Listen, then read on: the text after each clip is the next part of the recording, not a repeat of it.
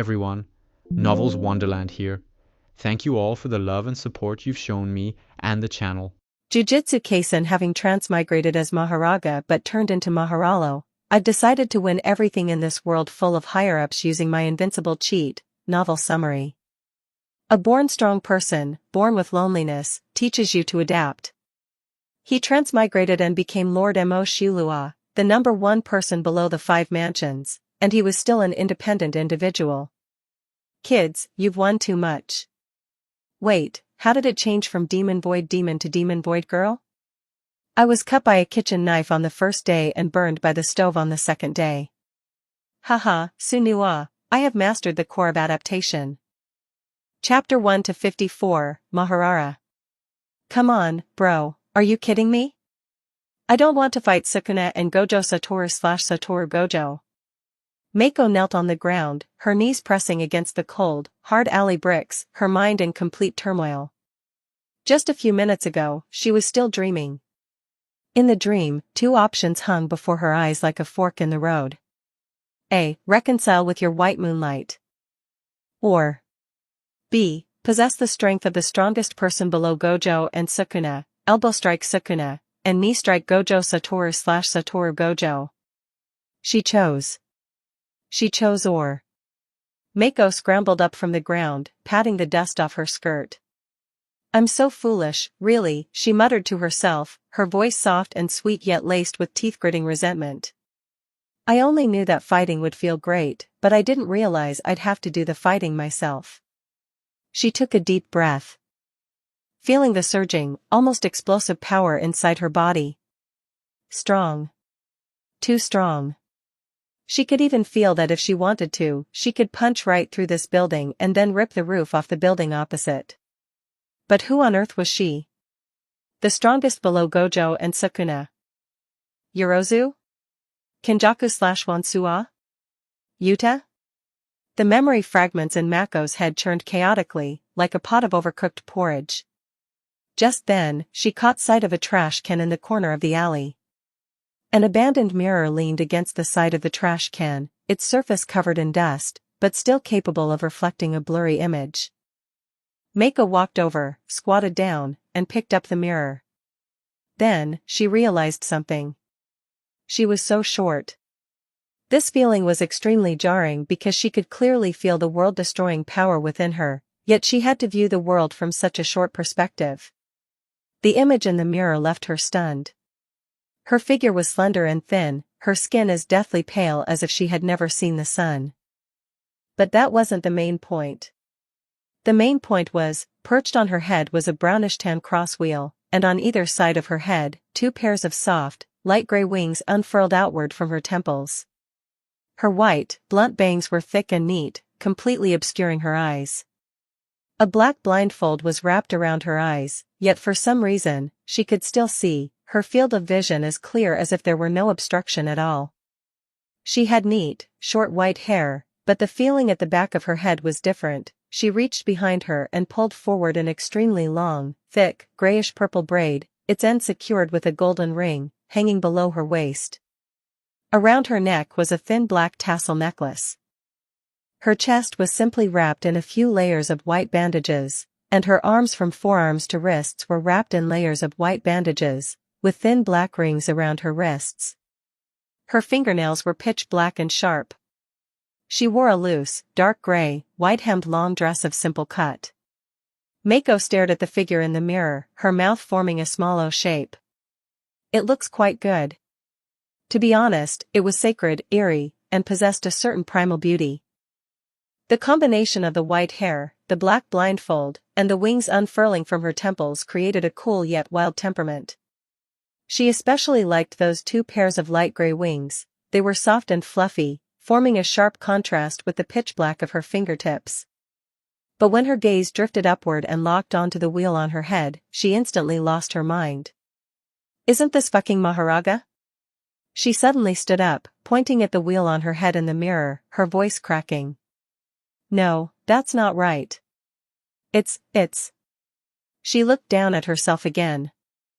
Her slender, thin frame and the massive, long braid hanging down below her waist.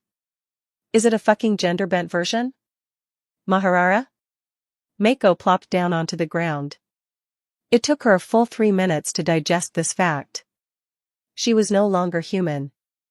She had transcended humanity. Except, she had gone from a he to a she, or rather, an it. Mako expressionlessly held out her hands, looking at the pitch-black nails on her 10 fingers. Reverse cursed energy. The sword of extermination was gone, and the reverse cursed energy was directly attached to her fingernails. She wiggled her fingers, feeling the destructive power contained within those black nails. Mako suddenly stood up, stamping her foot in anger. Her cheeks puffed out, her lips tightly pursed.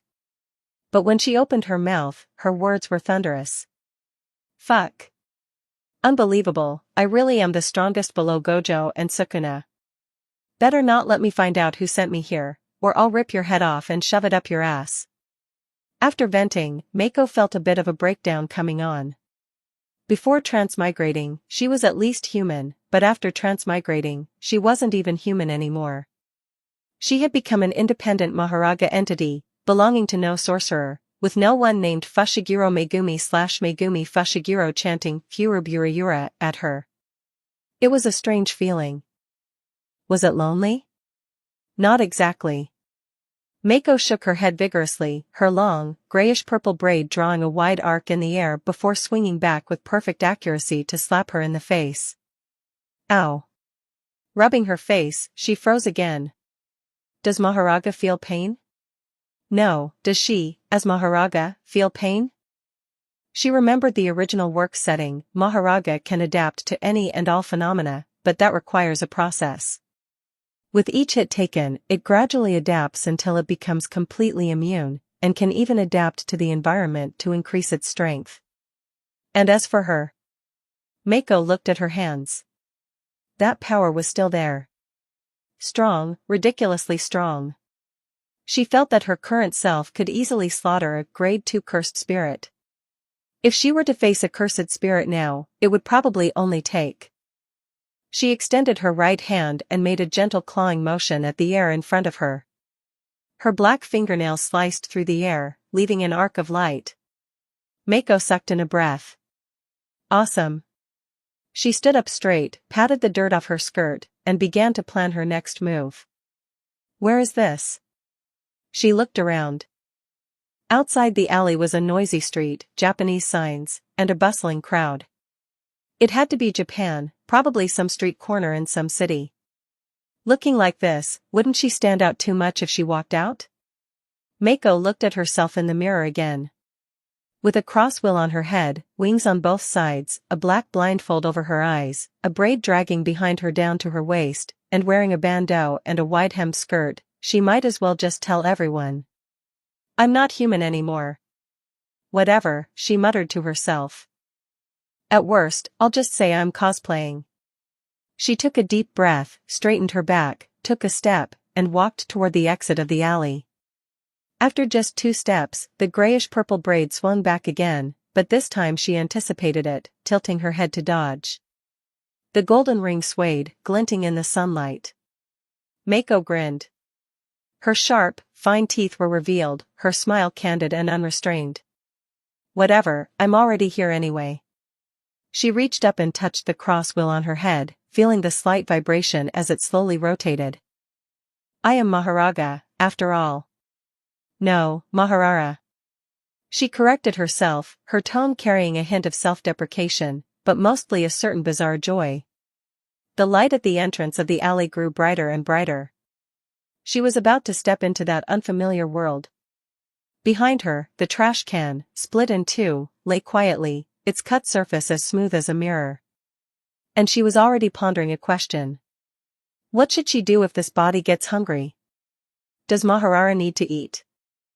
At the moment she was about to step out of the alley, she suddenly stopped, slowly turned her head, and softly said to the empty depths of the alley. Don't make me adapt to hunger, or I'll be very angry. Then she thought about it and smiled again. Her smile grew even brighter. Adaptation.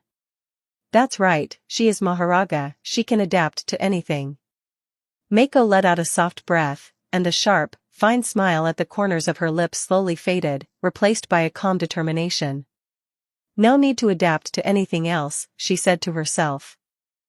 Let's first adapt to how to survive in this world. She stepped out of the alley. The sunlight spilled onto her pale face, filtered by the black blindfold into a gentle gray. The sunlight fell upon the wheel on her head, and its smooth, protruding spokes began to slowly rotate, as if the gears of fate were starting to turn. Chapter 2, Satoru Gojo. Chapter 2 Gojo Satoru/Satoru Gojo.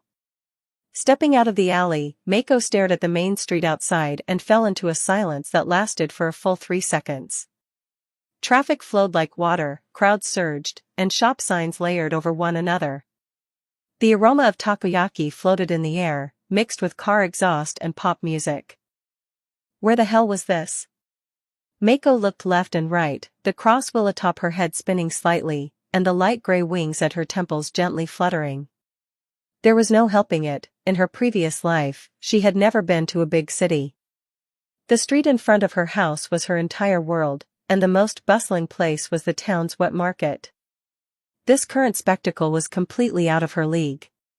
She took a step forward, her dark gray wide-hemmed long skirt swaying against her legs, and her grayish-purple braided ponytail swinging behind her back. Then she noticed a problem: everyone was looking at her. Salarymen turned their necks 90 degrees, nearly crashing into utility poles. High school girls squealed cute in hushed voices, already pulling out their phones. The convenience store cashier stared blankly at her through the glass window, forgetting to put down the barcode scanner. She had a 100% turnback rate. A white-haired Lolita, eyes covered with a black cloth, a bizarre large wheel mounted on her head, wings growing on both sides, and dressed in a bandaged tube top paired with a wide-legged skirt, standing in the crowd, she looked like a holographic projection that had jumped out of a black and white television. "Mommy, is that person an angel?" a child by the roadside asked, pulling on their mother's hand. The mother glanced at Mako, pulled her child behind her, and walked away quickly.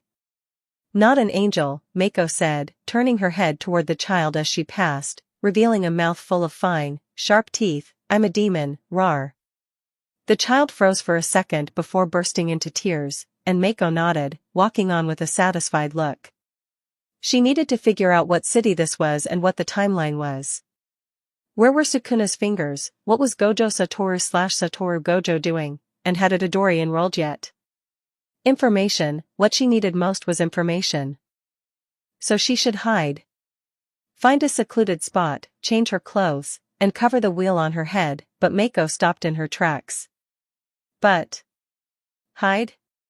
Hide because she was afraid of causing a commotion?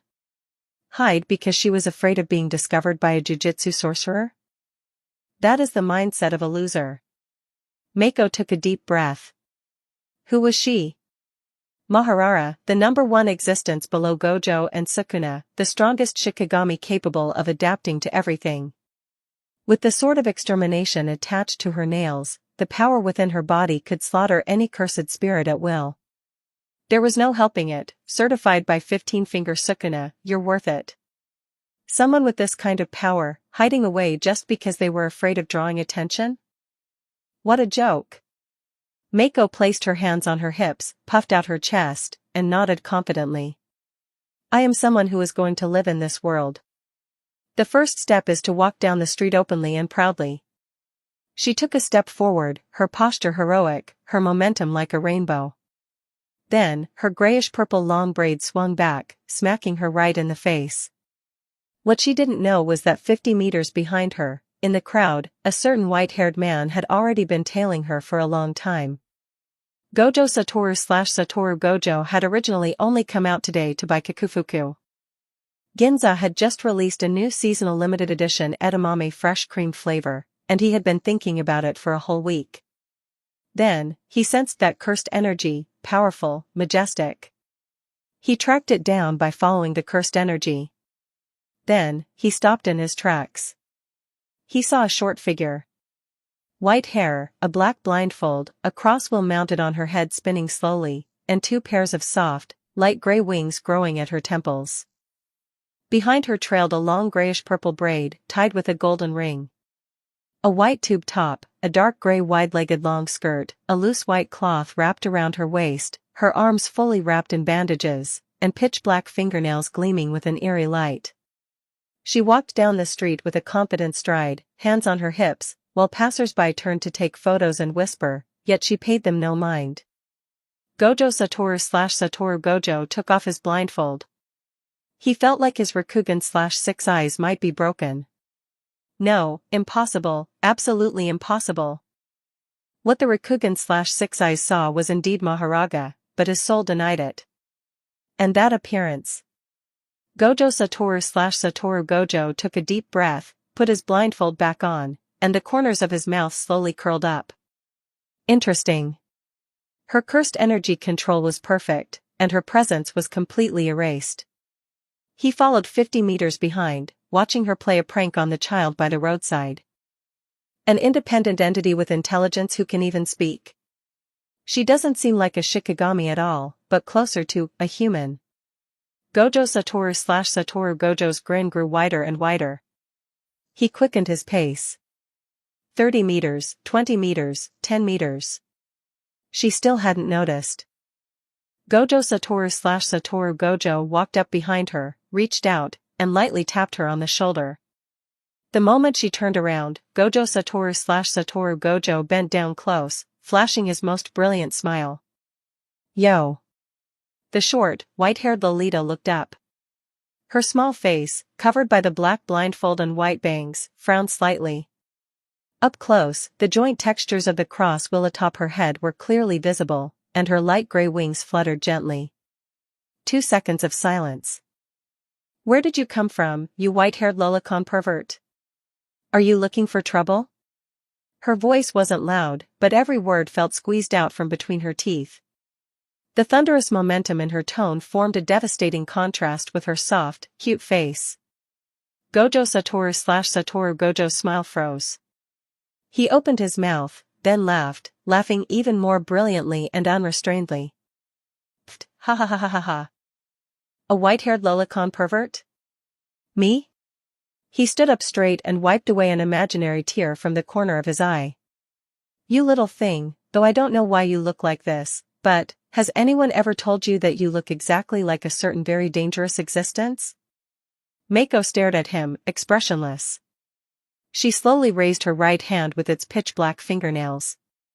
Don't speak to me in that tone. And, stay away from me. Her voice was calm, but cursed energy was condensing on her fingernails. Gojo Satoru Gojo took a step back, raising his hands in a surrendering gesture, the smile on his face not fading in the slightest. Alright, I'll step back. But, you've got to tell me who you are, right? After all, you look a lot like a person I know. Mako stared at him. She knew who he was. White hair, a blindfold, 190 centimeters tall, an extremely punchable smile, and a frivolous tone. There was no second person in the world like this other than Gojo Satoru Gojo. Mako raised her chin, her mouth splitting open wide to reveal her sharp, fine teeth. Her smile was direct and unbridled. Me? I am the person you can't beat. At this moment, Gojo Satoru Gojo's smile finally receded by a millimeter. Chapter 3, Bad Guy. Although I'm quite shocked, I still can't just let you wander around outside. Gojo Satoru Gojo's expression was exceptionally serious. The aura emanating from his eyes, currently covered by a black blindfold, was completely different from just a moment ago. Mako looked at him with a grin. She tilted her small face up, her sharp, tiny teeth faintly visible. So, does that mean you're going to take me away, mister?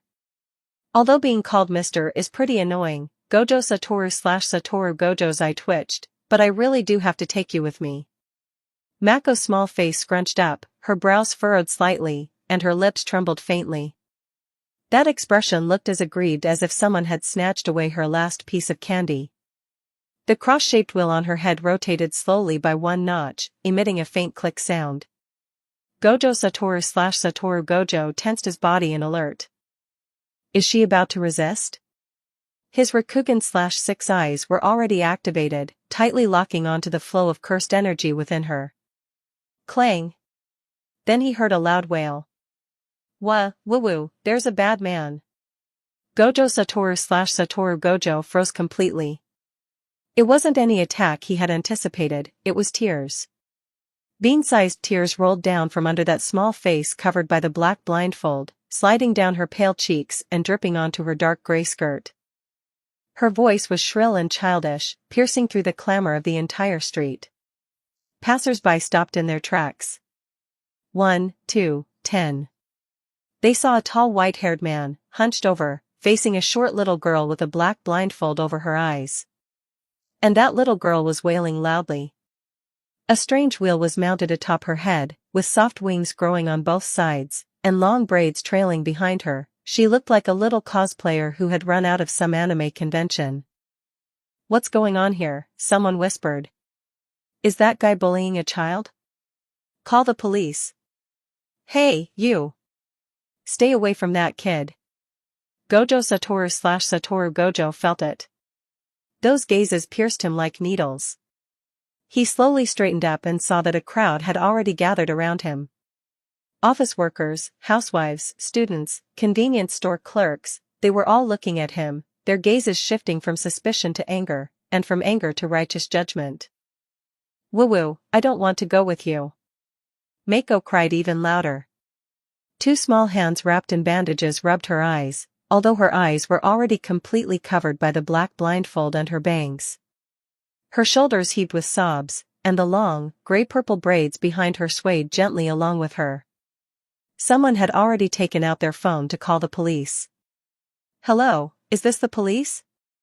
Over in Shibuya, there's a man harassing a little girl."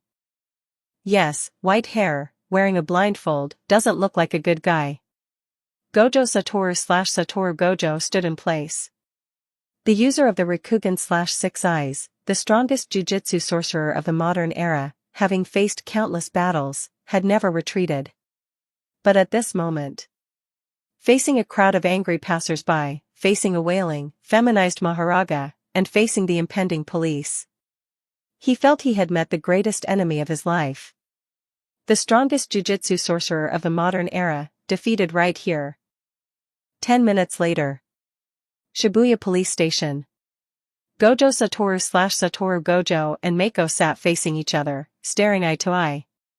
Her tears had long since dried, and the corners of her mouth were curled up again, carrying a sense of secret glee from having succeeded. He was expressionless. "Mr. Gojo Satoru/Satoru Gojo, a veteran-looking police officer walked out quickly, bowing repeatedly. "We are deeply sorry. We have confirmed your identity, and we are truly very sorry for causing you such great trouble." Gojo Satoru/Satoru Gojo waved his hand, putting back on that professional smile. It's fine, it was all just a misunderstanding." The old officer bowed a few more times, then looked at Mako on the bench, lowering his voice to ask, "Then this, is she your?" "A child of a distant relative," Gojo Satoru/Satoru Gojo lied without changing his expression. "She's a bit touched in the head, likes to play cosplay. Look at that thing on her head, it's a prop, fake. And the wings, also cosplay." The old officer looked at the rotating wheel, wanting to say something but stopping himself, ultimately choosing not to ask further. In this world where jujutsu sorcerers and cursed spirits truly exist, the police system has an unwritten rule: some things, don't ask too closely. Outside the police station. The sky had darkened a bit, the streetlights had just turned on, and the neon lights of Shibuya flickered in the distance.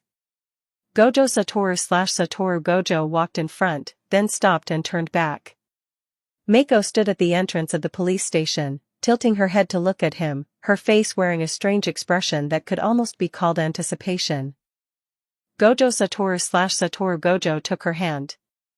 That small, bandage-wrapped hand in his palm was so light it had almost no weight.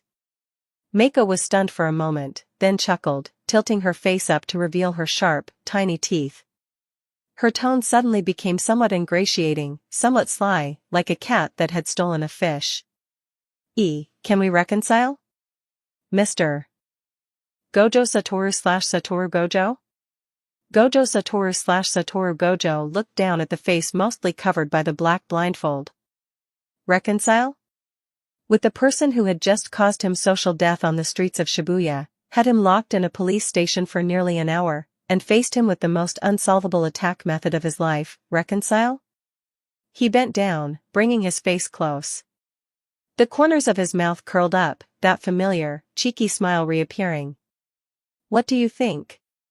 Mako's smile froze for a second. Then her other hand, that bandage-wrapped left hand with pitch-black fingertips, also reached out to hold his hand. Both small hands wrapped around his, shaking it gently. I think we can reconcile, she nodded earnestly. After all, I did call you mister, that's sincerity. Isn't that calling me names? It can be calling you names, and it can also be sincerity. It's not contradictory. Gojo Satoru/Satoru Gojo stared at her for 3 seconds. Then he laughed. He straightened his body, holding her hand, and started walking. Let's go. Where to? To eat. You cried so loudly, aren't you hungry? Mako thought for a moment. Her stomach did indeed growl. Hungry. Then let's go. Their figures disappeared under the neon lights of Shibuya. That tall white-haired man, and that short white-haired one, no matter who she actually was. The cross-shaped will atop her head rotated slowly by 1 notch in the night. For Chapter 4 Higher Vocational Education. Chapter 4, Tokyo Jujutsu High/Jujutsu High. As the curtain of the barbecue restaurant was lifted, the scent of charcoal fire and fatty meat rushed out to meet them. Mako paused at the entrance. Before her was a table full of grilled food, beef tongue sizzling on the iron grill, fat dripping down and sparking flames. The sauce on the chicken thigh skewers glistened with an amber glow. There was bacon-wrapped asparagus, grilled eel, salt-grilled mackerel, and 3 large plates of beautifully marbled beef. Her mouth formed a small O, revealing tiny, sharp teeth. Sit, Gojo Satoru/Satoru Gojo said, pulling out a chair and picking up a skewer of grilled beef tongue. Mako shot onto the seat like a bullet, her 2 bandage-wrapped hands extending simultaneously. Her left hand grabbed the meat skewers, and her right hand hoisted the entire plate of pork belly. Gojo Satoru/Satoru Gojo watched this scene with a hint of a smile. He had only come out today to buy kakufuku, but ended up spending over half an hour in the police station. Now he was sitting here treating this little one to barbecue.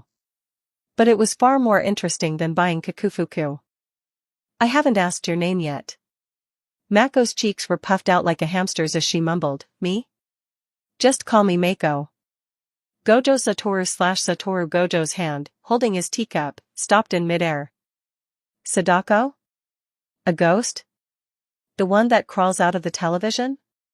Mako swallowed the meat forcefully and slammed a hand on the table, making the cups and plates jump. Not that Sadako. Ma as in truth, Ko as in child.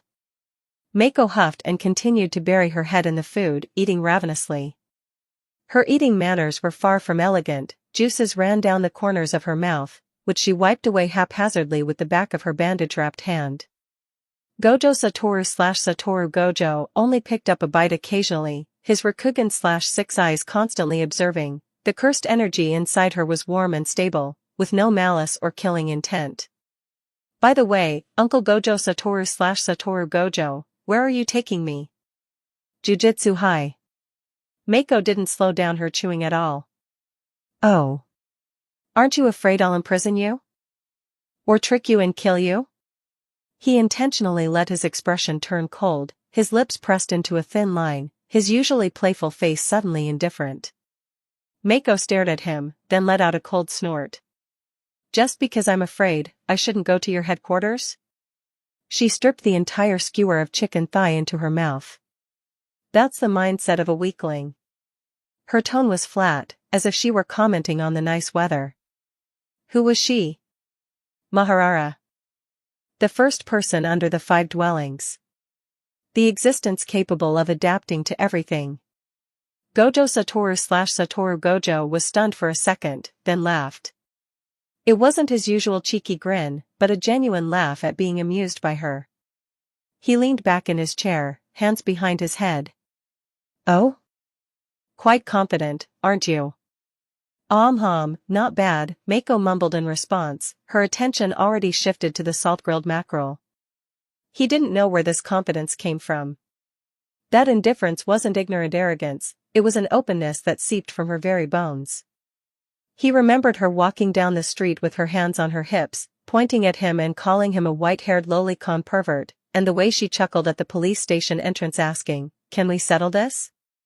From head to toe, there was no sign of fear. This girl truly believed she was strong. Tokyo Metropolitan Curse Technical College. Far from the hustle and bustle, nestled in the mountains, wrapped in layers of barriers. The sky was completely dark, the campus quiet, with a few lights shining in the distance. Mako looked around curiously the whole way, her gray-purple braided ponytail swinging back and forth. "Wait here," Gojo Satoru Gojo said, bringing her to a corridor outside a Japanese-style room. "I'm going to see Principal Yaga/Principal Yaga first." Mako nodded and leaned against a wooden pillar, looking up at the moon. The Dharma wheel above her head turned slowly, its nodes flowing with a dark luster under the moonlight. Gojo Satoru Gojo glanced at her and turned to enter the principal's office. Yaga Mazamichi Yaga sat at a desk piled high with dolls, holding a half-finished cursed corpse in his hands. He lifted his eyelids. "Speak." Gojo Satoru Gojo briefly recounted the day's events. Yaga/Principal Yaga put down the cursed corpse, his expression grave. "Mahoraga, an independent entity?" "Yes." "You brought it back?" "It's waiting outside." Yaga/Principal Yaga was silent for a moment. "Gojo, have you thought about how you're going to explain this to higher UPS and the Zenin family?" "She's different." Gojo Satoru Gojo's tone was rarely this serious. "Her behavioral patterns are nothing like a Shikigami, she's more like a person." "You're inclined to think she poses no threat?" "I'm inclined to keep her by my side and watch her. Let's figure out what she actually is first. Pushing her away now would be the most dangerous choice." Yaga/Principal Yaga pondered for a moment and nodded slowly. "Let's see her first." 5 minutes later, Mako was called into the principal's office. Gojo Satoru Gojo stood by the door and waved. "You were just looking at the moon outside anyway. This is Principal Yaga/Principal Yaga." Mako walked in and first saw the room full of dolls, big ones, small ones, bears, cats, piled on bookshelves and the desk, some still being stitched. Only then did she see the burly man wearing sunglasses behind the pile of dolls. She looked at the cursed corpse in Yaga/Principal Yaga's hand, then at the room full of dolls. "Principal, this hobby of yours is quite cute." Yaga/Principal Yaga's brow twitched. Gojo Satoru Gojo covered his mouth with his hand, his shoulders shaking silently. Yaga/Principal Yaga ignored Gojo Satoru Gojo and let his gaze fall on Mako, his expression growing increasingly grave. "Your name is Mako?" "Yes, Ma as in truth, Ko as in child. Not the one that crawls out of the TV." Yaga/Principal Yaga was silent for 2 seconds, clearly not getting the joke, and looked at Gojo Satoru Gojo. Gojo Satoru Gojo shrugged. "What is your opinion on ordinary people?" Yaga/Principal Yaga asked in a deep voice. Mako tilted her head, the Dharma wheel tilting with it. She grinned, revealing a mouthful of sharp teeth. "No opinion. Ordinary people are people, and jujutsu sorcerers are also people. Are you not afraid of your identity being exploited, or being treated as a threat and disposed of?" Mako put her hands behind her back, puffed out her chest, and lifted her small face, which was covered by a black cloth. Her voice wasn't loud, but it carried an indescribable certainty. "Principal Yaga/Principal Yaga, I'll say it again, being afraid to face things because of fear is the mindset of a weakling. I am not a weakling." Yaga/Principal Yaga was silent for a long time. Then he nodded slowly, the gravity on his face slowly fading. He picked up the cursed corpse again and continued sewing. Gojo, she's your responsibility now. You bear full responsibility if anything goes wrong. Gojo/Satoru Gojo grinned and patted Mako's shoulder. Let's go, I'll take you to where you'll be staying. Mako was pushed toward the door, but she didn't forget to turn back and wave at Yaga/Principal Yaga. Good night, Principal, hope your doll sewing goes well.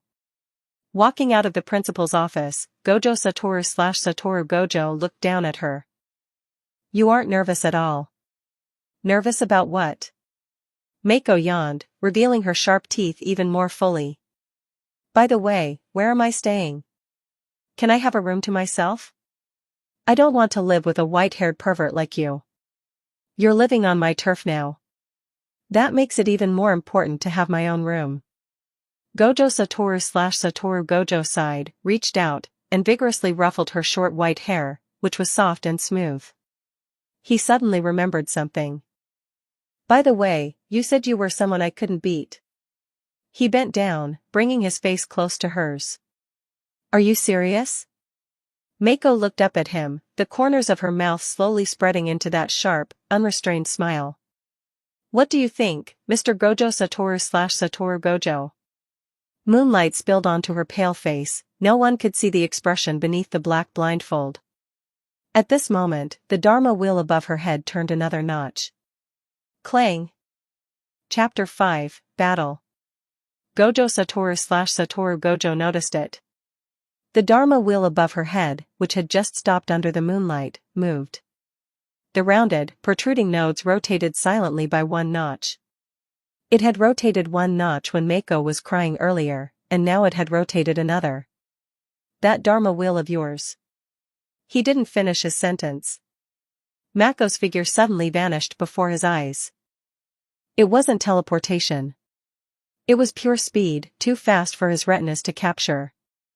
That small face covered by a black cloth suddenly loomed large before him, her mouth stretched to her ears, and a mouthful of sharp, fine teeth glinted coldly. Her right hand, wrapped in bandages, splayed its 5 fingers, and her pitch-black nails carved out 5 faint gleams, aiming straight for his face. Gojo/Satoru Gojo didn't dodge. He stood where he was, a familiar smile still hanging on his lips. His limitless curse technique operated automatically, any attack would be infinitely slowed down, elongated, and rendered unable to reach him before it could make contact. This was absolute defense, the foundation of his invincibility. The nails pierced through. The pitch-black fingertips pierced the boundary of the limitless, like a hot knife cutting through butter. The cursed energy, which originated from the same source as the limitless, burned on her nails, forcibly tearing a gap in the limitless defense. Gojo/Satoru Gojo's pupils constricted sharply, and his body instinctively leaned back. The pitch-black nails grazed his nose tip, and the wind blade they created sliced off a few strands of his bangs. Mako grinned, revealing even more of her sharp teeth. You've revealed an opening, Uncle Gojo/Satoru Gojo. Gojo/Satoru Gojo retreated quickly, his expression turning somewhat grave. He truly hadn't expected this. The limitless had been breached, and in their very first official exchange. Then he saw it, the Dharma wheel above her head, and he suddenly understood. Adaptation. The function of that Dharma wheel was adaptation. The first rotation was when she tugged at his hem on the street, and later, when she was taken away by the police, she had been trying to grab him, adapting to the defensive logic of the limitless. The second rotation caused adaptation, adapting to his limitless technique. Gojo/Satoru Gojo reacted instantly. He stopped retreating. Before she could adapt to anything else, he had to take the initiative. His body moved faster than his brain, his right leg shot up, delivering a precise kick to Mako's abdomen. Cursed energy reinforcement coated his lower leg, the force piercing through her body and sending her flying, crashing through the wooden railing of the corridor and rolling 3 times on the ground before stopping. You seem to have misunderstood something, Gojo/Satoru Gojo said, standing at the edge of the shattered railing and looking down at Mako, who was lying on the ground, his voice dropping. You are the challenger. Mako climbed up from the ground, brushing the wood shavings off her skirt. The white cloth on her tube top was covered in dust, and the white cloth strip at her waist was crooked. She looked up at Gojo Satoru Gojo. There was no anger or grievance on that small face, only a sense of matter-of-fact disdain. You are merely a commoner who appeared in the same era as me. Gojo Satoru Gojo was choked up. This little shrimp, still lying on the ground, had an absurdly stubborn mouth. Mako charged again. Her bandaged fist struck straight at his face. Gojo Satoru Gojo dodged to the side and seized the opportunity to grab her wrist and fling her away. She kicked off the wall for leverage, bounced back, and swiped her claws horizontally.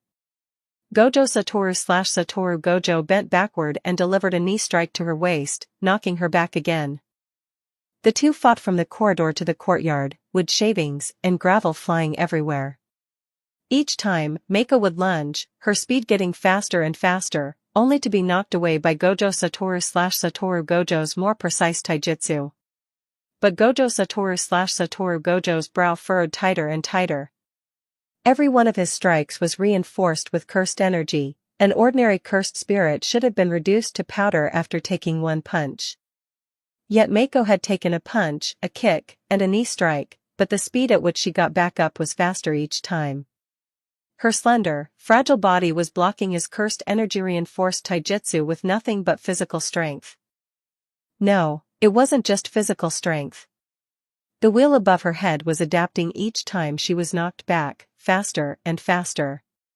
She was adapting to his fists and, in turn, enhancing her own resistance to attacks. At this moment, the Dharma wheel rotated again. Clang! Mako stopped. She stood still in the center of the courtyard, the moonlight plating the Dharma wheel above her head with a silver edge. Her shoulders heaved slightly, and she was very displeased. Her dark gray skirt was torn, and half of the white cloth strip at her waist dragged on the ground. But her expression was sourer than ever. I'm not fighting anymore, I'm not fighting anymore. She waved her hand and turned to leave, her tone full of resentment. What is this? I thought that if I broke through the limitless, I could hit you, but it turns out I can't beat you at all. Gojo Satoru Gojo stood where he was, watching her huffing back. She walked a few steps, then stopped to kick a pebble on the ground. The pebble flew a dozen meters and smashed into the bushes. He walked over, bent down, and gave her forehead, the forehead covered by her white straight bangs and black blindfold, a light flick. Mako covered her forehead and jumped up. Ouch! As the second person to break through the limitless, Gojo Satoru Gojo straightened up, his voice filled with amusement. You're already very impressive. Only the second? Mako rubbed her forehead, muttering with dissatisfaction. Then who was the first? I won't tell you. TCH. Mako rubbed her forehead a couple more times, then suddenly scrunched up her small face. She looked up at Gojo Satoru Gojo, her expression serious and puzzled. I've already adapted to that kind of attack, so why does a flick to the forehead hurt so much? Gojo Satoru Gojo looked down at her. On that small face covered by the black cloth, her brows were knitted together, the corners of her mouth turned down, and her sharp teeth were tightly clenched. He froze for a second. Then he laughed. Laughter erupted from his chest, echoing in the quiet courtyard, startling two crows in a distant tree. He laughed so hard he swayed back and forth, his blindfold nearly slipping off, forcing him to reach up and steady it. Because a flick to the forehead isn't an attack, it's education. Mako looked at him with a look that said he was an idiot. But the corners of her mouth, under the moonlight, quietly curled up just a little bit. Chapter 6 High-Level Officials and Zen Temples. Chapter 6 Higher UPS and the Zenin.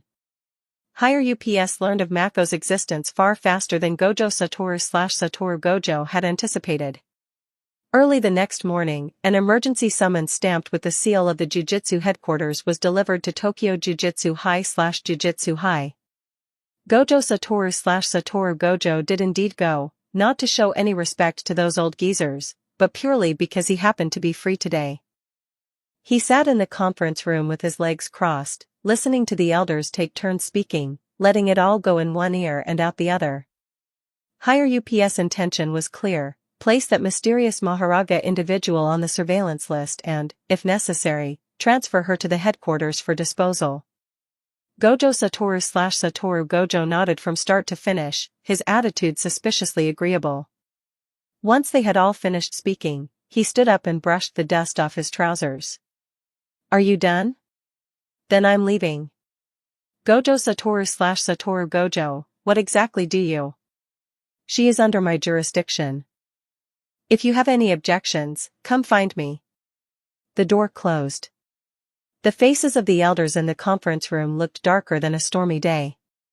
But they could do nothing. The last old geezer, having a terrible temper, completely lost his cool. What a joke.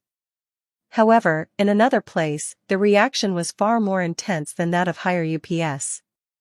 The Zenin family was in a state of absolute frenzy. The existence that no user of the Ten Shadows technique in history had ever tamed, the strongest Shikigami, Mahoraga, had appeared as an independent individual? And she was female?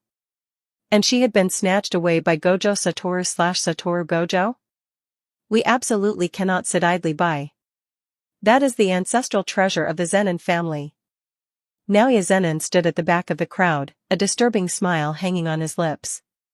Father, since she is female, wouldn't it be perfect to capture her? Let her breed offspring for the Zenin family. If we can produce children who inherit the Ten Shadows technique, if we have enough of them, we might be able to create an entire squad. Zenin Naobito sat at the head of the table, remaining silent. He looked at his clansmen before him, Oji's pedantry, Naoya's frivolity, the elder's greed, and felt a deep sense of exhaustion welling up within him. It had been a long time since the Zenin family had produced a sorcerer with the Ten Shadows technique. Toji's bloodline was the only one, but that child had been adopted by Gojo Satoru Gojo. These people saw an opportunity to turn the tables, but they never stopped to think, could they truly control the strongest Shikigami, Mahoraga, whom no one had ever tamed? But Zenin Naobito himself was tempted. He wanted to see that existence with his own eyes. I am going to Tokyo Jujutsu High/Jujutsu High. He stood up and picked up his sake gourd. At this moment, Meiko was fast asleep in her dormitory bedding. The sun outside was already bright, and birds had been chirping for several rounds, but she didn't move an inch. Zenin Naobito had already walked through the gates of Tokyo Jujutsu High/Jujutsu High. His projection sorcery made him much faster than the average person. Just as he stepped into the barrier, he was stopped by Yaga Mazamichi/Mazamichi Yaga. Yaga/Principal Yaga stood with his arms crossed, his gaze cold behind his sunglasses. Mr. Zenin Naobito, trespassing into Tokyo Jujutsu High/Jujutsu High without prior notice is not like you. You know why I have come. I do. But I must warn you, that one doesn't have a very good temper, and she is extremely grumpy when she wakes up. Zenin Naobito was stunned. Grumpy when she wakes up? Yaga/Principal Yaga's expression was very serious, recalling Gojo Satoru Gojo's text message from this morning. Principal, whatever you do, don't wake her up when she's sleeping. It's a lesson learned in blood. You will know once you go. Yaga/Principal Yaga stepped aside. Zenin Naobito walked toward the dormitory area, filled with doubt, and found the old wooden door with the nameplate Meiko on it. He took a deep breath. After all, he was the head of the Zenin family, a special grade 1 Jujutsu sorcerer, and the fastest sorcerer after Gojo Satoru Gojo. He was not afraid. He raised his hand and knocked gently. No response. He knocked again. The sound of blankets shifting came from behind the door. He knocked once more. Who is it? Zenin Naobito suddenly broke out in a cold sweat. The pressure radiating through the door was more terrifying than any special grade cursed spirit he had ever faced. The door was kicked off its hinges, slamming into the opposite wall and splitting in two. A small figure stood in the doorway. Her short white hair was a bird's nest, her blindfold was askew, her tube top was not yet adjusted, revealing half of a pale shoulder, and the white cloth strips around her waist dragged on the floor. Gojo Satoru/Satoru Gojo, you did this on purpose, all F. She stopped mid-curse. The person in front of her was not that 6'3" white-haired pervert, but a burly, white-haired old man carrying a sake gourd. Mako narrowed her eyes. Zenin Naobito, the current head of the Zenin family, user of projection sorcery, the fastest sorcerer after Gojo Satoru/Satoru Gojo, the biological father of that pervert Naoya Zenin, and the only person in the entire Zenin family who looked somewhat normal. Who are you, old man? Zenin Naobito's brow twitched violently. He had dominated the world for most of his life, only to be called old man by a white-haired little girl 2 heads shorter than him. I am Zenin Naobito, the current head of the Zenin family. Oh. Mako yawned. So, old man, do you need something from me? I get it, the Zenin family heard the news and couldn't sit still, so they sent someone to see if they could snatch me back, right? I did not come to snatch you. I came to see what you actually are. Mako stared at him for a few seconds, then grinned, revealing a mouthful of sharp, fine teeth. The Zenin family? Are those the idiots who should have their heads ripped off and shoved up their own asses? Zenin Naobito was stunned. He had imagined many ways the opening might go. But he never expected the first sentence to be so thunderous. Having the entire Zenin family called idiots, Zenin Naobito felt this brat was extremely punchable, and his hand unconsciously tightened around his sake gourd. But Mako didn't give him the chance to react. However, you, old man, have good insight. At least you knew to come and see for yourself, instead of attacking right away. For that alone, you're better than that bunch of idiots in your clan. Zenin Naobito was silent for a long time, then lifted his sake gourd and took a swig, suddenly laughing. Brat, you are the first person who has dared to speak to me like that to my face. Then your Zenin family must have had a pathetic existence before, without a single person daring to speak the truth, just a bunch of cowards who couldn't speak up. Doesn't that mean your Zenin family is just full of losers with that kind of mindset? Zenin Naobito found that he actually couldn't refute that. He held the sake gourd out. Want a sip? Mako took it and tilted her head back to take a big gulp, her face scrunching up. Cough, what is this stuff? It's spicy as hell. Shochu. If you can't drink, don't try to act tough. Who says I can't drink? Mako took another gulp, forcing herself to swallow it, her eyes turning red. Zenin Naobito laughed heartily and took back the sake gourd. The old man and the young girl sat there next to the kicked-off door panel, taking turns drinking. After a few rounds of drinks, Mako's chatterbox was fully opened. Old man, to tell you the truth, I don't think much of any of those people in your Zenin family.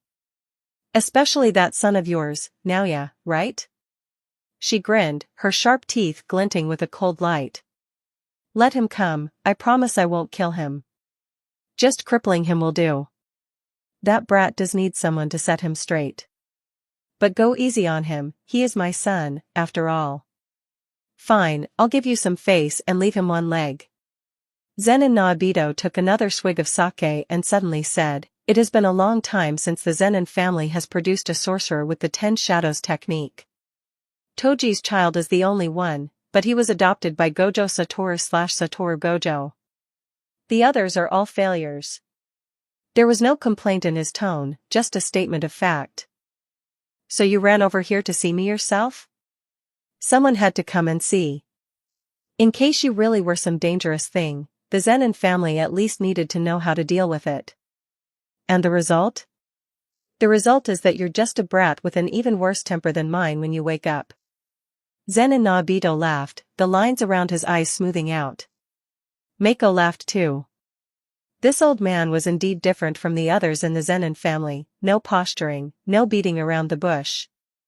Despite being a clan head, he sat down to drink and chat like an old veteran. A quite straightforward person. Old man, you're not bad.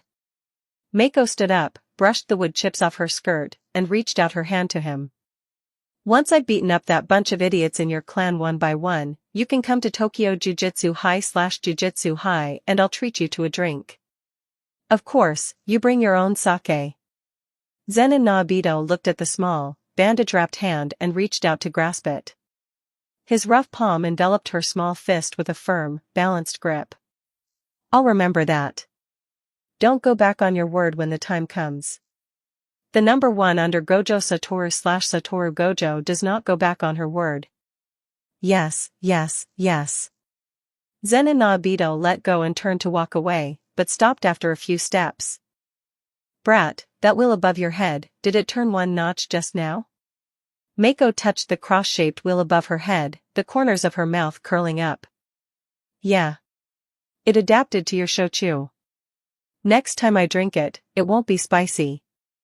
Zenin no Obito was stunned for a second, then threw his head back and laughed, the sound causing another layer of dust to fall from the hallway ceiling. Chapter 7, Let's Fight. Zenin no Obito had only walked about 10 steps when Mako's voice came from behind him. Hey! Old man. Zenin no Obito turned his head. What is it? If you just go back like this, how are you going to explain it to those idiots? Mako leaned against the crooked doorframe, arms crossed.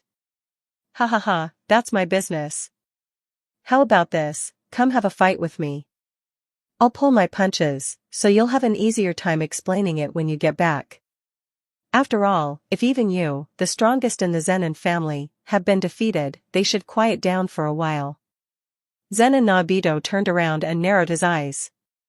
Hey, kid, why do I get the feeling that you're just annoyed because I woke you up, and you want to beat me up? Mako grinned, her sharp, fine teeth flashing in the sunlight. Haha, that's part of it, too. Then I shall oblige. Then you'd better use your full strength from the very beginning, otherwise, you're going to lose. You're looking down on me way too much. It's fine, Mako said with a bright, honest smile, because you're weak. Zenin no Obito's eyebrow twitched violently. Humph, brat. The two walked toward the training ground, one after the other. As Mako walked, she stretched, and the loose white cloth around her waist dragged on the ground, nearly tripping her several times, so she simply scooped it up and draped it over her shoulder. The training ground was covered in gravel, with a few wooden posts standing at the edges. The sunlight had warmed the stones until they were slightly hot to the touch.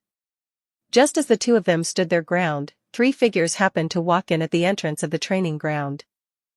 Maki/Zen and Maki walked in front, carrying a polearm, the scent of smoke from her exorcism mission still clinging to her.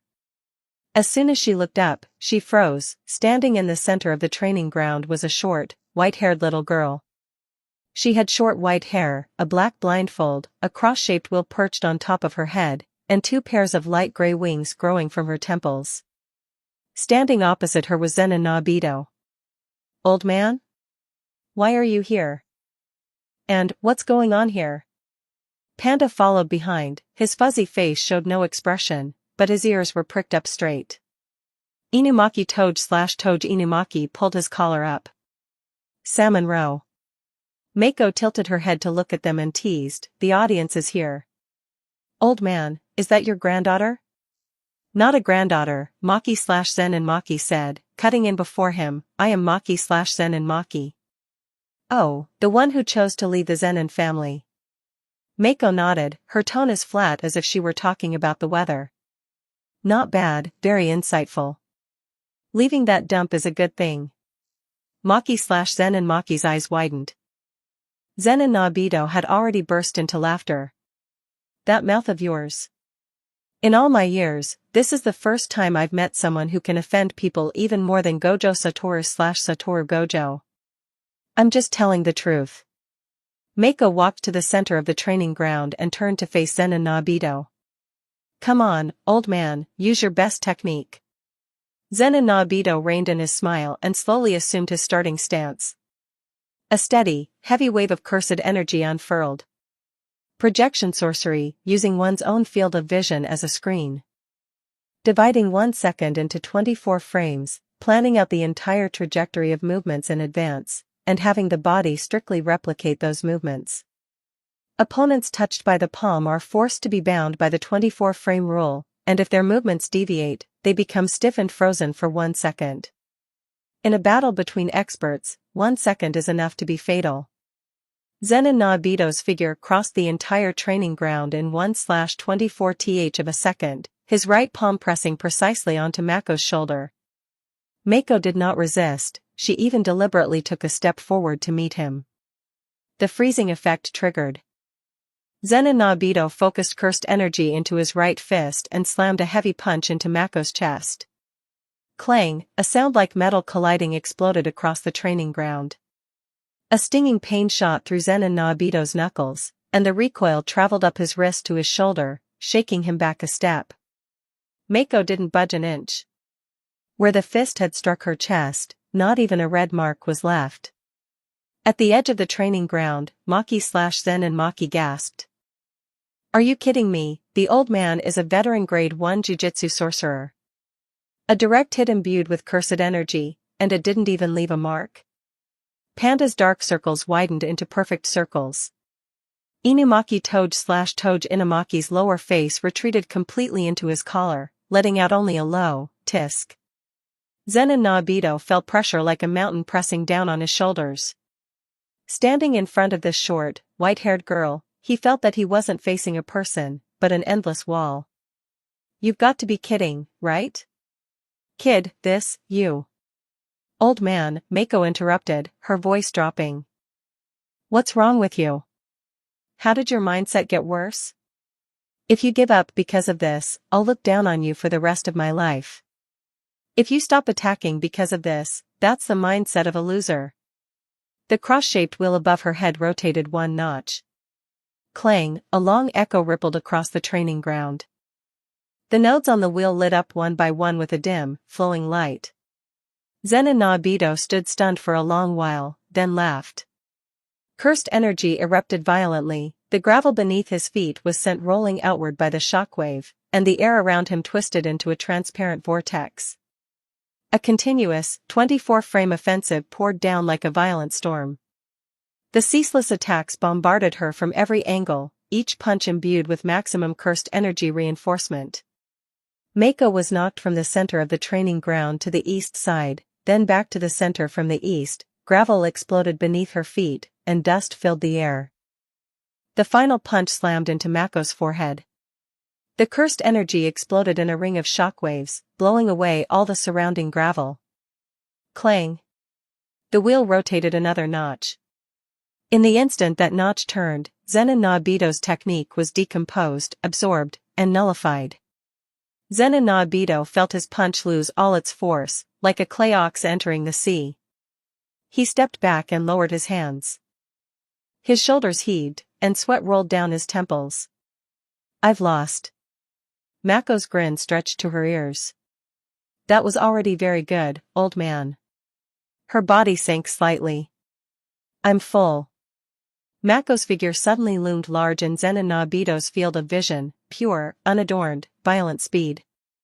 Her shoulder slammed into Zenin Naobito's chest, the force of the Iron Mountain lean exploding outward and sending him flying.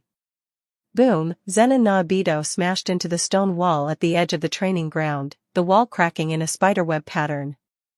He was injured. He leaned his head back against the pile of rubble and let out a hearty, boisterous laugh. "Ha ha ha, ha ha, good. Good. It's been a long time since I was knocked flying like that." He climbed up, brushed off the stone dust, picked up his sake gourd, took a big gulp, and tossed it to Mako.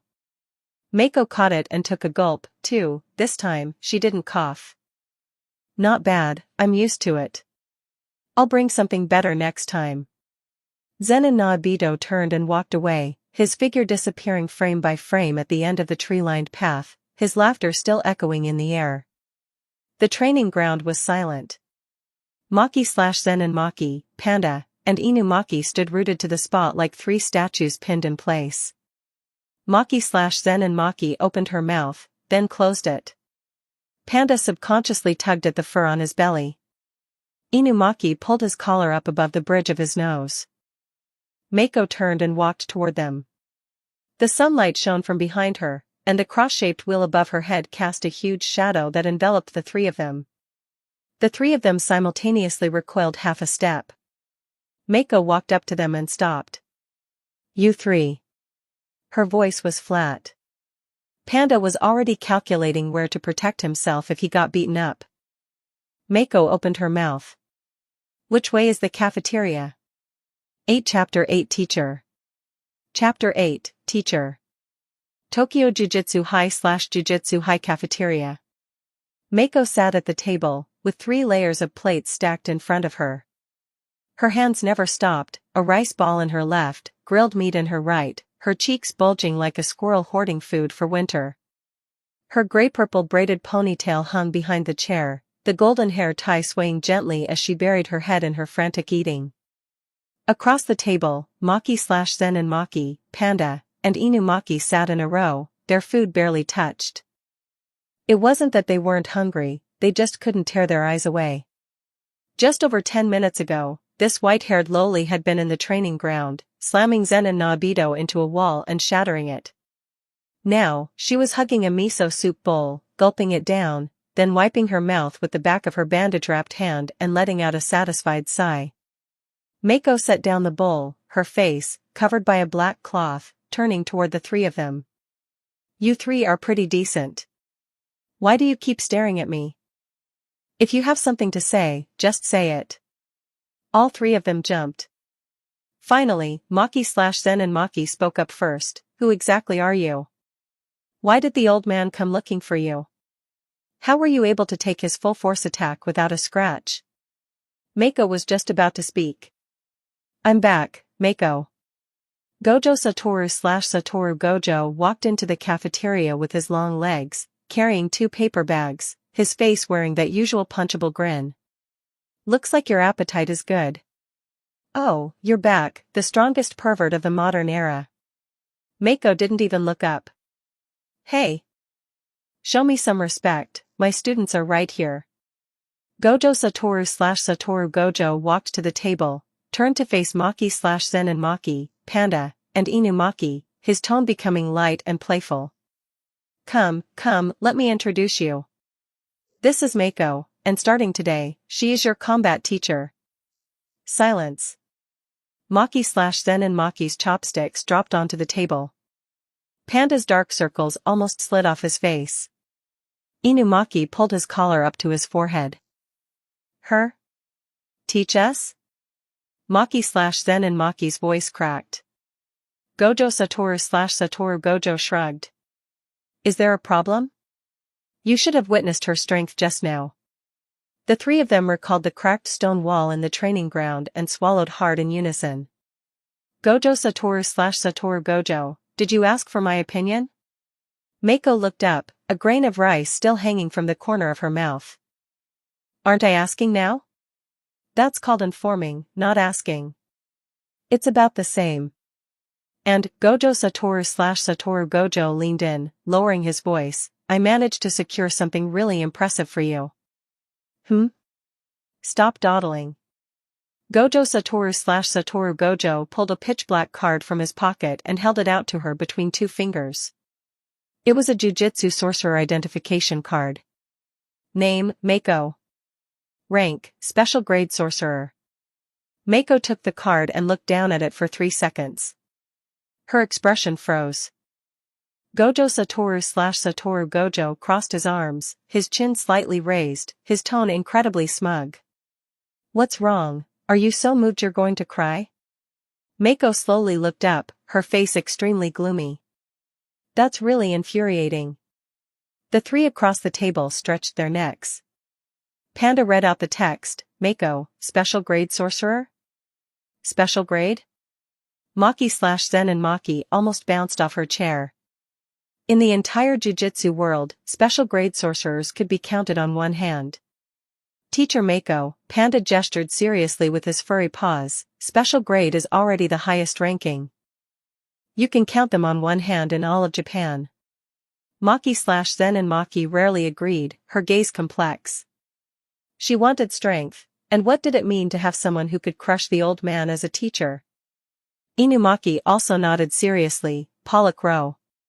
Mako looked at the card in her hand and remained silent for a full 10 seconds. Then she snorted coldly, flipped the card over, and slammed it face down on the table. What kind of special grade sorcerer? It completely lowers my status. Gojo Satoru/Satoru Gojo at least has the title of the strongest, so I'm supposed to be on par with the likes of Yuki Tsukumo or Yuta Okatsu? She extended a black fingernail and drew a circle in the air. They're just two mortals who happen to share the same title as me. Even if they both came at me together, I could elbow them away. The cafeteria fell into a deathly silence. Maki/Zen and Maki's mouth opened and closed. Panda's ears drooped completely. Inumaki pulled his collar over his head. Teacher Mako, Maki/Zen and Maki took a deep breath. Okatsu isn't just an ordinary special grade. He defeated the special grade curse user Geto Suguru/Suguru Geto. Mako scoffed through her nose. What Geto Suguru/Suguru Geto? Nothing but a dried up bone, too ordinary. If I had been there, taking Geto Suguru/Suguru Geto's head would have been easy as pie. She stuffed the card into a gap in the white cloth around her waist and looked up, grumbling, when is the next batch? 3 more months, they enroll this April. Gojo Satoru/Satoru Gojo resumed his leisurely smile. 3 months, huh? Mako stuffed the last of the rice ball into her mouth, stood up, and turned toward Maki/Zen and Maki and the others. Her tone became more serious, dropping from a Category 12 storm to a Category 8, but still thunderous. My teaching skills are basically zero, I only know how to fight. I can only guide your combat, so don't fucking imagine that I can raise you to the level of that pervert Gojo Satoru/Satoru Gojo. Her gaze fell solely on Maki/Zen and Maki, her voice flat. I'm aware of your situation. When I find time to go to the Zenin family, I'll find you some high-quality cursed tools. Maki/Zen and Maki stood up abruptly. Teacher, I can't let you put yourself in danger because of me, even if you defeated the old man. The Zenin family is not to be underestimated. What a trash family. Mako interrupted her, her tone full of undisguised contempt. Except for that old man, they're just a bunch of nobodies. Don't worry, Maki/Zen and Maki. When the time comes, I'll make them breakdance for you. If that's not satisfying enough, teacher will twist their heads off and shove them up their own asses. Since I become your teacher, I have to be responsible. I'm not like some irresponsible white-haired pervert. Hey. Gojo Satoru/Satoru Gojo's voice drifted over. Was I talking about you? You clearly pointed at me just now. Fits the description, huh? Gojo Satoru/Satoru Gojo shut up. Mako scratched her head and turned toward Panda and Inumaki. You two are a bit different from Maki/Zen and Maki. And I don't know what you need. If you have any requests, just come to teacher. Remember, if you get bullied out there in the future, teacher will vent your anger for you. Mako turned her head away. Alright, stop looking at me with those eyes, like some kind of perverted stalker. Let's go, time to walk off the meal. She walked toward the door, and as she passed by Gojo Satoru/Satoru Gojo, a large hand pressed down on her head, right on the cross-shaped wheel. Teacher Mako, it seems the students really like you. Take your hand off, white-haired pervert. No. I'm going to hit you. Are you some kind of hyper-aggressive maniac? Mako threw a punch, and even though Gojo Satoru/Satoru Gojo blocked it with domain amplification, he deliberately pretended to be hit, his screams echoing through the cafeteria. Maki/Zen and Maki, Panda, and Inumaki exchanged glances. Panda whispered, our new teacher, seems like an incredible person. Maki/Zen and Maki nodded, a curve forming at the corner of her mouth that she hadn't shown for a long time. Yeah, the incredible kind. Chapter 9, Mission. Originally, Mako intended to beat, no, that's not right, she intended to train the trio. She got up early in the morning, tightened the white cloth around her waist, and flexed her fingers, which were wrapped in bandages. She was just about to head to the training ground to give her 3 students an experiential lesson on what it means when real combat is just getting beaten up. Gojo Satoru/Satoru Gojo appeared. He leaned against a pillar in the hallway, waving a mission briefing in his hand with a leisurely expression. Mako, there's a mission. Over in Saitama, suspected grade 1 cursed spirit. Mako curled her lip. I was just about to go train. You can train anytime, but missions don't wait for anyone. Why don't you go yourself? I have another meeting. Didn't you just have a meeting yesterday? Today is a different meeting. Satoru Gojo's smile was so bright it didn't look like he was lying, though he definitely was. Mako stared at him for 3 seconds, then let out a string of thunderous language, the gist of which was greeting Satoru Gojo's ancestors up to the 18th generation and his descendants up to the 18th generation. Satoru Gojo listened with a smile the whole time, and finally added, the car is already waiting at the entrance, with Assistant Supervisor Nita Akari accompanying you. Nita? Nita Akari. You'll know when you see her. Mako turned around and walked away, grumbling. 5 minutes later, she appeared at the entrance of Tokyo Jujutsu High/Jujutsu High with the trio. A black sedan was parked on the side of the road. A young woman stood beside the car, her long golden hair neatly tied back, her professional suit impeccable, and her expression as serious as if she were attending a state funeral. Ms. Mako, nice to meet you. I am Assistant Supervisor Nita Akari, and I am responsible for logistical support for this mission. She bowed slightly, her movements standard enough to be a textbook example of etiquette. Mako stopped in her tracks. She tilted her head, her face covered by the black cloth facing Nita Akari directly. She stared for a long time. 10 seconds. 15 seconds. Nita Akari became increasingly nervous under her gaze, and beads of sweat almost broke out on her forehead. She had heard rumors about this newly promoted special grade sorcerer. It was said she had a terrible temper. It was said she dared to scold even Satoru Gojo, and had even fought the head of the Zenin family and sent them flying. She wouldn't hit me, would she? Ms. Mako, is there a problem? Nita Akari asked cautiously. The trio was also curious. Maki/Zen and Maki crossed her arms, waiting for what would come next. Panda pricked up his ears, Inumaki pulled down his collar.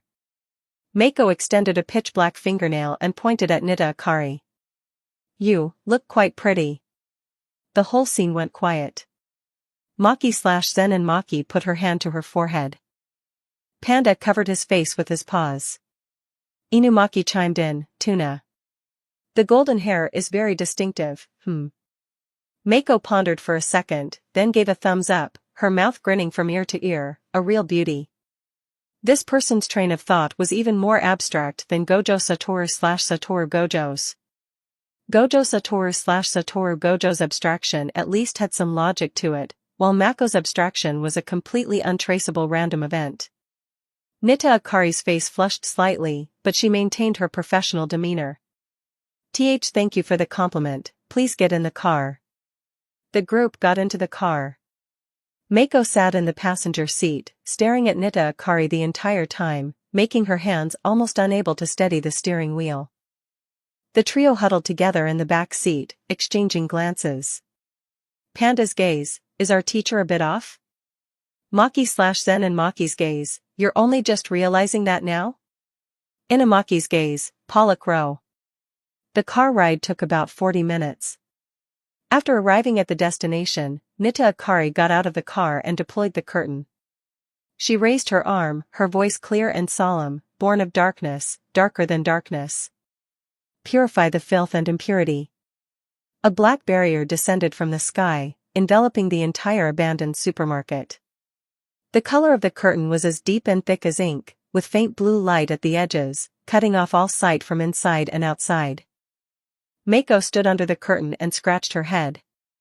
Pretty cool lines. You three, follow me. She pushed open the supermarket's glass door. The door had long been shattered, and glass shards crunched underfoot. The interior of the supermarket was in a mess, shelves were crooked, merchandise was scattered all over the floor, and rotting food emitted a pungent, sour stench. The lights had long gone out, and only the dim light of the curtain filtered in through the broken skylight, illuminating the chaotic mess like a crime scene. Mako sniffed. Over here. She bypassed the overturned shelves and walked toward the depths of the supermarket. The aura of the cursed spirit was as thick as a pot of boiling sewage, clinging stickily to the air. The trio followed closely behind her, each gripping their weapons tightly. Then they saw it. Beside the refrigerated display case in the fresh food section, a cursed spirit was crouching.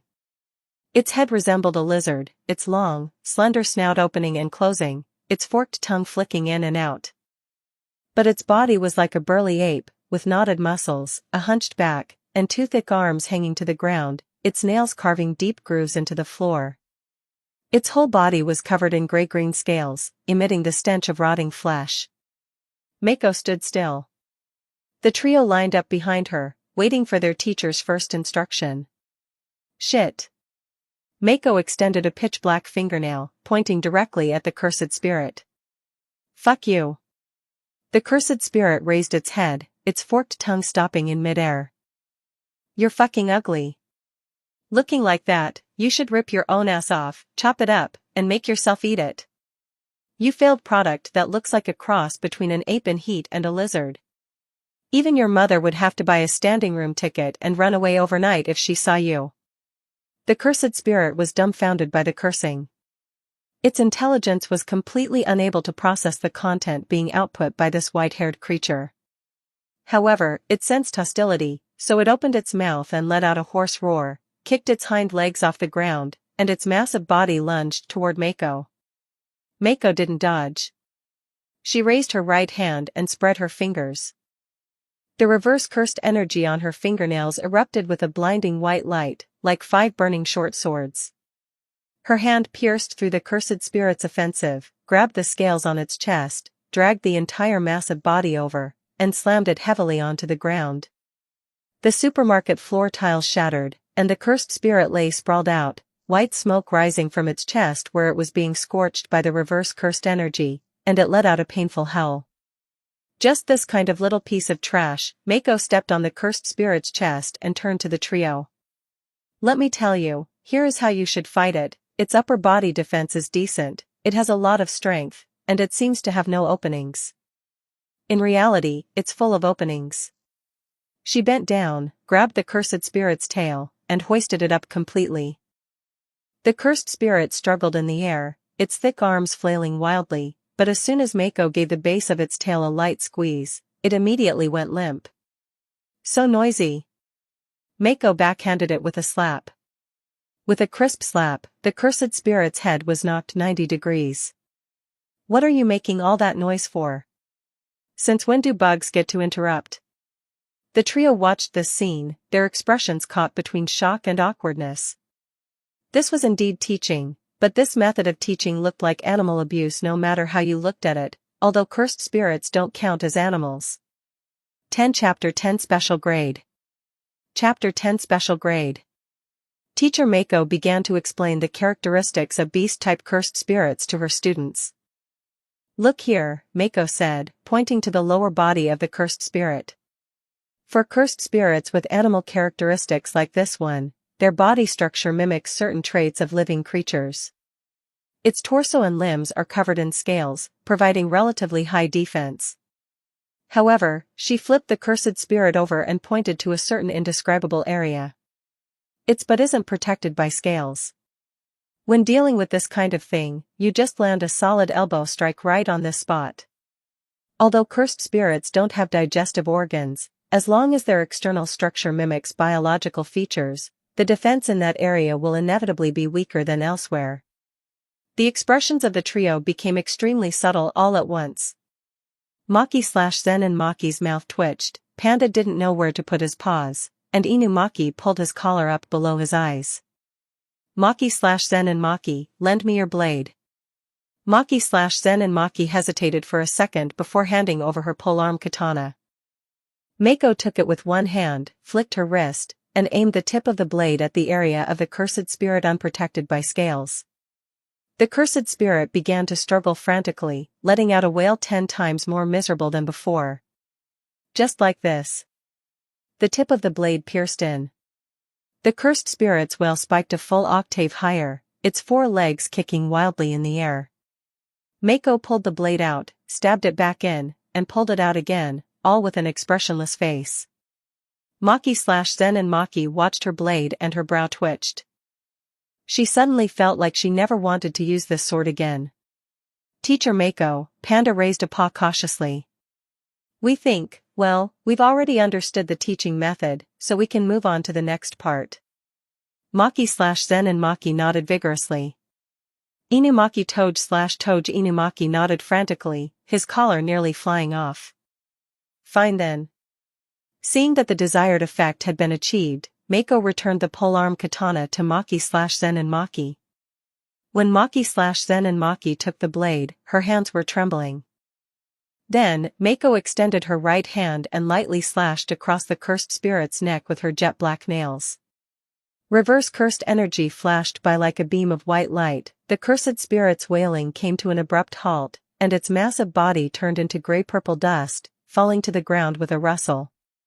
Teacher Mako, was that your cursed technique just now? Panda asked. He was referring to the white light on her nails. Huh? Mako tilted her head. No.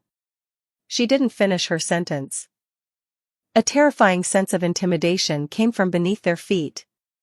The ground began to shake violently, shelves collapsed with a roar, and light tubes from the ceiling fell one after another.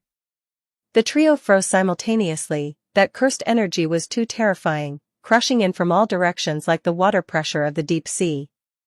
Then, the ground split open. From deep beneath the supermarket, a massive, indescribably ugly giant cursed spirit burst out from the earth. Its size was dozens of times that of the lizard cursed spirit from before, its body covered in lump-like tumors, with countless eyes densely arranged across its torso, every single one rolling around. It opened its mouth, if that could even be called a mouth, and let out a heaven-shaking roar. The sound wave shattered all the remaining glass in the supermarket, cracked the walls, and caused concrete blocks to crash down from the ceiling.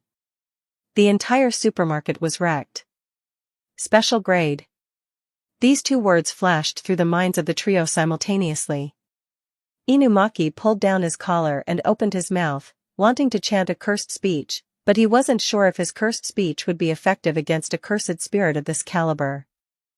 The cursed spirit roared again. That roar contained pure fluctuations of cursed energy, shaking the entire curtain. Mako stood in front of the trio, unmoving.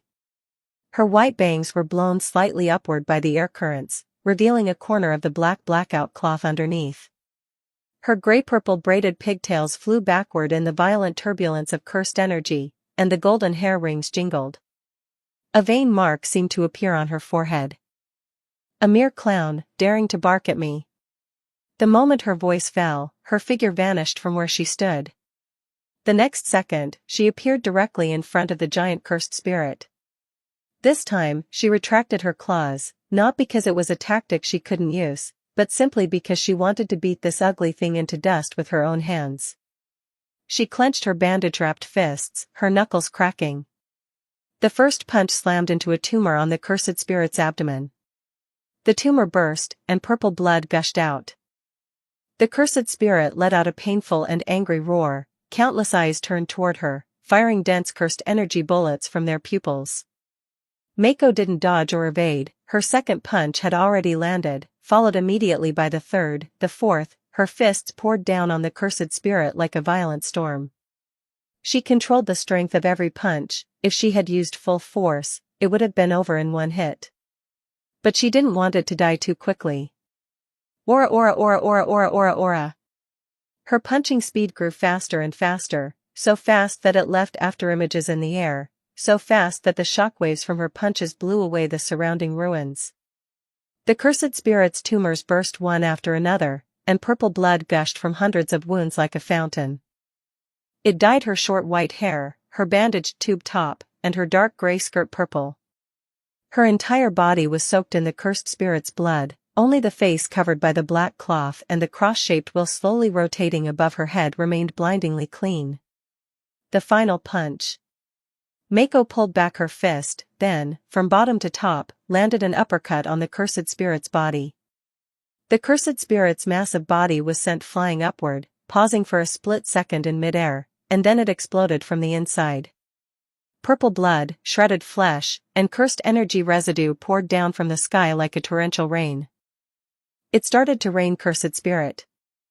And Panda had already made a wise and heroic decision the moment the cursed spirit ascended. He grabbed Maki/Zen and Maki and Inumaki, one in each hand, and dashed under a remaining concrete slab at the edge of the ruins. The three of them huddled together, watching the purple downpour outside, which hissed as it scorched the rubble. The rain stopped. Mako stood in the very center of the ruins, soaked through with the purple blood of the cursed spirit. Viscous purple liquid hung from her short white hair, sliding down drop by drop along the tips. Her bandage-wrapped arms were dyed deep purple, her dark gray skirt was saturated with the cursed spirit's blood, and the hem clung heavily to her legs. She slowly raised her head, facing the sky. The cursed spirit's blood slid down her cheeks, dripping from her chin. She took a deep breath, her mouth slowly curling up, revealing sharp teeth stained with purple blood. That expression was one of enjoyment. The trio poked their heads out from under the concrete slab, no one spoke. Panda's paws were trembling, and Maki/Zen and Maki, watching Mako's figure standing in the center of the purple ruins, bathed in blood, suddenly felt that this image should be remembered. Inumaki softly uttered a single word, mustard. Chapter 11, Do you guys have any money? Mako finally looked down. She took a look at her own wretched state all over, then raised her bandage-wrapped arm and brought it close to her nose. She took a sniff. Bleg. The sound was so loud that even the stray cats at the edge of the ruins were startled and ran away. Mako's face scrunched up, and her entire body leaned backward, almost doing a backflip. Her hands flailed wildly in midair, as if waving away some invisible biological weapon. It stinks so bad. The three of them took a step back at the same time. Panda even took an extra half step back, using Maki/Zen and Maki in front of him as a shield. Mako puffed out her cheeks and stomped her feet in anger. The gravel beneath her feet crunched under her weight. Damn it. I was so busy trying to look cool just now that I completely forgot about this. She put her hands on her hips and took a deep breath, only to regret it instantly. The stench rushed straight up her nasal cavity to the crown of her head, and she bent over, dry heaving once more. Bleg, I can't take it. Maki/Zen and Maki's lips twitched. The peerless powerhouse who had just stood blood-drenched in a rain of cursed spirits with an enjoying expression, and this white-haired Lolita currently dry heaving from her own stench, were really the same person. Panda and Inumaki exchanged a look, tacitly choosing to remain silent. Based on their experience from their recent interactions, when Teacher Mako was emotionally unstable, the best strategy was not to speak, not to get close, and not to be noticed. Mako, who had been dry heaving for a long time, finally straightened up. Her throat bobbed, and her expression suddenly turned calm. The cross-shaped wheel above her head turned silently by one notch. She had adapted. Adapting even to stench, Mahoraga's adaptation ability was playing an unexpected role in all aspects of life. Alright, she wiped her face nonchalantly, the purple bloodstains having dried into a dark purple mark on her cheek. Let's go, head out. She took a step, then stopped. She looked down at her dress, which was still dripping blood, and then at Nita Akari's freshly washed car outside. She thought for a moment. Go wait for me in the car first. The trio looked at her in confusion. I still have some business to attend to. After Mako finished speaking, she bent down and dashed forward. Her figure vanished from the spot, leaving behind only a few purple footprints. The trio looked at each other. Where did she go? Maki/Zen and Maki asked. Panda shrugged. Inumaki shook his head, tuna mayo. Mako sprinted for nearly 20 minutes. Her sense of direction had always been terrible, but there was one thing she would absolutely never mistake, a bathhouse. That building with a huge sign hanging on it and a promotional stand standing at the entrance was like the gates of heaven in her eyes. She screeched to a halt at the entrance, pushed the door open, and walked inside. The receptionist was a woman who looked to be in her 40s, folding towels with her head down. Hearing footsteps, she looked up and froze upon seeing the visitor's appearance. Standing before her was a petite girl with purple crusts formed in her short white hair. She exuded an indescribable stench from head to toe, and her clothes were covered in purple stains. Her face had been washed, revealing pale skin and a black blindfold. Welcome? The receptionist's tone was filled with question marks. A bath. 1 hour, and remember to change the water, Mako said flatly. Do you need shampoo and body wash? Yes. An hour later. Mako walked out of the bathhouse. Her short white hair was fluffy and soft, emitting a citrus scent. Her pale skin was slightly flushed pink from the hot water. Her blindfold had been replaced with a new one, which she bought at the bathhouse's convenience store, still black. The white cloth band around her waist had been washed and rewrapped, her damp gray-purple braid rested on her shoulder, and the golden ring was polished bright. She walked to the front desk, preparing to pay. Then, she froze completely. She felt around the gaps of the white cloth band at her waist for a long time, empty. Inside her tube top, empty. Her dress pockets, this dress didn't even have pockets. She had no money. Gojo Satoru/Satoru Gojo had said that a special grade sorcerer's salary would be deposited into a card, but he hadn't given her the card yet. Nita Akari had said that the mission allowance wouldn't be paid until the end of the month. She hadn't even eaten breakfast when she left the house today, let alone brought a wallet. She, a special grade sorcerer, was now standing at the front desk of a bathhouse, unable to produce the money for a bath. Mako turned her head stiffly, looking toward the entrance. Through the glass door, she could see that the trio had gotten out of the car at some point and were standing outside the bathhouse waiting for her. Maki/Zen and Maki leaned against the wall with her arms crossed, Panda squatted by the roadside, and Inumaki looked up at the sky. The three of them were clearly waiting for their teacher to come out.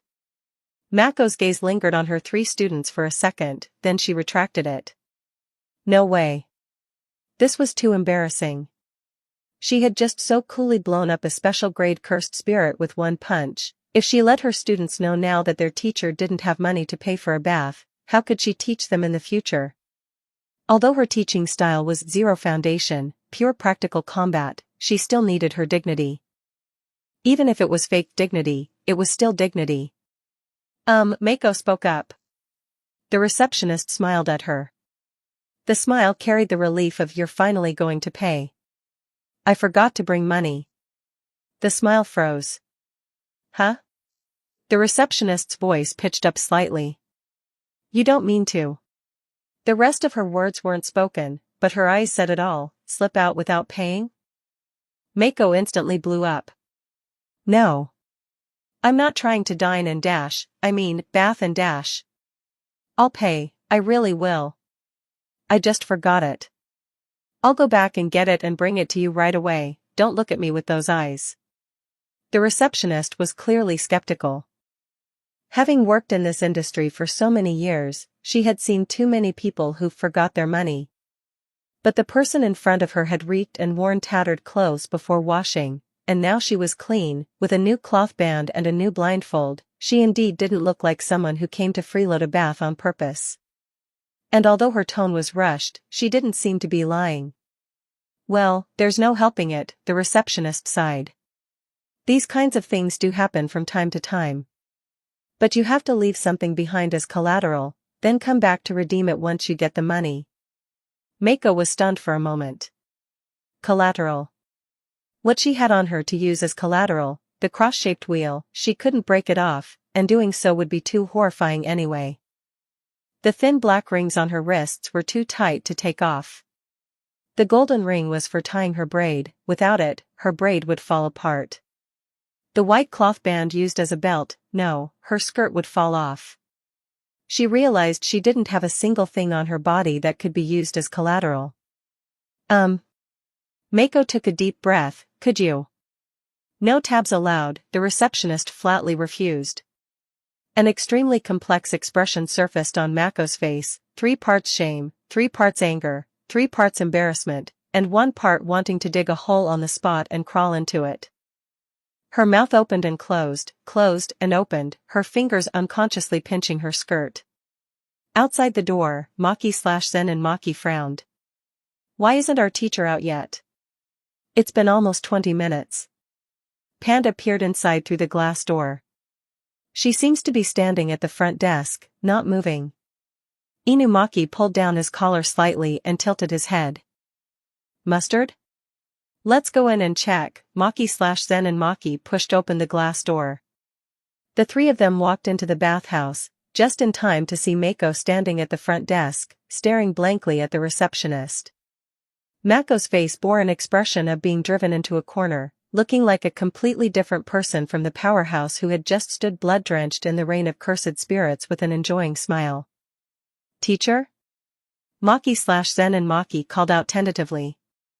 Mako's shoulders jerked violently. She slowly turned her head and saw her 3 students standing behind her, their faces filled with confusion. Silence. A silence that lasted for a full 5 seconds. If embarrassment could kill, there would be no survivors left in the entire bathhouse.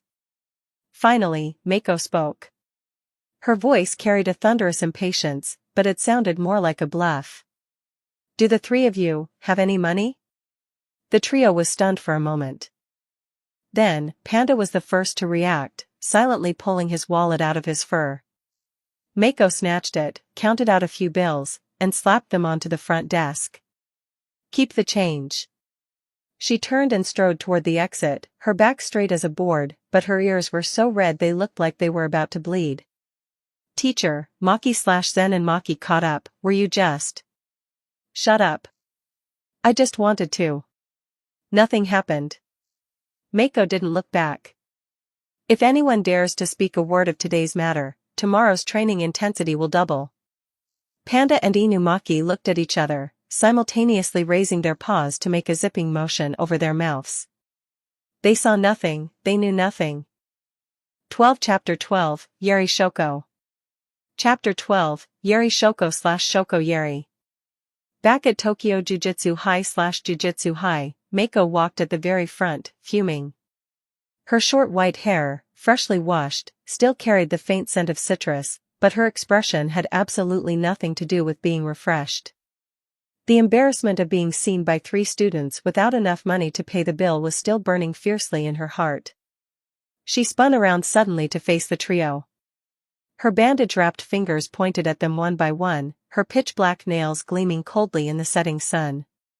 Today's incident, you 3, you are not allowed to say a single word about it. Whoever lets it slip, I'll make them wrestle a special grade cursed spirit during tomorrow's training. I'm not joking. Panda, why are you covering your mouth? That look on your face clearly says you're already planning to tell Gojo Satoru/Satoru Gojo. Inumaki, pull down your collar. I want to see your mouth. Maki/Zen and Maki, stop laughing. Do you think I can't tell you're holding it in? The 3 nodded frantically in unison. No one dared to argue, and no one dared to make any sound that could be interpreted as mockery at this moment. Panda covered his mouth even tighter with his paws, Inumaki pulled his collar down to reveal his tightly pursed lips, and Maki/Zen and Maki pinched the inside of her thigh to suppress her laughter. Humph. Mako crossed her arms and turned to continue walking. Yo, Mako. Gojo Satoru/Satoru Gojo's voice drifted over from the corner of the hallway. He was leaning against the wall, holding a cup of milk tea, with his usual annoying smirk on his face. How was your first mission? Did it go smoothly? Mako stopped walking and lifted her chin. It was nothing but a measly special grade cursed spirit. With my brilliant strategy at Tokyo Jujutsu High/Jujutsu High, taking the head of a special grade cursed spirit was a piece of cake. Oh, wait, it should be that I forced it to suffer a crushing defeat. Her tone was nonchalant, as if she had just taken out a roadside grade 4 flyhead. She specifically emphasized the word special grade, afraid that Gojo Satoru/Satoru Gojo hadn't heard her clearly. Special grade? Gojo Satoru/Satoru Gojo raised an eyebrow. The report says grade 1. How did it become a special grade? Buy one get one free. 1 grade 1, 1 special grade. The special grade 1 was even uglier than the grade 1, it was so ugly I didn't even want to look at it twice. Mako flicked her fingernails. Oh, so our Mako is that impressive, huh? Gojo Satoru/Satoru Gojo's voice was full of mockery. Heh, much more impressive than a white-haired pervert like you. Mako put her hands on her hips. By the way, 2 things. First, hurry up and tell those idiots at Higher UPS to wire my money. My salary as a special grade sorcerer, not a single cent can be missing. Thinking of the embarrassment of not being able to pay at the bathhouse earlier, her tone became a bit fiercer. I can do that. Second, Mako extended a pitch-black fingernail and pointed it at Gojo Satoru/Satoru Gojo's nose. You. Get me a phone. Gojo Satoru/Satoru Gojo tilted his head. The first one is fine, but why do you want me to get you a phone? The corners of his mouth slowly curled into a dangerous arc, then he cupped his face with both hands, fingers spread, and made a shy expression. Could it be that Mako has already fallen for my good looks? Oh my, this is really... Mako's eyebrow twitched. She turned around, facing away from Gojo Satoru/Satoru Gojo to face the trio. Her expression was full of the determination that said, I have absolutely nothing to do with this person. You 3, don't you dare learn any of his bad habits. The trio nodded frantically again. They didn't need Mako to remind them, they never planned on learning from Gojo Satoru/Satoru Gojo in the first place. Gojo Satoru/Satoru Gojo's badness was recognized by the entire Jujutsu world. Maki/Zen and Maki even thought silently to herself, you two are actually 6 of one and half a dozen of the other in that regard. Gojo Satoru/Satoru Gojo put a hand to his forehead and sighed. Alright, I'll get you a phone. But, before that, Shoko/Yuri Shoko wants to see you. Mako tilted her head. Let's go. Tokyo Jujutsu High/Jujutsu High's infirmary was on the first floor of the teaching building, at the very end of the corridor. The air was filled with the scent of disinfectant and old books. The door was half open, revealing the white light of fluorescent lamps. Gojo Satoru/Satoru Gojo pushed the door open, and Mako followed him inside. The room was spacious, with medicine cabinets and instruments lined up against the walls, and a few medical journals scattered on the table. A woman stood by the window, her long brown hair draped over her shoulders, with a tear mole at the corner of her eye. She was wearing a white lab coat, holding a thin cigarette in her hand, with smoke rising slowly in front of her. Yuri Shoko/Shoko Yuri. A top-tier talent in the output of reverse curse technique, the most precious doctor in the Jujutsu world. A grade 1 Jujutsu sorcerer, possessing irreplaceable strategic value. She was also a close friend of Gojo Satoru/Satoru Gojo and Geto Suguru/Suguru Geto from the same period.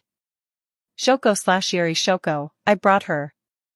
Gojo Satoru/Satoru Gojo's tone was uncharacteristically normal. Yuri Shoko/Shoko Yuri turned around, her gaze landing on Mako. She took a drag of her cigarette and slowly exhaled the smoke. So this is the little one? I'm not sick, why do you want to see me? Mako stood at the doorway, arms crossed, her tone impatient. Shoko/Yuri Shoko didn't mind her attitude.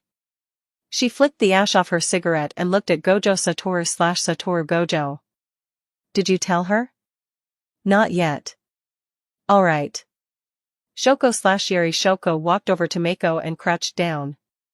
Her expression was calm and professional, like a doctor facing an ordinary patient. Release some cursed energy. Don't attack, just release it. Mako frowned, but still raised her right hand, and reverse cursed energy appeared on her pitch-black nails. Shoko/Yuri Shoko stared at that light for a full 5 seconds. Then she reached out and gestured for Mako to place her fingers in her palm. The moment the white light touched Shoko/Yuri Shoko's skin, she nodded. That's right, it's reverse cursed energy similar to the output of reverse curse technique. The wavelength is almost identical to what I output, but it's more stable. She withdrew her hand and looked at Mako. Can you release it without it being in the form of reverse cursed energy? Just regular cursed energy output. Mako raised an eyebrow, the white light at her fingertips flickered, and then its color changed subtly. It transformed from the warm reverse cursed energy into the regular cursed energy that a jujutsu sorcerer releases under normal circumstances.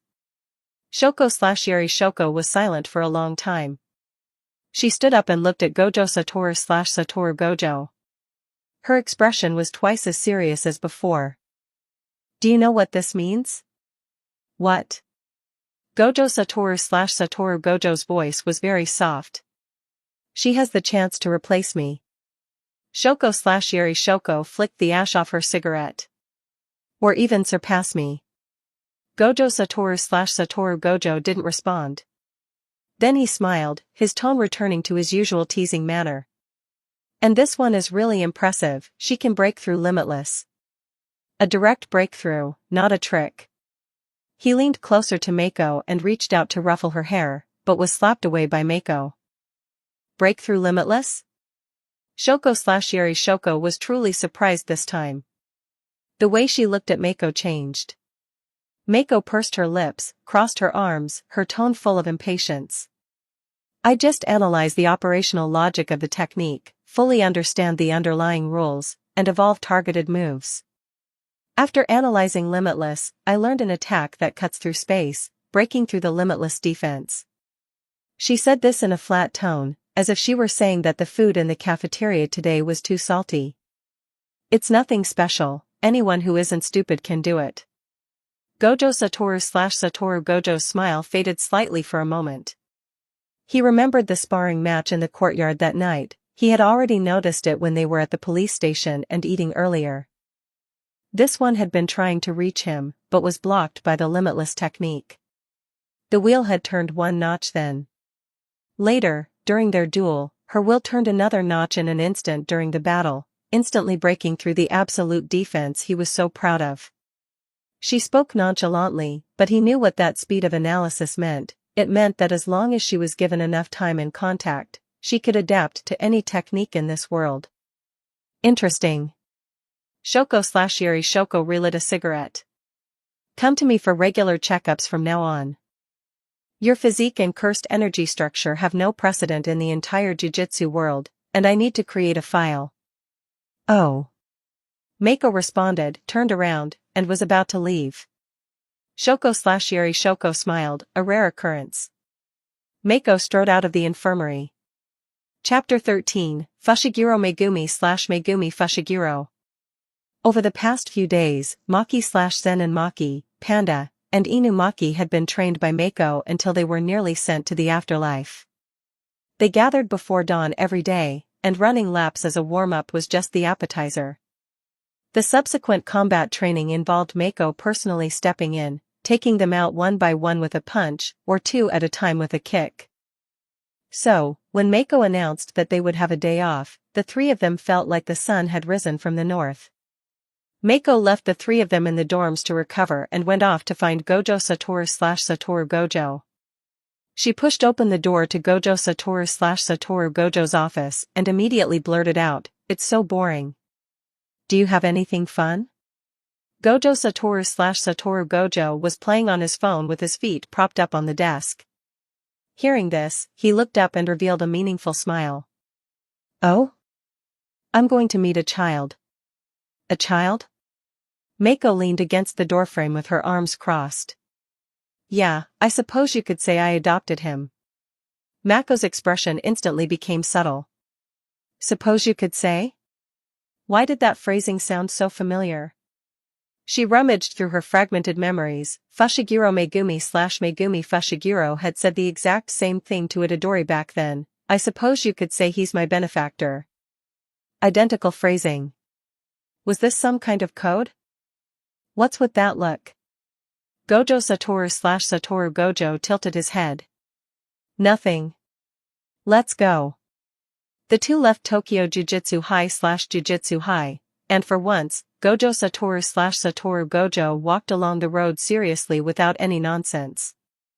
An hour later, they appeared on an ordinary street in Saitama. Fushiguro Megumi Fushiguro was standing at the entrance of the agreed-upon park, hands in his pockets, with a cold expression. His black, spiky hair cast dappled shadows in the afternoon sun. He looked composed, but was actually withdrawn. Hearing footsteps, he turned his head, saw Gojo Satoru Gojo first, and then his gaze landed on Mako. A child with short white hair, a black blindfold, and a strange halo above her head. Mako was looking at him too. Is this the child the old man was talking about, the one who possesses the 10 shadows technique? Mako asked deliberately. That's right, Gojo Satoru Gojo said, hands in his pockets with a bright smile. What do you think? Mako tilted her head, her tone flat. Not much. Fushiguro Megumi Fushiguro frowned. Who are you? His voice was calm, but his tone carried obvious annoyance. This inexplicable white-haired shorty was asking for a beating. Me? Humph, the pinnacle you will never reach in this lifetime. Fushiguro Megumi Fushigiro's eye twitched. He had seen arrogant people, but never anyone this arrogant upon first meeting. He looked at Gojo Satoru Gojo, asking with his eyes, who on earth is this? Gojo Satoru Gojo just shrugged. Fushiguro Megumi Fushiguro took a deep breath, decided to ignore this white-haired shorty, and turned to Gojo Satoru Gojo. What do you need me for? Gojo Satoru Gojo leaned against a rusty wire fence. It's about enrollment. The recruitment season is coming up soon. Understood. Your attitude is so cold, I'm so sad. What are you up to now? Mako let out a loud scoff from the side. Ha ha ha ha. Serves you right. To be shunned by the child you raised, look at you now, you white-haired pervert. Hey, whose side are you on? I'm on the side of the entertainment. Fushiguro Megumi Fushiguro watched the two bickering and suddenly felt a headache coming on. He turned around. I'm going to the hospital to see Tsumaki today. If there's nothing else, I'm leaving. Mako's laughter stopped for a moment. Gojo Satoru Gojo's smile also faded a little. Let's go together, I have nothing to do today anyway. The hospital corridor was always white. White walls, white lights, white floors, the cold and pungent smell of disinfectant floated in the air. Fushiguro Megumi Fushiguro pushed open the ward door. A girl was lying on the bed, her long dark hair spread across the pillow, her expression peaceful, as if she were asleep. Fushiguro Megumi Tsumaki, gentle by nature, had accidentally entered a cursed site in middle school and had been in a long-term coma ever since. Fushiguro Megumi Fushiguro sat down by the bed and held his sister's hand. His lips moved, though it was unclear what he was saying, probably trivial daily matters. Mako stood at the door of the ward, not entering. Her brows furrowed. She didn't like this kind of place, she didn't like this feeling of powerlessness. This atmosphere made her uncomfortable. Gojo Satoru Gojo leaned against the corridor wall, uncharacteristically silent. Mako took a step back and gently closed the ward door. She leaned against the wall opposite the door, arms crossed, head lowered. In the corridor, there was only the low, continuous buzzing of the fluorescent lights.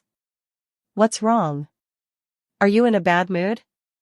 Gojo Satoru Gojo's voice was very soft. Mako looked up, her tone as tough as ever. No need for that. I just don't like this kind of place. Oh, so our Mako also has things she isn't good at facing. Shut up. Mako glared at him, although the black blindfold covered her eyes, the angle definitely indicated a glare. Are you lecturing me? Gojo Satoru Gojo didn't take the bait. He leaned against the wall, hands in his pockets, his tone suddenly becoming serious. Mako, what do you think justice is? Huh? Mako tilted her head. I'm asking you. Mako was silent for a few seconds. Do you want me to be a so-called ally of justice? Gojo Satoru Gojo shook his head, a hint of self-deprecation in his smile. Nothing that grand. I'm just curious about your answer. Mako snorted coldly. With her arms crossed, her bandaged fingers tapped gently on her arm, and the silence lasted for quite a while. Justice doesn't need allies. Justice only needs slaves. Gojo Satoru Gojo's eyebrows raised slightly. I have no obligation to protect everyone, nor do I want to.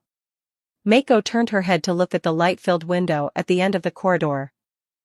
After possessing power, one's senses change accordingly. This is a natural occurrence. Just like you, although you take it upon yourself to protect non-sorcerers, the loneliness of being the strongest still makes you different from others. This is the influence brought by strength, right? Gojo Satoru Gojo didn't speak. He stood under the fluorescent light, and the smile that always hung on his face had disappeared at some point. After a long while, he chuckled softly and straightened up again. You see things clearly, don't you? Duh. Mako returned to her cocky expression. If I couldn't even see such a small thing, would I even have any humanity left? Yes, yes, yes. The ward door opened. Fushiguro Megumi Fushiguro walked out, looked at Gojo Satoru Gojo, then at Mako. The atmosphere in the corridor seemed heavier than before. He didn't know what had happened, and he didn't ask. Let's go. The three walked out of the hospital gate. The sun outside was perfect. Mako walked in front, her gray-purple braided ponytail swinging back and forth behind her. Hey, kid. She suddenly turned her head and spoke to Fushiguro Megumi Fushiguro. Fushiguro Megumi Fushiguro frowned. This person kept calling him kid, even though she was much shorter than him. If anyone ever gives you trouble in the future, you can come find me. Mako grinned, revealing a mouthful of sharp, small teeth. Tell me. I'll make them breakdance for you. Fushiguro Megumi Fushiguro was stunned. Gojo Satoru Gojo whispered an explanation in his ear. She's telling the truth. She just beat the head of the Zenin family flying a few days ago. Fushiguro Megumi Fushigiro's expression finally cracked. Zenin no Obito, a special grade 1 Jujutsu sorcerer, had been beaten flying by this white-haired shorty before him. Mako turned around, hands on her hips, the sunlight gilding the cross-shaped wheel above her head. How about it? Do you want to call me Teacher Mako right now and let me hear it? No. TCH, just as boring as that white-haired pervert. 14 Chapter 14 Itadori Yasuke. Chapter 14, Itadori Waisuk. After leaving the hospital, Mako didn't say a word. Gojo Satoru Gojo called out to her from behind, but she didn't even turn her head. She just raised her hand to flip him the middle finger, then vanished around the street corner in a flash. By the time she stopped, she was standing in a completely unfamiliar neighborhood. The street sign read, Sendai City. She stood in the middle of the intersection, suddenly realizing she had nowhere to go. The image of Fushiguro Megumi Fushiguro whispering to his unconscious sister in the hospital room played over and over in her mind, impossible to shake off. Mako gritted her teeth and pulled the temporary pass from the white cloth band at her waist. On the back, she had scribbled a few lines, Sujisawa Hospital, Itadori Waisuk. She had just jotted it down on a whim at the time, not knowing why she did it, nor what use it would have. But now, clutching the slip of paper in her hand, she suddenly felt that this was where she was meant to be. Should she save his grandson? Itadori Yuji Itadori. That naive boy, who swallowed Sukuna's finger to save others, only to embark on a path of no return. You will die surrounded by others. This was the curse his grandfather placed on him before he died, one that would haunt his entire life. This was the real curse. Not Sukuna's finger, not any cursed technique. It was the final words spoken by one person to another using their last ounce of strength.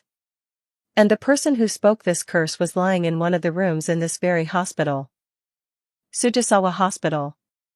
The corridor was quiet, the smell of disinfectant pungent. The nurse was clearly startled by her get-up, but her professional training caused her to quickly flip through the register. Itadori Waisuk.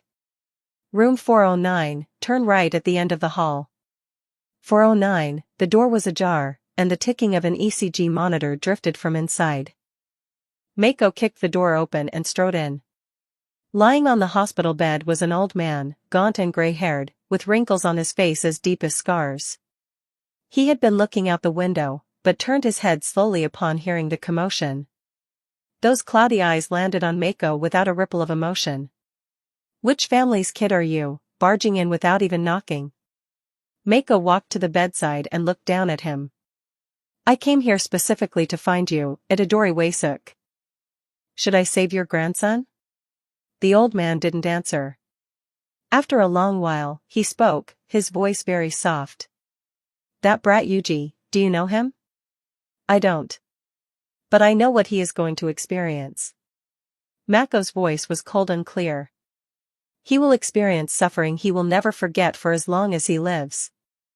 He will swallow something that doesn't belong to him and bear sins that aren't his own. Then he will be manipulated, framed, and executed by the most powerful forces in this world. There is no path left for him. His life is nothing but a scripted play." She paused. "But he will also become a unique existence." Itadori Waisuk listened. He didn't interrupt, didn't show surprise, didn't even frown. But when Mako mentioned execution, his fingers spasmed, gripping the bedsheets beneath him. "Should I redeem him?" Itadori Waisuk looked up at the white-haired girl with her eyes covered and suddenly started laughing. The laughter wasn't loud, but it shook his whole body into a coughing fit. When the coughing stopped, he leaned back against the pillow, a smile still hanging on his lips. "Girl, if you really wanted to save Yuji, why would you come to verify it with an old man who is about to die?" Mako's body stiffened slightly. "You are deceiving yourself." Itadori Waisuk waved his hand lightly. "I don't know why you would say that, but I can guess a little. Don't you think you're pathetic?" "Girl."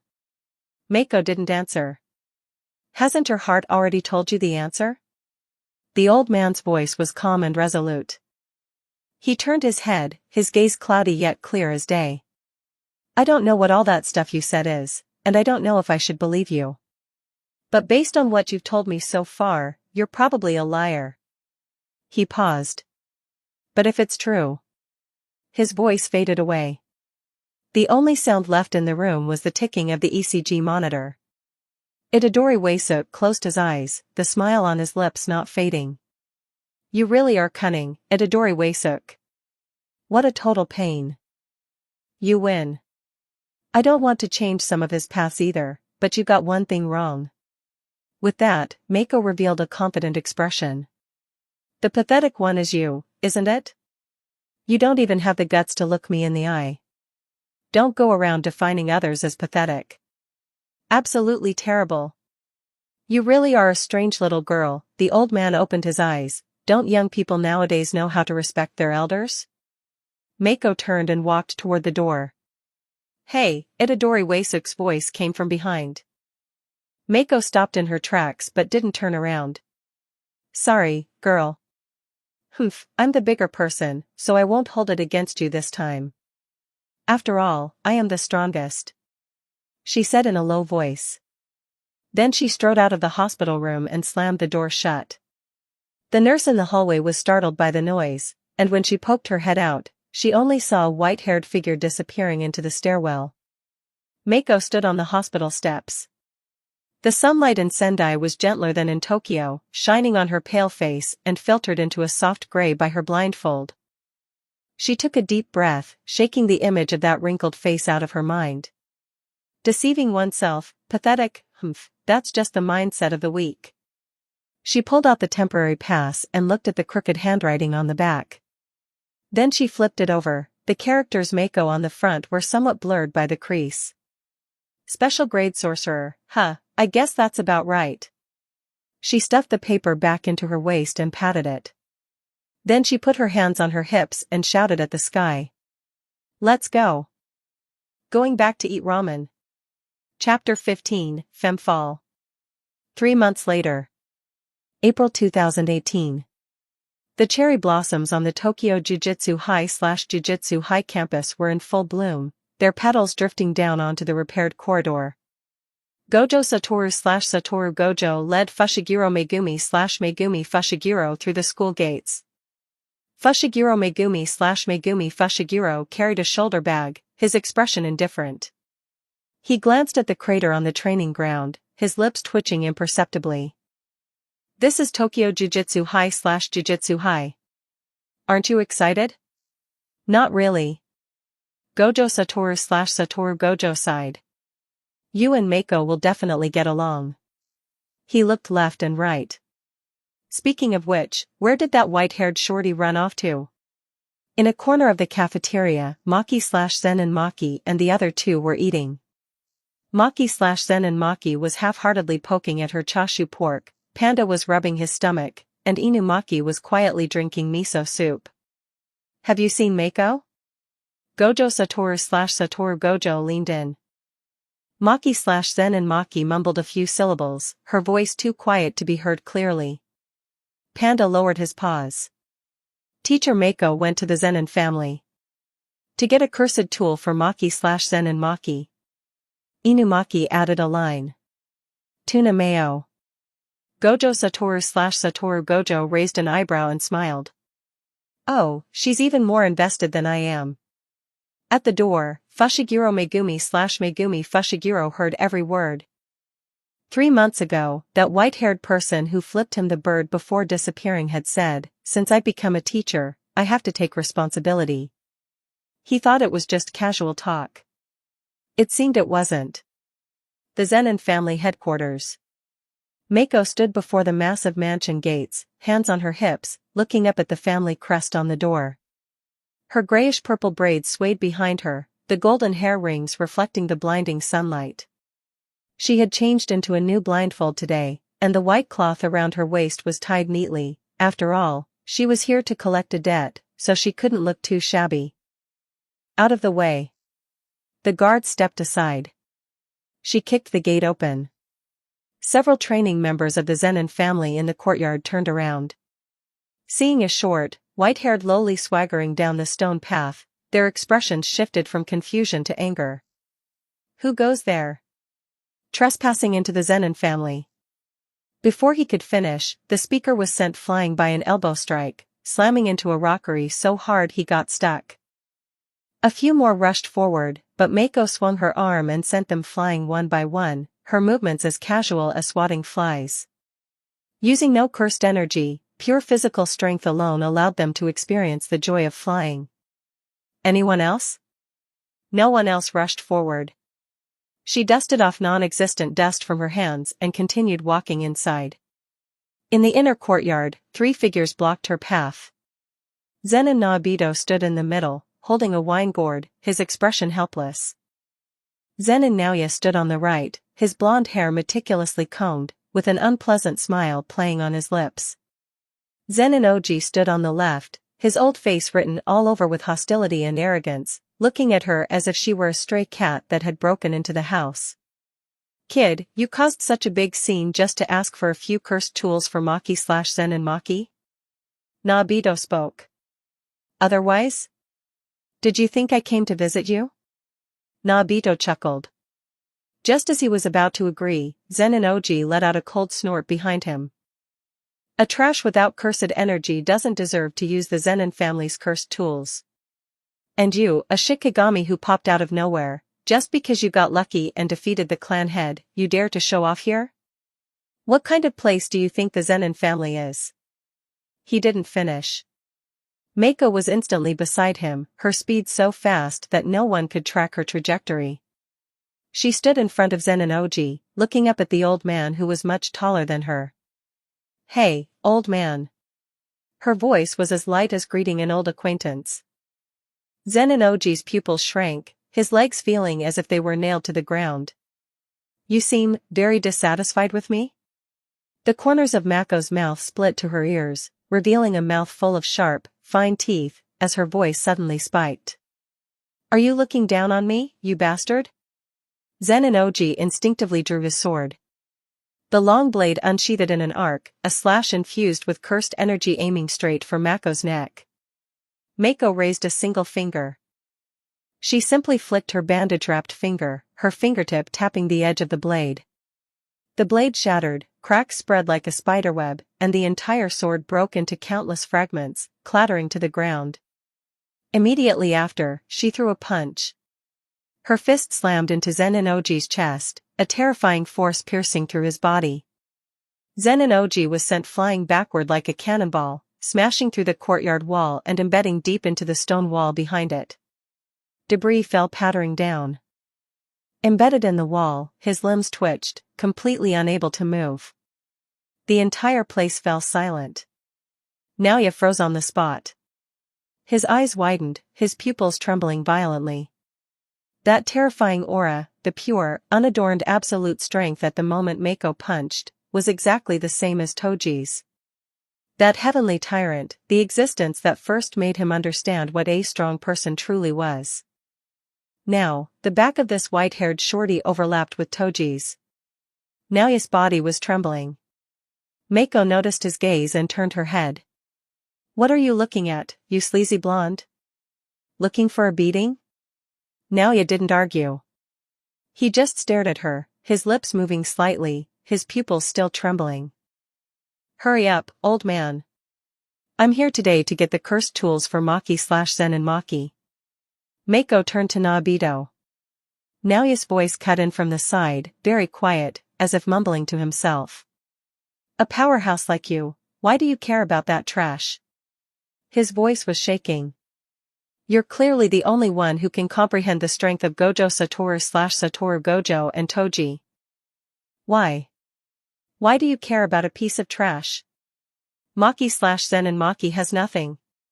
No cursed energy, no cursed technique, even her Zenin family bloodline is flawed.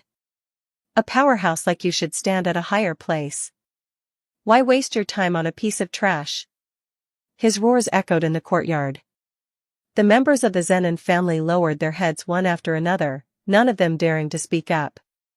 Mako stared at Naoya for a long time, her expression shifting from confusion to bewilderment, and then to a subtle look of disgust.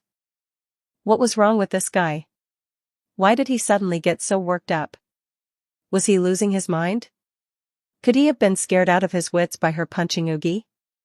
Or rather, could he have some weird obsession with her? Did he just go submissive? After digesting that long tirade of roars, she put her hands on her hips, her tone filled with undisguised impatience. "You say Toji is strong? Well, although I really don't want to admit it, comparing me to Toji, does a brat like you only know about Toji?" Her aura began to shift. It was no longer just the pure power from before, but a deeper, more primal pressure. Pitch-black cursed energy surged from her body, growing denser and heavier, enveloping the entire courtyard. The air grew viscous, and even the ground began to tremble slightly. Naobito gripped his wine gourd tightly, cold sweat breaking out on his forehead. Mako raised her hand, her pitch-black fingernail pointing at the tip of Naoya's nose. Her voice wasn't loud, but every word sounded like an echo from the abyss. "A mere heavenly tyrant is not worthy of being compared to me." Naoya's knees went weak. It was an instinctive physical reaction, he couldn't even stand straight in the face of this oppressive aura.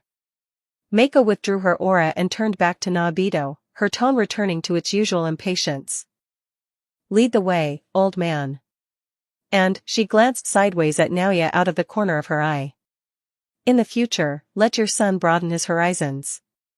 What garbage thinking. Chapter 16, Flying Sickle and Dragon Bone. Mako followed Naobito into the Zenin family's weapons storehouse. As the door was pushed open, the smell of aged wood and rusted metal rushed over them. The cursed tools on the shelves were sparse, and most were covered in dust. She picked up a short sword, flicked the blade, and tossed it back onto the shelf. Then she picked up a spear, glanced at the wear on its tip, and threw it into the scrap pile in the corner. Next, she picked up a shield, tapped it, curled her lip, and threw it aside. "Hey! Old man, your family's inventory is way too pathetic. This is the inheritance the Zenin family accumulated over hundreds of years? You have the nerve to call this quality cursed tools? My cutting board at home has more residual cursed energy than this junk. Nobito's brow twitched violently. You brat, your standards are too picky.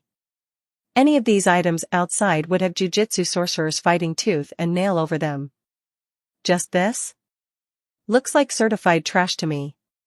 She rummaged through, expressing her disgust the entire way, while Nobito followed behind, veins throbbing on his temples.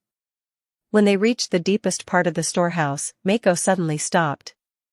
In the corner stood a sword with a pitch-black sheath and no decorations whatsoever. What's this? Dragon bone. What does it do? Shoots fire. Mako fell silent for 5 seconds, then slowly turned her head, her face practically screaming, "Are you kidding me? Just this? Shoots fire?" Sure enough, even dogs wouldn't eat the flame fruit. What's the flame fruit? Nothing, a fruit from another world. Mako casually slung dragon bone over her shoulder. Don't you have anything better besides this one? This is too subpar, old man. How do you guys have the nerve to call yourselves one of the big three families? You might as well rename yourselves the shame of the big three. Don't get too ahead of yourself, you brat. You're the one who came to ask me for them, and now you're complaining. Mainly because it's really just too pathetic. Nobito closed his eyes and chanted "I can't beat her" 3 times in his mind, then turned and walked to the deepest part of the storehouse to retrieve a long-handled weapon wrapped in black cloth from a cabinet. The black cloth was pulled away, revealing a sickle. Its blade was curved like a crescent moon, gleaming with a faint blue cold light. The handle was about 2.5 meters long, with a dark red cursed stone embedded in the end. The fluctuation of cursed energy radiating from the entire sickle was completely different from those outside, deep, stable, with a distorted sense of spatial attributes. Special grade cursed tool, flying sickle. Don't underestimate it. Its characteristic is the ability to ignore spatial distance to a certain extent. Mako raised an eyebrow. Ignore? Yes. But the range is only a diameter of 20 meters. Once the blade is swung, the edge enters an alternate space and can strike the opponent from any angle within that 20-meter range. The sickle itself is very difficult to use. If you don't master the spatial trajectory, you can easily slash your own teammates. It highly tests skill and judgment. This cursed tool has been sitting in the storehouse for decades. No one in the Zenin family has been able to fully master it. This sickle is my own original setting. Mako took the flying sickle. The faint blue blade vibrated slightly in her hand, as if responding to some kind of resonance. She casually swung it, and the blade vanished into space, and immediately afterward, an identical section of the blade appeared out of thin air 3 paces behind her. Oh, not bad, old man. I didn't expect you to actually have something good up your sleeve. Anything else? Pack up all the ones with decent quality for me. Although Maki/Zen and Maki mainly uses spears, it's always good to have a few spares. The other 2 students can't go empty-handed either. Nobito smiled as he watched her shamelessly plunder the storehouse. You're actually quite responsible as a teacher. No duh. When I'm a teacher, of course I'm number 1. 2 hours later. Mako walked back to Tokyo Jujutsu High/Jujutsu High, swaying under the weight of a giant cloth bag that was bigger than she was. Dragon bone and the flying sickle were individually wrapped in black cloth and tied to her back, clanking together as she walked. On the training ground, Maki/Zen and Maki was sparring with Panda. Her movements today were a bit absent-minded, and her long sword always fell half an inch short when she swung it. That white-haired midget wasn't around today, and with no one to scold her, she actually felt a bit out of sorts. Just as she missed another thrust, she caught sight of the school gate out of the corner of her eye. A short figure was swaying as she walked in, carrying a bag larger than herself. Mako dropped her giant cloth bag onto the ground with a heavy thud. She ripped open the mouth of the bag and poured out a mountain of weapons and armor with a clatter, reflecting colorful glints of cursed energy in the sunlight. Maki/Zen and Maki's eyes nearly popped out of her head. Come, come, come, Mako squatted on the ground, grinning as she pulled items out one by one. Short sword, for close quarters finishing blows. Gauntlets, imbued with an impact bonus. Armor, lightweight. Reaching the bottom of the bag, she pulled out the black cloth-wrapped flying sickle and dragon bone separately. These two are the best, the flying sickle, which can attack by ignoring spatial distance, allowing you to stab anywhere within a 20-meter diameter, but it's very hard to use, and no one in the Zenin family has been able to master it for decades. And dragon bone, which can shoot fire. I'm giving both to you. Maki/Zenin Maki was stunned. Teacher, these are too valuable. Valuable my foot. If I give them to you, just take them. Mako stood up and shoved the flying sickle and dragon bone into Maki/Zenin Maki's hands. Even though the flying sickle relies on the cursed tool's own characteristics, so it has nothing to do with the user's amount of cursed energy. As long as you can master its attack trajectory and positioning, this sickle will be more terrifying in your hands than in those of any jujutsu sorcerer. Use dragon bone as a sidearm, shooting fire is better than having no ranged attacks. Panda, Inumaki, you guys come over and pick some too, there's enough for everyone. Maki/Zenin Maki lowered her head, gripping the sickle and sword in her hands. Her shoulders trembled slightly. Mako tilted her head. What's wrong, Maki/Zenin Maki? Maki/Zenin Maki rushed forward and pulled Mako into a tight hug. Mako's body was so petite that she was completely engulfed. Her face was pressed into Maki/Zenin Maki's softness, her two bandage-wrapped hands flailed wildly outside, and the cross-shaped wheel on her head almost scraped Maki/Zenin Maki's chin. Let go. I'm going to suffocate. This is teacher murder. Panda, save me. Panda silently turned around, covering his eyes with his paws. This panda sees absolutely nothing. Inumaki pulled his collar up over his head and turned around too. Menteko. At some point, Gojo Satoru/Satoru Gojo had leaned against a cherry blossom tree, clutching his chest with both hands, his voice incredibly dramatic. So touching. Is this the bond between teacher and student? Is this a true connection? Mako, you've finally grown up. I'm so gratified. Maki/Zenin Maki and Mako jumped up at the same time. Shut up, you white-haired pervert. Please read the room. Read the room? I did. The air is clearly filled with the scent of love. Disgusting, the two of them said in unison. Gojo Satoru/Satoru Gojo burst into laughter, straightening up from the tree and brushing the flower petals off his pant legs. Alright, the new school year is about to start, so teacher Mako is going to be busy too. Busy with what? Mako finally broke free from Maki/Zenin Maki's embrace, adjusting her crooked shading cloth. Teaching students. Fushiguro Megumi/Megumi Fushiguro is enrolling today, and you haven't formally met him yet. Mako curled her lip and reorganized the cursed tools scattered all over the ground. I'll train them tomorrow. You guys divide these up, and whatever's left over can go to the storehouse. She turned and walked toward the dorms, her grayish-purple braids swinging behind her back. After a few steps, she stopped and turned her head. Maki/Zenin Maki. Yeah? The flying sickle is very hard to use. Get used to it in 3 days. If you can't master it, your extra training will be doubled. Maki/Zenin Maki gripped the flying sickle and dragon bone tightly, the corners of her mouth curving up. Got it, teacher. 17 Chapter 17 10 Shadow Spells. Chapter 17 10 Shadows Technique. The next day, before the sky had fully brightened, Mako kicked open the boys' dormitory door, hoisting Panda out of a pile of bamboo leaves and shaking Inumaki out of his futon. Then she rushed to the girls' dormitory and dragged Maki/Zenin Maki out of bed. Her movements were smooth and seamless, accompanied the entire time by her signature thunderous scolding. Why don't you go compete with cursed spirits in hibernating if you're going to wake up this late? The sun is already shining on your butt. Is your butt glued to the bedboard? Then she stood in the hallway, hands on her hips, looking at the sleepy-eyed trio, when she suddenly remembered something. Right, where's the newcomer?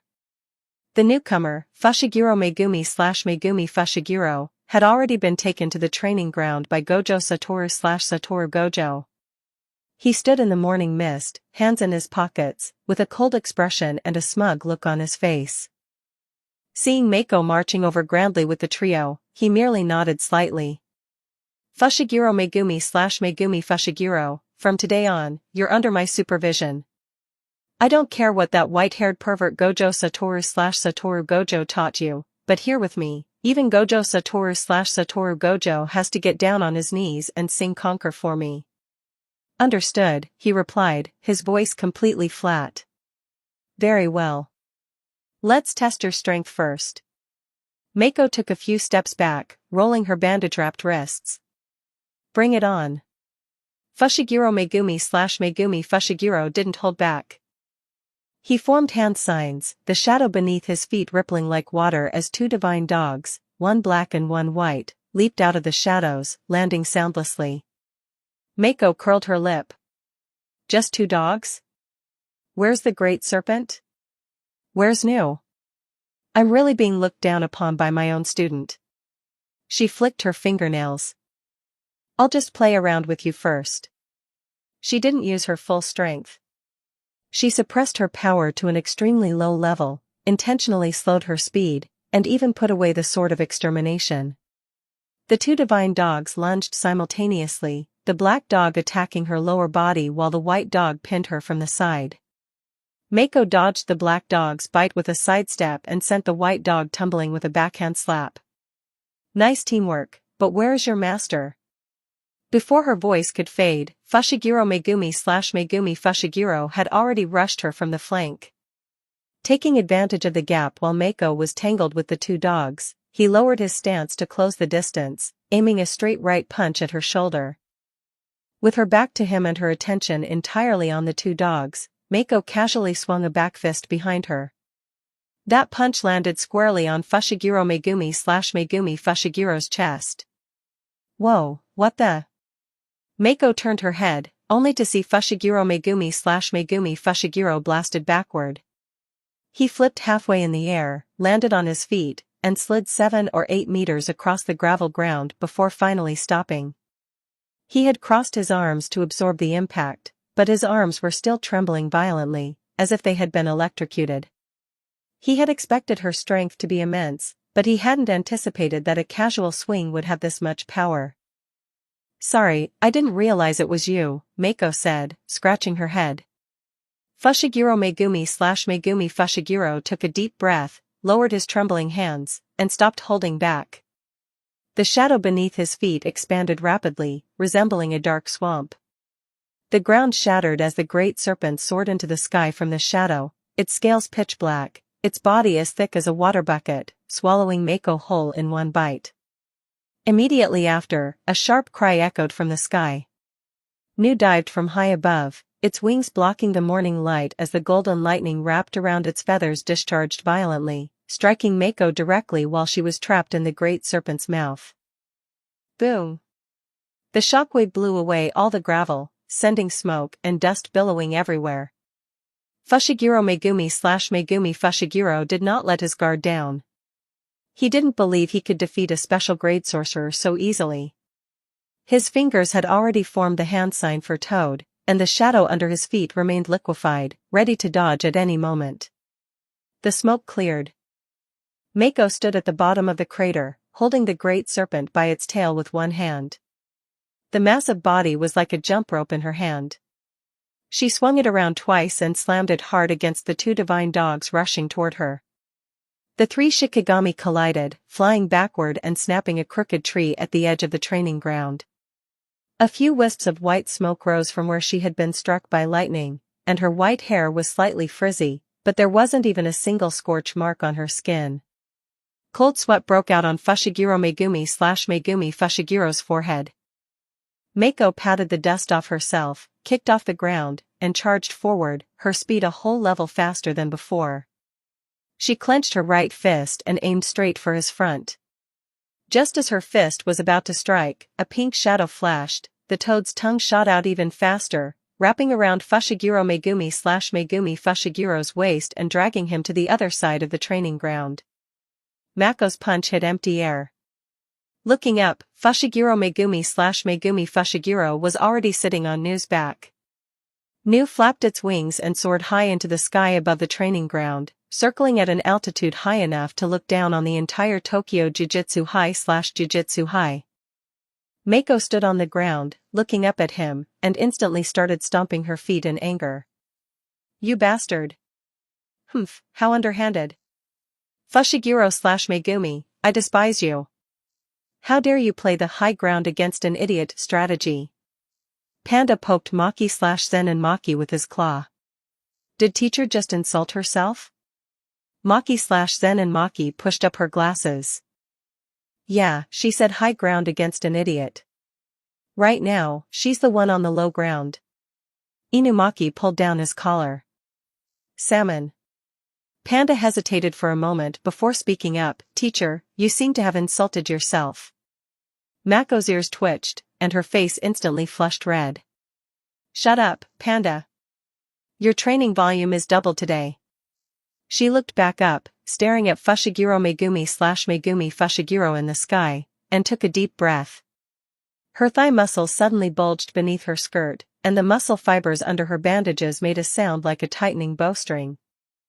The ground beneath her feet cracked into a spiderweb pattern. She bent her knees and leaped. She shot into the sky like a cannonball, instantly closing the distance and slamming a fist into Nu's belly. Nu was sent flying by Mako's elbow strike. Losing his support, Fushiguro Megumi Fushiguro fell from midair, the wind rushing into his ears as the ground rapidly expanded in his vision. Cold sweat broke out in his mind. Falling from this height, he would break a few bones even if he used his shadow to cushion the fall. A hand grabbed him by his back collar, abruptly stopping his fall. Mako landed on one knee while tucking him under her arm, smashing a shallow crater into the ground. She let go, placed her hands on her hips, and raised her chin high. Humph, superhero landing. Fushiguro Megumi Fushiguro bent over, panting heavily, and glanced at her. This white-haired shorty hadn't actually hurt him even once from start to finish. Even that swing that had blasted him away had 9/10 of its power held back. Mako! A roar came from the direction of the school building, shaking the only remaining crooked tree so hard that another shower of leaves fell. Yaga Mazamichi Yaga strode over, his gaze behind his sunglasses looking as if he wanted to tear Mako apart and eat her. Behind him followed Gojo Satoru Gojo with a gloating face, holding a cup of milk tea and chewing on the straw with a crunching sound. Mako immediately sensed trouble. She glanced at the unrecognizable training ground, shattered stones everywhere, blasted craters, and broken trees, and her mouth twitched. Without hesitation, she set Fushiguro Megumi Fushiguro aside and bolted. Gojo Satoru Gojo flashed into her escape route, spreading his arms with his signature, punchable smile on his face.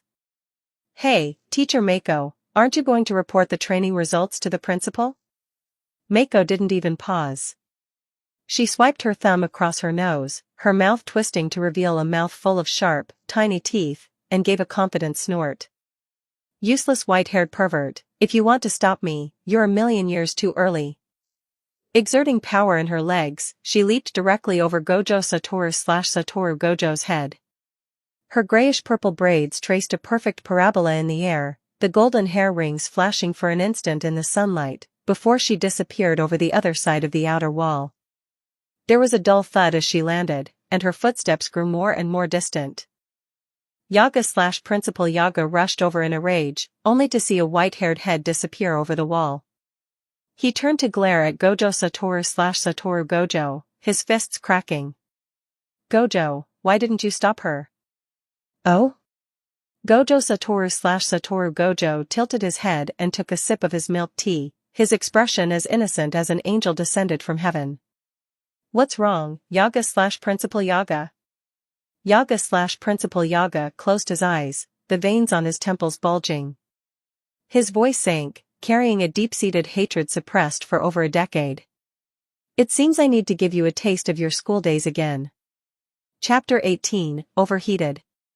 Mako finally managed to sneak back in.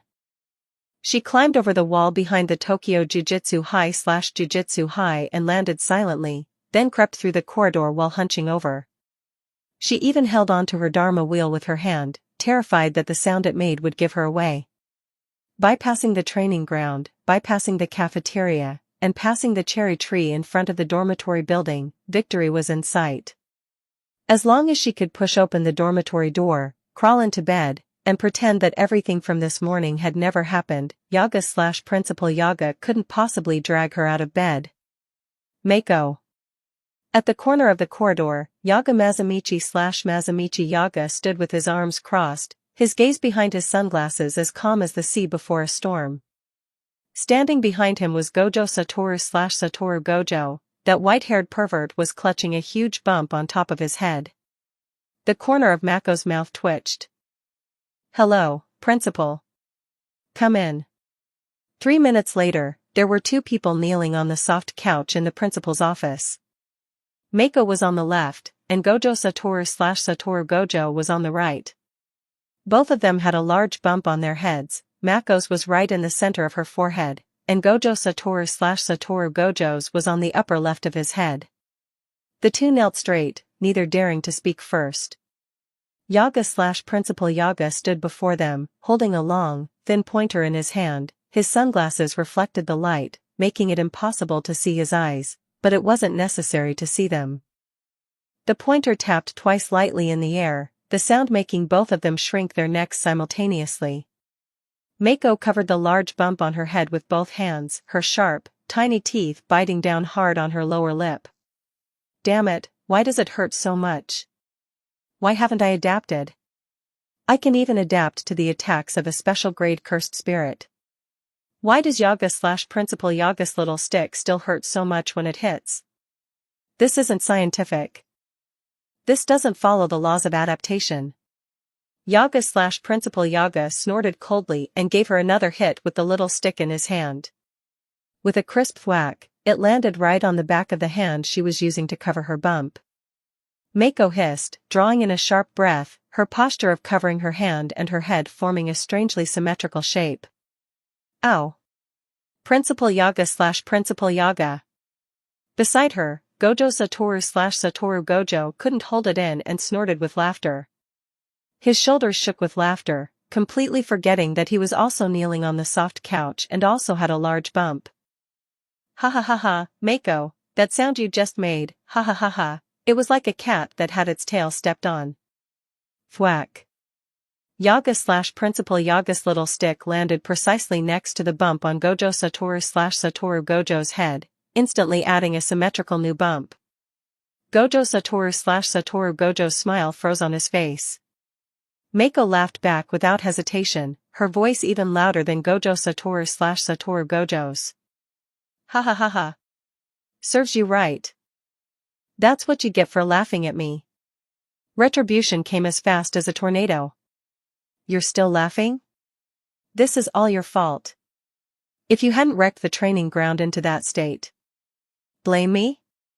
Who was it that intentionally blocked me and wouldn't let me run away? Who was gloating and watching the show from the sidelines? Who? That's enough." Yaga/Principal Yaga's voice wasn't loud, but both of them shut up simultaneously. The principal's office fell into a subtle silence, with only the cawing of crows outside the window and the faint sound of impact coming from the distant training ground. Yaga/Principal Yaga looked at the 2 people in front of him. Mako was pointing at Gojo Satoru/Satoru Gojo, and Gojo Satoru/Satoru Gojo was pointing at Mako. The 2 were pointing at each other, neither willing to put their hands down first. Yaga/Principal Yaga watched this scene, stunned for a moment. Yaga/Principal Yaga remained silent for a long time. Then, he came back to his senses and, with 1 hit of the stick for each, ended this silent standoff. The repair costs for the training ground will be deducted from Mako's salary. From now on, Gojo Satoru/Satoru Gojo will be responsible for supervising the training ground. If there is a next time, it won't be as simple as kneeling. Yes. The two said in unison, their tone rarely sincere, though it was highly likely they were faking it. Yaga/Principal Yaga turned and walked out of the principal's office, closing the door. The sound of his footsteps gradually faded away in the corridor. On the soft couch, both of them let out a sigh of relief at the same time. Mako was the first to spring up from the floor, rubbing the large bump on her forehead and glaring at Gojo Satoru/Satoru Gojo. Gojo Satoru/Satoru Gojo stood up slowly, looking down at her, the corner of his mouth still hanging with that punchable grin. "It's all your fault," Mako said. "My fault? Who was it that smashed the training ground into that state? That was necessary for teaching. Is it necessary for teaching to break trees? Can you blame me if the tree wasn't sturdy?" The two went back and forth for several rounds, neither willing to yield. Finally, Gojo Satoru/Satoru Gojo narrowed his eyes, and the corners of his mouth slowly curled into a dangerous arc. Gojo Satoru/Satoru Gojo reached out his right hand and pressed it onto the top of Mako's head. His arm-length advantage was utilized to the extreme at this moment. His palm rested on her white short hair, his fingertips almost touching the cross-shaped will on top of her head. Mako's face instantly flushed red. "You, take your paws off." Gojo Satoru/Satoru Gojo didn't move it away. He even leaned down slightly, bringing his face closer, his smile as bright as the surface of a lake under the sun. Mako swung her bandage-wrapped fist to hit him. But her arms were too short. She threw a few punches, but they all hit the air, missing Gojo Satoru/Satoru Gojo's chest by a whole stretch. She tried to kick him, but Gojo Satoru/Satoru Gojo leaned his upper body back slightly, and her toes barely grazed his shirt buttons. She changed direction and lunged forward, but Gojo Satoru/Satoru Gojo's hand remained firmly pressed on top of her head. She spun her legs in the air for 3 or 4 circles in place, unable to advance even a centimeter. The situation reached a stalemate. Mako swung her arms with an almost violent frequency, her bandage-wrapped fists creating countless afterimages in the air. But they all missed. The length of her arms combined with Gojo Satoru/Satoru Gojo's height advantage created an insurmountable chasm. Gojo Satoru/Satoru Gojo could even use his other hand to leisurely adjust the edge of his blindfold. "Mako, are you trying to hit me?" "Shut up. Stand still. I'm not moving, it's just that your arms are too short." This sentence was the final straw that broke the camel's back. Mako stopped punching and stood in place, her fists clenched tightly at her sides.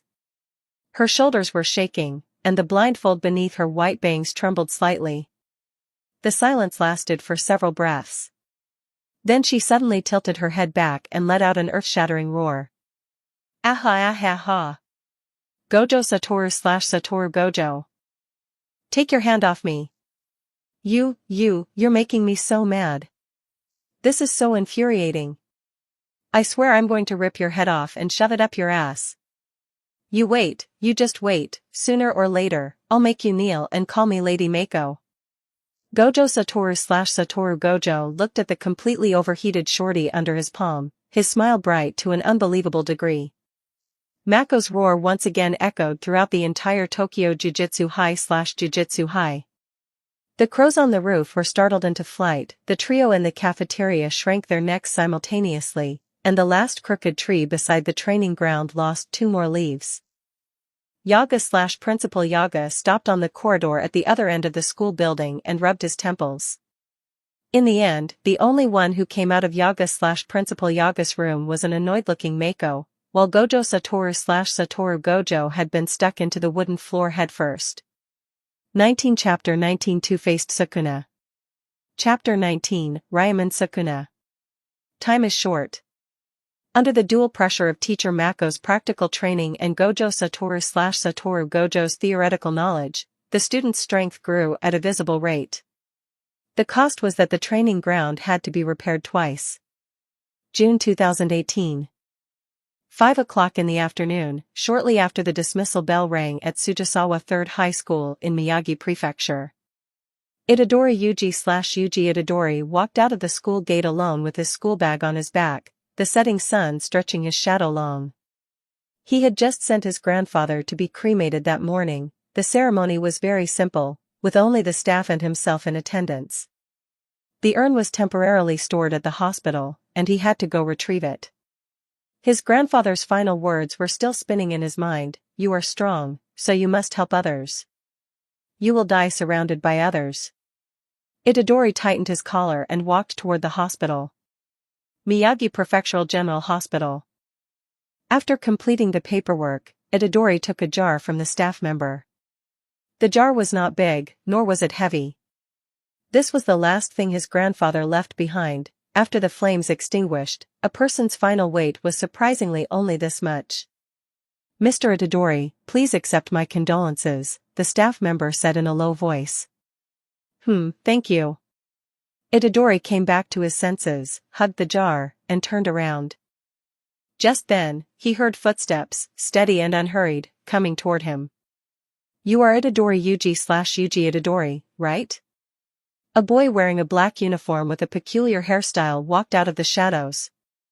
"I am Fushiguro/Megumi from Jujutsu High. I'm sorry, but there isn't much time. The cursed object you are holding is very dangerous. Hand it over to me immediately." "Cursed object?" Itadori frowned. Fushiguro/Megumi stepped forward and took out his phone to open the photo album. "You have this, right?" Itadori leaned in to look. On the screen was a withered, purplish finger. He froze for a moment and nodded. "Isn't this the box I picked up? I don't really care, but my seniors like it. You have to give me a reason, right?" Sigh. Fushiguro/Megumi sighed and briefly explained the relationship between curses and cursed objects. Itadori's expression became grave. "They said they were going to break the seal at school tonight. Is that not good?" "It's more than just not good. They will die." Fushiguro/Megumi turned around immediately. "Lead the way, quickly." Itadori looked at the jar in his hand, gritted his teeth, and placed it on the nurse's station counter. "Sorry, I'll come back to get it tomorrow." He turned and ran toward the school, catching up with Fushiguro Megumi Fushiguro in a few steps. Meanwhile, Tokyo Jujutsu High. It was exceptionally quiet today. Meiko was hanging listlessly from a tree, her gray-purple braided hair hanging down from the branch, the golden hair tie swaying gently. Gojo Satoru Gojo didn't know where he had run off to. He was probably off buying daifuku again. Yaga/Principal Yaga happened to pass under the tree. "Principal, where did the students go?" "Maki/Zen and Maki, Panda, and Inumaki have gone to exorcise a grade 2 cursed spirit. Fushiguro/Megumi went to Miyagi Prefecture. Sendai. Sujisawa 3rd High School." Meiko flipped down from the tree and landed steadily. The plot had begun. Itadori Yuji Itadori was about to swallow Sukuna's finger. "Principal, I'm going out for a bit." Miyagi Prefectural Sujisawa 3rd High School. The school building had already been riddled with holes by the aura of the cursed spirit, and the walls were covered in claw-like cracks. Fushiguro Megumi Fushiguro was leaning against the ruins, panting heavily, his shoulder torn open, blood soaking through the sleeve of his uniform. The great snake had already been dispersed, and in front of him was a grade 2 cursed spirit. It was huge, its 6 legs crawling on the wall as if it were flat ground. This thing was far more troublesome than estimated. The cursed spirit let out a shrill screech, and all 6 legs exerted force at once, slamming its entire body into Fushiguro/Megumi. With a loud boom, Fushiguro/Megumi crashed through the wall of the school building, sending debris flying. He slammed onto the ground outside, the taste of blood welling up in his mouth. Itadori stood not far away, his body trembling. This boy with the peculiar hairstyle was a complete stranger to him, yet he had risked his life to save his seniors. And what could he do? Stand by and watch? It's useless. Fushiguro/Megumi struggled to crawl up, his voice hoarse. People without cursed energy cannot kill cursed spirits. What is that? Itadori's gaze fell on the withered finger on the ground.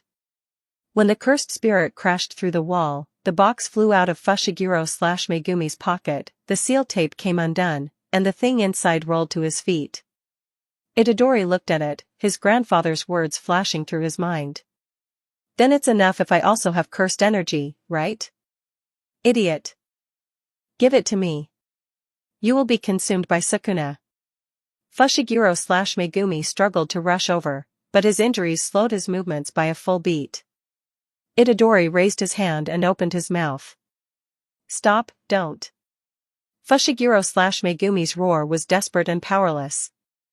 Ryaman Sukuna's finger is a special grade cursed object, it is highly poisonous, you will definitely die.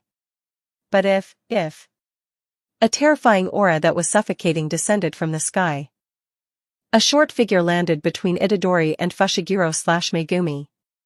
White short hair, a black blindfold, a crosswheel slowly rotating on top of her head, and light gray wings slightly flapping at her temples. Mako stood in the center of the ruins, not even looking at the grade 2 cursed spirit, and slapped it with her backhand.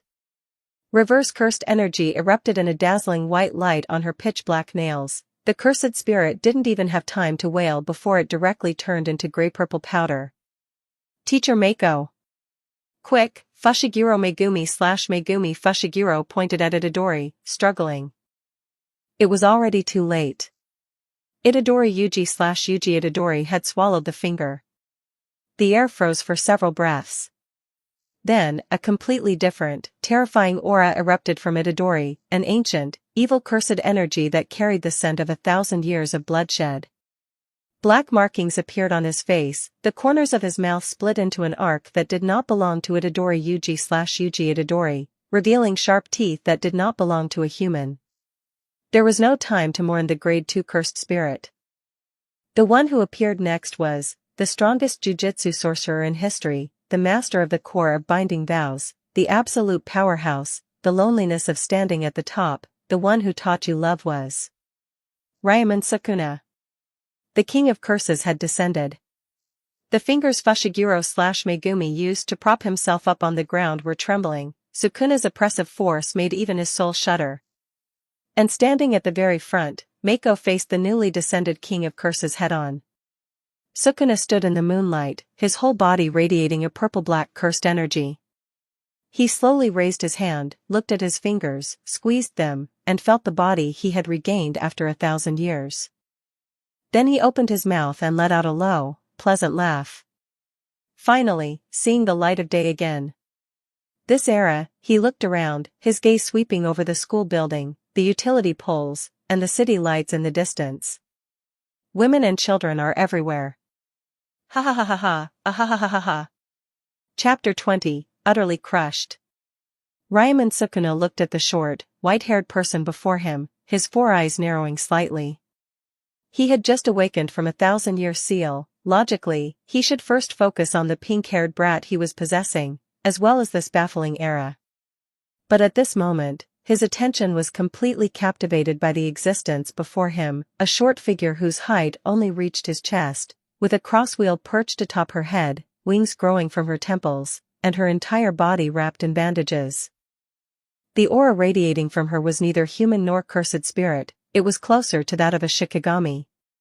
Yet, the posture with hands on her hips, head tilted up, and eyes glaring, along with the undisguised arrogance and disdain on her face, were expressions that only a living human could possess. You're not human, are you? Sukuna pinched his chin, a playful smile hanging on the corners of his mouth. An existence similar to a Shikigami, yet possessing human thoughts. Interesting. This era is actually capable of producing something like you, whose cursed technique creation are you? Who's Shikigami? Mako stood with her hands on her hips, tilting her head, her face, covered by black cloth, facing Sukuna directly. Hey! You're the king of curses from 1,000 years ago? She looked him up and down, then scoffed. You're not all that. I thought you'd be scary, but this is it? Are these tattoos of yours stick-ons? Sukuna's smile turned cold for an instant. His gaze shifted from playful to scrutinizing, the curve of his mouth narrowing slightly. A mere Shikigami, yet you dare to speak so brazenly. His voice was low and hoarse, and the rubble across the ruined school building trembled slightly under the fluctuations of his cursed energy. Just a mortal who happened not to be born in the same era as me. If you had met me 1,000 years ago, you wouldn't even have the qualifications to stand here and speak. Mortal? Mako's mouth widened even further. Did you just call me a mortal? An old antique who's been sealed for 1,000 years, and the first thing you do upon waking is argue with a little girl. You're the mortal here. Your whole family is mortal. Sukuna didn't reply further.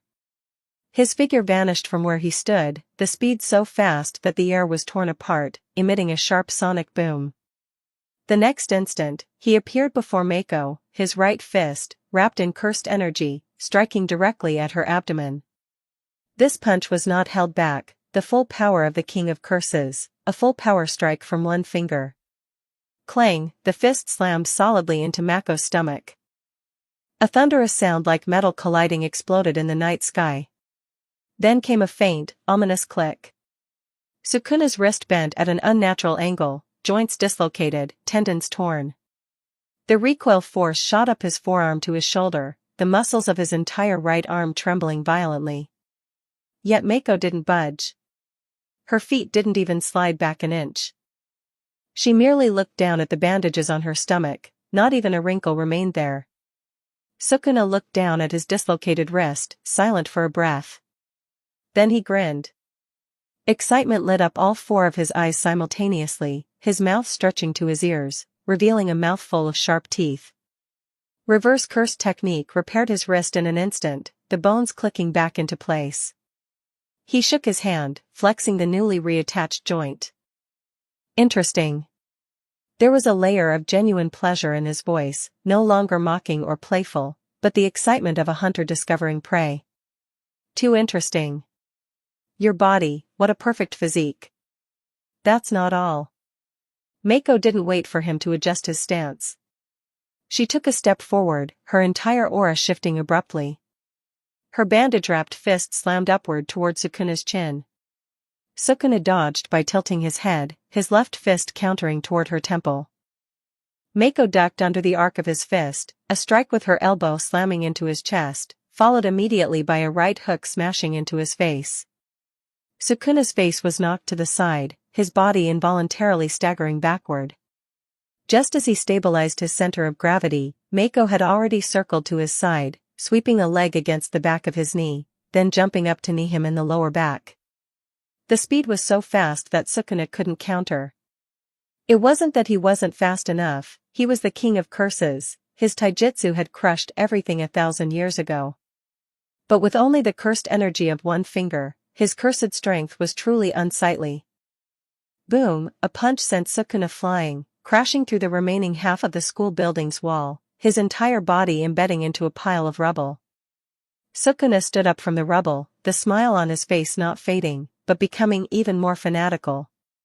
He had never encountered such an opponent. This kind of terrifying power, he had never even encountered it 1,000 years ago. Mako stood in the center of the ruins, arms crossed. A mere king of curses, how pathetic. I thought I'd be able to have a good fight, but you started getting beaten before I even finished warming up. She tilted her head, her tone full of undisguised disdain. I didn't expect this, I really didn't, you guy, you're just totally weak. The strongest from 1,000 years ago is at this level? Was there no one left in your Heian era? Sukuna didn't answer. His smile turned into something even more dangerous. I really want to see it with my own eyes. Mako's mouth stretched to her ears, her sharp, fine teeth glinting coldly in the moonlight. The pathetic expression on your face, you good-for-nothing trash, after being defeated by me, what a miserable and pitiful sight it will be. Her voice suddenly rose, her left leg kicking upward violently, a high kick smashing fiercely toward Sukuna's head. Sukuna instinctively crossed his arms to block. But it was useless, Mako's heel smashed through his defense, stomping his entire head down. Sukuna's body lost its center of gravity, his knees crashing heavily onto the rubble-covered ground, his upper body pinned firmly to the ground by Mako's foot, his face buried in the rubble. The entire scene was dead silent. Fushiguro Megumi Fushiguro leaned against the ruins, his pupils shaking. When he had been pushed to the brink of death by a mere grade 2 cursed spirit just moments ago, he thought he might die here today. He opened his mouth, not knowing what to say. Then, the black markings on Sukuna's body began to fade. Starting from one side of his cheek, the markings receded rapidly like an ebbing tide. Replacing them was his original skin tone. The lowered head slowly lifted, with only a final remnant of the markings remaining at the corner of his eye. Itadori Yuji Itadori blinked blankly. His pupils returned to their normal color, his expression shifting from Sukuna's arrogance to a look of utter confusion. Eh? Itadori discovered he was kneeling on both knees on the rubble, and before him was a pair of bandage-wrapped shins. He looked up along the shins, a dark gray skirt, a white cloth band at the waist, a white tube top, a black blindfold, and a cross wheel atop her head. He was kneeling before her.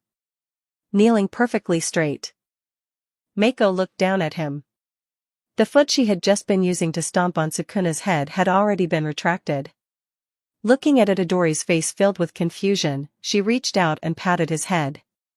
The movement was neither too light nor too heavy, her palm covering his short pink hair. There's no need for such a grand gesture. Her voice was calm, the corners of her mouth curling up slightly. Itadori froze for a good while, then jumped up from the ground. I wasn't performing a gesture. Just now, what happened to me? That finger, after I ate it, what happened? Why was I kneeling? What about that guy with the weird hairstyle? What about that bug? Where are the seniors? Grandpa's urn is still at the hospital. It's over. Today is the last day to pick up the ashes. He spun around in place, incoherent, hands buried in his hair, falling into total chaos. Mako watched him for a while. Then she reached out and patted his head again. This time, the force was lighter than before. Calm down, pink-haired brat. Her tone was surprisingly calm. You didn't die. You ate that finger, but you didn't die. The king of curses inside you has temporarily quieted down. Your seniors are fine too. As for your grandfather's ashes, it's still not too late to pick them up tomorrow. 21 Chapter 21 Getting Furious. Chapter 21, Triggered. Fushiguro Megumi Fushiguro leaned against the broken wall, holding his ribs with his left hand as blood seeped through his fingers. His gaze flickered between Teacher Mako and Itadori twice, his expression complex. He had never seen anyone capable of reclaiming their body after swallowing a finger of Ryomen Sukuna. He hadn't even heard of such a thing. And the scene of Teacher Mako pinning the king of curses to the ground and stomping on him, he had never seen that either, nor had he ever imagined it. Teacher Mako, Fushiguro/Megumi's voice was hoarse, and he stopped mid-sentence, unsure of what to ask. Mako turned around, arms spread wide like an actor on center stage preparing to take a bow. Her dark gray skirt hem fluttered slightly in the night breeze, and the cross-shaped wheel above her head glowed in the moonlight. It's fine, Fushiguro/Megumi. Teacher will handle it, just like I did before. The corners of her mouth stretched to her earlobes, revealing a mouthful of sharp, fine teeth. It was I who defeated Sukuna. It was I who defeated the curse. The king of curses before me is nothing but trash, without even the strength to fight back. She tilted her head back toward the night sky, her laughter echoing unrestrainedly over the ruins. Ha ha ha ha ha ha. The king of curses? Is that it? Like a stray dog kneeling before me, with his head under my feet. Fossils at least have research value, while Sukuna's only value is sharpening my claws. This part is a reader comment I copied when reading the novel, from a reader called Rain that never stops in Amage Cure. She extended her right hand, her pitch-black nails shimmering with an eerie light in the moonlight, and curled her 5 fingers one by one. Look, how bright they're polished. The King of Curses brand nail sharpener, everyone who's used it says it's great. Fushiguro/Megumi sighed. Teacher Mako's smugness wasn't getting carried away, it was just how she naturally is. She was usually this smug. Winning against Sukuna just raised her smugness index from level 10 to level 15. He leaned against the broken wall, shook his head, and smiled helplessly. Itadori didn't understand what was going on at all. He looked at Fushiguro/Megumi, then at Mako, then at his own hands, still stained with dust. He tried to piece together what had happened in the last few minutes in his head, but no matter how he tried, he couldn't form a complete picture. Can someone explain to me? Mako's laughter stopped abruptly. It wasn't because of Itadori's question. It was because something was falling from the sky. A figure dropped from the night sky, his posture as casual as if he were taking a stroll. Gojo Satoru/Satoru Gojo had his hands in his pockets, tilting his head.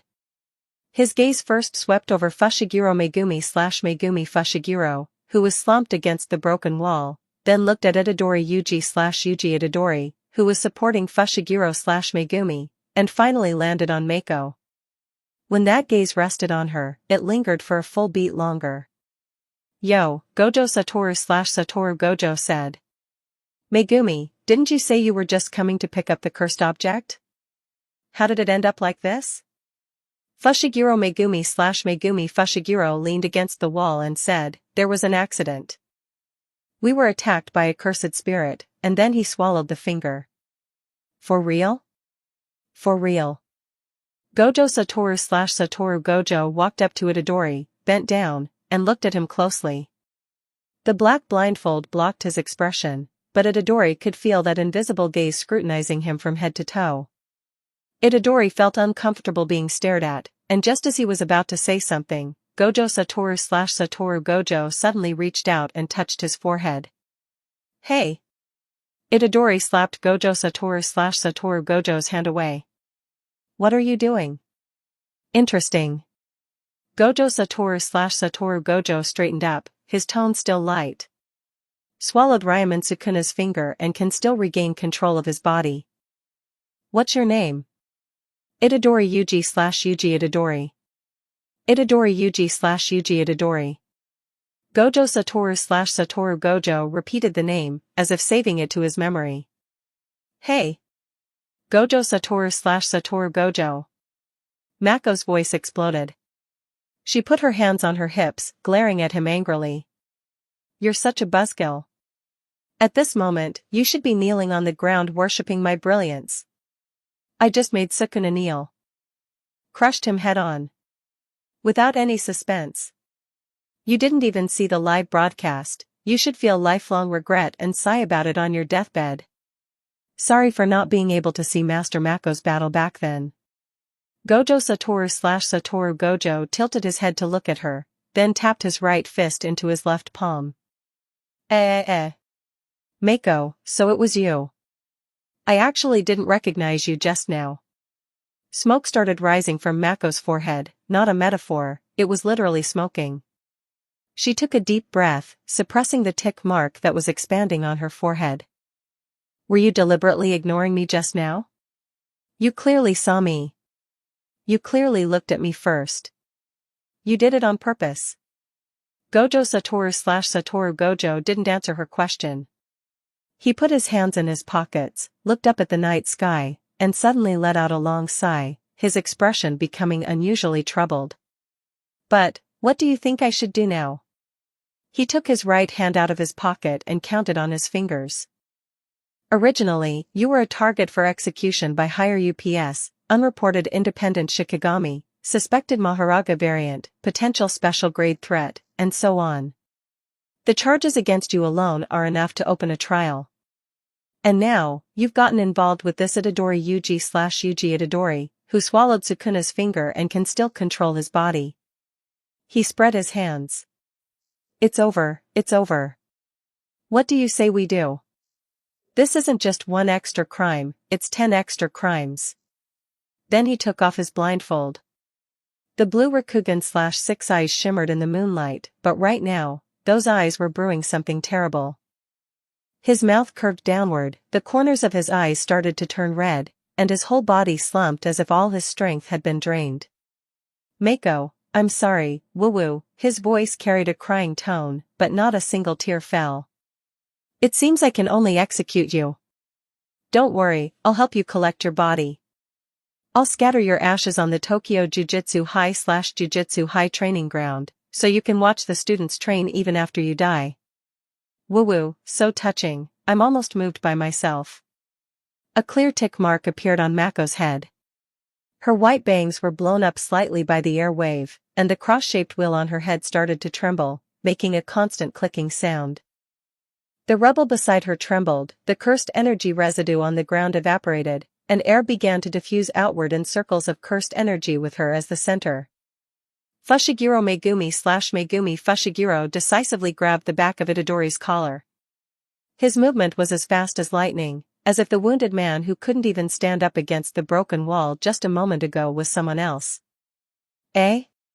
Itadori hadn't even reacted before he was dragged several steps away by Fushiguro/Megumi. Don't go. Fushiguro/Megumi's voice was low and urgent, carrying the deep fear of someone who had been there before. But, that guy with the blindfold said he wanted to execute the person who just saved us. Itadori struggled, wanting to rush back. Fushiguro Megumi Fushiguro felt like his whole body was prickling now. It wasn't the injury, it was the low pressure before the storm that made every nerve in him scream. You don't understand. If you go over now, you'll just become collateral damage. Trust me. He had experienced it. He had just experienced it this morning.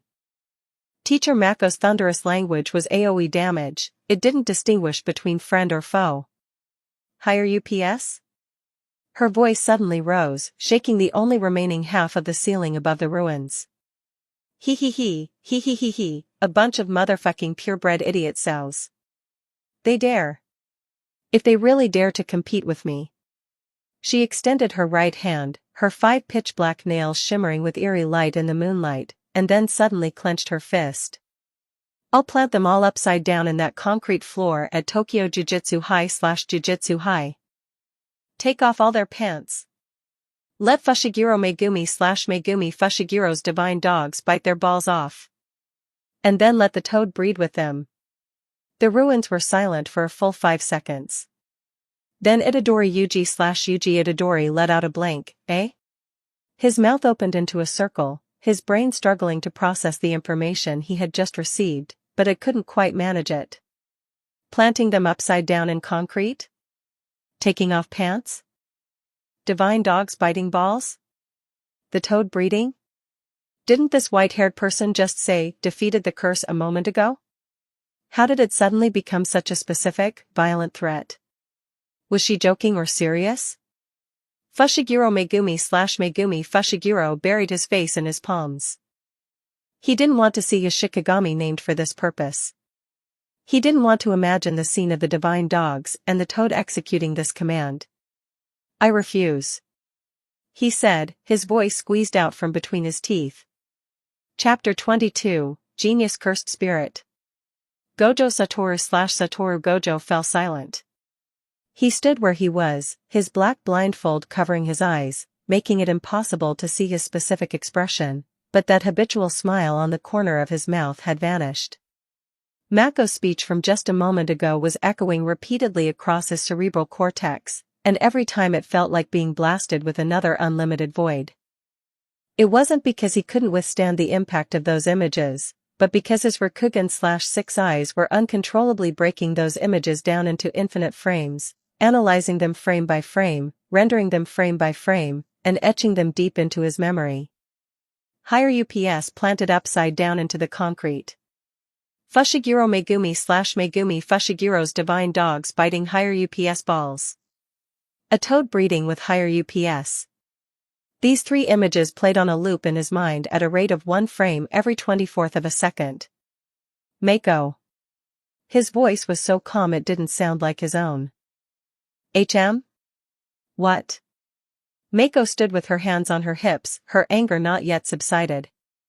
You know, you won't be able to get married like this. Get lost.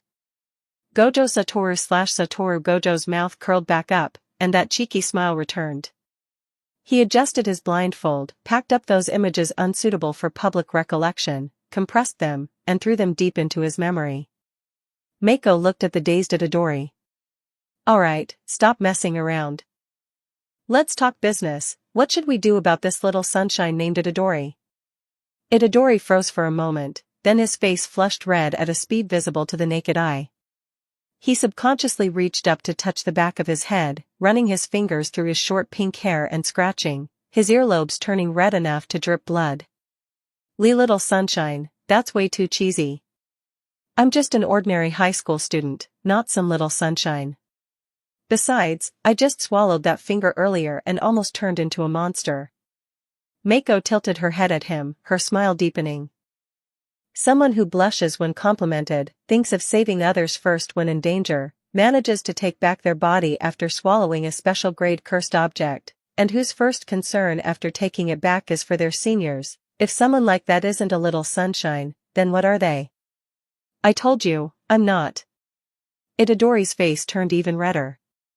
Gojo Satoru Gojo was nearly crying on the side, he was so touched. Is this the vitality of youth? Gojo Satoru Gojo put his hands back in his pockets, walked up to Itadori, and leaned in close. Yuji Itadori, what I'm about to say is very important, so listen carefully. You currently have Ryaman Sukuna's finger on you. According to the rules of the Jujutsu world, you will be sentenced to death. But he held up a finger. I have a plan that can keep you from dying for the time being. Are you willing to come with me? Itadori looked at that face, mostly covered by the blindfold, paused for a beat, and then nodded. My grandpa said that I'm strong, so I should go and help people. If becoming like this can help others, then I'm willing. Good kid. Gojo Satoru Gojo straightened up and patted his shoulder. Then he looked at Mako. I'll leave Fushiguro/Megumi to you. He's badly hurt, so take him back to Tokyo Jujutsu High/Jujutsu High and find Shoko/Yuri Shoko. I'll handle Itadori. I need to steady higher UPS first, at least get them to agree to a suspended sentence for observation. Got it. Mako walked to the broken wall and looked down at Fushiguro Megumi Fushiguro, who was still sprawled on the ground. He had already tried several times to stand up on his own, but every time he propped up his upper body, he slid back down. The wound on his ribs was still oozing blood, soaking a large patch of his uniform, but he gritted his teeth and didn't make a sound. How is it? Can you still hold on? I'm fine. Fushiguro/Megumi's voice was hoarse, his tone no different from usual. He tried again, propping himself against the wall with his right hand, clutching his ribs with his left, and gritting his teeth to push himself up. His knees barely left the ground for a few inches before they went soft and he collapsed back down. Mako pursed her lips. She bent down, grabbed Fushiguro Megumi Fushiguro's arm, and hoisted him onto her shoulder. The movement was fluid and clean. Fushiguro/Megumi's stomach pressed against her small shoulder, his arms dangling and swinging in front of her chest, his whole body folded in half. The posture was not exactly dignified. What are you trying to act tough for? Mako adjusted the position of the weight on her shoulder. When you're hurt, just honestly let someone carry you. You're such a big guy, don't you know how a wounded person should act? Teacher, I can walk myself. Walk my ass. You can't even stand up. Do you want to crawl back to Tokyo Jujutsu High/Jujutsu High on your knees? She carried Fushiguro/Megumi and started walking, her small figure moving through the school campus that had been smashed into ruins by the combined efforts of Sukuna and Mako, heading in the direction of Tokyo Jujutsu High/Jujutsu High. After a few steps, she suddenly spoke. Say, Fushiguro/Megumi, you're a grade 2 Jujutsu sorcerer, right? Yes, teacher. About that, Mako's tone suddenly became a bit guilty, and the arrogant, matter-of-fact air she had just moments ago inexplicably deflated by half. When we get back, how am I supposed to explain this to Yaga/Principal Yaga? Teacher, you started fighting before you even figured out how to explain it? There was a hint of imperceptible amusement in Fushiguro/Megumi's voice. Who started it? It was Sukuna who started it. I was just acting in self-defense. Self-defense, understand. What about that grade 2 cursed spirit? That was a preemptive strike. Returning to Tokyo Jujutsu High, Mako kicked open the door to the infirmary. The door slammed against the wall with a loud bang. Yeri Shoko Yeri was sitting at her desk, holding a long, thin cigarette, with smoke rising slowly in front of her. She looked at the white-haired shrimp who had kicked open her door for the second time, took a puff of her cigarette, and exhaled. Next time you don't knock, Shoko/Yeri. Shoko's voice was calm, but every word carried an irrefutable authority. I was wrong. Hurry up and save my student. Mako unloaded Fushiguro Megumi Fushiguro from her shoulder, her movements much gentler than before, carefully helping him sit on the treatment bed. Shoko/Yeri. Shoko raised an eyebrow. She stubbed out her cigarette in the ashtray and walked over to check Fushiguro/Megumi's injuries. She pressed her fingers against his ribs and pulled back his eyelids to check his pupils. Cracked ribs, internal bleeding, excessive consumption of cursed energy. He won't die. Mako stood on the side, her two bandage-wrapped hands tightly clasped together, and only let go once she confirmed the wounds were healing. I'm leaving him to you. I'm going to find Yaga/Principal Yaga. She walked out of the infirmary, and this time, she closed the door properly.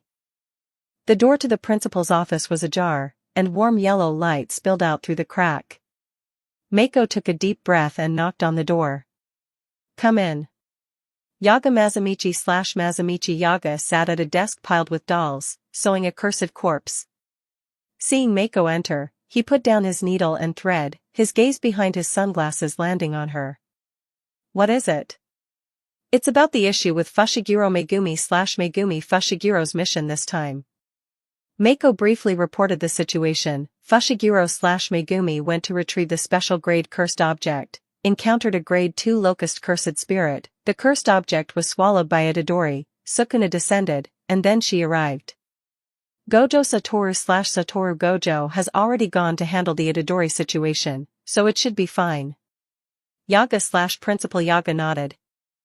However? He heard that there was more to what Mako was saying. However, Mako took a deep breath. Then her expression suddenly became serious and grave, her hands behind her back, her tone full of righteous indignation. During this mission, a genius grade 2 cursed spirit almost exorcised the next head of the Zenin family, the grade 2 Jujutsu sorcerer Fushiguro Megumi Fushiguro, and user of the 10 Shadows technique. If it weren't for me arriving early, fearing that this genius cursed spirit would become invincible once it grew up, I decisively nipped it in the bud. If it were allowed to continue growing, I fear the entire Jujutsu world would face catastrophe. This was absolutely a genius on the side of the cursed spirits. Yaga/Principal Yaga was silent. He looked at Mako, his sunglasses reflecting the white light of the fluorescent lamp, his expression unreadable. Mako. Yaga/Principal Yaga's voice suddenly rose, what is actually going on? If you can't explain it clearly. Principal Yaga/Principal Yaga. Mako hugged her head with both hands, shrinking her neck and taking a step back. The situation at the time was that he was ambushed. The divine dogs went to save someone too. But normally speaking, Megumi could still beat a grade 2 cursed spirit, that cursed spirit didn't play by the rules. It used a sneak attack. As she spoke, her confidence returned, hands on her hips, her voice becoming increasingly righteous. And that cursed spirit was really strong. Its reaction speed, the hardness of its shell, its attack patterns, too terrifying.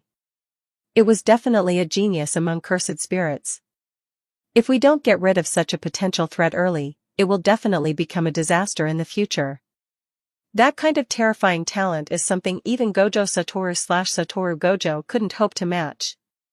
Yaga/Principal Yaga watched her entire expression change from guilty to righteous, and remained silent for a long time. Then he sighed and rubbed his temples. This person could turn, casually swatting a grade 2 cursed spirit to death into nipping a cursed spirit genius in the bud. She could turn, couldn't help but intervene into preventative action. She really lived up to being the person who could make Gojo Satoru Gojo so angry he shut up. 23 Chapter 23 The More the Merrier. Chapter 23, The More the Merrier. The next day. On the streets of Harajuku, people came and went. Nobara Kujisaki had just shaken off a talent scout and stood by the roadside, luggage in hand.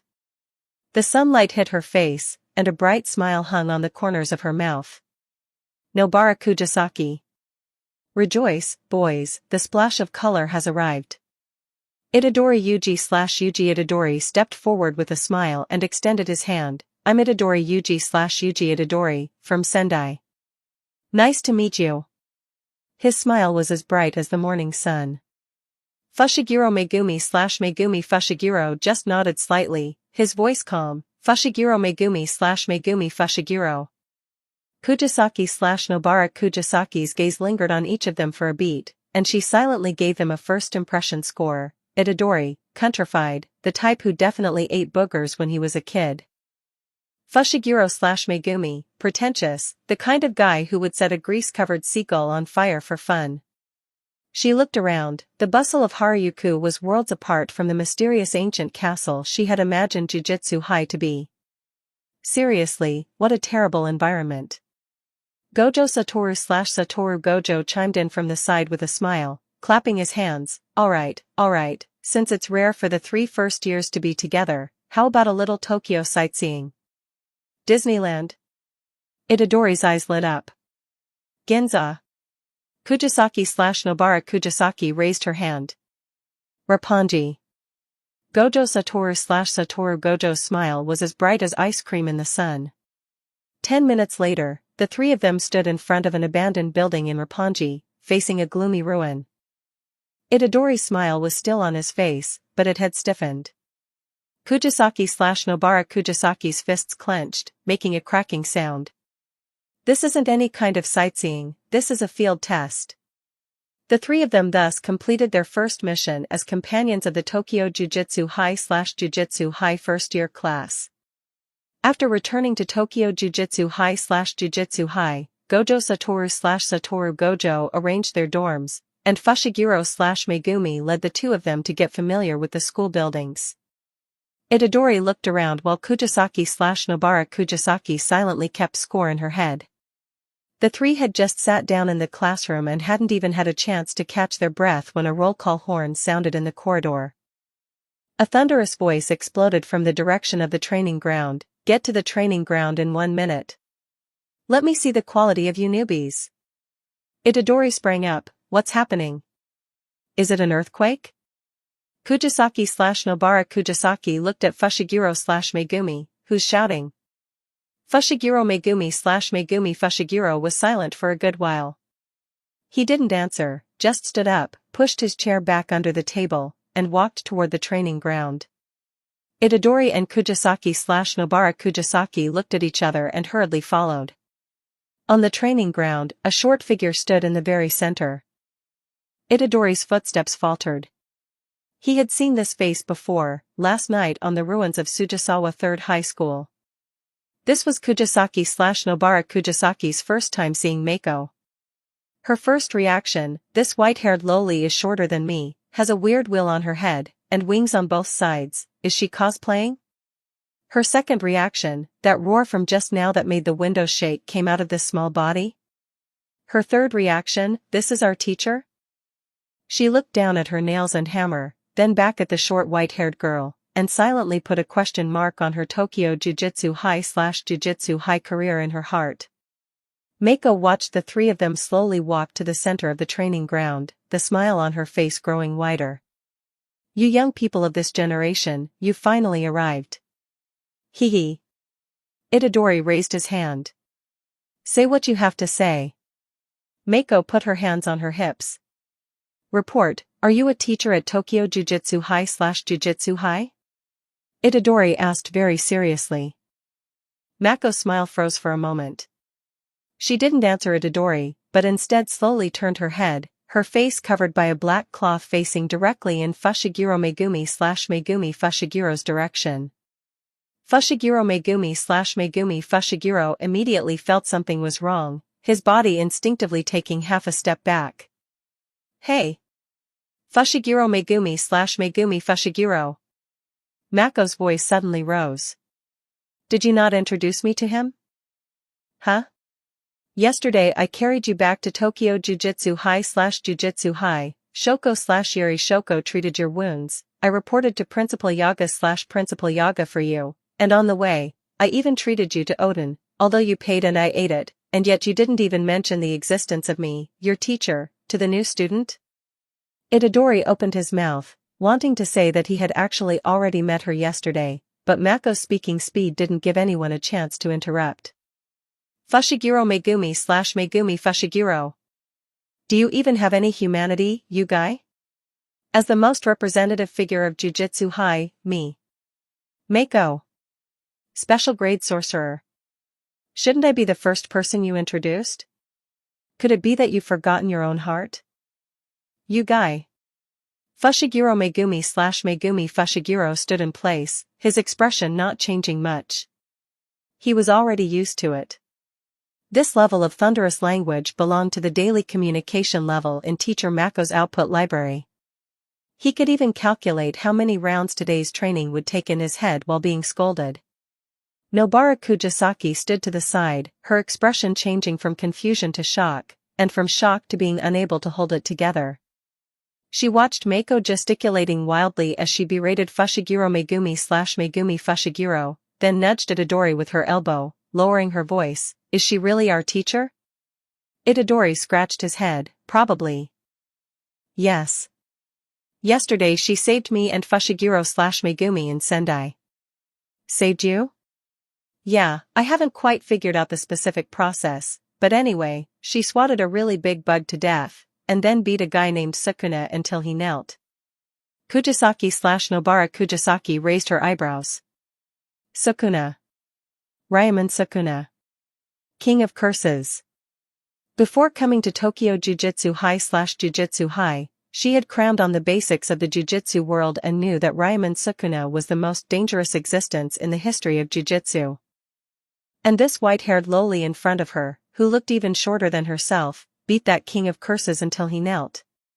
She looked at Fushiguro Megumi Fushiguro again, leaned over, and asked in a low voice, is she really our teacher? How did you survive before? Fushiguro Megumi Fushiguro was silent for a while. He looked at Mako, who was still chattering away in front, and then at the two classmates beside him who were about to be incorporated into Mako's special training system. 1,000 words welled up in his heart, but only one sentence came out. She counts as a teacher, I suppose. Kujisaki Nobara Kujisaki heard a kind of world weariness in his tone, the tone of someone who had been through it all. Her mouth twitched, and she felt unprecedented worry for her future at Tokyo Jujutsu High. Mako finally stopped her berating of Fushiguro Megumi Fushiguro. She took a deep breath, put her hands back on her hips, and the face covered by the black cloth slowly swept over the three people in front of her. Itadori stood straight but with a confused look in his eyes. Kujisaki Nobara Kujisaki stood with her arms crossed and a subtle expression, and Fushiguro Megumi Fushiguro still had that face that gave away no emotions. Listen up, you little newbies. Her voice lowered, carrying an air of natural authority. From today on, I am your practical combat teacher. Gojo Satoru Gojo teaches theory, I teach fighting. In my class, there is no such thing as gradual progress or individualized instruction. There is only one iron rule, get beaten down by me, then stand up, then get beaten down by me again, until you can last one more minute under my hand. Do you understand? Itadori swallowed hard. Kujisaki Nobara Kujisaki tightened her grip on her hammer. Fushiguro Megumi Fushiguro silently calculated in his heart the area of the training ground that would need repairs today. Sunlight spilled onto the training ground. The new first-year class of Tokyo Jujutsu High's Mako-style special training officially began. Chapter 24, Efficiency. 1 minute later, 3 figures lay sprawled across the training ground. None of the 3 had managed to last a full minute. In fact, from the moment Teacher Mako finished saying, "Did you understand?" to the first person collapsing, less than 40-some seconds had passed. Itadori was the first to rush in, and he was also the first to be sent flying. Kujisaki/Nobara Kujisaki tried to use her nails to block Teacher Mako's movement, but Teacher Mako didn't even bother to dodge. She simply flicked the nails away one by one with her fingernails. Fushiguro/Megumi had learned from the experience of being sent flying by a hook punch last time, so he maintained a medium distance throughout, using his Shikigami to provide support, and managed to last until the end.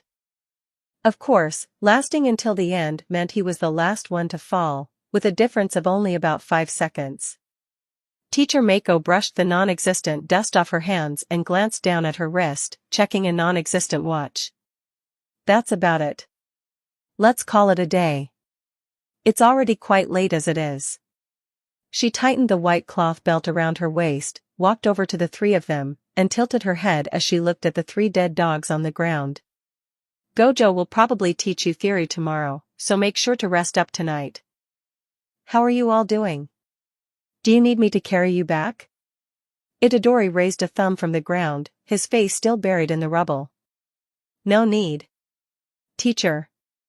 I can walk on my own. He tried to do so after speaking, but his knees had barely left the ground by 3 inches before they slammed back down. Kujisaki/Nobara Kujisaki didn't even have the strength to lift her hand, she just squeezed out a muffled "I'm fine" from her throat. Fushiguro/Megumi didn't speak, merely shaking his head to indicate he didn't need help. Teacher Mako pursed her lips. They all said they didn't need help, but their bodies were more honest than their words, not a single one of them could stand up on their own. She crouched down and hoisted Kujisaki/Nobara Kujisaki onto her shoulder first. Kujisaki/Nobara Kujisaki's stomach pressed against her slender shoulder, her arms dangling loosely in front of Teacher Mako's chest, the posture identical to how Fushiguro/Megumi had been carried back the previous night. Hold on tight. Kujisaki/Nobara Kujisaki responded feebly, her fingers barely managing to grip the white cloth belt at Teacher Mako's waist. Teacher Mako stood up and frowned as she looked at the 2 boys still sprawled on the ground. She was thinking about how to carry all 3 of them back at once. She couldn't just kick them all the way there. She looked down at her arms, wrapped in bandages, but radiating strength. Then, she bent down, slid her arms through the backs of Itadori's and Fushiguro/Megumi's uniforms, and grabbed them firmly. Up. The back collars of the 2 boys' uniforms dug into their armpits, leaving them suspended in midair with their feet about 10 centimeters off the ground. Itadori's limbs hung naturally, swaying back and forth like a cat being held by the scruff of its neck. Fushiguro/Megumi, on the other hand, crossed his arms over his chest and accepted this posture with a calm expression. Over the past few months, he had been transported by Teacher Mako in all sorts of unimaginable ways too many times. Kujisaki/Nobara Kujisaki, lying on Teacher Mako's shoulder, tilted her head to look at the 2 classmates being dangled, thinking that if a talent scout saw this scene, they would probably withdraw their debut invitation overnight. And so, Teacher Mako strode across the training ground, carrying Kujisaki/Nobara Kujisaki on her shoulder and dangling Itadori and Fushiguro/Megumi. People they encountered along the way cast sidelong glances, but no one dared to ask. After all, the one carrying them was that special grade sorcerer who had punched the head of the Zenin family into the air and smashed the training ground twice. Upon reaching the entrance of the boys' dormitory, Teacher Mako dropped Itadori and Fushiguro/Megumi down first. Their landing wasn't very graceful, but at least they landed on their butts, so it didn't hurt too much. Itadori stretched his shoulders, which were tingling from being constricted, and then raised his hand. Teacher. Teacher Mako was in the middle of readjusting Kujisaki/Nobara Kujisaki's position on her shoulder. Why didn't you just carry us back one by one? Teacher Mako froze for a moment. Her movement stopped, as if someone had hit the pause button on her. Carry them back one by one? Right, why didn't she carry them one by one? Why insist on moving all 3 at once, making herself look like an ant moving house with 3 shopping bags? Carrying them one by one was clearly less strenuous, more efficient, and wouldn't look so stupid. The silence lasted for a full 3 seconds. Fushiguro/Megumi silently stood up from the ground and took 2 steps back. He had already learned to recognize the meaning behind Teacher Mako's silence. It usually meant the calm before the storm. Itadori Yuji/Yuji Itadori. Teacher Mako's voice was so calm it didn't sound like her at all. Yes. Itadori straightened his body as a reflex. Your training volume will double tomorrow. Huh? Teacher Mako didn't answer. Carrying Kujisaki/Nobara Kujisaki, she turned around and strode away, her pace even faster than when she arrived. Her grayish-purple braids swung behind her like a pendulum, and her gold hair ties jingled. Itadori stood there, looking at Fushiguro/Megumi with a blank expression. Fushiguro/Megumi just patted his shoulder, saying nothing. Kujisaki/Nobara Kujisaki was carried into the girls' dormitory. Teacher Mako placed her on the bed. Then, she sat down on the chair nearby, her face still flushed red. That Itadori, he makes me so mad. Carry them back one by one? Why doesn't he ask himself why he couldn't just walk back on his own? Teacher Mako crossed her arms, her feet kicking the air irritably beneath the chair. Carry them back one by one, nonsense. Of course I can carry them one by one. Can't I just want to move them all at once? Isn't that saving time? What does he know? A little newbie who can't even take one of my punches, actually daring to question a teacher's transport efficiency. Tomorrow, I will definitely make him know what real training volume is. Kujisaki/Nobara Kujisaki lay sprawled on the bed, tilting her head to watch Teacher Mako talk to herself. From the thunderous demon king of the training ground to the nagging, chatterbox mother figure in the dorm, this transition happened too fast for her to keep up. Teacher, she said feebly, you're really not human, are you? I'm not. Teacher Mako answered with unusual bluntness. Fine. Kujisaki/Nobara Kujisaki closed her eyes. Teacher, I'm going to sleep. Sleep, sleep. Tomorrow you still have to be tormented all morning by that white-haired pervert, Gojo. Teacher Mako stood up, walked to the door, and then turned back. By the way, how are you getting along with Itadori and Fushiguro/Megumi? It's okay, Kujisaki/Nobara Kujisaki said, rolling over and pulling the blanket up to her chin.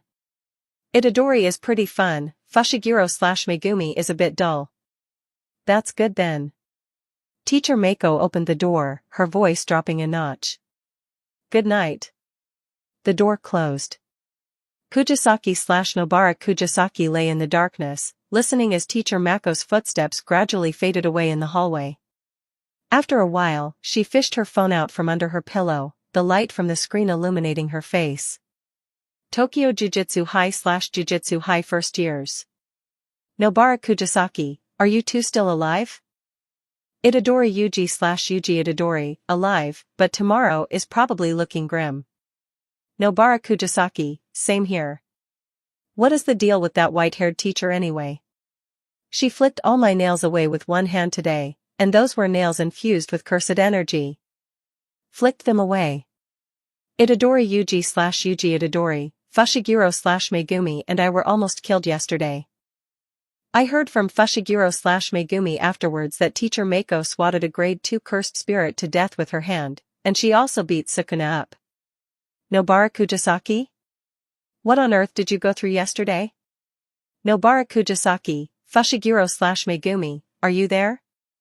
You didn't say anything earlier, surely you can say something now? Fushiguro Megumi/Megumi Fushiguro, what do you want to know? Nobara Kujisaki, is she really our teacher? Is there anything I need to be particularly careful about? Fushiguro Megumi/Megumi Fushiguro, she counts as a teacher, for now. Fushiguro Megumi/Megumi Fushiguro, there are many things to watch out for, I'll tell you the most important ones. Fushiguro Megumi/Megumi Fushiguro, first, don't believe her when she says 1 minute of training, it's usually several times that. Second, just listen when she scolds you, if you don't talk back, she stops sooner. Third, don't mention height in front of her. Fourth, she says she doesn't care about you, but if you get hurt, she'll be the first to rush over. Fifth, and the most important one, if she says your training volume will double tomorrow, it will actually double. The group chat was silent for a long while. Nobara Kujisaki, you're only telling me the last one now? Itadori Yuji/Yuji Itadori, Fushiguro/Megumi, I already provoked her before you sent that last one. She said my training volume will double tomorrow. Fushiguro Megumi/Megumi Fushiguro, I know. Nobara Kujisaki. Nobara Kujisaki, Itadori, it was nice knowing you. If there's a next life, don't ask the teacher questions like that again. Itadori Yuji/Yuji Itadori, I won't. I definitely won't. 25 Chapter 25 The Strongest. Chapter 25, The Strongest. The next day, the morning was Gojo Satoru/Satoru Gojo's theory class. Meiko was slacking off in her room. So, she spread herself out like a starfish, her head against the floor and her legs propped up against the wall. Who knows how much time had passed? A knock sounded at the door. Meiko opened her eyes, rolled over, and lifted her head from the floor, her short white hair a tangled bird's nest. Who is it? Sensei, it's me. Meiko scrambled up and went to open the door. Nobara Kujisaki was standing there. Meiko tilted her head as she looked at her, her expression blank, not yet fully switched back from her dazed state. Kujisaki/Nobara Kujisaki, what's up? Kujisaki/Nobara Kujisaki waved the flyer in her hand, her smile bright. Sensei, we're planning to have a meal together today to celebrate our enrollment. Itadori and Fushiguro/Megumi are already waiting at the gate, we're just waiting for you. Meiko paused, stunned. She pointed at her own nose. Inviting me? Her voice went up an octave, carrying an undisguised sense of surprise. Kujisaki/Nobara Kujisaki's smile widened. What's wrong? Sensei, you're one of us too. Meiko scratched her head, her fingers digging into her messy, short white hair. She looked down at her wrinkled tube top and the white cloth strip around her waist that had shifted to one side, remaining silent for quite a while. This gesture is truly delightful. Huh? Kujisaki/Nobara Kujisaki tilted her head. Sensei, what kind of weird things are you saying? Meiko blinked, then put her hands on her hips and threw her head back, laughing heartily. Her laughter echoed in the cramped dormitory. Fine, fine. I'm still happy that you invited me. Wait, let me get ready. She closed the door halfway, then poked her head back out. 1 minute. 1 minute later, Meiko appeared at the Tokyo Jujutsu High/Jujutsu High gate. Itadori and Kujisaki/Nobara Kujisaki were already chatting away enthusiastically at the gate, getting more and more excited, as if they had known each other for 10 years instead of just one day. Fushiguro Megumi/Megumi Fushiguro stood to the side, hands in his pockets, his expression calm. It wasn't that he wasn't sociable, it was just that he really couldn't get a word in on the topics those two were discussing. Sensei's here. Itadori was the first to spot Meiko, raising his hand and waving vigorously. Then he looked behind Meiko. Aren't we waiting for Gojo-sensei? Huh? Wait for him? Meiko raised an eyebrow, her tone full of undisguised disdain. Wouldn't that just be a waste of life? Itadori opened his mouth, wanting to say something, but Kujisaki/Nobara Kujisaki was already pulling on his sleeve and walking forward. The location was a high-end sushi restaurant in Ginza. Pushing open the wooden lattice door, there was a karasansui arrangement in the entryway, and the air was filled with the aroma of vinegared rice and fresh fish. The sushi chef shouted a hearty welcome, his voice echoing throughout the restaurant. The four of them took their seats. The three students upheld the fine virtue of respecting the old and loving the young, even though Meiko looked younger than all of them. But since she was a teacher, by seniority she counted as the old one, so they all pushed the menu toward her at the same time. Sensei, you order first. Mako took the menu, flipped through 2 pages, and then slammed it shut. She extended a pitch-black fingernail and pointed to a few spots on the menu. Waiter. This, and this, don't bring those. Bring 5 of everything else. She pushed the menu toward the 3 of them. Order whatever you want. I'm very happy today, so I'm paying. Itadori's eyeballs nearly fell into his soy sauce dish. Kujisaki/Nobara Kujisaki widened her eyes. Fushiguro Megumi/Megumi Fushigiro's hand, holding his teacup, frozen mid-air. The 3 of them had their expressions frozen for a full 2 seconds. Then, they all let out a sigh of relief in unison. Sushi began to arrive, plate after plate. Fatty tuna, sea urchin gunkan-maki, seared salmon, sweet shrimp, conger eel, tamagoyaki, they were piled onto the table in sets of 5, and soon there wasn't even enough room on the table to place the soy sauce dishes. Itadori and Kujisaki/Nobara Kujisaki were reserved at first, but after the 3rd plate, they completely let go, their chopsticks weaving afterimages in the air above the table. Fushiguro Megumi/Megumi Fushiguro kept his usual pace, neither fast nor slow, precisely picking one up, chewing, then picking up the next. Yo! A familiar, punchable voice rang out from the side of the table. Gojo Satoru/Satoru Gojo teleported into the empty seat next to Mako, carrying 2 large bags in his hands. Gojo-sensei!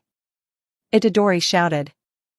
Mako unceremoniously reached out and took the bags from Gojo Satoru/Satoru Gojo's hands, rummaged through the contents, unwrapped a strawberry milk, inserted the straw, and took a sip. Sit down, white-haired pervert. Since you brought stuff. I'm touched. Mako actually didn't curse at me today. That's because I'm eating and don't have the time. Gojo Satoru/Satoru Gojo chuckled and pulled out a chair to sit. The atmosphere of the meal became even livelier with Gojo Satoru/Satoru Gojo's arrival. Kujisaki/Nobara Kujisaki slapped the table as she recounted her glorious achievement of leaving Gojo Satoru/Satoru Gojo speechless during the theory class that morning. Itadori nodded frantically to corroborate, while Fushiguro Megumi/Megumi Fushiguro silently ate sushi, only speaking up when asked, "What do you think, Fushiguro/Megumi?" to say, "I suppose so." However, the good times didn't last. After nearly an hour of frantic stuffing, Itadori was the first to put down his chopsticks.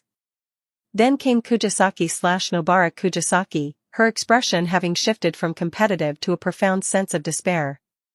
Finally, Fushiguro Megumi/Megumi Fushiguro, his chopsticks were still in his hand, but his frequency of picking up sushi had gone from one after another to taking a long while between each piece. Mako looked at them and frowned. Choosing not to eat when you encounter delicious food you can't finish, that's the mindset of a loser. She rolled up her sleeves, took a deep breath, and began to frantically shovel it in. Any delicacy that entered her attack range didn't survive for more than 3 seconds. I'm going to finish all this food in the next 2 hours, Mako declared, her tone sounding like a declaration of war. Gojo Satoru/Satoru Gojo watched her from the side, the smile at the corners of his mouth slowly deepening. He didn't put down his chopsticks like the trio, in fact, his chopsticks hadn't stopped moving.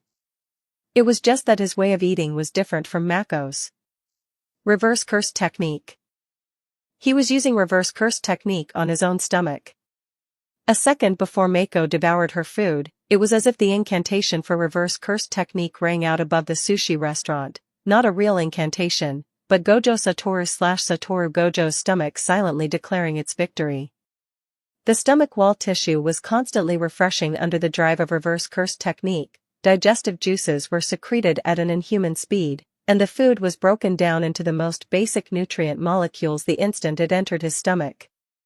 The limitless reverse curse technique lit up with blinding light in Gojo Satoru/Satoru Gojo's stomach like a nuclear explosion, and while Mako's chopsticks were still waving in midair, the plate of flounder nigiri the chef had just served had already been cleared by Gojo Satoru/Satoru Gojo. Mako's chopsticks grabbed at empty air. She looked down at her empty chopstick tips, then looked at the stack of empty plates rapidly growing in front of Gojo Satoru/Satoru Gojo, her pupils trembling. Gojo Satoru/Satoru Gojo, you guy, she sped up, grabbing 3 pieces of sushi with her left hand, 2 more with her right chopsticks, while still having one stuffed in her mouth. But the eating speed driven by Gojo Satoru/Satoru Gojo's reverse curse technique had already broken past her current limit. The sushi chef couldn't keep up with their speed anymore. The final showdown took place over a plate of fatty tuna. It was the chef's last stock for the night, the only plate left, beautifully plated, with a total of 6 pieces. When Gojo Satoru/Satoru Gojo's chopsticks reached for it, Mako's hand reached out as well. The two engaged in a brief offensive and defensive battle over the fatty tuna. Chopsticks collided with fingernails, and cursed energy vibrated slightly in the cramped space of the sushi restaurant. The 3, Itadori and the others, instinctively shrank back. Mako's fingernail deflected Gojo Satoru/Satoru Gojo's chopsticks. Gojo Satoru/Satoru Gojo switched hands, using his left hand to hold the fish with his chopsticks. Mako reached out to snatch it, but Gojo Satoru/Satoru Gojo tilted his head back and popped the sushi into his mouth. He chewed twice, swallowed, and then flashed a brilliant smile at Mako. Mako looked at the empty plate and remained silent for quite a while. She leaned back against the intact chair, the one next to it had been knocked away during the food scramble, her whole body weakly supporting itself. Itadori, Kujisaki/Nobara Kujisaki, and Fushiguro Megumi/Megumi Fushiguro stared blankly at Gojo Satoru/Satoru Gojo, their faces full of disbelief. In other words, that's right. Gojo Satoru/Satoru Gojo had won. The strongest battle record, inscribed in the sushi restaurant. And Mako, head bowed, slowly curled her lips into a grin. The cross-shaped wheel above her head silently rotated 1 notch under the warm yellow lights of the sushi restaurant. Clang. Next chapter, Adaptation. Chapter 26, Heading South. A flash of white light streaked past.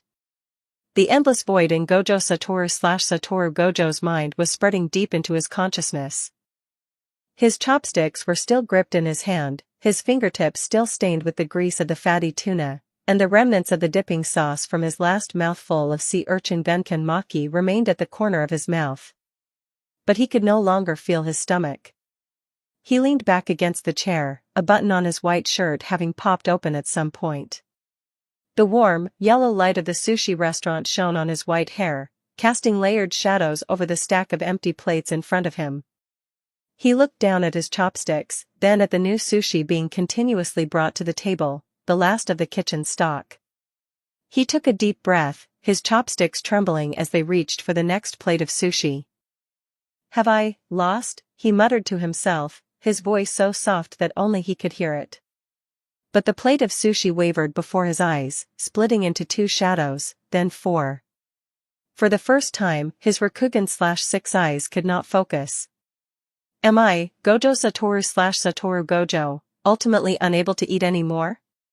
He picked up the piece of sushi, his hand shaking even more violently than when Fushiguro Megumi/Megumi Fushiguro was first blasted away by Mako. The vinegared rice trembled on the tips of his chopsticks, and the raw fish reflected the light like a thin blade. He slid the sushi into his mouth, chewed 5 times, and swallowed.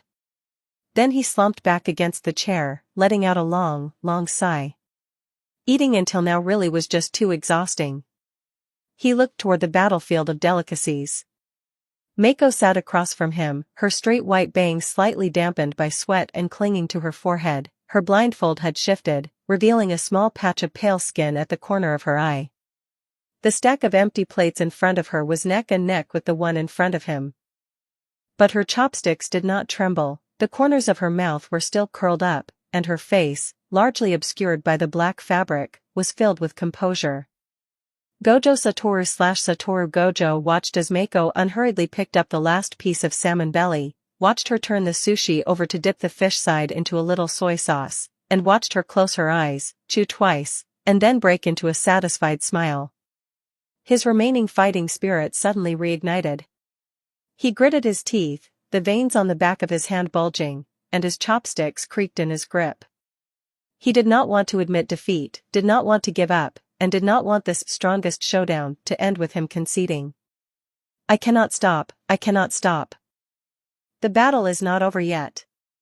I, Gojo Satoru Gojo, must absolutely not fall here.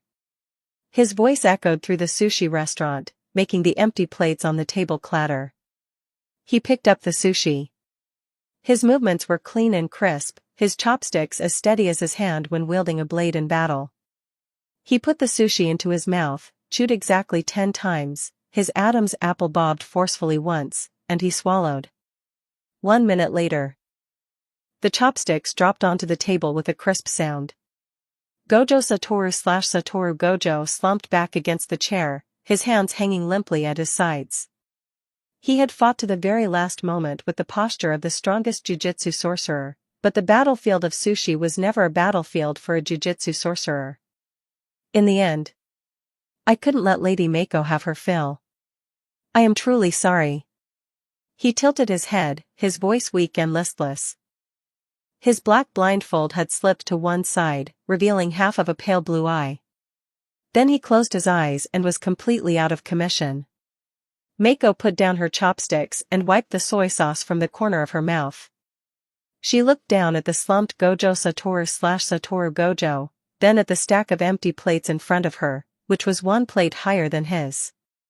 Then she stood up, walked over to Gojo Satoru Gojo, bent down, and grinned from ear to ear. She reached out and patted Gojo Satoru Gojo's messy white hair twice. The strongest? Her voice was full of post-satisfaction joy. In the sushi restaurant, just call me Lady Mako. Then she patted him once more, with a force that was neither too light nor too heavy, causing Gojo Satoru Gojo's head to tilt to the side, but he offered not the slightest bit of resistance. The legend of the strongest in the sushi restaurant was born from this moment. Itadori Yuji Itadori was slumped in his chair, clutching his stomach with both hands, his expression caught between shock and stupor. There were a few plates stacked in front of him too, but compared to the piles in front of Mako and Gojo Satoru Gojo, it was like child's play. He had thought he was a big eater, he had polished off 5 plates of sushi alone, setting a personal best, and then he watched as Mako and Gojo Satoru Gojo consumed the entire store's inventory in just a few short tens of minutes. Gojo-sensei, actually lost. His voice was trembling. Nobara Kujisaki buried her face in her palms, her shoulders trembling slightly. She didn't know whether she wanted to cry or laugh. She had just used her phone to record a video of the two of them fighting over food, but because her hands were shaking so much, the video footage had become an abstract painting. Fushiguro Megumi Fushiguro sat in the corner, still holding a cup of unfinished barley tea. He watched the way Gojo Satoru Gojo was slumped in his chair, the way Mako stood with her hands on her hips laughing, and the way Itadori and Kujisaki/Nobara Kujisaki looked, one in a stupor, the other having a breakdown, and remained silent for a long time. Then he set down his teacup and spoke in a calm tone, adapted. What? Itadori turned his head. The teacher's wheel, it turned just now. Fushiguro pointed to the top of Mako's head. Mako sat back down in her seat, picked up the half bottle of sake that Gojo Satoru Gojo had brought, and took a sip straight from the bottle. Then she looked out the window at the sky to the south, the warm yellow light of the sushi restaurant reflecting off her pale face. She sighed with satisfaction, her voice suddenly calming down. But I did have my fill. Her voice was very soft. I probably won't forget you for the rest of my life. Gojo Satoru Gojo kept his eyes closed, the corners of his mouth curling up slightly. Heading south. Itadori scratched his head, not understanding what riddle these two teachers were speaking in. Kujisaki/Nobara Kujisaki also furrowed her brows. Fushiguro remained silent, simply picking up his teacup and taking a sip. A jujutsu sorcerer comes down from the battlefield, washes off the blood and ash from their body, walks into a sushi restaurant to the south, orders a plate of the most expensive fatty tuna, drinks a cup of sake, and thinks of nothing, worries about nothing. This is heading south. 27 Chapter 27 The Prison Mother. Chapter 27, Prison Mom. Mako received a mission. It was a strange mission. The mission briefing stated suspected special grade cursed spirit, and the location was an abandoned factory on the outskirts of Tokyo. Special grade, special grade. Mako tossed the mission briefing into the air, sprang up from her bed, clenched her fists, and looked like a stick of ignited dynamite. It's finally here. Combat is awesome. She rushed out of the dormitory, her gray-purple braided ponytail whipping into a blur. When she passed the training ground, Itadori was doing push-ups. He looked up and shouted, "Teacher, where are you going?" Mako's answer had already been blown away by the wind, leaving only a few scattered syllables behind. Special grade, awesome, don't follow me. Kujisaki/Nobara Kujisaki came out of the equipment room carrying her hammer and exchanged a look with Itadori. Fushiguro was sitting in the shade reading a book. He didn't even look up as he turned a page, his tone flat. There's a special grade cursed spirit. She's been penned up for too long. Mako excitedly got into Nita Akari's car. Seeing her like this, Nita Akari's hands tightened involuntarily on the steering wheel. Ms. Mako, it's about a 40-minute drive. Okay, drive fast, drive fast. Mako squirmed in the passenger seat like a child who couldn't wait to get to an amusement park. Upon arriving at the designated location, Nita Akari lowered the curtain. Mako couldn't wait to rush through the factory gates, hands on her hips, taking a deep breath to prepare for a hearty battle. Then she froze. There were only a few grade 2 cursed spirits in the factory. One that looked like a giant rat was squatting in the corner gnawing on a steel pipe, another that looked like a jellyfish was floating on the ceiling, and there was also a lizard-shaped one rummaging through a trash can. They sensed Mako's cursed energy and all turned their heads in unison. Mako expressionlessly flicked out her pitch-black nails and waved her hand a few times. The reverse cursed energy turned into several beams of white light, and the few grade 2 cursed spirits didn't even have time to howl before they turned directly into gray-purple dust. The battle lasted less than 10 seconds from start to finish. That's it? That's it? Mako kicked an empty oil drum, and it smashed through the factory wall and flew out. Where's the special grade? What happened to the promised special grade? What is the intelligence department doing? Can't those idiots among higher UPS tell the difference between a special grade and a grade 2? I sat in a car for 40 minutes just for a few grade 2s. This doesn't even count as a warm-up. This is something even Fushiguro could handle with one hand. She grumbled and kicked the gravel, then turned to leave. Just as she was about to step out of the factory gate, a voice sounded from behind her. It was unhurried, carrying a gentleness that gave people goosebumps. Yo. Mako stopped. She didn't turn around immediately. This tone, this way of saying yo as if greeting an old friend. She turned around slowly, her gaze locking onto the figure standing on the second-floor corridor. The person walked out of the shadows. He was wearing a wide kasaya made of deep purple fabric embroidered with dark patterns, and a clear stitch line ran across his forehead. His face was gentle, with a faint smile on his lips, but those eyes held something that didn't belong to this era, eyes that had spanned a millennium and witnessed countless lives and deaths. Geto Suguru/Suguru Geto. No. Mako narrowed her eyes and crossed her arms. Is it you? Geto Suguru/Suguru Geto, no. Kenjaku/Wansua. Her voice was cold and steady. What are you doing coming to find me, you 1,000-year-old parasite? Looking for a fight? Kenjaku/Wansua tilted his head slightly, his smile deepening, without a trace of panic at having his identity exposed. I'm really curious, where did you learn all this? This name isn't something just anyone can know. How could a being that was born not long ago know my name? Curious about what? Curious about how your mother gave birth to you? Mako's mouth curled up, revealing sharp, fine teeth. Cut the crap. If you want to fight, come down. If not, get lost. I don't have time to chit-chat with you, you brainflower freak.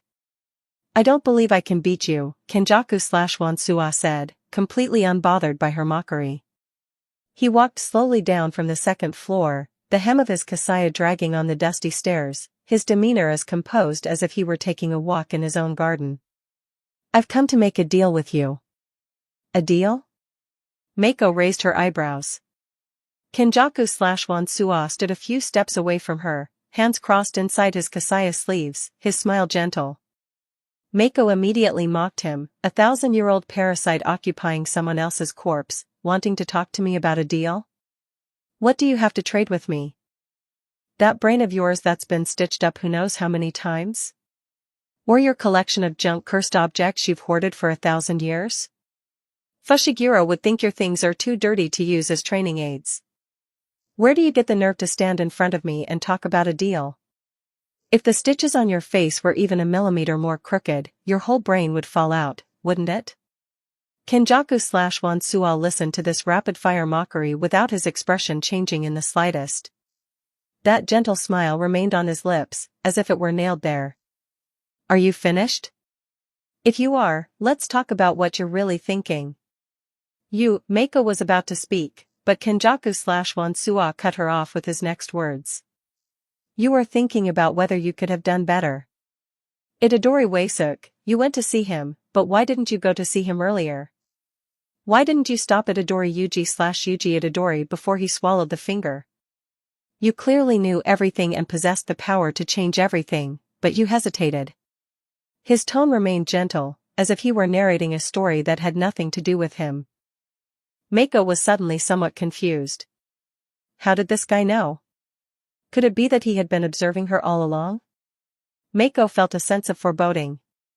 She looked at Kenjaku/Wansua with a grave expression, thinking to herself. Is this guy planning to take this opportunity to steal her secret to becoming a god? Her bandaged fingers tightened involuntarily, and her pitch-black nails dug into her palms. You went to find Itadori Waisuk for confirmation because you didn't dare to make the decision yourself. You pushed the choice onto a dying man because you weren't sure if you were qualified to make decisions for others. Kenjaku/Wansua continued to talk eloquently, not noticing that Mako's expression was becoming increasingly difficult to maintain. You can smash cursed spirits to pieces, but you don't dare to face the simplest choice, whether or not to save a person. He paused, his eyes, which had traversed a millennium of time, looking calmly at Mako. You are truly a pathetic person. The air froze for several breaths. Mako lowered her head, her white bangs covering her face. Then her figure disappeared from where she stood. The next instant, she appeared in front of Kenjaku/Wansua. Her bandaged right fist, wrapped in terrifying cursed energy, slammed toward Kenjaku/Wansua's chest. There was absolutely no control in the force, pure, unadorned violence. Kenjaku/Wansua raised his arms to block. The fist slammed into his crossed arms, and the cursed energy pierced through his defense. His body flew backward like a cannonball, smashed through the factory's concrete wall, and rolled several times on the ground before stopping. A mouthful of blood spat from his lips, staining the front of his kasaya purple. His pupils dilated slightly. No, this attack power was wrong. Mako didn't give him time to adjust. She charged over again, the light of the cursed energy from her previous strike still lingering on her fist. A terrifying gravity descended from the sky, slamming Mako onto the ground. The factory's concrete floor caved in, forming a huge crater with her at the center, and gravel and dust exploded around her body. By the time she stood up from the pit, Kenjaku/Wansua was already gone. Lucky for you, you ran fast, you mongrel. Mako stood in the pit, her short white hair covered in gravel and dust. She suddenly thought of something, then lowered her head and tossed it upward. Yar, what a boring battle. I'll probably forget you by tomorrow, Kenjaku/Wansua. Nita Akari was waiting by the car. Seeing Mako's figure walk out of the factory, she straightened up quickly. Ms. Mako, is the mission complete? Yeah, Mako leaned back in the passenger seat. The intel was wrong. It wasn't a special grade, just a few small fries. Let's go back. Nita Akari started the car. The night view of Tokyo flew backward outside the window, and the light of neon signs flowed across the glass. Meiko watched the light and shadows outside the window for a long time before suddenly speaking. Nita, do you think I'm cooler than Gojo Satoru/Satoru Gojo, Nita Akari gripped the steering wheel and was silent for a long while before answering cautiously, Teacher Meiko, please don't put me on the spot. Can't you just stand on the side you want to stand on? Meiko was stunned for a moment. Just this once, oh. Ms. Nita, stop by a ramen shop on the way back. Eh? I'm hungry. How can I not eat after a good fight? Nita Akari glanced at Meiko, her expression had returned to its usual ease. It wasn't fake, it was real. Okay, Miss. Meiko. The same tonkatsu ramen? Yeah, add 2 servings of char siu. Chapter 28, Little Sun. When Meiko returned to Tokyo Jujutsu High/Jujutsu High, her face was dark. Her expression was indeed gloomier than usual, and the blindfold beneath her straight white bangs seemed to have dimmed by a shade. When passing by the training ground, Panda, who was practicing on his own, saw her from afar. He raised a paw to wave, but then he saw her expression. His paw paused in midair, then he silently retracted it. Panda saw nothing. Panda turned around and pushed Maki/Zen Maki and Inumaki in the opposite direction. Meiko returned to her room, leaned the flying sickle and dragon bone against the corner, and collapsed onto her bed. Her grayish-purple braid was spread across the pillow, and the gold hair tie had slipped to one side. She stared at the ceiling, her mind replaying Kenjaku/Wansua's words over and over, you really are a pathetic person. Pathetic. That 1,000-year-old brain creature who stole someone else's corpse called her pathetic. She cursed under her breath, rolled over, and hugged the duvet into a ball. A knock sounded at the door. Teacher? Teacher, are you there? It was Itadori Yuji Itadori's voice, that silly little son. His tone was full of unguarded enthusiasm, like a golden retriever that didn't know it was approaching a hibernating bear's den. Meiko pulled the duvet off her face and took a deep breath. The door is unlocked. The door pushed open a crack, and Itadori's pink head poked in. Seeing Meiko lying on the bed, he grinned, and pushed the door wide open. He was holding a bowl in his hands, steam rising from it, and the scent of pork miso soup drifted through the air. Teacher? You're back from your mission? How was it? Was the special grade cursed spirit strong? Are you hurt? No, wait, teacher is so strong, you definitely wouldn't be hurt, so, did you beat the special grade cursed spirit to a pulp? How long did it take? A minute? 30 seconds? Meiko sat up, watching this pink-haired brat fire off questions like a machine gun. She wanted to get angry but couldn't find a reason to. It wasn't a special grade. The intel was wrong, it was just a few grade 2 weaklings. A wasted trip. Isn't that boring? Itadori walked in, placed the bowl on the small table by Mako's bed, and sat cross-legged on the tatami, with no intention of leaving. I thought teacher would be really excited when you got back, but you don't seem very happy. So, he scratched the back of his head, looking a bit embarrassed. I went to the cafeteria and got a bowl of soup. Pork miso. Drink it while it's hot. Meiko looked down at the bowl of soup. Green onions floated on droplets of oil, the tofu cubes were cut unevenly, and the pork slices were thick, clearly not the work of the cafeteria ladies. This pink-haired kid had gone to the kitchen to fuss over it himself. She picked up the bowl and took a sip. It was salty. But the temperature was just right. How is it? Itadori leaned forward, his eyes shining. It's all right. Meiko held the bowl, taking small sips. Itadori didn't rush her, just sat beside her waiting, his legs crossed properly. Itadori. Yes. How do you feel about your time here since enrolling? Meiko put down the bowl and looked at him. Itadori was stunned for a moment, then thought about it seriously. Honestly, I'm quite happy. Even though Fushiguro/Megumi doesn't talk much, he's very reliable. Kujisaki/Nobara Kujisaki seems careless, but she's actually very attentive. Teacher Gojo's classes are very interesting, even if sometimes I don't know what he's talking about. Teacher Mako's training is very tiring, but every time I get knocked flying, I can feel myself getting a little bit stronger. He counted on his fingers, then looked up at Mako. So I think coming here is pretty good. Even though I've encountered a lot of strange things since swallowing that finger, if I hadn't come here, I wouldn't have met everyone. So, I don't regret it. No regrets. This pink-haired kid said no regrets. There wasn't a trace of gloom on his face, it was as clean as a bedsheet that had just been dried in the sun. Even though he had the king of curses living inside him, who could go berserk at any moment, even though he might be sentenced to death by higher UPS in the future, even though his grandfather's dying wish for him was to die surrounded by others. Mako was silent for a long while. Those words your grandfather said, what do you think about them? Itadori's expression didn't become heavy, nor did it become sorrowful. He just thought quietly for a moment, then spoke. Grandpa said I'm strong, so I should go help others. I didn't really understand what it meant before, but after coming here, I think I kind of get it. It doesn't mean I have to become some great person, it's just that when someone needs help, being able to reach out a hand is enough. That time with Fushiguro/Megumi, and that time with the seniors too. I think that's what Grandpa meant. Then are you afraid of dying? Itadori was stunned by this question.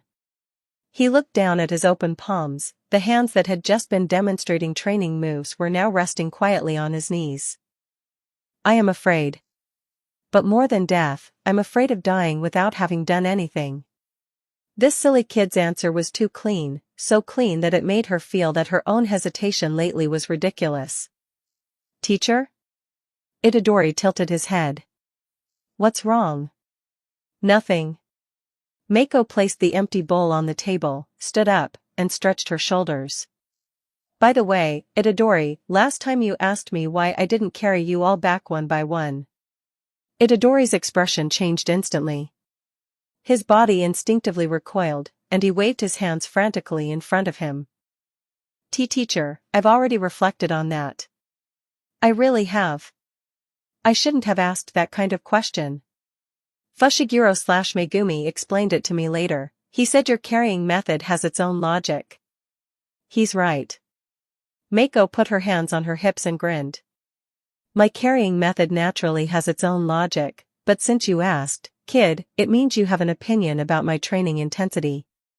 Since that's the case, I'll be personally overseeing your training tomorrow. Ah? Teacher?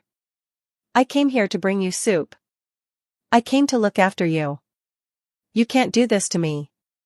Looking after me, are you? Then I'm doubling your training load. Mako pulled Itadori up from the floor and pushed him toward the door by his back. Alright, the soup is finished, and you've looked after me, now hurry back and rest. After being tortured by Gojo Satoru/Satoru Gojo's theory class tomorrow, you still have to report to me. Don't end up lying on the training ground asking me why I didn't carry you all back one by one. Itadori was pushed to the door and turned around, wanting to say something more. Mako had already closed the door halfway, revealing only half of her face covered by the blindfold. Itadori, thanks for the soup. It tasted alright. The door closed. Itadori stood outside the door and scratched the back of his head. Alright, when alright comes out of Teacher Mako's mouth, it means very good. He gave the door a silly smile, then turned around and jogged back to the dormitory. In his mind, he was already calculating whether he could survive the first round of tomorrow's training. Mako leaned against the door, listening to Itadori's footsteps fading down the corridor. Then she walked to the window and looked at the night sky over Tokyo Jujutsu High/Jujutsu High. The moon tonight was very round, much like the moon on the night she met Gojo Satoru/Satoru Gojo on the streets of Shibuya. 29 Chapter 29 remains unchanged. Chapter 29, Unchanged. Kenjaku/Wansuo rode on the back of a large bird-cursed spirit, crossing the night sky over the outskirts of Tokyo. He coughed twice, wiping the lingering blood from the corner of his mouth with the sleeve of his kasaya. Interesting. That gentle smile returned to the corners of his mouth. Deep in the dense forest, moonlight was sliced into fragments by the canopy and scattered across the clearing. Dagon lay in the center of the clearing, its 8 tentacles twitching from time to time. Mahito sat on top of it, swinging his legs and humming an off-key tune in utter boredom. Thick smoke rose from Jogo's volcanic head, his single eye staring blankly at the ground. Hanami stood behind him. The large bird landed. Mahito jumped down and waved, "Yo, Geto, you're back." Dagon let out a low grumble. A tentacle twitched, sending Mahito stumbling as he had just climbed down. Mahito staggered 2 steps, nearly falling into the campfire, and only steadied himself by grabbing Jogo's shoulder. "Oh my, Dagon, you do this every time." Dagon clumsily moved behind Hanami to hide, revealing only half of its round body. Jogo ignored Mahito's complaints, his volcanic head erupted with a burst of magma, his voice raspy and irritable. "Well? Geto. Did that Shikigami agree to the deal?" Kenjaku/Wansua sat cross-legged by the campfire and brushed the dust off his kasaya. "Regrettably, I have disappointed you, Jogo." A brief silence. Jogo's volcanic head erupted with a large burst of magma. He stood up abruptly, his joints clicking loudly, and dark red fire glowed from every crack in his skin. "She is merely a Shikigami. We are cursed spirits. We are the true curses born from humanity's negative emotions. Why go and beg a Shikigami? Just burn her, burn all of Tokyo Jujutsu High/Jujutsu High, to ash. Let her know what a true curse is." Jogo. Hanami reached out and pressed a hand on his shoulder, her voice low and gentle. "Calm down. Let Geto finish speaking." "But..." "Calm down." Jogo puffed out a few more clouds of smoke, but eventually sat back down. Mahito squatted on one of Dagon's tentacles, tilting his head to look at Kenjaku/Wansua. "You can still smile, Geto? You were rejected, you know. There's blood at the corner of your mouth. Did you get beaten up? Is that Shikigami that strong? Stronger than Jogo?" Kenjaku/Wansua raised his sleeve and wiped the corner of his mouth again. "Don't be so agitated, Jogo. I didn't expect her to agree immediately when I went this time. It was a probe, but as it stands, our plan needs to change." Jogo's single eye narrowed. "Change to what?" "Wait and see." Jogo stood up again with a start, his volcanic head nearly exploding as magma gushed out. His voice rose several octaves. "What? You're telling me to wait and see at a time like this? We've prepared for so long, and it's all because of one Shikigami?" Kenjaku/Wansua waited quietly for Jogo to finish roaring, his voice remaining gentle but carrying the weight of indisputable authority. "Jogo, even if we could seal the strongest modern jujutsu sorcerer, Gojo Satoru/Satoru Gojo, the balance of power remains uneven. Do not underestimate that Shikigami. She is the strongest Shikigami of the 10 Shadows technique, Mahoraga, the trump card of the Zenin family. A being that generations of 10 Shadows technique users have risked their lives to tame, yet none have survived." He paused. "Of course, she is not Mahoraga right now, she is herself. But precisely for that reason, she is even more dangerous than Mahoraga. She will tear you to shreds on the spot." Jogo's volcanic head slowly dimmed. He had known Kenjaku/Wansua for 1,000 years and had never seen him speak of anyone in such a tone. Most importantly, Kenjaku/Wansua withdrew his finger and looked at Mahito. Her innate suppression of cursed spirits. The reverse cursed energy on her nails is similar to the external projection of the reverse cursed technique. "Who among you dares to touch it?" No one answered. Jogo's volcanic head extinguished completely. Even if Mahito were to be lightly scratched, he would die on the spot. That trick of yours, reshaping souls, is meaningless in the face of reverse cursed energy.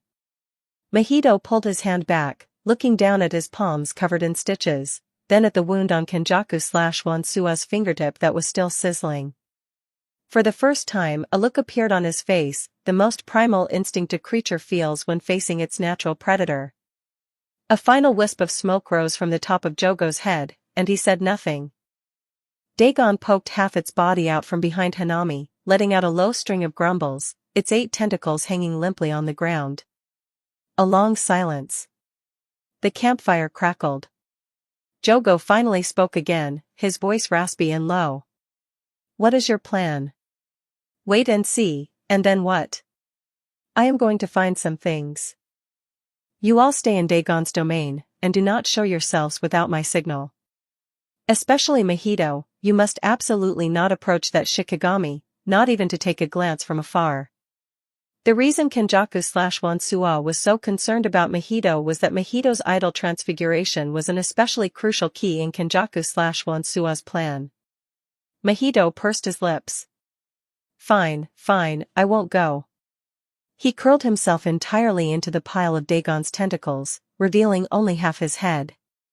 Kenjaku/Wansuwa turned and walked toward the edge of the dense forest. He stopped halfway, the moonlight illuminating the stitches on his forehead. "By the way, Jogo, you are right, she is indeed just a Shikigami. But Shikigami can be tamed. She exists independently now, she does not belong to any Jujutsu sorcerer. What we must do is not defeat her, but make her doubt her own stance. This requires time and patience. And we have enough time and patience." His figure disappeared into the shadows of the dense forest. It became quiet again in Dagon's domain. Mahito poked his head out from the pile of tentacles, watching the direction where Kenjaku/Wansuwa had disappeared, a nameless glint flashing in his eyes. It was curiosity. Curiosity about a natural predator. That Gigetto. What exactly is that Shikigami's background? What does it feel like to be hit by reverse cursed energy? Would it be beautiful, like fireworks? Grumble. Dagon clumsily extended a tentacle and gently patted Mahito's head. Under the same night sky, the sun was shining bright over the Jujutsu High training ground. Kujisaki/Nobara Kujisaki's nails blocked Mako's movement from 3 angles, while Itadori cut in from the front, his fist aiming straight for her shoulder. Fushiguro/Megumi formed hand signs in the back, and the great serpent burst from the shadows to block her retreat. Mako grinned, the trio's coordination was more than a level stronger than it had been when they enrolled. She sidestepped the nails, used Itadori's fist as a foothold to backflip, and landed lightly on the head of Fushiguro/Megumi's great serpent. Nice coordination, but too slow. Again. Chapter 30, Yukitsukumo. A motorcycle charged in through the gates of Jujutsu High. The roar of the engine tore through the silence of the training ground. The motorcycle tore through the gate at an almost unreasonable speed, its tires carving a long arc across the paved road before coming to a steady stop at the edge of the training ground. A person straddled off the bike, their tall figure wrapped in tight leather, their blonde hair gleaming like wheat under the sun. Today, Mako had rarely called all 6 of her disciples together: Itadori, Fushiguro/Megumi, Kujisaki/Nobara Kujisaki, Maki/Zen and Maki, Panda, and Inumaki. The 6 of them stood in a line on the training ground, getting to know each other, or rather, it was mostly Itadori and Kujisaki/Nobara Kujisaki enthusiastically chatting with the third-year seniors. Fushiguro/Megumi stood to the side, occasionally chiming in. Maki/Zen and Maki nodded with her arms crossed. Panda was in charge of easing the atmosphere, and Inumaki was in charge of being Inumaki. Then, that motorcycle charged in. Mako was standing in the center of the training ground with her arms crossed. The moment she heard the engine, her ears twitched. A wave of cursed energy emanated from the direction of the motorcycle. She launched herself into a dive. Her landing smashed a large crater into the ground of the training ground, sending gravel flying and dust billowing. Itadori was shaken. Maki/Zen and Maki quickly steadied Kujisaki/Nobara Kujisaki, who had almost fallen. Panda used his paw to protect Inumaki's head, and Fushiguro/Megumi stepped back 2 paces to steady himself. The dust settled. Mako stood in the crater, her face covered by a black cloth, directly facing the blonde woman beside the motorcycle. She clearly saw that face, Yuki Tsukumo. One of the 4 special grade sorcerers, the only special grade in the jujutsu world who didn't take missions and just ran around the world. The so-called one of the strongest who only fought one serious battle from beginning to end, and then faded from the scene right after. An endurance monster, a desk jockey special grade, an idealist who was always pursuing a world without cursed spirits, but had never come up with any viable plan. How should she put it? Mako found it quite curious. Yuki Tsukumo tossed her helmet onto the motorcycle seat and strode to the center of the training ground with her long legs. She was heads taller than Mako, and as she looked down at the short white-haired girl, the smile at the corner of her mouth deepened. You must be that independent Shikigami, right? Her voice carried a lazy, husky tone, like someone just waking up from a nap in the sun. You're even smaller than I imagined. Hey, what type of girls do you like? Boys are fine too. The training ground went silent for a full 3 seconds. Itadori's mouth dropped into an O shape. Kujisaki/Nobara Kujisaki almost dropped her hammer. Maki/Zen and Maki's glasses slid down her nose by half an inch. Panda covered Inamaki's eyes with his paw, and Inumaki let out a muffled mentai. Fushiguro Megumi/Megumi Fushiguro turned his face away. He felt that this group of special grade sorcerers were all eccentric. Mako stood in the crater, completely stunned by the absurdity. She had imagined many scenarios for her first meeting with Yuki Tsukumo, even considering whether to preemptively mock her, but she hadn't expected this person to lead with "What type of girls do you like?" to a white-haired loli who looked like a minor. In front of 6 students. Mako took a deep breath, then let out a cold snort. Sticking to this question, you'd get tired of it, wouldn't you? Yuki Tsukumo paused for a moment. Interesting, she said. I'm getting more and more curious about you. Your body structure, cursed energy composition, the degree of fusion between your soul and Shikigami body, each one is an unprecedented case in the history of Jujutsu. How about you let me study you? No, I refuse. Mako made an X with her hands in front of her chest. Refused so quickly. Obviously. I'm not some lab rat. If you have the time, you'd be better off taking missions and killing more cursed spirits. Mako walked out of the crater. A special grade sorcerer who doesn't work, running around the world chasing people to ask, what type do you like? Are you a travel blogger or a jujutsu sorcerer? Yuki Tsukumo didn't get angry. She leaned against the motorcycle, hands in her leather jacket pockets, the smile at the corner of her mouth shifting from lazy to serious. My goal isn't to kill more cursed spirits. It's to eradicate cursed spirits at the root. To free all of humanity from cursed energy and create a world without curses. Don't you think this is the true solution? If you kill one cursed spirit, another will be born. Kill 100, and there will be 1,000 more. As long as humans continue to produce negative emotions, cursed spirits will never disappear. That's why we must act at the root, by making cursed energy itself disappear from humanity. Mako looked at her. How to put it, this person's idea was actually quite good. The direction was right, and the logic was sound.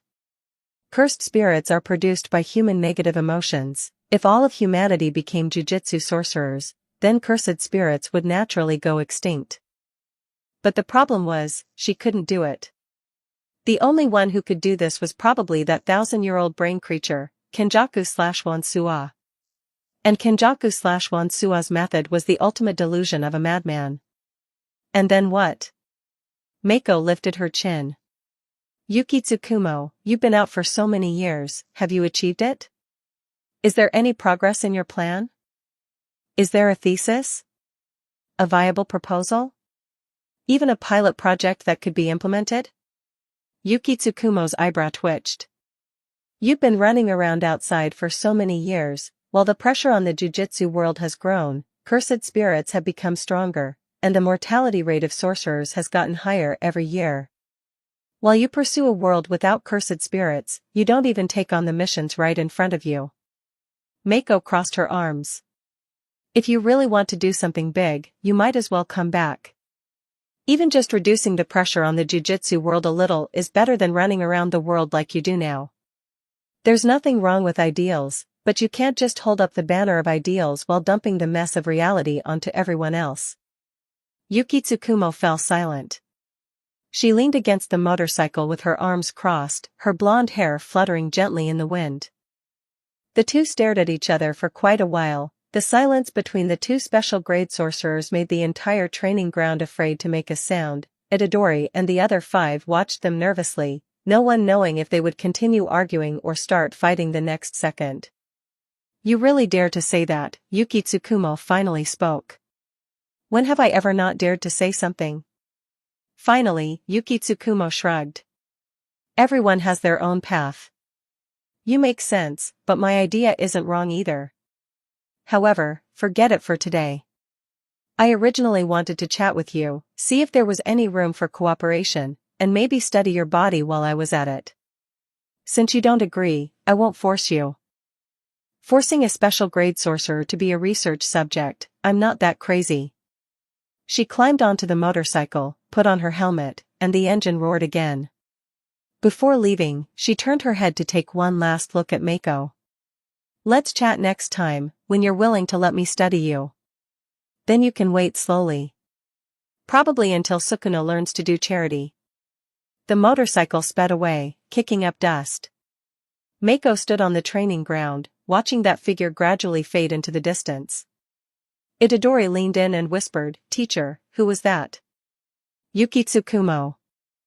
One of the special grade sorcerers." She thought for a moment, decent enough person. Just a bit stubborn in the head. The 6 of them nodded, half understanding. Mako clapped her hands. "All right, stop staring. Back to training.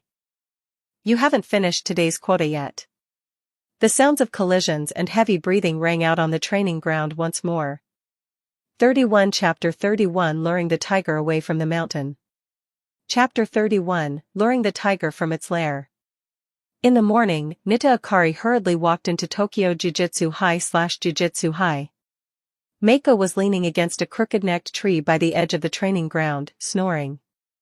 Itadori and Kujisaki/Nobara Kujisaki were competing against each other. The two were seeing who could do more push-ups, while Fushiguro/Megumi acted as the referee. Maki/Zenin Maki crossed her arms and shook her head, and Panda and Inumaki squatted under the shade of the tree to cool off.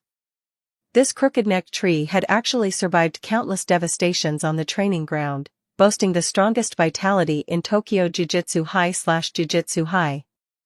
Mako was already starting to consider applying for a cursed object designation for it. "Lady Mako," Nita Akari jogged up to Mako, fine sweat beads forming on her forehead, holding a mission briefing in her hand. "Nita, what's wrong?" Mako rubbed her eyes and yawned. "There's a mission today, a special grade cursed spirit." Mako's expression switched from lazy to alert in a fraction of a second.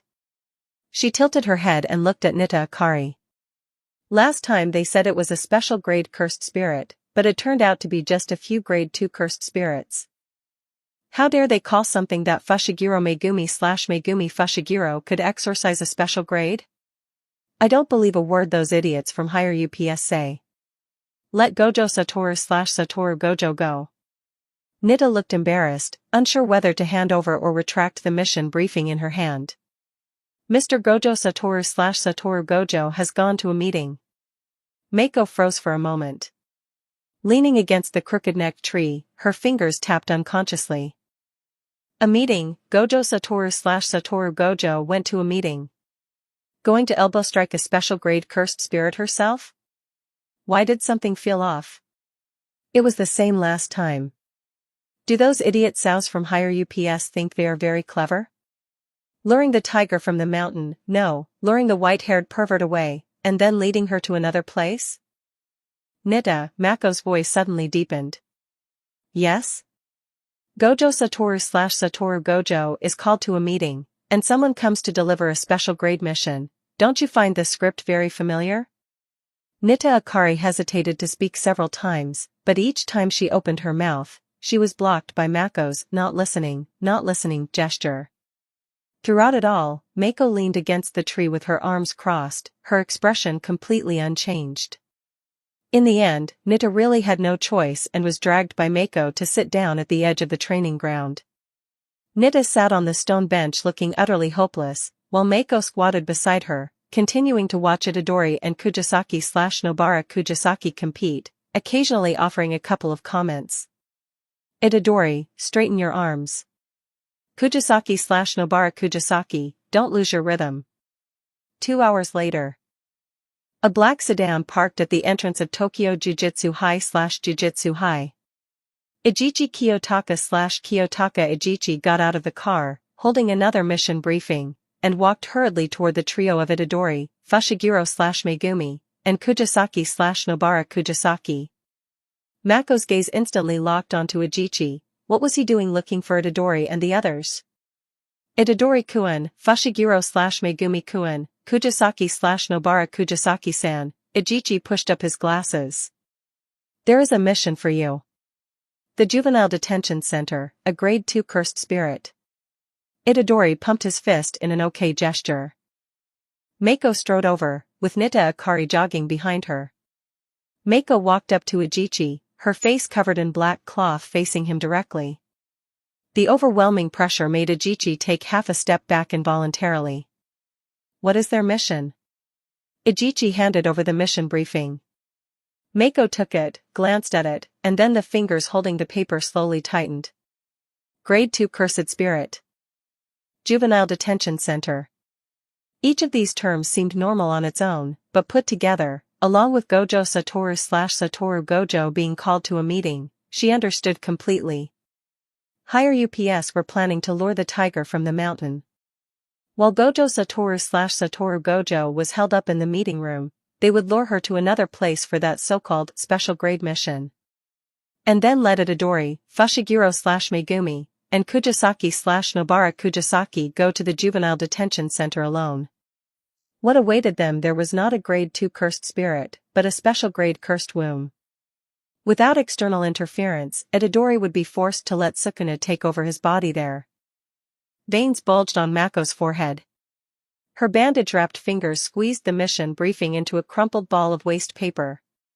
She pulled out her phone from the white cloth strip around her waist, opened the chat box with Gojo Satoru/Satoru Gojo, and typed so fast she seemed about to pierce the screen. Mako, dumbass. Gojo Satoru/Satoru Gojo? Mako, you've been played. Higher UPS meeting is fake, stalling for time is the real goal. Believe it or not, by the time you finish your meeting and come back, your students will be gone. The other end of the phone was silent for a moment. Gojo Satoru/Satoru Gojo, got it. Mako stuffed her phone back into her waist, looking up at the Itadori trio, her chest still heaving violently. With her hands on her hips, she took a deep breath toward the sky, and then let out a roar that shook 2 more leaves off the crooked-necked tree. Humph. I'm so pissed off. Higher UPS are just a bunch of brainless pieces of scrap metal. They should all just die. Nita Akari and Ijichi stood behind Mako, exchanging a look, and unanimously decided to remain silent. Maki/Zen and Maki and Panda stopped their sparring not far away, and Inumaki pulled down his collar slightly, glancing over here. Mako took a deep breath, suppressing her anger. She looked at Itadori, Fushiguro/Megumi, and Kujisaki/Nobara Kujisaki.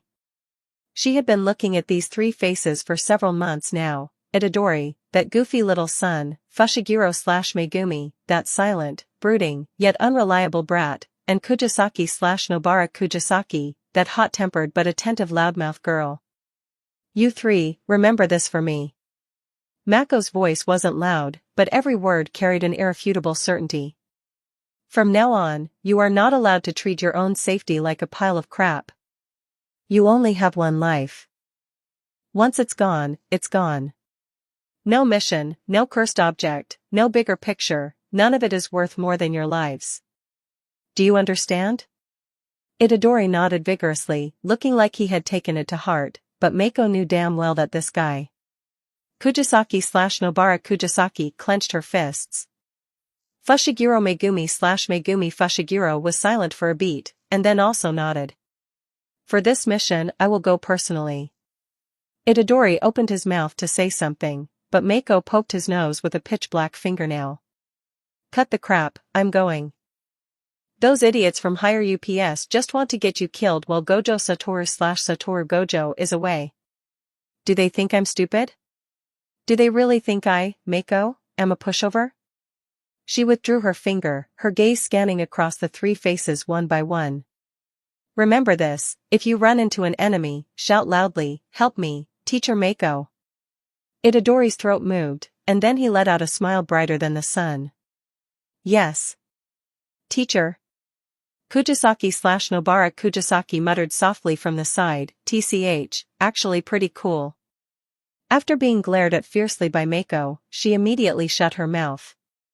Fushiguro Megumi/Megumi Fushiguro didn't speak. Mako pulled her flying sickle out of the ground, slung it over her shoulder, and strode toward Ajichi's car. After taking a few steps, she noticed no movement behind her.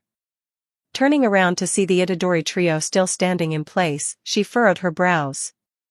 What are you standing there dazed for? Get in the car.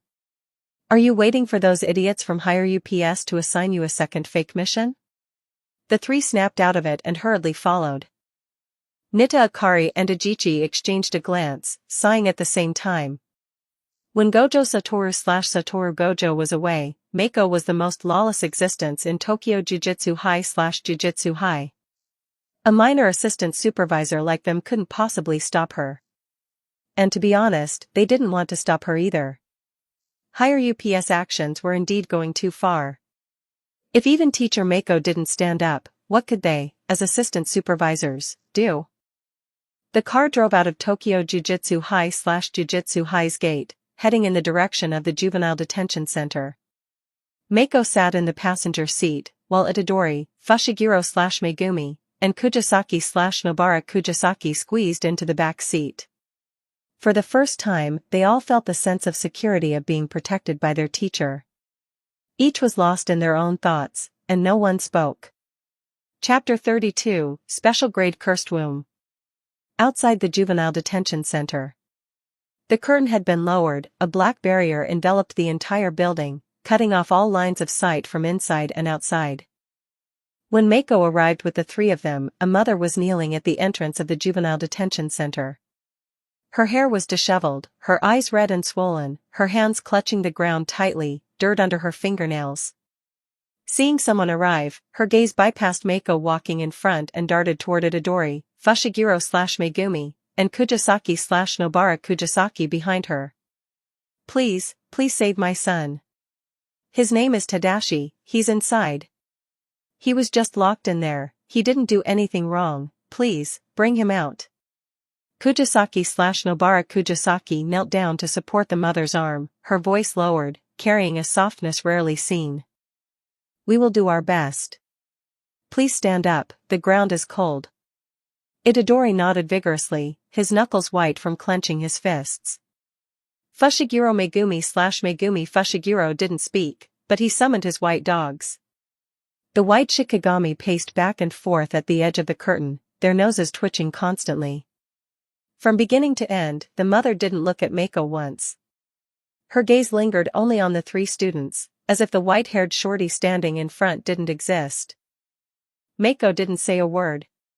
She just paused at the edge of the curtain, tilted her head to look at the mother, her face obscured by the black cloth showing no expression.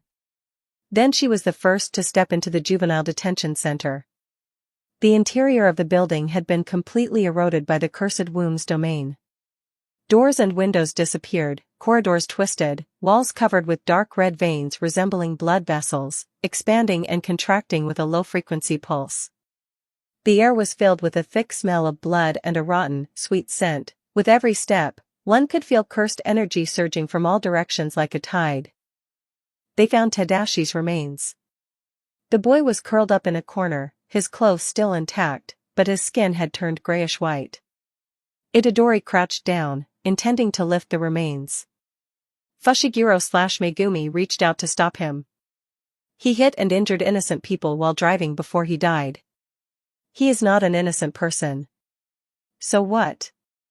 Itadori's voice rose, the expression on his face one of almost naive confusion. No matter what he did wrong before, his mother is still waiting for him outside. Should he just be left here because he's dead? Should he not even have a proper farewell? There's no need to feel pity for someone who harmed others. Fushiguro/Megumi's voice remained steady, but every word sounded like it was squeezed from beneath a sheet of ice. You can't save everyone. If you try to save everyone, in the end, you won't even be able to protect the people you should be protecting. Itadori took a step forward. What did you say? Enough. Kujisaki/Nobara Kujisaki grabbed Itadori's sleeve with one hand, pointing at Fushiguro/Megumi with the other. Can you two stop arguing? What time is it now? We haven't found the cursed spirit yet. If you want to argue, wait until we get out. The mission is the most important thing right now. Her voice was loud enough to make the whole corridor shake, but neither Itadori nor Fushiguro/Megumi backed down. They turned to Mako simultaneously. Teacher. Itadori's voice was trembling. If it were you, what would you do? Mako stood beside Tadashi's remains, arms crossed, her white bangs covering her eyes. She was silent for a long while, then spoke, Me? She didn't finish her sentence. Her body suddenly shot to the left, her bandaged right hand splayed, pitch-black nails drawing 5 eerie streaks of light, aiming straight for Kujisaki/Nobara Kujisaki's ankle. Kujisaki/Nobara Kujisaki's pupils constricted, instinctively jumping back. Beside her ankle, on the empty floor, Mako's nails pierced something. The air rippled, and a sharp screech erupted from the void. Blood, purple cursed spirit blood gushed from where Mako's nails had pierced. A blurred outline twitched into view in the air. It was a small derivative cursed spirit that had been lurking in the shadows beside Kujisaki/Nobara Kujisaki's feet.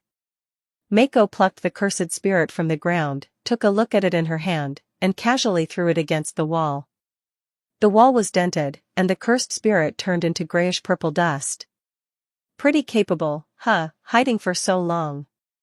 She flexed her wrist, the corners of her mouth curling up. Then she raised her right foot and kicked the ground. Boom, the concrete floor caved in, forming a huge pit several meters in diameter centered on her foot. Cracks spread like a spiderweb in all directions, and the entire building trembled. Rubble fell from the ceiling, and the vein-like patterns on the walls were all severed by this kick. You three, wait for me for 1 minute. Her figure vanished on the spot. Then a bombardment began throughout the entire domain.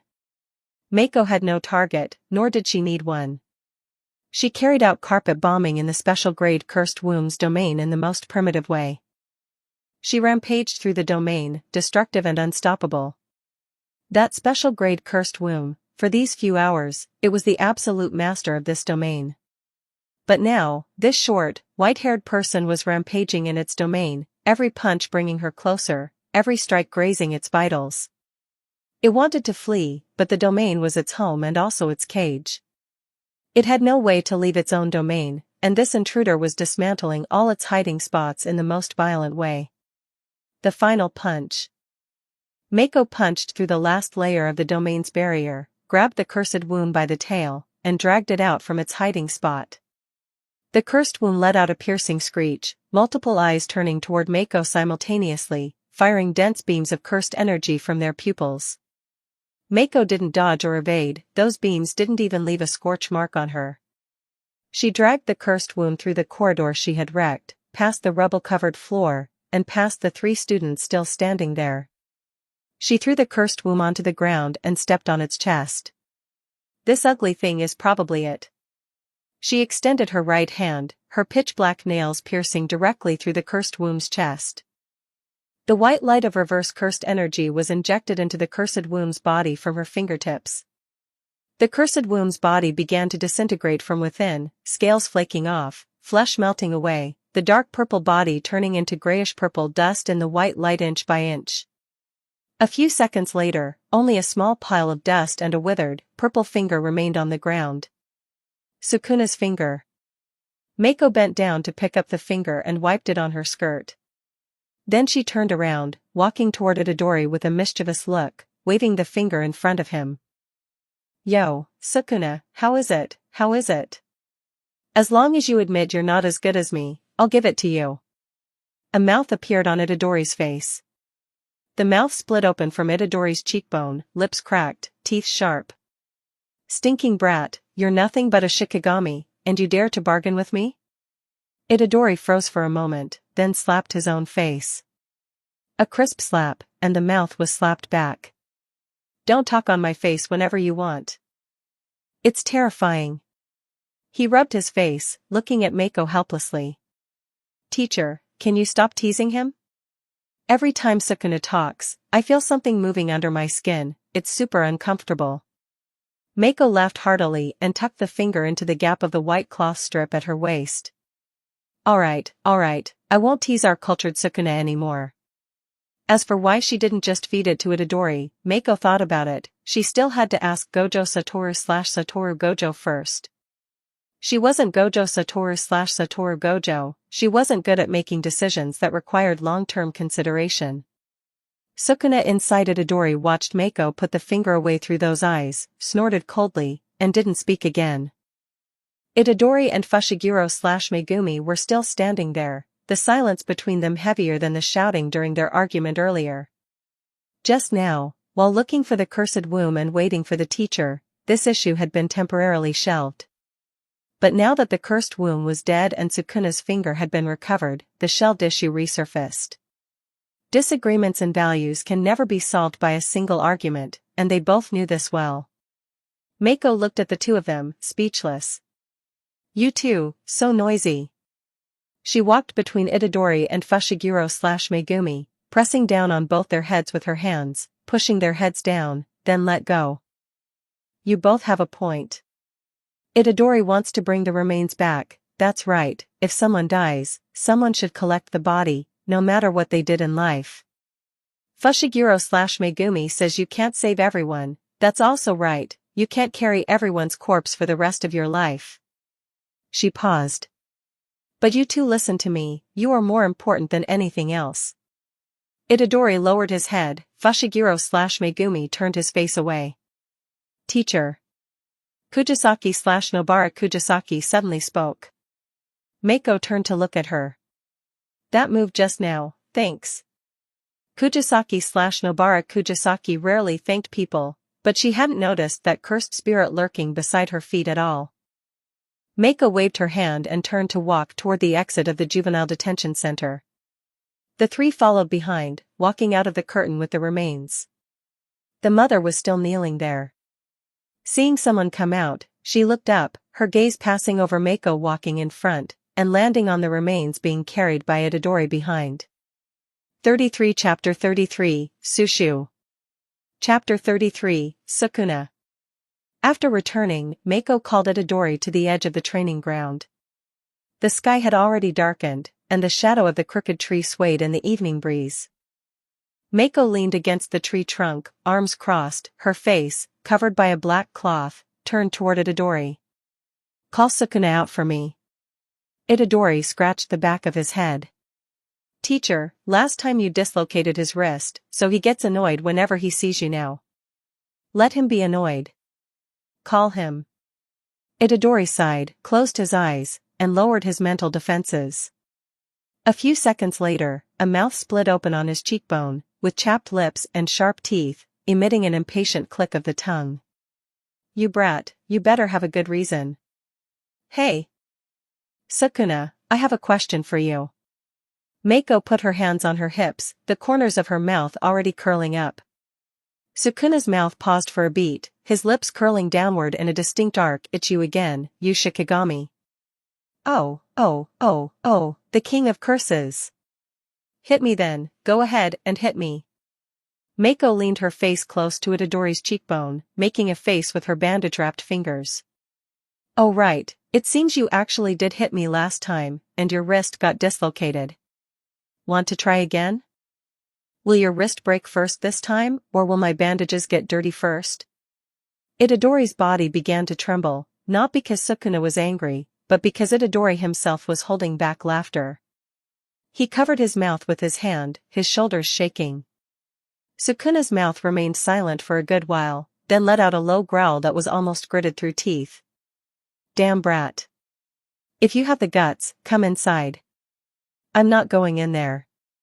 It's all bones and water inside you, my skirt would get wet. You. TCH. Mako stopped making faces, her tone suddenly becoming a bit more serious. I'm asking you a question to satisfy my curiosity. You probably weren't born a powerhouse, were you? Sukuna didn't answer. The mouth on Itadori's face pressed its lips tight. A four-armed, four-eyed monster, in a place like the Heian era, that probably wasn't a good omen. If you had been born into a noble family, you would have been disposed of as an ill omen the moment you were born. If you had been born into an ordinary family, your parents wouldn't have even dared to raise you. As a deformed child, let alone becoming the king of curses in that era. Mako tilted her head, looking at that mouth. To survive until an age where you could protect yourself in the Heian era, I'm quite curious, how did you survive? A very, very long silence. Itadori's expression shifted from holding back laughter to confusion. None of your business. Mako's mouth slowly curled into a grin. She was waiting for this reaction. Oh? Then why, do you refer to your own mother as foolish mother? You brat. Sukuna's mouth suddenly opened to its widest, revealing all his sharp teeth, his voice rising until Itadori's whole face was vibrating. How do you know that? Who told you? You, what exactly? Heh heh heh. Mako crossed her arms and let out a classic evil laugh. So it really is like that. Itadori, you said last time that you saw Sukuna inside your body, right? Itadori paused. Huh? Yeah, I saw him once when I swallowed the finger. He was on a mountain made of cow bones and skulls, sitting on a throne of bones. Super Chunibyo. What kind of clothes was he wearing? Itadori frowned, trying hard to recall. Clothes? It looked like that kind of very loose kimono. No, it wasn't a men's kimono. The hem was very wide, and the obi was tied high. It was like a women's kimono. After saying that, he froze. A women's kimono. Oh, Mako's voice dragged on long. So our Lord Sukuna has a mother complex, huh? Your body is quite honest. Wearing mommy's clothes? Is it because you miss her? Or do you feel like her scent still lingers on them? Or is it, that's the only memory you have of being cared for? An abandoned, deformed child, the only thing you could hold on to was a piece of your mother's clothing, king of curses, you're so pathetic. Shut up, you. Sukuna's mouth was about to explode. Black markings appeared on Itadori's face. Sukuna tried to forcibly take control, but the result was Itadori slapping his own face. Alright, I won't tease you anymore. Mako stopped her evil laugh and took a step back. These things, mother, kimono, foolish mother, were his most secret memories from the Heian era. Even Kenjaku/Wansua didn't know them. But where on earth did this brat find out? Mako toyed with the Sukuna finger in her hand, her tone returning to its usual lightness. Alright, don't be angry, Suku. It's not shameful to respect your mother. She paused, the smile on her lips shifting from smug to something fainter. An abandoned, deformed child, crawling out of a pile of dead bodies in the Heian era, becoming the king of curses all on your own. Sukuna's mouth was silent for a long time, then let out a scoff so soft it was almost inaudible. Humph. Then that mouth disappeared from Itadori's face. Itadori rubbed his cheekbone and exhaled a long breath. Teacher, those things you just said, are they true? Was Sukuna really like that when he was a child? Probably. In that era, just surviving looking like that would have been an achievement. Mako stretched. Alright, that's it for today's lesson. Let's go, I'm hungry. Teacher. He suddenly spoke up. Mako stopped and turned her head. Why did you ask Sukuna those things today? It wasn't just to provoke him, was it? Itadori looked up, watching Mako's back, his voice very soft but serious. Mako was silent for a moment. The evening breeze blew across the training ground, and the leaves of the crooked tree rustled. Because you will have to face him sooner or later. If you don't even know who your opponent is, how can you fight him? Teacher. Itadori spoke, his voice hoarse but firm. When Grandpa passed away, he told me to die surrounded by others. I always thought he was talking about how to die. But after coming here, meeting Fushiguro/Megumi, Kujisaki/Nobara Kujisaki, Gojo, and you, I think I'm starting to understand a little. He was talking about how to live. He looked at his own hands. Mako turned around and looked at Itadori. This silly little son was standing in the moonlight, yet he spoke these words with a tone more mature than his age. She walked over and stood on tiptoe, her hand still couldn't reach his head, so she patted his shoulder instead. You are much stronger than that king of curses. You figured out in 3 months what Sukuna hasn't even understood yet. So don't you dare die. If you dare to become Sukuna's vessel and get executed by higher UPS prematurely, I will drag you out of your urn and train you all over again. Can you be a little gentler when you say things like that? No. Let's go, ramen. Tonkatsu, extra chashu. My treat. Yes. Itadori's smile was as bright as a real little sun. Chapter 34, Taunts. The sun was shining brightly over the training ground. Itadori sat on the ground stretching, one leg straight, the other bent, reaching forward to grab his toes. Kujisaki/Nobara Kujisaki stood beside him, grabbing his shoulders and pulling backward.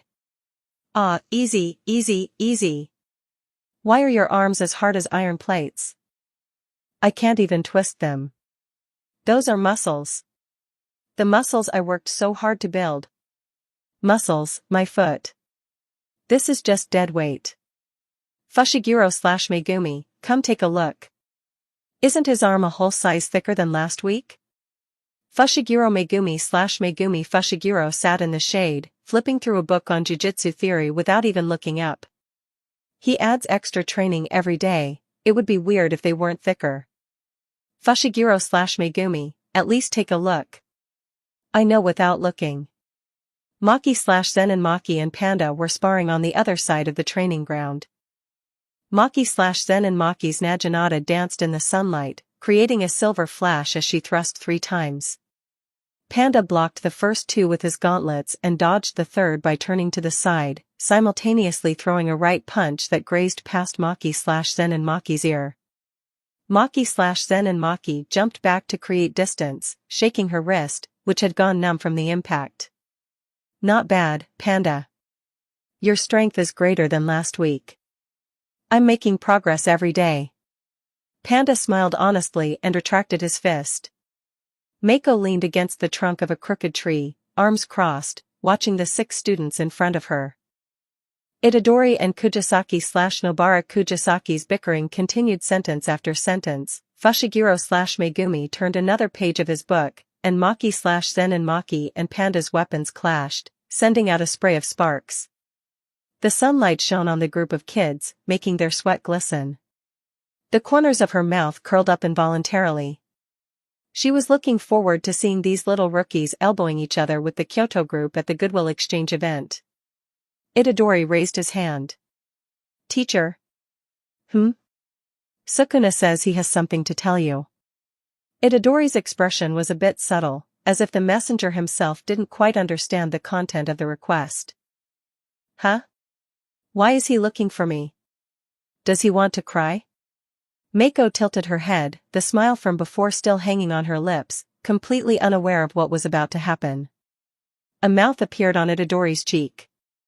The mouth opened wider than ever before, revealing all its sharp teeth, the corners stretching almost to the earlobes. The other 5 felt an indescribable chill at the same time. Fushiguro Megumi/Megumi Fushiguro closed his book, his fingers instinctively moving toward a certain strange mark. Kujisaki/Nobara Kujisaki stopped stretching and reached for the hammer at her waist. Maki/Zen and Maki gripped her spear tightly. Panda used his paw to pull Inumaki behind him. Inumaki pulled his collar down half an inch. Tuna mayo. Ha ha ha. You girl, you are truly foolish to the extreme. Sukuna's laughter shook the leaves of the crooked tree, causing them to rustle down. Yesterday, I hadn't figured it out, why you knew those things. Things I have never told anyone. How could you know? Mako's smile froze on her face. But now it's not necessary. Sukuna's laughter rose even higher, every word piercing like the tip of a knife. Ha ha ha ha, how pathetic. You really are a stray dog, ha ha ha ha ha. Huh? Is your brain broken? Mako's voice sank. You call me a freak, but what about you? Who are you? Where do you come from? Do you have a home? Do you have a place you can go back to? Is there even one person standing on your side? You don't even know the meaning of your own existence, a person with a heart, yet you can't even understand this much? Truly worthy of being a mongrel, ha ha ha ha ha. Huh? What, did I hit a nerve? You, a thing that is neither human nor ghost, aren't you even more pathetic than me, who is called a curse? Sukuna's laughter circled above the training ground like a vulture refusing to leave. It's truly delightful, that there would be such an inexplicable person like you in this era. A complete joke. You call me a stray dog? You are the one. You can't even explain what you are. Itadori's face turned bright red, his fingers pressing hard against his face, nails digging into his skin. Shut up, shut the hell up. But Sukuna was still laughing. Mako looked bewildered, clicking her tongue, she really couldn't understand this group's sick-like perspective. Are all you ancient jujutsu sorcerers this boring? If this is your level, my evaluation is too ordinary. Dismissed. Itadori looked up abruptly. Teacher. Huh? What? Are you okay? Haha, don't worry too much. It's all good, don't cry, I'm fine. She turned around and walked toward the dormitory. Her gray-purple braid hung down her back, the golden hair tie reflecting blinding light in the sun. It's not your fault. Kujisaki/Nobara Kujisaki hung the hammer back at her waist, looking in the direction Mako had left, biting her lip. It's just that 1,000-year-old fossil who has a nasty mouth. It's not like it has anything to do with you. But teacher, she won't blame you for this, and look at her, does she seem like she's bothered? Fushiguro Megumi/Megumi Fushiguro tucked the book under his arm, his tone calm. Maki/Zen and Maki pushed up her glasses. Panda led Inumaki out from behind him and let out a low sigh. Teachers can get hurt too, right? Inumaki pulled his collar up. Salmon. Maki/Zen and Maki raised an eyebrow. Don't make your teacher Mako laugh. Mako pushed open the dormitory door, walked in, and closed it. She walked to the window, looking at the sun-drenched training ground outside. The 6 people on the training ground were still standing where they were, no one had left, no one had started the next round of sparring. They just stood there in the sunlight, like 6 trees nailed to the spot.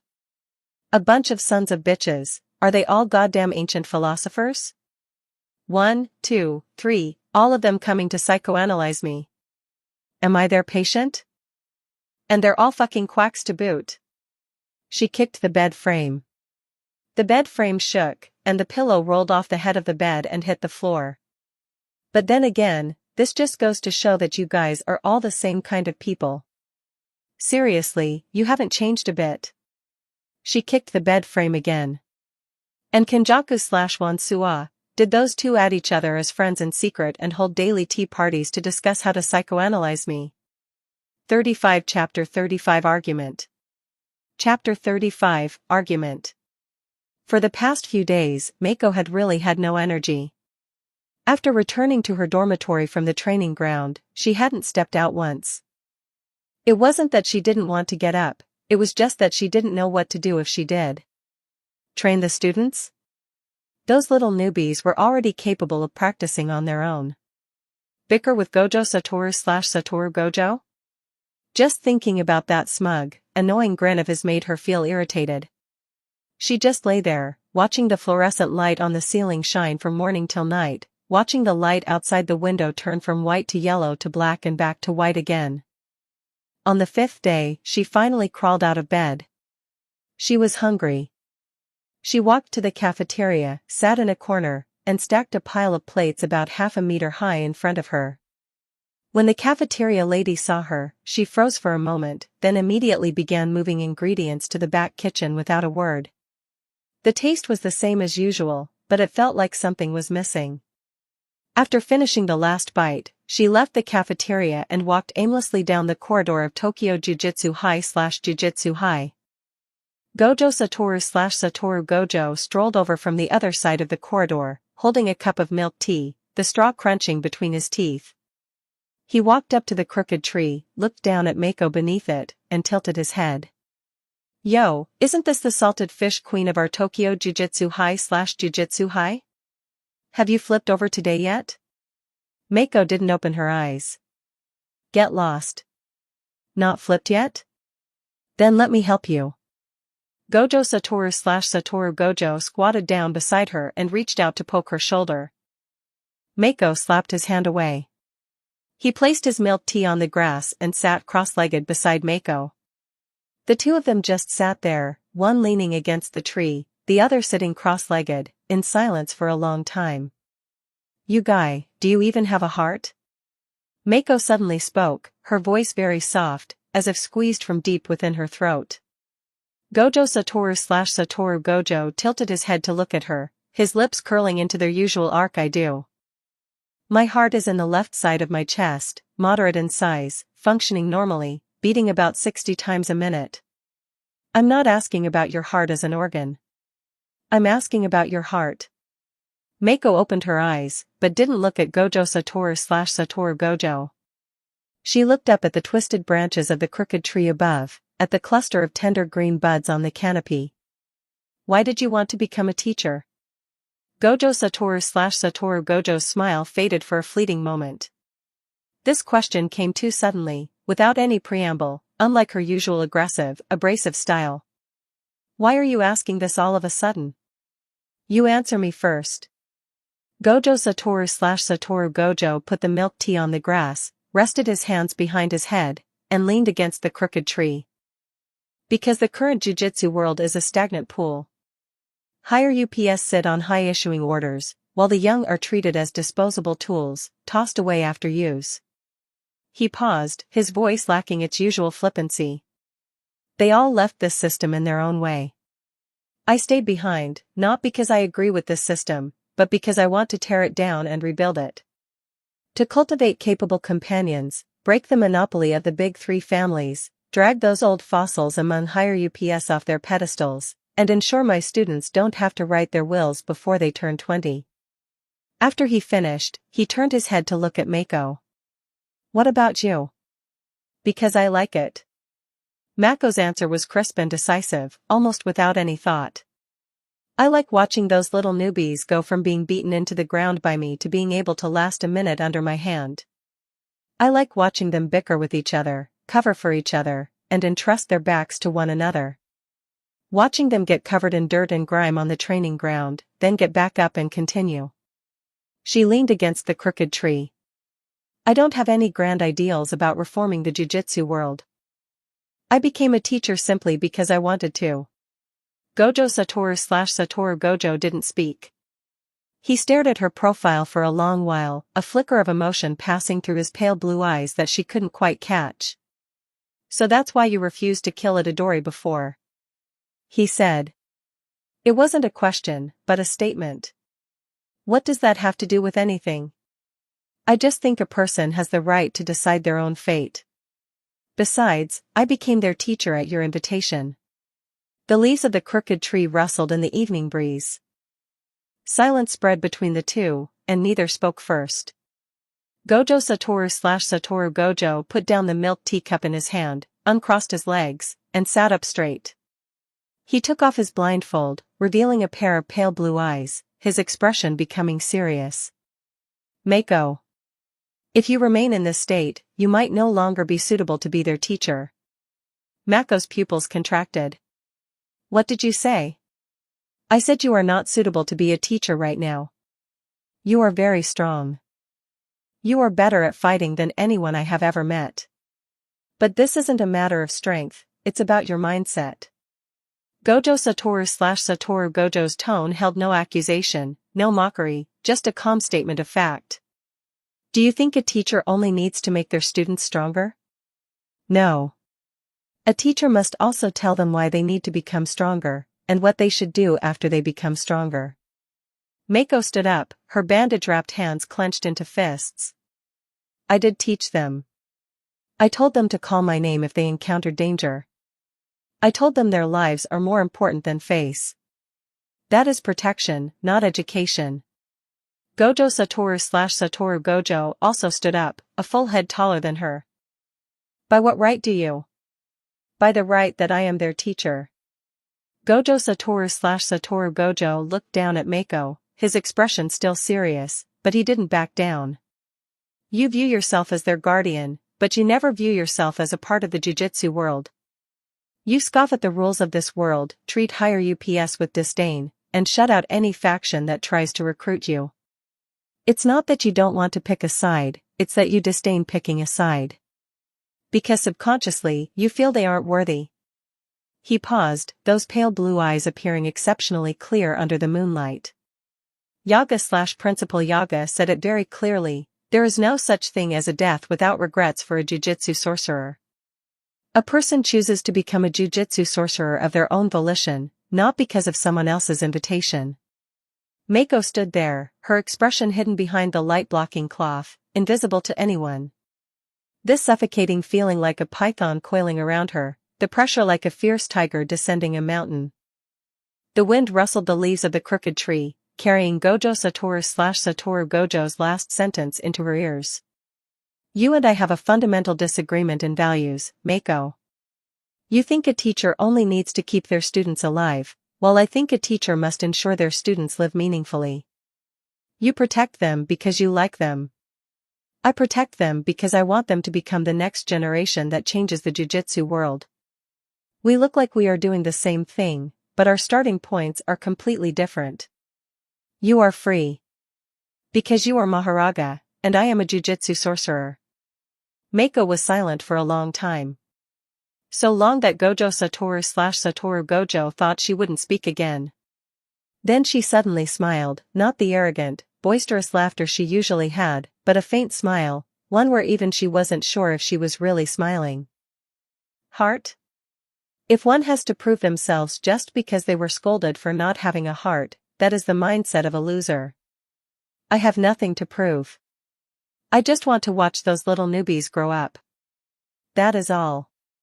She turned around and walked toward the dormitory. Her grayish-purple braided pigtail hung behind her, the golden hair tie reflecting a dim light under the moonlight. After a few steps, she stopped again. Gojo Satoru Gojo. You are right, we are indeed different, but my name is Mako, I am very strong, and they are my students, that is enough. Her footsteps disappeared at the end of the corridor. Gojo Satoru Gojo stood under the crooked tree, suddenly chuckled, then bent down to pick up the milk tea that had long since gone cold, poked the straw in, and took a sip. The cold milk tea was a bit bitter. He threw the cup into the trash can, shoved his hands into his pockets, and walked in the other direction. Chapter 36, The Core of Cursed Energy. Mako rushed out of Tokyo Jujutsu High/Jujutsu High. With every step her bandage-wrapped legs took, gravel sprayed into the air, and her figure became nothing more than a white blur on the street. Are you coming back for dinner? Gojo Satoru Gojo's voice drifted from far behind, his tone full of schadenfreude. Mako flipped him off, a single word exploding back like a cannonball. Get lost. That shout was loud enough to make the barrier at the entrance of Tokyo Jujutsu High/Jujutsu High tremble. She kicked up a gust of wind as she rushed out. Itadori was standing under the crooked tree drinking water, his short pink hair was blown straight back by the gust into a pompadour, exposing his entire forehead. Kujisaki/Nobara Kujisaki had just undone her ponytail to redo it, and her hair plastered across her face like an orange pancake. Fushigiro's spiky hair was blown into a slicked-back style, and all those upright strands fell flat. Maki/Zen and Maki's glasses nearly flew off. She held them with one hand and her hair with the other, her composure completely shattered. Panda's fur stood on end, turning him from a panda into a giant hedgehog. Inumaki Toge Inumaki's collar was blown over to the back of his head, and he stood there, stunned. Tuna. Gojo Satoru Gojo leaned against a corridor pillar, watching Mako's retreating figure. The small white-haired figure shrank into a tiny dot at the end of the road, turned a corner, and completely disappeared from sight. This kid, really? He pulled out his phone and dialed the number for the cleanup crew. Mr. Gojo, what is it? Get your people ready. Over the next few days, the coordinates of cursed spirits on the map of Japan will be extinguished one by one. Follow whichever direction she goes. You are responsible for all the cleanup. Her? You mean Ms. Junzi? Yes. Why is she suddenly? Don't ask. Gojo Satoru Gojo hung up with a smile. When Mako found Nita Akari, Nita was walking toward the archives holding a stack of files. Seeing Mako walking toward her, moving as fast as the wind, Nita instinctively hugged the files tighter. Ms. Junzi? What are you? Nita. Give me all the recently backlogged missions. All of them? Nita's eyes widened. All of them. Then I'll go arrange a car. No need. I'll go myself. You just need to give me the mission briefings. Nita Akari hesitated for a moment, then pulled a stack of mission briefings from the pile and placed them in Mako's hands. She rolled the briefings into a cylinder, tucked them into the gap of the white cloth around her waist, and turned to leave. Ms. Junzi. Nita called out to her, don't you need a veil? A veil? Doesn't matter, forget about it. Nita Akari watched Mako's figure disappear at the end of the corridor, opened her mouth, but ultimately said nothing. She pulled out her phone and sent a message to the logistics department, Ms. Junzi has mobilized. She didn't bring an assistant supervisor. No veil was set. Please notify all cleanup squads in the relevant areas to be on standby. The logistics department's reply came quickly, understood. Mr. Gojo has already notified us. Nita Akari looked up at the ceiling and took a deep breath. The entire logistics system of the Jujutsu world would be working overtime for one person today. Gunma Prefecture. Abandoned industrial zone. Mako kicked through the iron gate of the factory, rust fragments scattered, clanging as they fell. The semi-grade 1 cursed spirit perched on the steel beam hadn't even fully emerged before Mako swept past it. Pure cursed energy was attached to her shoulder. The moment she passed by, the cursed spirit's body began to disintegrate from the point of impact, its fragments tumbling in midair and turning into powder. Mako didn't slow down, she kicked off the ground, changed direction, and was already charging toward the next target. Niigata Prefecture. Mountain Tunnel. A grade 1 cursed spirit had been dormant for 3 years. The moment Mako stepped into its domain, her cursed energy acted like an invisible barrier, instantly crushing the void. White light from her cursed energy emerged on her fist, she punched the cursed spirit in the chest, blasting a huge hole through it. The cursed spirit flew backward, smashed through the tunnel wall, and became embedded deep within the mountain. Saitama Prefecture. Abandoned hospital. The cursed spirit crawled out of a morgue freezer, only to be slapped back in by her, smashing the freezer door flat along with it. Fukushima Prefecture. Unfinished building. The cursed spirit was crouching on the roof, she jumped from the first floor and punched through the floor slab, piercing through both the cursed spirit and the concrete. The cleanup crew drove along the route she took. They would get out at each location, see the cursed spirit remains scattered everywhere, see the crime scenes crushed by sheer violence, silently take photos, record, clean up the debris, and then get back in the car to continue chasing to the next location. Reports in the communication channel came one after another.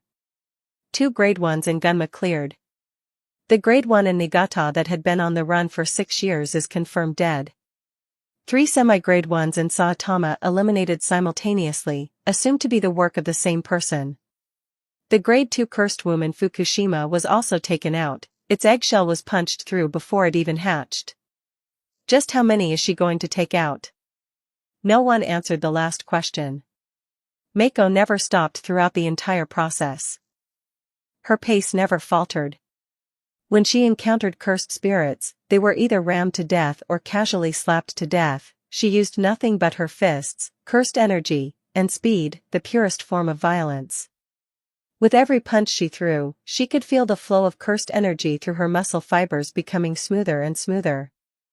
The attachment became thinner and sharper.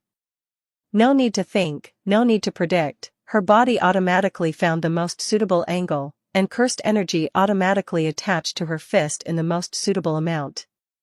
She found a long-lost sense of peace amidst the ruins.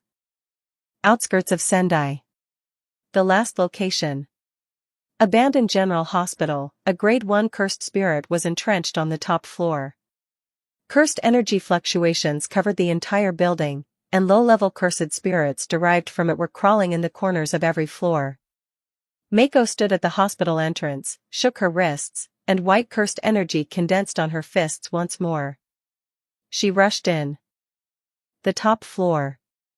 The grade 1 cursed spirit lunged at her, hanging upside down from the ceiling. It was so fast that an ordinary sorcerer wouldn't even have time to blink. Mako met it head-on. At that moment, she entered an unprecedented state of focus. She could feel the trajectory of cursed energy flowing through every fiber of her body, and she could predict the angle of every move the cursed spirit made. The time difference between the physical strike and the cursed energy impact was compressed to the limit. 0.000001 seconds. Space distorted around her fist. Black lightning exploded. Black flash. The cursed spirit's body was pierced by the punch, and black lightning erupted from its back, illuminating the entire corridor of the floor. Its body was torn apart by the distortion of space in midair, and the remains were evaporated by the aftershock of the black flash before they could even hit the ground. Mako landed.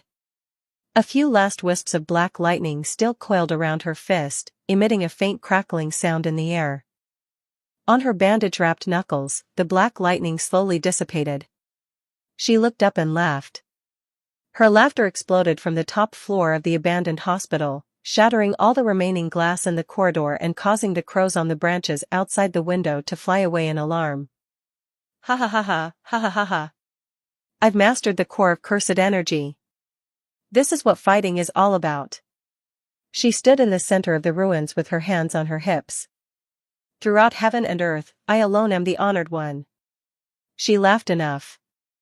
She slowly stopped, looked down at her fists, and then at the remains of the cursed spirits all over the floor. Mission accomplished. She brushed the dust off her hands, turned around, jumped out of the window, and landed steadily on the gravel ground below. Fighting is my essence. Her bandage-wrapped fingers slowly clenched, her knuckles cracking. Then she strode toward the direction of Tokyo Jujutsu High/Jujutsu High. She had completely escaped fate. And now, she had found it back. 37 Chapter 37 All Parties. Chapter 37 Various Sides. Kenjaku/Wansua stood on the back of a large bird-cursed spirit, crossing the night sky over the suburbs of Tokyo. His white kasaya robe flapped loudly in the night wind. He toyed with a cube in his hand, a special-grade cursed tool, the prison realm. Whether I can seal Gojo Satoru/Satoru Gojo remains an unknown, he muttered to himself, his voice scattered by the wind. Mako was too big of a variable. Reverse cursed energy countered cursed spirits, and Mahoraga's ability to adapt countered all techniques. That kind of ability made even a curse user who had lived for 1,000 years like him feel troubled. This kind of person could not be dealt with by conventional means, he had to find a way to contain or kill her. He put the prison realm back into his kasaya, his gaze piercing through the clouds, landing in the direction of Jujutsu High. Itadori Yuji/Yuji Itadori was squatting at the entrance of a hospital in western Tokyo, carrying a bag of fruit in his hand. Apples and oranges were squeezed into a plastic bag. He had picked the apples, and the fruit shop owner had recommended the oranges. It was said they had high vitamin content and were suitable for visiting the sick. A few days ago, he had just completed a mission and was passing by an old cinema on his way back. There was a schedule for an old art film posted at the entrance. The film titles were all in katakana, and he almost bit his tongue trying to read them all in one breath. Out of curiosity, he bought a ticket and walked in. The screening hall was empty, with only a boy about his age sitting in the corner of the last row. He had heavy dark circles, his hair covered half his face, and he was hunched over in his seat like a mushroom growing in a corner. The movie finished, and the lights came on. Itadori stood up to stretch, and the boy in the corner suddenly spoke. "You like this director too?" "Huh? No, this is my first time watching this kind of movie. I didn't understand it at all." "It's right that you didn't understand it." The boy's mouth curled up slightly. "This director never explains the plot. What do you think the last shot meant?" Itadori scratched his head. He was standing in the rain. Was he waiting for someone? The boy's eyes brightened. "That's what I thought too." Then the floodgates opened. They talked from the director's style to the soundtrack, from the soundtrack to niche art films, from the cinema to the ramen shop. It was the first time Itadori had met someone he could talk to about movies until he forgot the time. They sat in the ramen shop, chatting even after the noodles in front of them had gone soggy. "My name is Yoshino Junpei. Second year at Satazakura High." The boy stirred the cold noodle soup with his chopsticks, his tone flat, but a smile remained on his lips. "If you still want to watch this director's films, there's a rescreening next Wednesday." "I could. I'm going." Junpei was stunned for a moment. Itadori leaned forward with his hands on the table, his eyes shining like two light bulbs. I'm going. I've watched all the films you recommended to me. Although I didn't understand most of them, they were really good." "Which one is the rescreening?" "What time?" "I'll come early to line up." Junpei leaned back, overwhelmed by his enthusiasm, then lowered his head, his hair covering his eyes. But there was a hint of a smile hidden beneath. "You're a really strange person." Junpei didn't tell Itadori much about school, but Itadori guessed some things from his graffiti-covered school jacket. He didn't ask, just took off his jacket when they parted ways that day and draped it over Junpei, saying it was cold at night. Before Junpei could refuse, Itadori had already run off. At this moment, Itadori was squatting at the hospital entrance. Junpei had said his mother wasn't feeling well lately, so he wanted to come visit. Itadori volunteered, saying he knew which fruit shop was the cheapest, and so this scene came to be. "Itadori?" Itadori looked up. Junpei was standing at the hospital entrance, holding a folding umbrella in his hand, with Itadori's jacket draped over his shoulder. He watched Itadori squatting on the ground, holding a bag of fruit in his arms, his hair blown into a mess by the wind. He was silent for a long time. "How long have you been squatting here?" "About 20 minutes. The fruit shop owner said to pick the heavy oranges, so I checked them all. Then I came here and realized I forgot to ask which room you were in." Itadori stood up and shoved the bag of fruit into Junpei's hand. Let's go see your mother." Junpei looked down at the bag of fruit in his hand. He opened his mouth, but in the end, he only said one sentence, "Thank you." In the Tokyo Jujutsu High cafeteria, Meiko was sitting in a corner, with a pot of freshly served rice in front of her. When the cafeteria lady brought that iron pot over, the bottom of the pot was still sizzling with heat. "Teacher Meiko, the bottom of the pot is still a bit hot, you should wait a while before." Meiko didn't wait. She reached out to take the pot. The moment her fingers touched the bottom, the scorching metal temperature traveled through the bandages to her fingertips. She instinctively retracted her hand and shook it twice. "Hot." She stared at her fingers for a few seconds, then looked at the pot. She reached out again, this time pressing her hand directly onto the bottom of the pot. The sizzling sound of the scorching iron pot could be heard against her palm. The cafeteria lady's expression changed from worry to horror. Teacher Mako, your hand. I've adapted to it. Mako placed the pot in front of her, expressionless. One bite, and the fragrance of the rice exploded in her mouth. Her chopsticks moved faster and faster, her cheeks bulging like a squirrel hoarding food for winter. When Itadori returned from the hospital, his face carried the excitement of someone who had just made a new friend. He rushed into the cafeteria and saw Mako sitting in the corner eating, the pot in front of her already more than half empty. Teacher. Guess who I met today? Not guessing. Mako didn't even raise her head, continuing to shovel rice. Itadori sat down opposite her, resting his chin on his hands, a grin stretching to his ears. A super interesting person. His name is Yoshino Junpei, and he likes watching art films. Not the kind of blockbusters, but the kind of really niche ones, the ones where I can't even pronounce the names. Junpei, huh? Mako put down her chopsticks and looked up. Keep your guard up. Itadori was stunned for a moment. What do you mean? It means pay more attention to him. Don't just focus on watching movies. Itadori scratched the back of his head. Although he didn't quite understand, he still nodded obediently. Got it. Well, teacher, eat slowly. I'm going to train. Panda said he'd teach me a few moves today. I have to learn them to use when I spar with Fushiguro/Megumi next time. He ran to the cafeteria entrance, then turned back. Teacher, you seem to be in a better mood. Duh. Get lost. Itadori chuckled and ran off. Mako watched his retreating back, a corner of her mouth curling up. Junpei, the tragic boy from the original story who was noticed by Mahito and eventually transformed into a monster. She lowered her head and continued eating. The lights in the cafeteria were warm. Outside the window, the sound of Itadori and Panda's gloves colliding drifted from the training ground. Kujisaki/Nobara Kujisaki was counting down on the side, and Fushiguro/Megumi's voice occasionally chimed in. Kujisaki/Nobara Kujisaki's voice was the loudest. Bend your knees more. Itadori, are you a zombie? Why are your legs so straight? Itadori shouted back. I'm bending, I'm bending. Panda, don't take the opportunity to hit my face. Pandas don't hit faces. Panda said gently, then punched Itadori right in the face. You just hit my face. That was an accidental injury. Accidental injury my ass.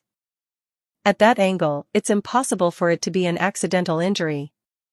Kujisaki/Nobara Kujisaki was laughing so hard she couldn't stand straight on the sidelines. Nice one, Panda. Hit him again. Fushiguro/Megumi, you be the referee, does that punch count? Fushiguro Megumi/Megumi Fushiguro's voice was calm. It counts. Panda gets a point. Itadori made a defensive error. Did you guys collude? Mako chewed her food, listening to these sounds. Swallowing the last bite of rice, she picked up a bowl of miso soup and drank it in one gulp, then put the bowl down. Everyone was at the training ground. Maki/Zen and Maki saw her come, pushed up her glasses. You're up? Duh. Mako crossed her arms. How have you been training these past few days? Not bad. Gojo took your place, he's not as ruthless as you. Is it even training if it's not ruthless? Mako snorted, then raised her volume. Everyone, gather. Itadori sprang up from the ground, not even bothering to wipe the dust off his face. Kujisaki/Nobara Kujisaki hung her hammer on her waist and walked over with long strides. Fushiguro/Megumi closed the scorecard. Panda dragged Inumaki over from under a tree. I've made some people worry these past few days. Mako paused, her gaze sweeping across everyone's face. So, some compensation today. Itadori raised his hand. Teacher, what does compensation mean? Double the training volume. A howl of despair erupted from the training ground simultaneously. Mako's mouth curled up to her ears, revealing a mouthful of sharp, fine teeth. Chapter 38, What a Pair of Star-Crossed Lovers. The training ground was filled with wailing. Mako stood in the center of the training ground, hands on her hips, looking at the 6 salted fish before her, the corners of her mouth curled high. She stretched, lifting her bandaged arms above her head, and her joints cracked with a few pops. We've barely started, and you're already wailing like this? If you lose the Goodwill Exchange event, I'll double the training volume. The wailing instantly went up an octave. Teacher, are you a devil? I am Mahoraga. That's basically the same thing. Gojo Satoru Gojo sauntered over from the corridor, carrying a small box wrapped in sealing strips. He walked to the edge of the training ground and beckoned to Itadori. Yuji, come here for a second. Mako frowned, strode over, and blocked Itadori. You heartless jerk, you white-haired bastard, why are you taking Itadori away? Gojo Satoru Gojo gave a cheeky grin and peeled back a corner of the sealing strip. Inside was a withered, purplish finger with sharp nails, exuding a sickening, evil aura. A Sukuna finger. Mako raised an eyebrow. Are you sure? Though my advice is, it's best not to feed him too many at once. Although this kid's body can suppress Sukuna, every extra finger makes that guy's consciousness stronger. Even though Itadori has a special constitution, I'm afraid he won't be able to adapt to too many at once. A sudden idea flashed through Mako's mind. She tilted her head to look at the finger, and the corners of her mouth slowly curled into a dangerous arc. Hey, Gojo Satoru Gojo. Tell me, what would happen if I ate a Sukuna finger? All the wailing on the training ground ceased abruptly. Itadori's eyes widened. The hammer Kujisaki/Nobara Kujisaki had just picked up dropped to the ground again. Fushiguro/Megumi opened his eyes, his fingers instinctively moving toward a certain hand sign. Judging by the hand shape, it was clenched fists. He was probably about to say the incantation, Furabura. Panda pushed Inumaki behind him, and Maki/Zen and Maki gripped her Naginata tighter. I don't recommend doing that. Gojo Satoru Gojo's voice was rarely serious for a moment. You have a Shikigami constitution, no one can say for sure what kind of impact Sukuna's cursed energy will have on you. And a mouth appeared on Itadori's face. It opened wider than usual, exposing all its sharp teeth. Sukuna's voice was low and raspy, carrying the amusement of someone watching a show. Little brat, you can try. TCH. Mako lifted her chin and snatched the Sukuna finger from Gojo Satoru Gojo's hand. Try it, I will. What can a mere finger do to me? I've beaten Sukuna himself to his knees, eating one of his fingers is doing him a favor. Mako, wait.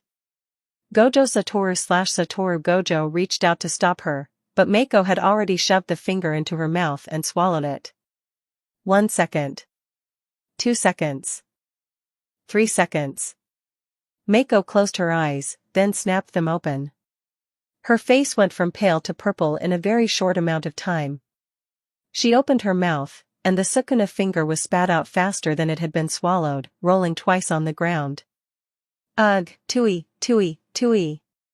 What is this? So disgusting. Mako braced her hands on her knees, dry heaving at the ground several times. Is this thing poop? It's fishy, smelly, bitter, and astringent. When I swallowed it, there was this rotting sweet taste surging up. Sukuna, do you swallow this kind of stuff every day? Is your sense of taste broken? Didn't your mother teach you what you can eat and what you can't? The mouth on Itadori's face fell silent for a moment, then let out a highly displeased click of the tongue. You brat, can you stop bringing up my mother every time you insult me? I'm stating facts. Your fingers are just disgusting. Don't you know that yourself? How would I know? Well, now you know. Your fingers taste like poop.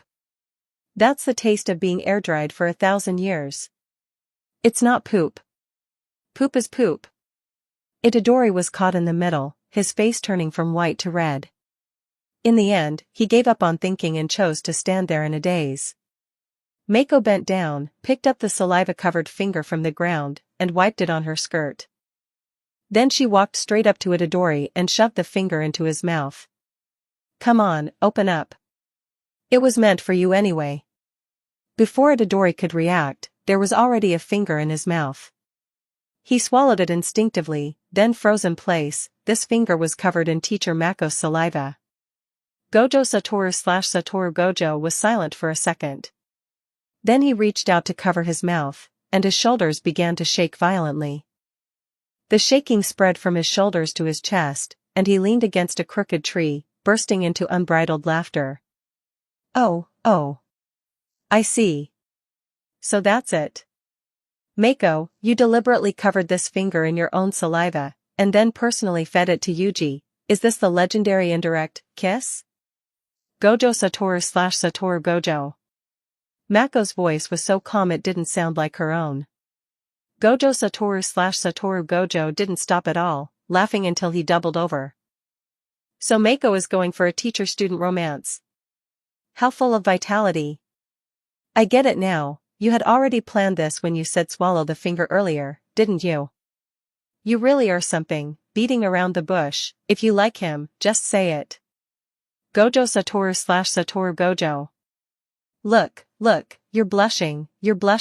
Ah, no, your ears are red. The Rikugan/Six Eyes can see it, you know. The temperature at the roots of your ears is nearly a degree higher than usual. Oh Mako, although you always call Itadori a weak little son, but in reality, you feel. Gojo Satoru/Satoru Gojo, shut your mouth. Itadori stood to the side, sweating profusely. Teacher. I didn't mean to. It was Teacher Gojo who. No, that's not right. You fed it to me first, that's not right either. It was Sukuna who told you to try it first. Anyway, it's just. His face was bright red, his hands waving in the air like an owl hit in the eyes by a flashlight. I really didn't think that much. I didn't know that was an indirect. I'm too embarrassed to even say the word. Teacher Mako, don't listen to Teacher Gojo's nonsense. Kujisaki/Nobara Kujisaki crouched not far away, nudging Fushiguro/Megumi with her elbow. Do you think Teacher Mako actually likes Itadori, or is Teacher Gojo just purely courting death? Fushiguro/Megumi flipped the scoreboard over and covered his face with it. The latter. Definitely the latter. I think so too. So, are we running? Run. Kujisaki/Nobara Kujisaki grabbed Fushiguro/Megumi's sleeve, and the two of them crouched low and retreated outside the training ground. Panda had already hoisted Inumaki onto his shoulder and disappeared behind the crooked tree with an agility that completely belied his size. Maki/Zen and Maki adjusted her glasses, turned around, and strode away. She didn't say anything, but her pace was more than a notch faster than usual. Gojo Satoru/Satoru Gojo was still leaning against the crooked tree, with absolutely no intention of running away. He even took off his blindfold, looking at Mako with those pale blue Rikugan/Six Eyes. What a pair of star-crossed lovers. But then again, Yuji is still young, and you are his teacher. Should we report this ethical issue to Principal Yaga/Principal Yaga first? I can help you write the report. Oh. Let's title it On the Romantic Entanglements Between Special Grade Sorcerer Ms. Shinzi and Sukuna Vessel Itadori Yuji Itadori, and the sequence of events regarding the finger-feeding incident. Gojo Satoru/Satoru Gojo. The next day. In Yeri Shoko/Shoko Yeri's infirmary, smoke drifted out from the crack in the door. She sat at her desk, holding a thin cigarette, looking at the door through the swirling smoke. The door opened. Gojo Satoru/Satoru Gojo sat in a wheelchair, covered from head to toe in bandages. From neck to ankle, from shoulder to wrist, he was wrapped tightly in white bandages, revealing only half his face and his white hair. He was still wearing his black blindfold, but the expression beneath it no longer held the high spirits from when he was dancing on a minefield yesterday. The wheelchair had been pushed in by the assistant supervisor, Ijichi, who carefully parked the wheelchair in the center of the infirmary, bowed, and retreated with the fastest speed of his life. Shoko/Yeri Shoko exhaled a puff of smoke slowly. What did you do yesterday? I played a joke on Mako. What kind of joke? I said she and Itadori were star-crossed lovers. Shoko/Yeri Shoko stubbed out her cigarette in the ashtray, stood up, and walked over to the wheelchair. She looked down at the bandaged man. She reached out and pressed on one of Gojo Satoru/Satoru Gojo's bandages. Ah, ow, ow, ow, ow, ow, Shoko/Yeri Shoko, take it easy. If you can still yell in pain, it means you're not dead yet. Shoko/Yeri Shoko relit a cigarette. Will you be a smartass again next time? Yes. Heal yourself with reverse cursed technique. After saying that, Shoko/Yeri Shoko walked away, smoking her cigarette. 39 Chapter 39 Exchange Meeting. Chapter 39 Goodwill Exchange Event. When Yaga Mazamichi/Mazamichi Yaga called Gojo Satoru/Satoru Gojo and Mako to the principal's office, Gojo Satoru/Satoru Gojo was still sitting in a wheelchair, wrapped in bandages from head to toe. Yaga/Principal Yaga sat before a desk piled with dolls, clutching a half-finished cursed corpse in his hand. He looked at the person wrapped in bandages in the wheelchair, his gaze behind his sunglasses devoid of ripples. How much longer do you intend to keep up this act? Gojo Satoru/Satoru Gojo blinked. What act? I'm a wounded patient. Look at these bandages, every single one was wrapped by Shoko/Yeri Shoko herself. Yaga/Principal Yaga's voice remained an emotionless statement, yet every word precisely pierced through Gojo Satoru/Satoru Gojo's disguise. You can recover on the spot using reverse curse technique. Mako's speed in hitting you isn't even as fast as your recovery speed. Principal, this is called tactical weakness. So you're wrapped in bandages and sitting in a wheelchair now to make her stop being angry? Yes. And has she stopped being angry? Mako stood to the side, arms crossed, and let out a cold snort through her nose. No. So tactical weakness doesn't work every time. But that's fine, I'll just try a different tactic next time. Yaga/Principal Yaga was silent for a good while.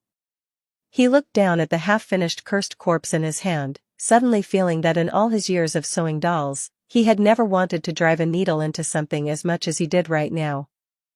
I called you here because of the Goodwill Exchange event between the two schools.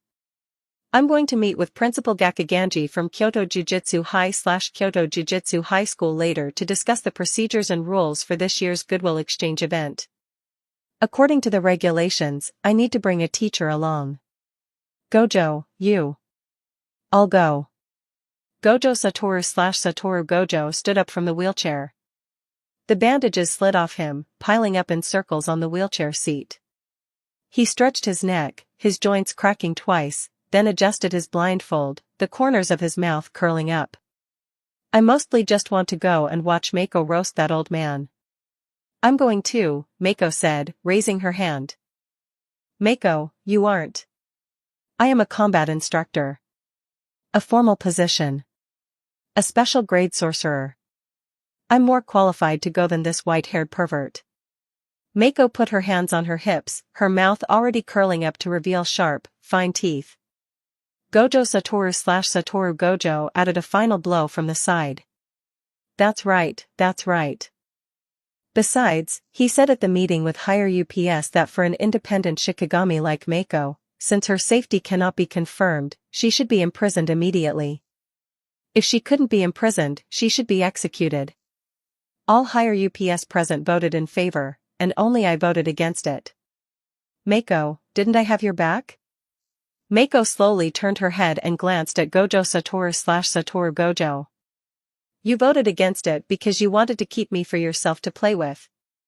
Caught me. You too. Yaga/Principal Yaga's voice came from behind the desk, carrying a fatigue that had been suppressed for a long time. You're both going. But Mako, no physical altercations. No hands. I'll use my mouth. And you are not allowed to provoke Principal Gakuganji until he has a hypertension attack. That depends on whether he cooperates.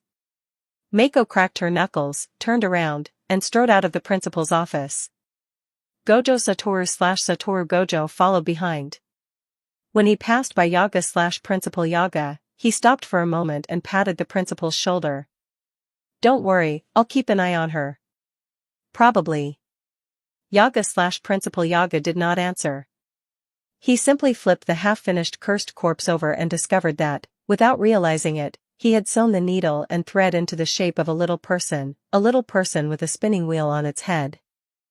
At the entrance of Tokyo Jujutsu High, a black sedan was parked on the side of the road. Gojo Satoru/Satoru Gojo and Mako sat in the back seat. As soon as the car drove out of the Jujutsu High entrance, Gojo Satoru/Satoru Gojo began to explain the various exploits of Yoshinobu Gakuganji to Mako. Yoshinobu Gakuganji, 76 years old, Grade 1 Jujutsu sorcerer, leader of the conservative faction in the Jujutsu world, principal of Kyoto Jujutsu High/Kyoto Jujutsu High School. He carries a V-shaped electric guitar with him, and his technique is guitar sonic wave sorcery, releasing shockwaves of cursed energy by playing heavy metal melodies. Mako leaned against the car window. "Sounds like an old punk." "Punk? No, he's not punk at all. He's a conservative." "Do you understand what a conservative is?" "They're those old stubborn types who think everything should be done by the rules, and anything that doesn't exist according to the rules should be eliminated." Gojo Satoru/Satoru Gojo crossed his legs, his fingers tapping a rhythm on his knee. "The day you woke up at Tokyo Jujutsu High/Jujutsu High, he submitted a report to higher UPS. The report stated that you were an unregistered independent Shikigami, a potential special grade threat, and recommended immediate imprisonment. If you couldn't be imprisoned, you were to be executed on the spot." "And then?" "Then that report was passed unanimously by higher UPS. Only I voted against it." Gojo Satoru/Satoru Gojo leaned his face close to Mako, the corners of his mouth curling into a dangerous arc. "So now you know, that old man wanted to kill you from the very beginning. Later, when I brought you into Tokyo Jujutsu High/Jujutsu High as a combat instructor, he submitted another report saying you couldn't be a teacher because you aren't human. That report was also passed unanimously by higher UPS. And again, only I voted against it." Yaga/Principal Yaga turned his head back from the passenger seat, his sunglasses reflecting the light from outside the car window. "Gojo, could you stop fanning the flames?" "I'm not fanning the flames. I'm just providing necessary background information. As a responsible senior, I have an obligation to let my junior know what kind of person she is going to face." "She is not your junior. She is your colleague." "Then that's intelligence sharing between colleagues." Yaga/Principal Yaga turned back and looked at the road ahead. He began to seriously consider whether to apply to have Gojo Satoru/Satoru Gojo and Mako assigned to different competition areas during the Goodwill Exchange event. Preferably in different buildings. Preferably with the distance of an entire city between them. The meeting location was set in a Japanese-style room at the Jujutsu headquarters. The paper door was half open, and sunlight cast soft light and shadows on the tatami mats through the shoji paper. A landscape scroll hung in the alcove, and a tea set was placed on the low table, with tea fragrance curling in the air. Yoshinobu Gakuganji was already sitting upright on one side of the low table, his bald head gleaming under the light, his two white eyebrows hanging down to his cheekbones, 10 earrings lined up along his ear, and a V-shaped electric guitar held in his arms. Standing behind him was Yutaheim, dressed in a white shrine maiden outfit, her long hair hanging down the side of her shoulder, and the scar across her face half hidden by shadows. Yutaheim lowered her head, her fingers twisting in her sleeves, clearly somewhat uneasy about the stifling atmosphere. The paper door was pushed open. Yaga Mazamichi/Mazamichi Yaga walked in first, nodded to Yoshinobu Gakuganji, and sat down opposite the low table. Gojo Satoru/Satoru Gojo followed behind, hands in his pockets. The moment he saw Yutaheim, his eyes lit up. "Yutaheim-senpai." He strode over, bent down, and leaned close to Yutaheim's face. "Long time no see. You're still as young and beautiful, that scar is becoming more and more charming. Do you want to come to Tokyo Jujutsu High/Jujutsu High in Tokyo?" We're short an assistant teacher, and the salary and benefits are better than Kyoto's. Yutaheim's temple twitched. She took a step back, her hand subconsciously shielding her chest. Gojo Satoru Gojo, can you be serious for once? Just once. In front of Principal Gakuganji, I am your senior. I'm not switching jobs. Go die. Alright. Gojo Satoru Gojo raised his hands in a gesture of surrender and retreated to sit next to Yaga/Principal Yaga. But his sitting posture was that kind, one leg crossed, the other bent, his elbow resting on his knee, his whole body leaning crookedly against the low table, completely disregarding the words formal meeting.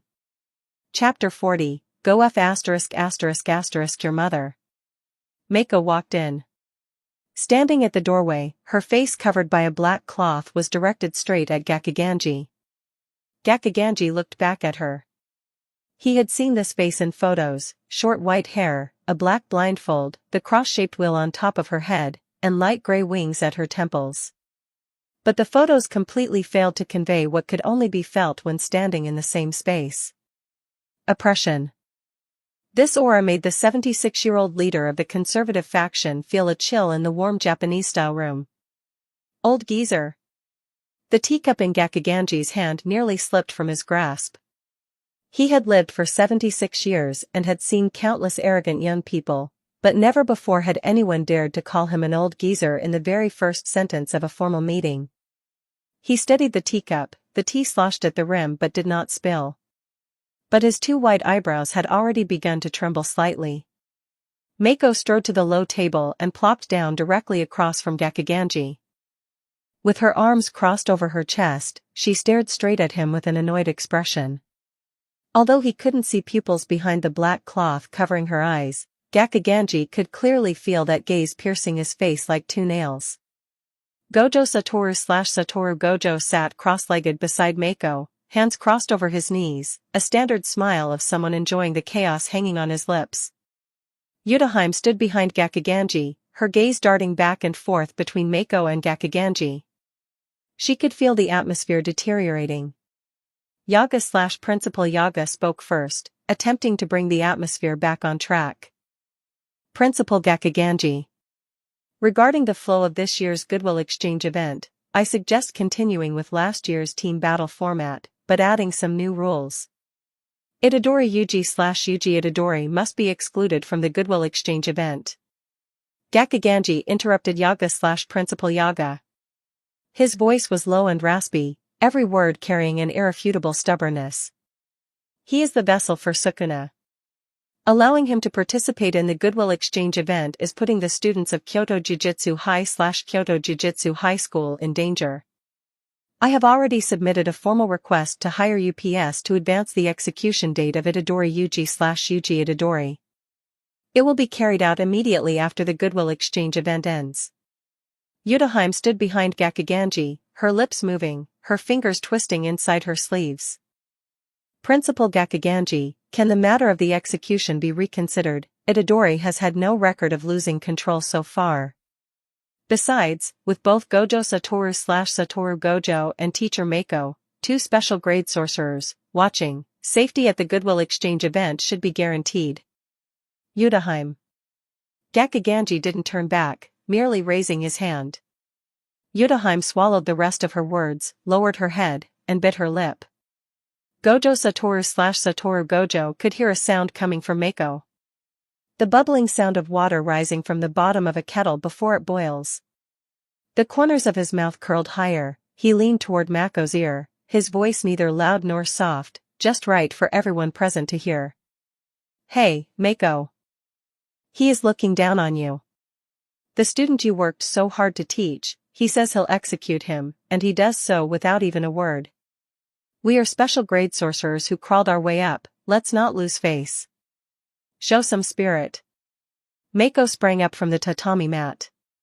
Her bandage-wrapped right hand pointed at the tip of Gakuganji's nose, less than a fist's distance from his bridge of the nose. Gakuganji. Go F*** your mother. UF*** ing grade 1 Jujutsu sorcerer, What gives you the right to act all high and mighty here? You want to execute Itadori, right? I'll give you an answer, I absolutely won't beat you to death. Gakkiganji's 2 white eyebrows trembled violently, and the 10 earrings on his ears clattered against each other. He stood up, and the electric guitar in his hands emitted a harsh sonic vibration. Arrogant. You Shikigami, do you know who you are talking to? I am an executive member of the highest council of the Jujutsu world. The principal of Kyoto Jujutsu High/Kyoto Jujutsu High School. I have lived for 76 years.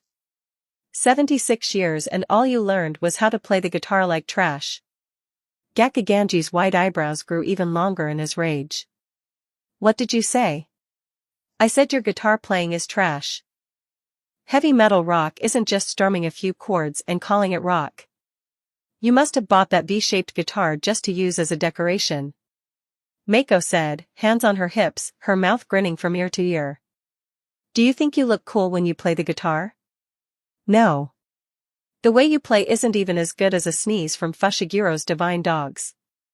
Yutaheim stood behind Gakkiganji, raising both hands to intervene but not knowing whom to stop. She looked at Gojo Satoru/Satoru Gojo, hoping he would step in to settle things. Gojo Satoru/Satoru Gojo was leaning against the wall, arms crossed, watching with great interest.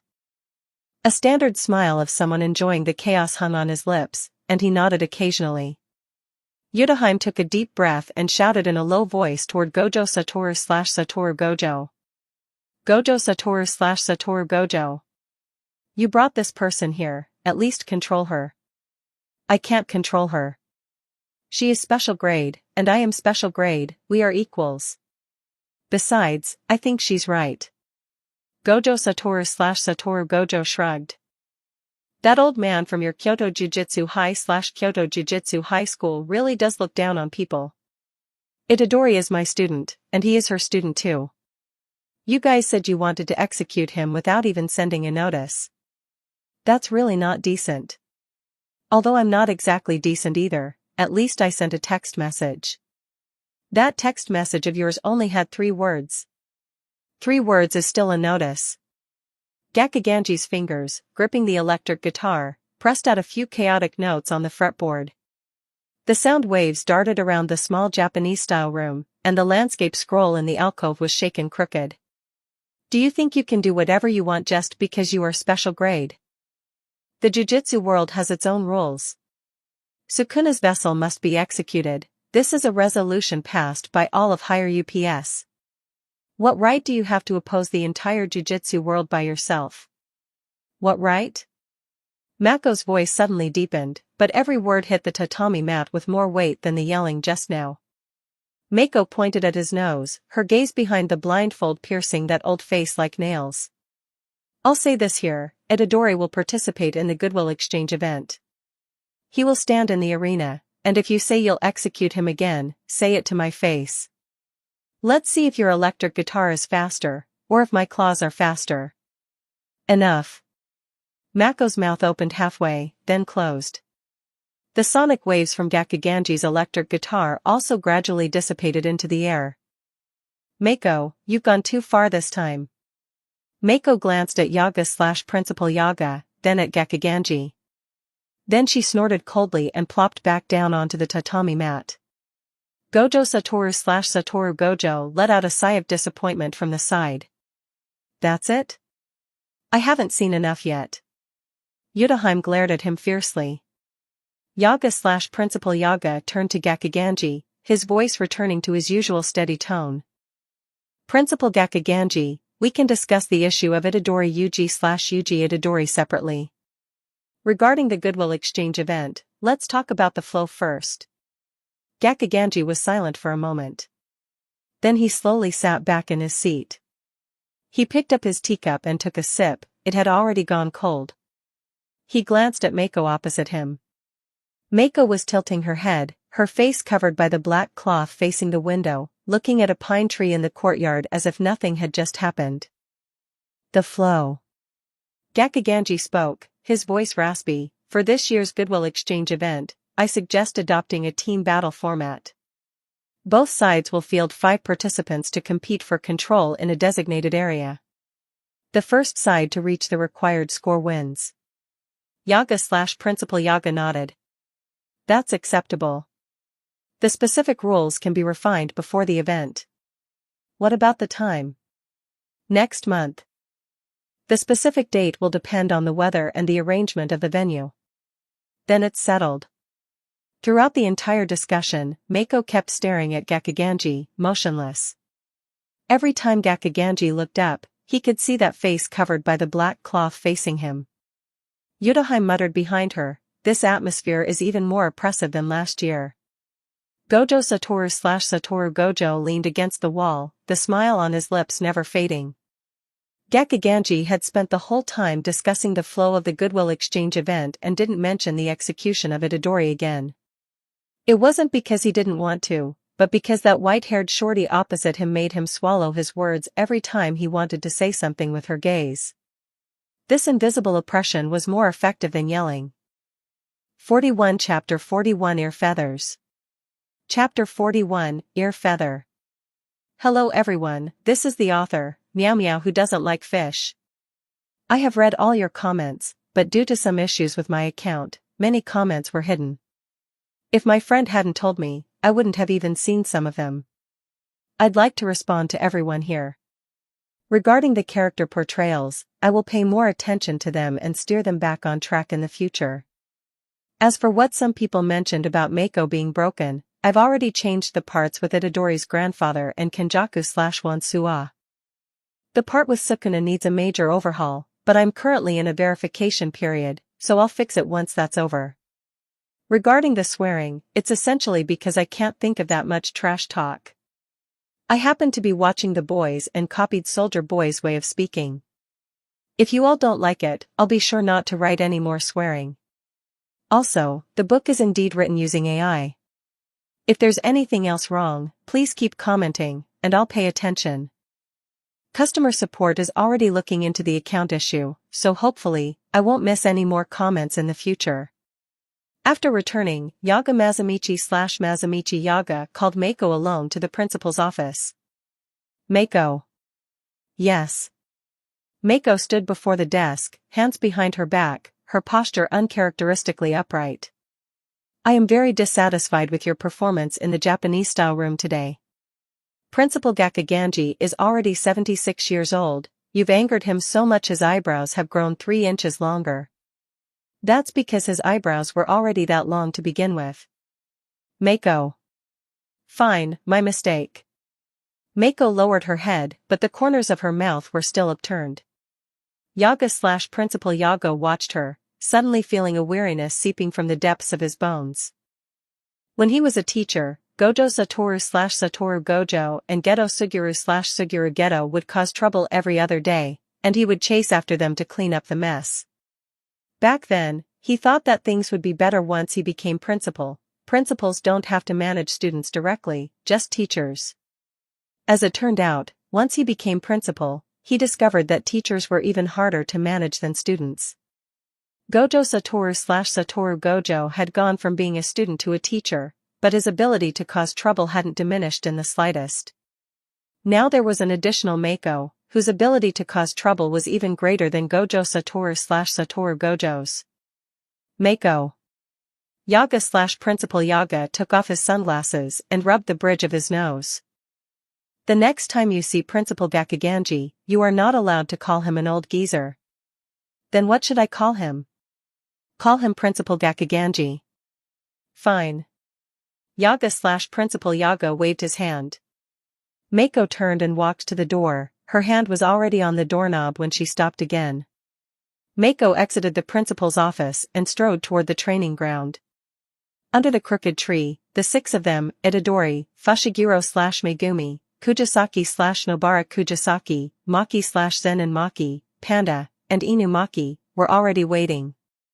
Seeing her approach, the 6 of them straightened up in unison. Teacher, what's the word on the Goodwill Exchange event? Kujisaki/Nobara Kujisaki asked first. Mako stood with her hands on her hips in front of the 6 of them. Listen up. This Goodwill Exchange event, although it's called an exchange, is actually just elbowing each other. You elbow me, I elbow you, and the one left standing at the end wins.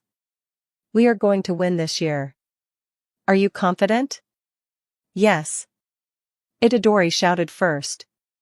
Your voice is too small, I can't hear you. Yes. The voices of the six shook the crooked tree, causing 2 more leaves to fall. Very good. Mako nodded and then looked at Itadori. Itadori, you stay behind. The rest of you go eat. Fushiguro/Megumi and Kujisaki/Nobara Kujisaki exchanged a glance, said nothing, and pulled Panda and Inumaki, who still wanted to join in the fun, toward the cafeteria.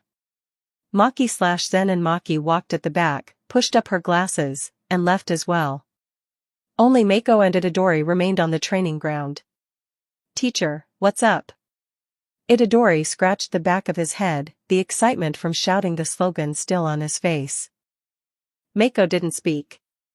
Her expression was more serious than at any other time. Itadori.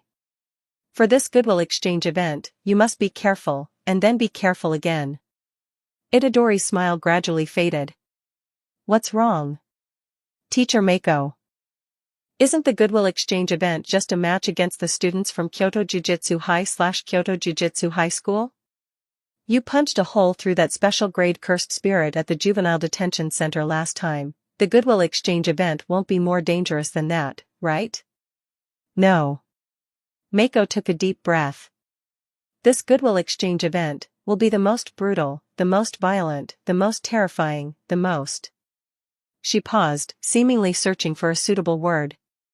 Itadori swallowed hard, his body involuntarily tensing up. In short, just prioritize being careful. Mako reached to her temple and pinched a feather on her light gray wings. With a forceful tug, she pulled that feather out. She placed the feather in her palm and handed it to Itadori. Teacher, this is a feather from my ear. Mine. Mako stuffed the feather into Itadori's hand. If you encounter a special situation, remember. Itadori's eyes lit up, and he preemptively answered, is it to channel cursed energy into it? Like that amulet you gave me last time? Or should I throw it into the sky like a signal flare? Or. No. Eat it directly. Huh? Itadori looked down at the soft light gray feather in his hand, then back up at Mako's face, which was completely not joking. Eat it? This? Directly? Yes. Eat it directly. No need to even chew, just swallow it. Mako crossed her arms and nodded matter-of-factly. When that happens, I will be able to sense the location of the cursed energy that shares the same source as mine. No matter which corner of the arena you are in, I will be able to rush over immediately. It melts in your mouth, and it takes effect on the spot. Itadori looked down at the feather in his hand, his mind involuntarily imagining the scene. Fushiguro/Megumi would look away expressionlessly, Kujisaki/Nobara Kujisaki would bend over laughing, and that group from Kyoto Jujutsu High/Kyoto Jujutsu High School would probably think he was crazy. Teacher, could we change the method? For example, sticking it on my body, or tying it to my wrist. Mako extended a pitch-black fingernail and poked at Itadori's forehead. Remember, if you encounter an emergency, shove it into your mouth. Don't hesitate. Don't worry about what others think of you. Life is more important than face. Yes. Itadori carefully placed the feather into the inside pocket of his uniform and pressed it down with his finger. Mako patted Itadori's shoulder. Keep your spirits up, don't lose face. Yes. Teacher. Itadori nodded vigorously, turned, and ran toward the cafeteria. After running a few steps, he stopped, turned back to wave vigorously, and then strode away, disappearing into the cafeteria entrance. Mako stood under the crooked tree, watching Itadori's retreating back. Strange. How did this timeline become so strange? In the original work, Mahito should have already contacted Junpei by now, staking out outside the movie theater and using rhetoric to pull that child into his camp. Then Junpei's mother would be killed by a cursed spirit attracted by a finger of Sukuna, and Junpei would be transformed into a monster by Mahito in his despair. But now? Junpei is still staying safely at Satozakura High School. After Itadori went to the hospital to visit his mother last time, the two of them even made plans to watch a movie together next week. Mahito hasn't even touched Junpei's shadow. It's not just Junpei, the disaster curses as a whole haven't made a move. That hot-tempered Jogo has actually been able to hold back in Dagon's domain for so long without coming out to cause trouble, that troublemaker Mahito hasn't been going around biting people and transforming souls, and Hanami and Dagon are even quieter, as if they don't exist. When did the disaster curses become so cautious? Aren't those guys supposed to be natural disasters? Shouldn't natural disasters be like real natural disasters, charging around recklessly, disregarding consequences, and burning whoever they don't like? Now they are all huddled in their domain, more well-behaved than hibernating bears. Something is wrong. Mako frowned. Then she thought of a name. Kenjaku/Wansua. Afraid that her reverse cursed energy would suppress the cursed spirits, he single-handedly beat up the entire group of disaster curses. After all, Mahito is indispensable in Kenjaku/Wansua's plan. Afraid of fighting because they fear me, what a loser mentality. Mako crossed her arms and let out a cold snort through her nose. Kenjaku/Wansua, you 1,000-year-old brain flower. The more she thought about it, the more annoyed she became. Not an ounce of Kashimo Hajime's spirit. Mako kicked the crooked tree and turned to walk toward the dormitory. Forget it, it's good that he's hiding. At least I don't have to get distracted by Junpei's business before the Goodwill Exchange event. Once the Goodwill Exchange event is over, I'll go settle the score with that guy. Her ash-purple braided pigtail swayed gently in the night breeze, the golden hair tie reflecting the light from the end of the corridor. She walked to the dormitory door and suddenly stopped. Then, will he come to this Goodwill Exchange event or not? Asking a question, can domain expansion resist the instant kill from Mahoraga's reverse cursed energy? Also, a side note, I'm currently researching something and have a theory, not sure if it's correct. Releasing reverse cursed energy externally doesn't guarantee an instant kill on a cursed spirit. The amount of cursed energy outputted against the cursed spirit needs to be greater than the cursed spirit's own cursed energy. Is this view correct? Kenjaku/Wansua stood at the edge of the dense forest, sunlight spilling over his kasaya, the stitches on his forehead flickering in and out of view under the tree shadows.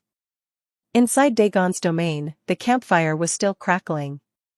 Jogo sat by the fire, Hanami leaned against a tree trunk not far away, and Mahito lay on Dagon's tentacles, humming a tuneless song. He withdrew his gaze, toying with the prison realm in his hand, a habitual gentle smile hanging at the corners of his mouth. The Goodwill Exchange event, this was the most critical part of the plan. Sukuna's fingers, the cursed womb, death paintings, and Gojo Satoru/Satoru Gojo's barrier data, none of these could be missing. Originally, sending Hanami to hold them back would have been enough, but Mako was at the venue. The strength of that white-haired runt is too terrifying, so someone else must be added to hold Mako back. He walked into Dagon's domain, the light of the campfire dancing on his kasaya. Jogo. Jogo turned his head from the campfire, his single eye gleaming with a dark red light under the flames. Finally, some action? I've been stifled to death. If you don't let me go out and burn something soon. I have a mission for you. What mission? Burning people at Tokyo Jujutsu High/Jujutsu High? We're going to the Goodwill Exchange event venue. Hold back, Mako. A wisp of smoke rose from Jogo's volcano head. The fire in his single eye flickered, then dimmed for a beat. What did you say? Mako will be at the Goodwill Exchange event. Hanami alone cannot hold back so many people, so I need you. Wait. Jogo stood up, his joints cracking all over, dark red firelight shining through every fissure, though the light was a bit weaker than usual. I'm fighting Mako? For real?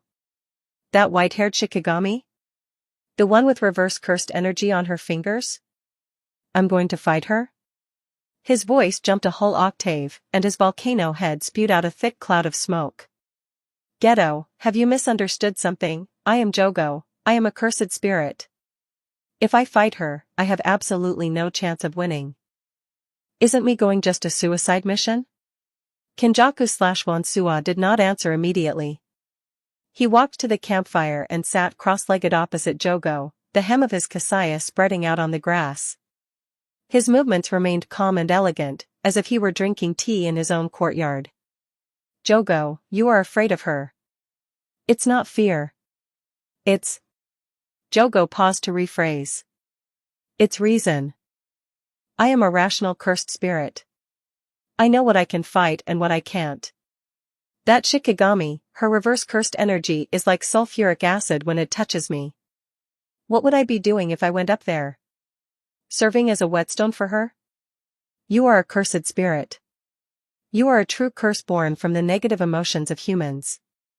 Your hatred for nature and for humans, hasn't it always been treated like trash in front of absolute powerhouses like Sukuna and Gojo Satoru/Satoru Gojo? But your flames are real, your anger is real, and your hatred for this land being trampled by humans is real. Mako is a Shikigami, her very existence is an attachment to the human jujutsu system. You fear her, but what about your hatred? You keep saying you want to create an era that belongs to cursed spirits, yet you shrink back when you encounter a single Shikigami? Jogo fell silent. The campfire danced in his single eye, his volcano head gradually brightening, those words burning deep within his skull. Hold her back, not kill her. Your mission is not to defeat her, it is to divert her attention away from Hanami. Stall her for 10 minutes, let Mahito complete the infiltration. 10 minutes is enough. Your cursed technique is volcanic eruption, magma, high heat, you don't need to get close to her. Consume her from a distance, fight while retreating. Your speed is not much slower than hers. As long as you don't let her get close, your flames can stall her for long enough. And with the combination of your domain and maximum technique, you might not have no chance of winning, plus there is one move that can ensure you aren't killed instantly. Jogo's volcano head spewed a straight column of smoke. The column of smoke rose high into the air, then was dispersed by the wind. He was silent for a long time, then his mouth slowly widened, revealing black teeth. Mako, I will be the one to kill her. Fiery battle intent ignited in his single eye, the fear and hesitation from just a moment ago replaced by an even stronger rage. Let her see what a true curse is. What the purest hatred, gushing out from the depths of the earth, really is. Do not get bogged down in the fight. Stalling her is a success. If the situation goes wrong, retreat immediately. Understood. Jogo turned and walked out of the domain, his footsteps shaking the gravel on the ground. His back disappeared into the depths of the dense forest, only that scorching cursed energy remaining in the air. Kinjaku/Wansua sat by the campfire, watching Jogo leave. Hanami walked over from the tree trunk, stood behind him, and was silent for a while. Those things you just said, were they for him, or for yourself? Both. Kinjaku/Wansua's smile did not change, but his voice grew a bit lighter. Jogo needs anger to ignite his battle intent. And anger, there is nothing that can make one forget fear better than anger. You are not encouraging him. You are using him. We are all using each other. You use my plan to realize the era of cursed spirits you want, and I use your power to realize my long-cherished wish. This is not using, this is cooperation. He stood up and dusted the ash off his kasaya. Prepare yourself. On the day of the Goodwill Exchange event, act according to the plan. There is no need to clash with him head-on, Jogo will hold back Mako. Mahito will infiltrate the Tokyo Jujutsu High warehouse while you two are holding them back, and take away Sukuna's fingers and the cursed womb, death paintings. And then? Then we can enter the next stage. In this new era, new curses will be born, and a new order will be established. The world you hope for, one without the trampling of humans, will take root and sprout on those ruins. Hanami was silent for a long time, then turned and walked into the depths of the dense forest. Only the crackling of the campfire remained in Dagon's domain. Mahito lay on Dagon's tentacles, swinging his legs, tilting his head to look at Kenjaku/Wansua. Geto, is it really okay for Jogo to go and die? He is not going to die. He is going to fight. Is there a difference? Yes. Dying in battle makes one a warrior. Kenjaku/Wansua looked in the direction where Jogo had disappeared. Jogo is a warrior. At least that is what he believes himself to be. And you? What do you believe in? Kenjaku/Wansua did not answer. He tucked the prison realm into his kasaya and turned to walk toward the giant bird-cursed spirit. I believe in the plan. The rest is not important. The giant bird-cursed spirit flapped its wings and took off, carrying him across the sky above the dense forest, moonlight casting mottled shadows on his kasaya. Mahito lay back on Dagon's tentacles and hummed softly. That guy, his soul is lying. What do you think, Dagon? Gulu. Dagon clumsily extended a tentacle and patted Mahito's head. 43 Chapter 43 Kyoto Sisters Exchange Meeting. Chapter 43, Kyoto Sister School Goodwill Exchange Event. The Goodwill Exchange event venue was set in a dense forest deep within Mount High. Gojo Satoru/Satoru Gojo leaned back in his chair with his legs crossed, holding a cup of milk tea he'd gotten from who knows where. Yaga Mazamichi/Mazamichi Yaga sat beside him, arms crossed, his gaze behind his sunglasses fixed intently on the screen. Yoshinobu Gakuganji sat opposite them, cradling that V-shaped electric guitar, his two white eyebrows completely motionless. Yudaheim stood behind Gakuganji, her hands clasped in front of her, her lips pressed into a thin line. Through the cursed corpse monitoring, Yaga/Principal Yaga sensed an abnormal fluctuation of cursed energy in the arena, with an ominous aura faintly present on the field. Meanwhile, Mako leaned against a tall cedar tree, a blade of grass dangling from her mouth. She was in the light, and the enemy was in the dark. That 1,000-year-old brain flower, Kenjaku/Wansua, would not let the opportunity of the Goodwill Exchange event pass by. The four disasters had been quiet for so long, if they were truly going to make a move, the Goodwill Exchange event was the perfect time. Gojo, do you think Itadori and the others will win? She spat out the grass, tilting her head to look at Gojo Satoru/Satoru Gojo beside her.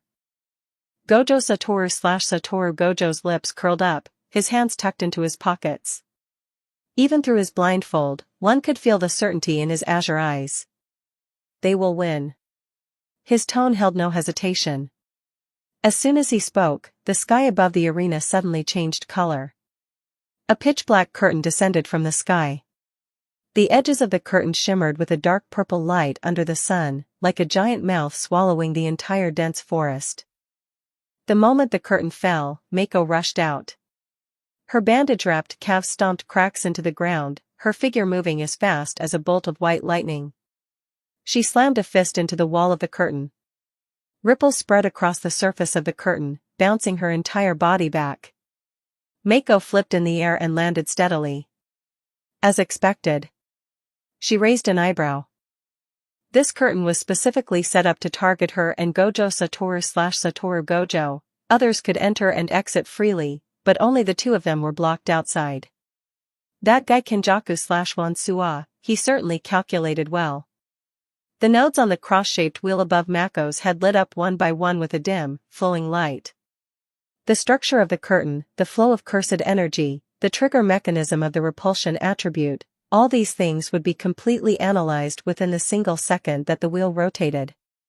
Unlike Gojo Satoru/Satoru Gojo, who was still calmly analyzing the structure of the curtain, Mako chose the most violent solution. She began to frantically elbow the curtain. Pantyhose. Pantyhose. The best. It feels so good. Gravel splattered, and the shockwave blew the surrounding cedar trees askew. As the final kick landed, the cross-shaped wheel above Mako's head rotated. Clang. A long, resonant metallic echo reverberated across the entire dense forest. Mako stood before the curtain, tilting her head to look at Gojo Satoru/Satoru Gojo, her mouth stretching to her ears, revealing a mouthful of sharp, fine teeth. I'm going in first. Your savior has arrived. The moment her words fell, her figure had already disappeared into the depths of the dense forest. On the other side of the arena's perimeter, Jogo crouched on a thick cedar branch. His volcanic head occasionally spewed a small jet of magma, his single eye staring through the gaps in the leaves at the movements in the arena. According to Kinjaku/Wansua's plan, when Mako broke through the curtain and rushed in, she would be in the light, and he would be in the dark. As long as he set a trap on the path she passed by, he could hold her up. Jogo pressed a small volcano onto the tree trunk beside him, the lava churning inside the crater, ready to launch. Then he saw a bolt of white lightning. That bolt of lightning didn't even look up at him, sweeping past directly below him. The speed was so fast that his single eye only had time to catch a blurry afterimage. The crater he had pressed only then spewed magma, the flames chasing the tail of the white shadow and missing, burning an innocent cedar tree opposite into ashes. Jogo crouched on the branch, his single eye fixed on the direction in which the white shadow had disappeared. After several breaths of silence, he crossed his arms and nodded, revealing a confident smile. So, she was killed by me. Heh heh. So much for being the number one person under Gojo and Sukuna. In front of me, she's nothing. The branch under his feet was sizzling and smoking from the lava, but he was completely oblivious. Deep in the forest, Hanami was expanding her domain. Her arms crossed in front of her chest, cursed energy gushed out from her body. Centered on her, it began to envelop the area. The air became thick and oppressive, and the view was distorted into an unnatural green. The forest turned into a labyrinth with no exit. Domain expansion, ceremonial sea of flowers. Cursed energy surged from her like a burst dam, spreading outwards with her as the center. Every speck of dust in the air was dyed dark green, and space began to twist and deform. Just then, a white figure descended from the sky. With a loud bang, gravel and broken vines exploded in the air. In the dust, a short, white-haired figure landed steadily in front of Hanami. The grayish-purple braids whipped through the air in a perfect parabola. Her bandage-wrapped arms hung at her sides, her pitch-black nails glinting coldly in the dim light of the domain. The cross-shaped wheel above her head was slowly rotating, each click emitting a crisp sound that echoed in Hanami's domain. Superhero landing. Yar yar, am I late? Though, it seems you've run into some trouble. She tilted her head to look at Itadori and Aoi to do. Teacher Mako. Itadori's eyes lit up instantly, his voice raised by a whole octave, and he didn't even feel the pain from his wounds anymore. A brief pause. Aoi Todo's tears welled up in his eyes. 2 streams of hot tears rolled down his cheeks, he looked as if he had been struck by some kind of divine revelation. Aoi Todo crossed his arms, tears gushing from his eyes, his muscles trembling slightly under his uniform. Is this the legendary teacher that my best friend spoke of? How truly boring. Less than 1.5 meters tall, yet possesses the power to crush Sukuna. The bandage-wrapped arms are full of mystery. Most importantly, this entrance is so hot-blooded. Let's clap. Let us resonate with our souls. He turned abruptly to Itadori, slamming his hands onto Itadori's shoulders. Brother.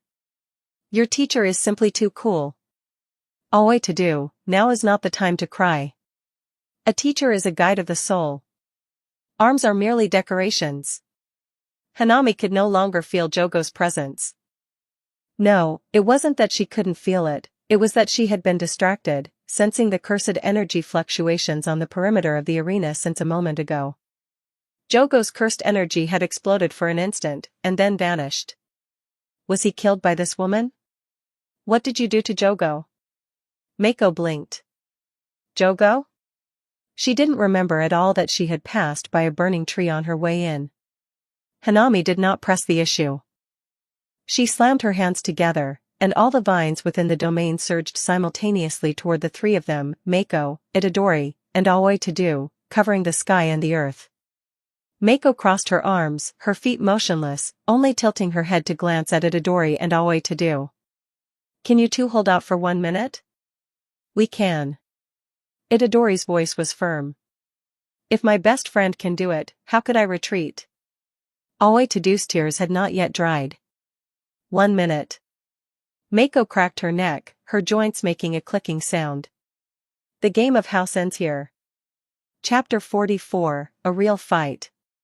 Mako suddenly dashed out.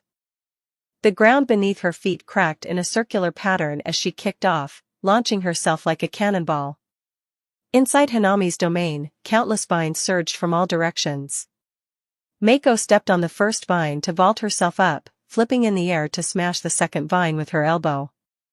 Upon landing, she sidestepped the thrust of a third vine, grabbed its tip with a backhand, and pulled with all her might, uprooting the entire vine from the soil and whipping it around to smash the fourth and fifth ones. She leaped continuously through the dense forest, landing precisely on the weak points of the vines, and with every elbow strike, she shattered a cluster of incoming branches.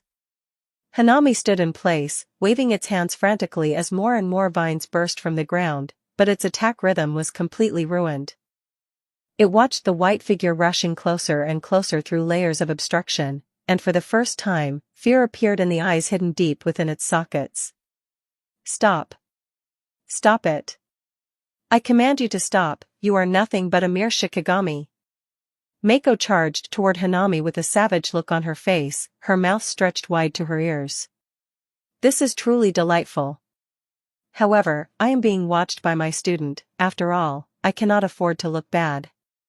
She stomped the last vine blocking her path to pieces, vaulted into the air, and clenched her right fist.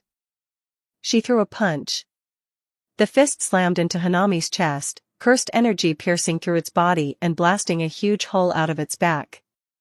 Wood splinters and remnants of cursed energy splattered in the air as Hanami was sent flying by the punch, crashing through countless trees before finally stopping. Ha ha ha ha. Mako stood there, hands on her hips, laughing up at the sky. She lifted her foot, preparing to rush over and deliver one more elbow strike to end the fight right then and there. Hanami stood up shakily from the pile of rubble. It kept its head down, its voice hoarse and deep, like an echo coming from the deepest part of the forest. We are the ones who are, the true humans. Mako stopped. She tilted her head as she looked at Hanami, the smile on her lips changing from smugness to something more complex. These cursed spirits called themselves the true humans, and they were indeed more spirited than some actual humans. But that was not the point. The point was that before she could even open her mouth, Hanami spoke again. I will avenge Jogo. She had intended to just elbow the opponent away, that was her original thought. However, Hanami's will to avenge its companion deeply touched Mako's heart. Mako might never find meaning in the fight itself. Yet, she deliberately chose to let Hanami recover some of its state. Yar, I really didn't expect you to be able to go this far, Haji Hana. Only this once. She stood there with her arms crossed, motionless. Hanami stood up straight, its arms once again filled with power. It walked silently toward Mako, leaving a deep footprint on the ground with every step. Oh? You didn't choose to keep your distance, but to approach me instead? Mako's lips curled up. How can I send you flying if I don't get close? Hanami's voice was hoarse and deep. Well said. Mako grinned. Then come on, let me see how heavy your will to avenge your companion is. Both clenched their fists simultaneously, striking toward each other's chests. But just as their fists were about to collide, a sudden change occurred. The time lag between the physical strike and the cursed energy impact on Hanami's fist was compressed to the limit, within 0.000001 seconds. Space distorted on the surface of its fist, sparking with pitch-black lightning. Black flash.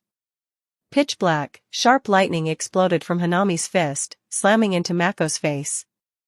Mako was stunned by this punch, her brains rattled inside her skull. Her head was knocked to the side, and her body took a step back. Her face burned with pain, this terrifying power had even forced her back. Black flash. Hanami's voice exploded in the air again. Before Mako could react, Hanami seized the opportunity to whip its leg toward her waist. 2 consecutive black flashes. The first hit her face, and the second struck her waist. Mako was sent flying by the kick, snapping a nearby cedar tree before rolling through a pile of rubble and finally stopping. Hanami stood in place. The two consecutive black flashes not only forced Mako back but also allowed Hanami to recover some of its state. The hole in its chest that Mako had punched through healed completely in that instant. The vines all over its body were once again covered in a dark purple sheen. And Mako did not stand up. She lay on the ground, her short white hair covered in wood splinters and dust, her blindfold askew, revealing a small patch of pale skin at the corner of her eye. Her eyes were rolled back, her mouth half open, teeth exposed, yet her body remained unscathed. But she had fallen into a chaotic state. Her head was buzzing, her vision blurred, as if someone had placed an alarm clock inside her skull. If it were purely Mahoraga, it would absolutely not have been beaten into this state by these two black flashes. Even a black flash of Gojo Satoru/Satoru Gojo's level couldn't have done this. But Mako had a human mind. Before adapting, her consciousness was too fragile. "Teacher Mako." Itadori's voice pierced through the buzzing in her ears. Mako's fingers twitched, but her brain had not yet recovered from the impact of the two consecutive black flashes. The strongest Shikigami in history, defeated here. Has the teacher been defeated too? Mako lay on the ground, her mind still in chaos, but she heard it. Defeated? As she said this, her fingers clawed 5 marks into the gravel ground. Defeated, my ass. Your teacher here is still fucking alive. She propped up her upper body, shook her head, and the wood splinters on her short white hair fell off with a rustle. Her eyes were still half rolled back, but the corners of her mouth had curled up again. Damn it, 2 black flashes, you sure know how to pick your spots. The one on the face didn't hurt, but it really messed with my brain. She stood up shakily, her knees still trembling, but her hands were once again clenched into fists. But this level is still far from enough to even tickle me. Didn't you say you wanted to avenge Jogo? Come at me with everything you've got. 45 Chapter 45 Final Exam. Chapter 45, Final Exam. There are exams today and tomorrow, update times are uncertain. Mako twisted her neck, and her joints cracked twice. She stood up from the rubble, brushed the wood chips and dust from her skirt, and straightened her blindfold. Her face, obscured by the black cloth, was directed straight at Hanami. The aftereffects of 2 consecutive black flashes were still buzzing in her brain, but the corners of her mouth had already curled up again. Hanami stood opposite, trembling slightly, but the edges of its domain began to disintegrate. Cursed technique burnout. The dark green light of the Sea of Life was fading from the forest, and the distorted space returned to its normal shape. Mako flexed her wrists. Hanami. I have received your will. So, from here on out, I will use my full strength. White cursed energy manifested on her fists for the first time. Hanami did not answer. It just stood there, its arms trembling slightly. Then, a figure dropped from the sky. White hair, a black blindfold, and a Tokyo Jujutsu High/Jujutsu High uniform worn loosely.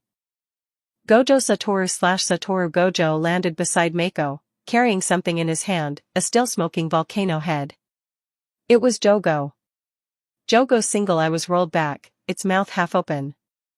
The magma in the crater on its head had completely extinguished, with only a few wisps of black smoke drifting out. Time to go back a few minutes. Jogo was crouching on a cedar branch, its single eye fixed on the direction where Mako had disappeared, arms crossed, wearing a confident smile. So she was killed by me. Heh heh. So much for being the number 1 under Gojo and Sukuna, she's nothing in front of me. The branch beneath it was sizzling and smoking from the heat of its magma, but it didn't notice. Who did you kill? A voice came from behind it. Jogo's single eye widened in shock. It slowly turned its head. Gojo Satoru/Satoru Gojo was crouching on a higher branch behind it, hands in his pockets, head tilted as he watched it, wearing his trademark annoying smile. Gojo Satoru/Satoru Gojo had just finished analyzing the barrier and happened to appear on a branch of that same tree. Jogo's volcano head spewed a burst of magma, but before it could even turn around, Gojo Satoru Gojo's hand was already pressed firmly onto the top of its head. Cursed energy erupted.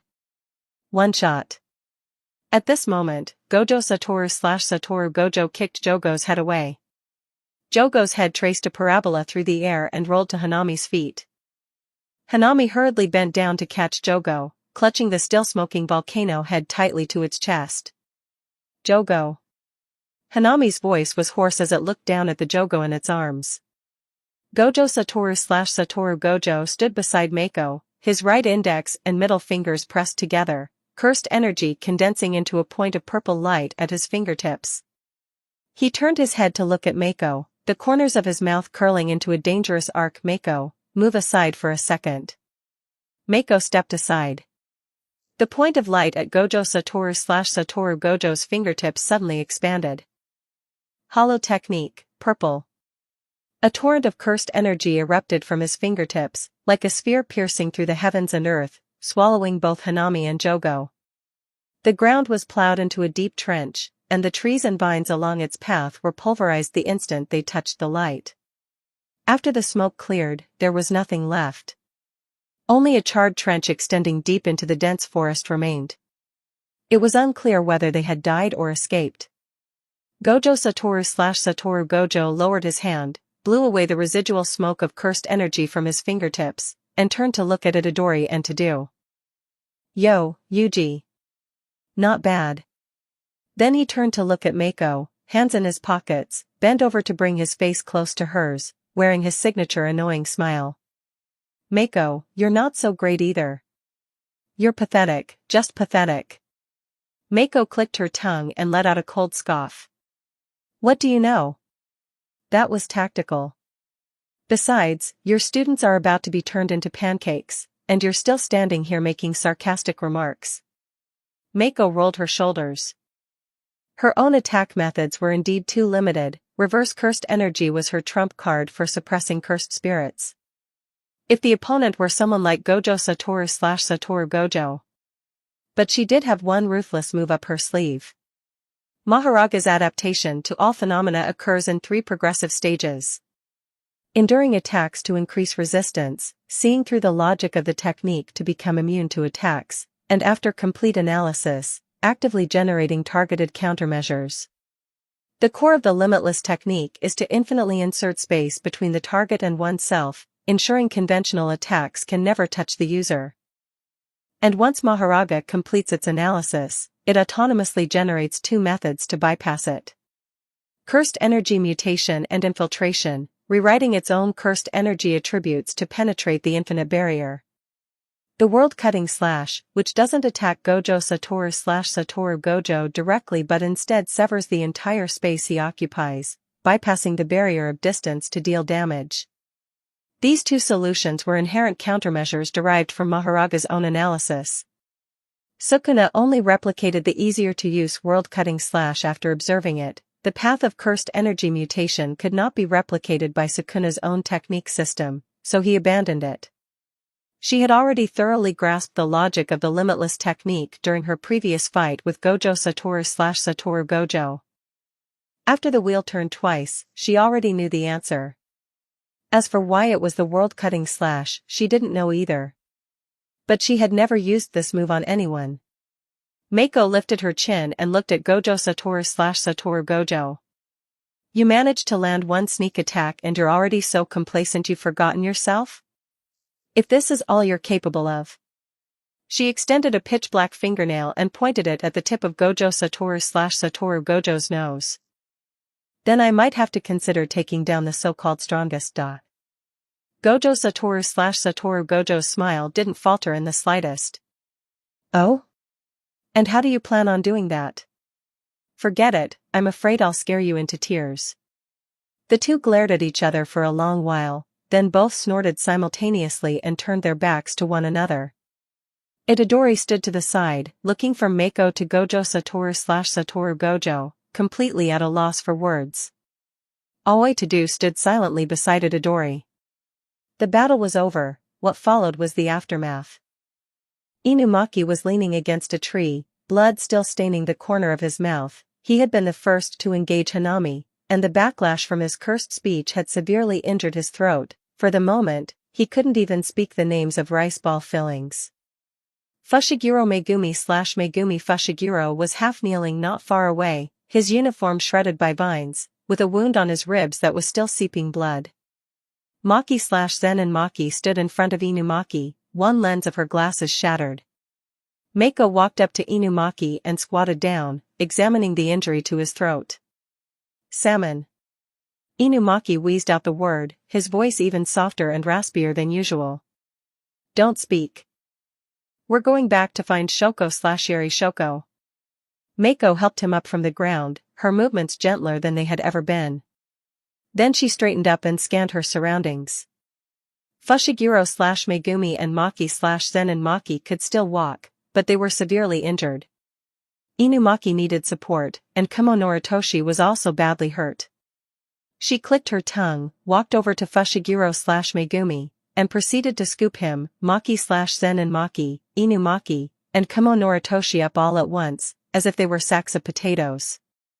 Fushiguro/Megumi accepted this posture expressionlessly. It wasn't the first time he'd been carried like luggage by teacher Mako, anyway.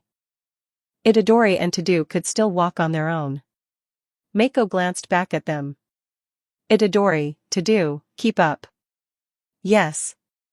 Gojo Satoru/Satoru Gojo followed slowly at the back of the group, his hands in his pockets.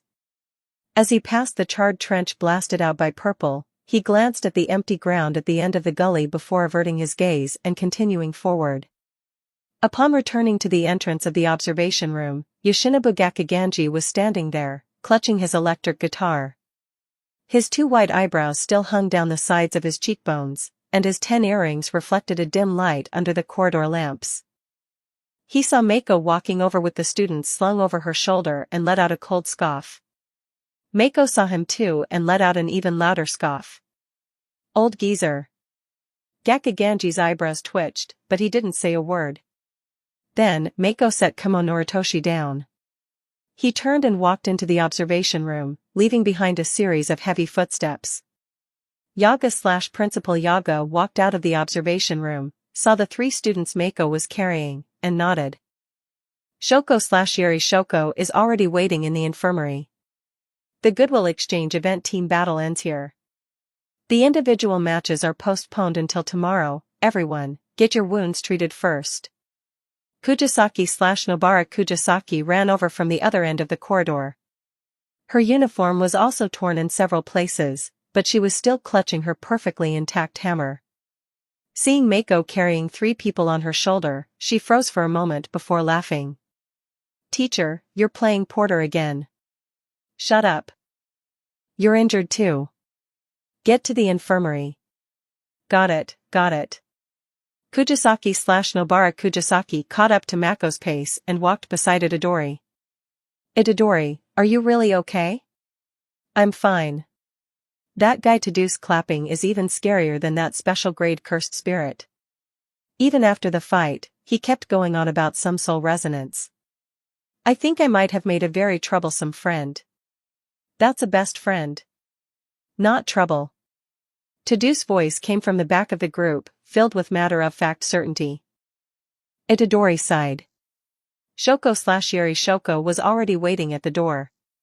She held a slender cigarette between her fingers, watching as Mako unloaded the 3 students from her shoulder and skillfully helped them onto the treatment beds one by one, smoke rising slowly from her fingertips. You again. Shoko/Yeri Shoko stubbed out her cigarette and walked over to Inumaki to examine his throat. It just shows that I'm a competent field instructor.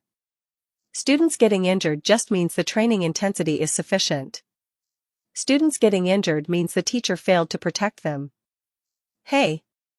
Mako leaned against the infirmary doorway, watching the scene until she was certain that all 3 students' wounds were healing, then turned and walked out.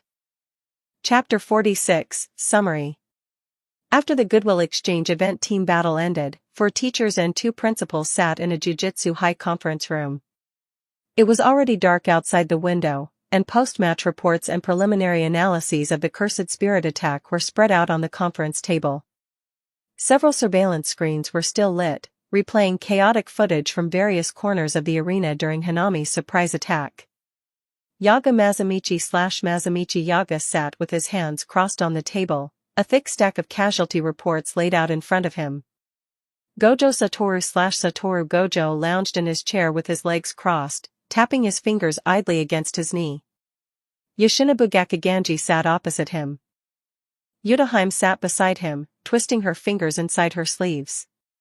Mako sat in the corner with her feet propped up on the conference table, the hem of her dark gray skirt hanging over the edge of her chair. Yaga/Principal Yaga spoke first, his voice low and steady. Let's begin by summarizing the special grade cursed spirit attack incident. Inumaki Toge Inumaki sustained moderate cursed speech backlash to his throat. Fushiguro Megumi Fushiguro has a torn rib, Maki/Zenin Maki has a fractured left arm, and Itadori Yuji Itadori has multiple abrasions. All four of them have already received reverse curse technique treatment from Shoko/Yeri Shoko and can resume training tomorrow. He turned a page of the report. As for Kyoto Jujutsu High School, Kamo Noritoshi has minor injuries, Miwa Kasumi has minor injuries, and Aoi Tadu is uninjured. Uninjured. Yutaheim repeated softly, a hint of helplessness in her tone. That guy Tadu spent the whole time clapping with Itadori. Gojo Satoru Gojo's lips curled up. Hanami barely even paid attention to him. Gakuganji snorted, his white eyebrows twitching slightly. How will the results of the team battle be calculated? The special grade cursed spirit counts as an outside intrusion and will not be counted toward the team battle score. Both sides' current scores will be retained, and the individual battles are postponed until tomorrow. Yaga/Principal Yaga turned the report to the last page, his gaze behind his sunglasses becoming heavier. The most important thing now is a different matter. We discovered the cursed energy of a communicative special grade cursed spirit on the outskirts of the arena. At least 2 special grade cursed spirits were operating simultaneously during the Goodwill Exchange event. Furthermore, the main headquarters warehouse was infiltrated during the event. The air in the conference room tightened abruptly. Sukuna's fingers were stolen. 6 in total. The first 3 cursed womb, death paintings were also stolen. There were no signs of the warehouse's protective barrier being broken. The intruder knew the correct way to enter and the time window. Yaga/Principal Yaga placed the report on the table and looked up, scanning everyone present. There is a mole. There was a long silence. The footage on the surveillance screens continued to loop silently. Gojo Satoru Gojo put his crossed leg down and clasped his hands together on his knees. Being able to bypass Tokyo Jujutsu High/Jujutsu High's barrier and precisely choosing to infiltrate the warehouse during the Goodwill Exchange event, it means someone provided internal intelligence. This person knew the Goodwill Exchange event schedule, the timing of the Veil's release, and the location and security layout of the warehouse. It wasn't an impulsive act, it was a targeted operation planned in advance with intelligence support. You mean, Yutaheim's voice was tight. A student, or an assistant supervisor, or logistics personnel. But it's most likely a student. Gojo Satoru Gojo's pale blue eyes, even through his blindfold, could be felt with their sharpness. Because only students would know the detailed schedule of the team battle and know when all the teachers' attention was on the arena. Gakuganji's hand pressed onto his electric guitar, his knuckles turning slightly white. Kyoto Jujutsu High/Kyoto Jujutsu High School students, impossible. I didn't say it was Kyoto Jujutsu High/Kyoto Jujutsu High School. It could also be Tokyo Jujutsu High/Jujutsu High. Gojo Satoru Gojo shrugged. The Tokyo Jujutsu High/Jujutsu High students were all injured. Yutaheim frowned. Being injured doesn't mean they are above suspicion. However, I am more inclined to. Gojo Satoru Gojo didn't finish his sentence, but he caught Yaga/Principal Yaga's eye. The two of them understood each other without words. Mako suddenly took her feet off the table. The chair legs made a soft sound on the wooden floor, and everyone turned to look at her. The gears in her brain were clicking as they turned. A mole, internal intelligence, warehouse infiltration. These clues pointed to one name, Mekamaru. A second year at Kyoto Jujutsu High/Kyoto Jujutsu High School, heavenly restriction, fights by remotely controlling a cursed corpse. She remembered that in the original story, this guy made a deal with Kenjaku/Wansua and Mahito, trading Tokyo Jujutsu High/Jujutsu High's internal intelligence in exchange for Mahito helping him fix his congenitally disabled body.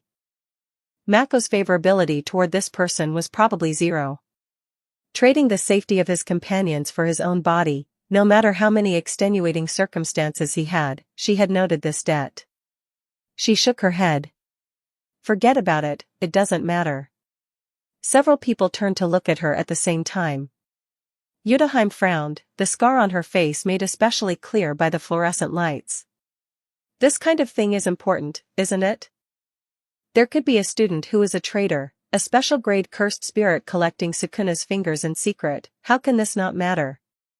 Mako leaned back in her chair, crossed her arms, and curled her lips into a disdainful arc. It doesn't matter at all. This time, I just got carried away and didn't use cursed energy. Otherwise, 2 measly special grade cursed spirits. She raised her right hand, which was wrapped in bandages, and spread her 5 fingers. Scorching white reverse cursed energy lit up in her palm, warm and blinding, casting flickering light onto her face, which was covered by a blackout cloth. Can you feel the scorching reverse cursed energy? Whatever special grade disaster it is, the next time I run into them, I'll let them know what a true natural enemy is in a single encounter. Gojo Satoru/Satoru Gojo applauded an accompaniment from the side. With his hands raised in front of his chest, a standard, cheeky grin hung on his lips. So amazing, so amazing. Mako-sama is so cool. So, can you explain why the so amazing Mako-sama was beaten to the ground by 2 black flashes? Mako's cursed energy light extinguished instantly. She slammed her hand on the table, causing the entire conference table to shake. The teacup in front of Yaga/Principal Yaga wobbled, and the tea almost spilled onto the stack of casualty reports. She pointed at Gojo Satoru/Satoru Gojo's nose, her voice raising several pitches. How infuriating.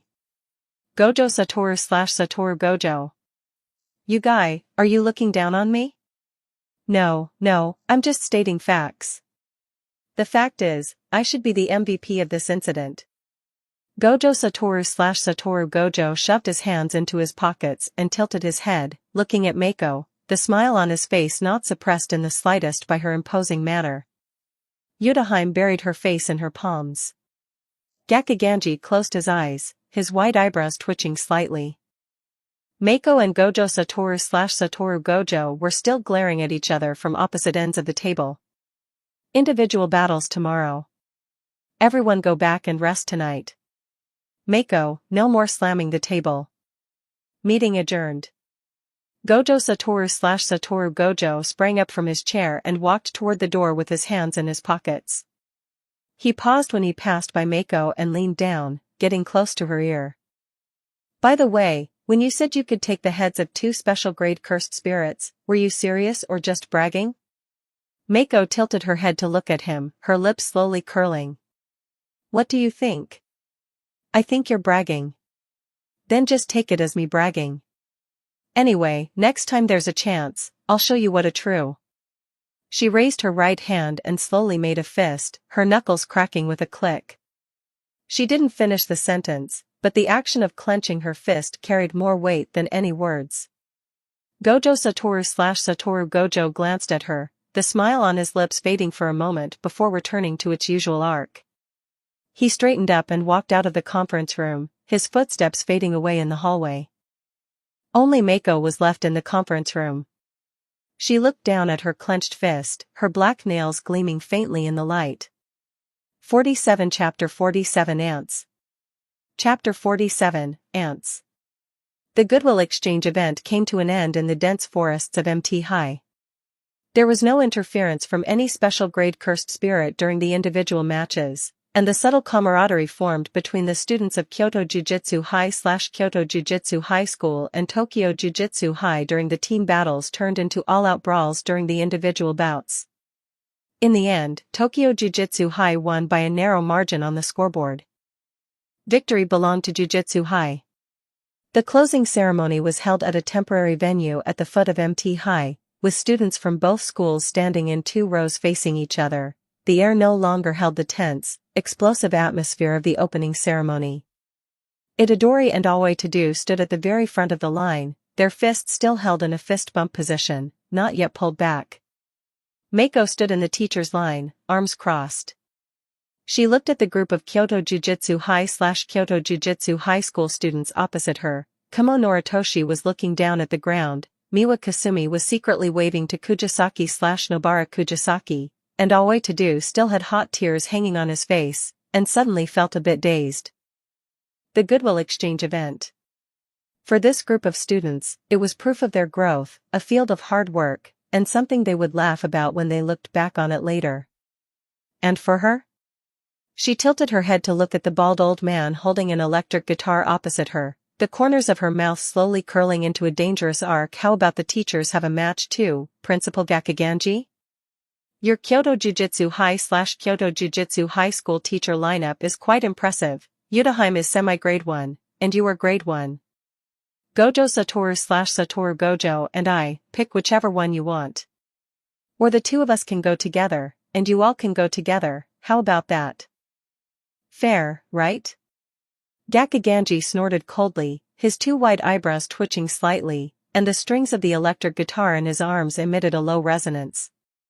I refuse. He, of course, knew that in a teacher versus teacher match, his side would have even less chance of winning. One was the modern-day strongest, and the other possessed a special grade Shikigami that had punched through a special grade cursed spirit. He wasn't stupid. Yutaheim muttered quietly to the side, I don't want to fight Gojo Satoru/Satoru Gojo, and turned her face away. Mako chuckled. She was just teasing Gakuganji on purpose. This old man had previously wanted to execute Itadori, and at the meeting of higher UPS, he had called her an unregistered independent Shikigami, recommending immediate imprisonment or execution. Now that the Goodwill Exchange event was over, Itadori had uprightly proven on the field that a vessel for Sukuna could also be a reliable peer and opponent, and several students from Kyoto Jujutsu High/Kyoto Jujutsu High School had proactively come to talk to Itadori after the team battles. No matter how stubborn he was, he had to admit this fact. His assassination plan had failed completely. And this old man was really just pedantic. After all, he had hidden that matter to protect his students. I'm talking to you, Principal Gakuganji. Mako suddenly put away her smirk, her tone becoming a bit more serious.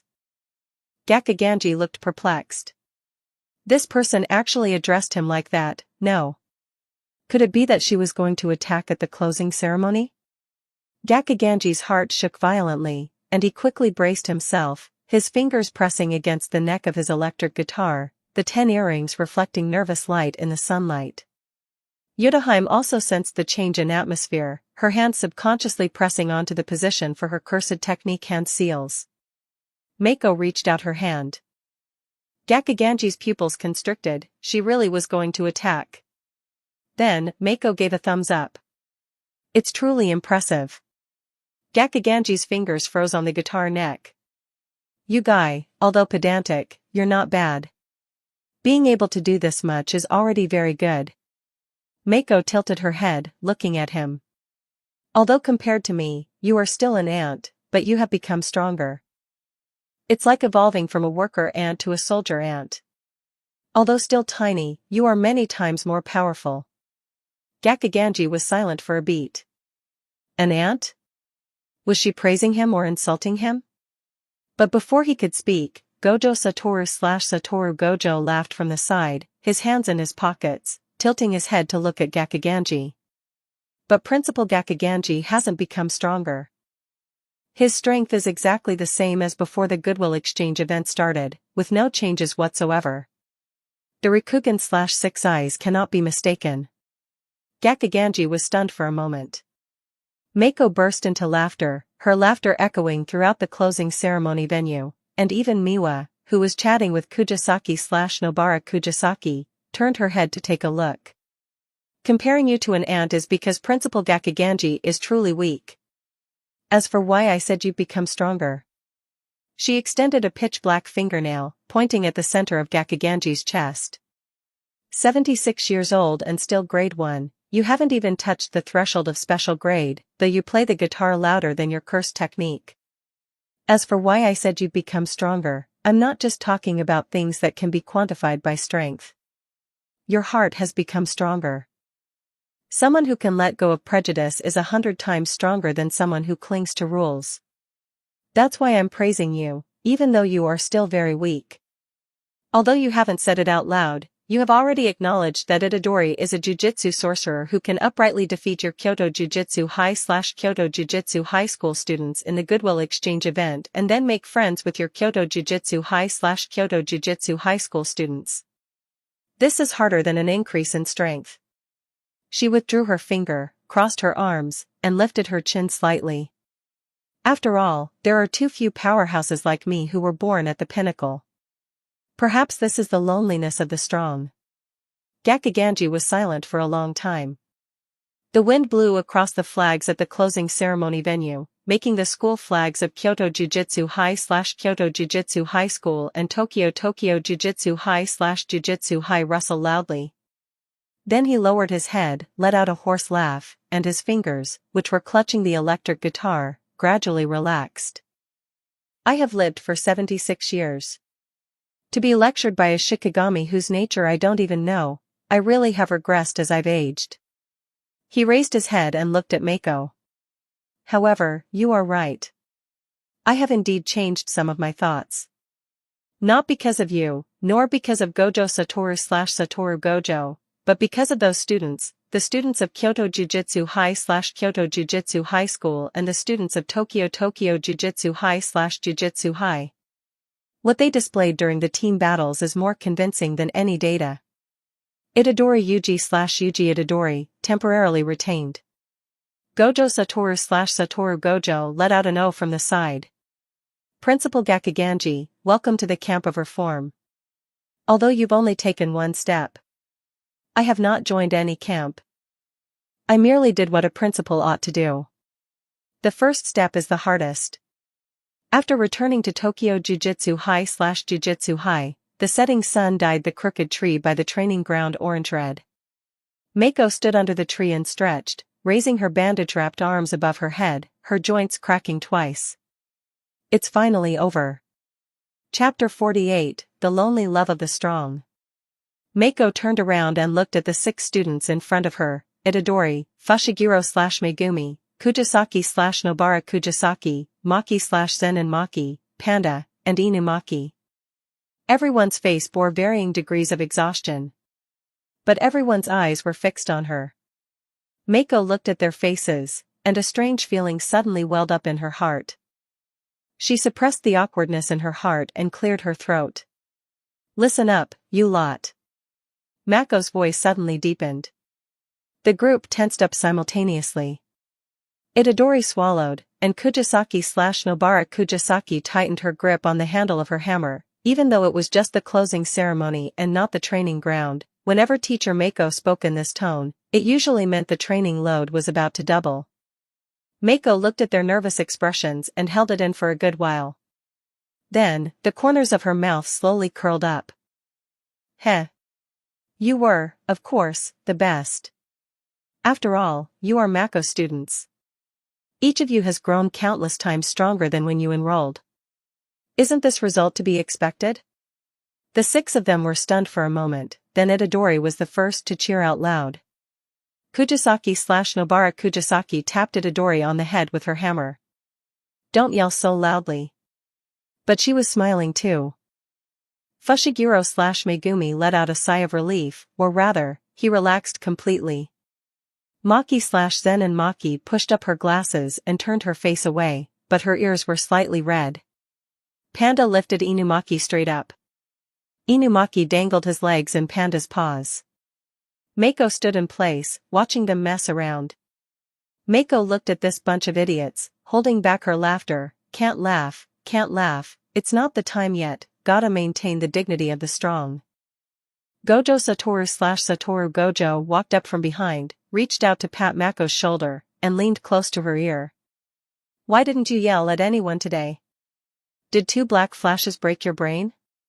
Do you want to go find Shoko/Yuri Shoko for a checkup? I'll go with you, and while we're at it, have Shoko/Yuri Shoko check me too. My heart stopped for several seconds when you were praising them at the closing ceremony just now. I might have suffered a mental shock. Mako didn't argue with him today. She watched the backs of her students as they happily ran toward the cafeteria. Itadori ran in front, turned back, and shouted, "Teacher, hurry up, there's tonkatsu in the cafeteria today." Kujisaki/Nobara Kujisaki chased after him, saying, "If you grab any more, I'll nail your feet with my nails." Panda carried Inumaki on his shoulders, following slowly behind. Maki/Zen and Maki carried her Naginata, and Fushiguro Megumi/Megumi Fushiguro followed behind Itadori. No one spoke, but their pace was surprisingly uniform. She looked at this bunch of noisy little rookies, a faint smile appearing at the corners of her mouth. Her face, covered by a blindfold, showed no specific expression in the setting sun. Quiet and peaceful. It's truly beautiful. This purity, it's simply countless times more beautiful than having an opponent who can stand shoulder to shoulder with me. Gojo Satoru/Satoru Gojo stood beside her, putting away his usual teasing manner. After a long silence, he tilted his head to look at her profile. Then why do you look so lonely? Mako didn't answer immediately. The wind blew past the crooked tree, and a few leaves fell onto her shoulder. She reached out to pick up a fallen leaf and twirled it between her fingertips. Haha, because I didn't get to fight to my heart's content. Although this group of silly students is more important, sometimes my heart still craves battle. Perhaps those who are overly powerful think differently from ordinary people. She tossed the leaf into the air, watching it be blown by the wind toward the other end of the training ground. I know protecting the students is more important than fighting to my heart's content, and I don't regret it. I'm just thinking, it would be great if I could have both. To protect them well, and also to have a good, satisfying fight. But that sort of thing probably isn't so easy.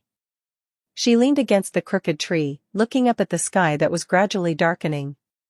Because of their own power, the strong find it hard to integrate into the society of ordinary people, and thus face 2 options.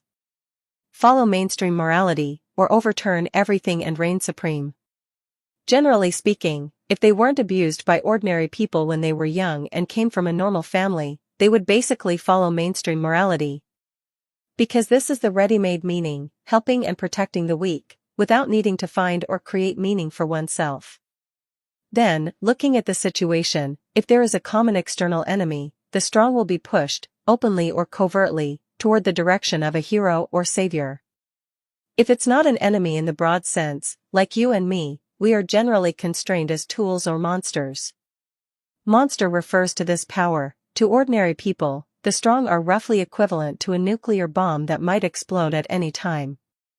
Tool refers to the use of power. To maintain the normal operation of society, the masses need the power of the strong. She withdrew her gaze, looked at Gojo Satoru/Satoru Gojo, and the corners of her mouth slowly curled up. If I had to say what the strong eventually become, my answer is, both are possible. That is the answer. Because I am too strong enough that I don't need to rely on any external things to define myself, strong enough that I don't need to follow worldly norms. Kindness is just a choice for the strong, not an obligation. I can do anything I want to do, pursue anything I find meaningful. And my choice right now is this bunch of little rookies. Because I like them. It's that simple. Gojo Satoru/Satoru Gojo was silent for a long time. Then he took off his blindfold and looked at her earnestly with his pale blue eyes. Mako, you occasionally say some very sensible things. I thought your head was full of the thrill of battle. Occasionally. Most of the time, it's still the thrill of battle. Then what if one day, your students grow up to the point where they don't need you anymore? What will you do? Then I'll go find the next person who needs me. Or find the next opponent who can let me fight to my heart's content. she crossed her arms. In any case, I won't be bored. This world is big, Gojo Satoru/Satoru Gojo. Bigger than the both of us. Gojo Satoru/Satoru Gojo put his hands in his pockets and looked up at the night sky. The first star had already lit up, twinkling above the crown of the crooked tree. He suddenly laughed, then put his blindfold back on. Your choice is your answer. Let's go, there's tonkatsu in the cafeteria. If we don't go now, it'll be eaten up. 49 Chapter 49 Sudden Change. Chapter 49, Sudden Mutation. Mako leaned against a crooked tree, flipping through the mission briefing in her hand. Itadori, Fushiguro/Megumi, and Kujisaki/Nobara Kujisaki stood before her, fully equipped. I won't be tagging along for this mission. It's just a few grade 2 cursed spirits, you three can handle it. Mako shoved the briefing into Itadori's arms.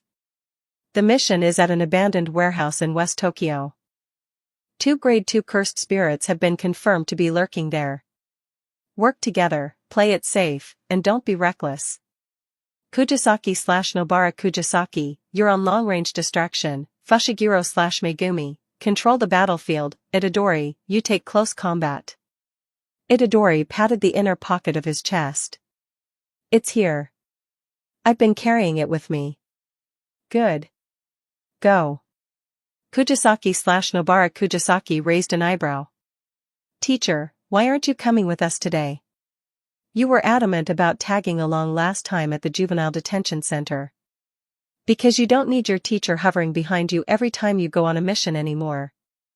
They're only grade 2 cursed spirits, even Fushiguro/Megumi could take them with one hand.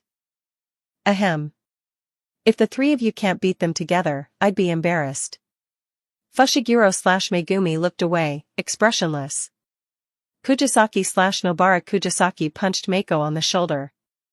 Don't worry, we'll buy you bubble tea when we get back, Teacher Mako.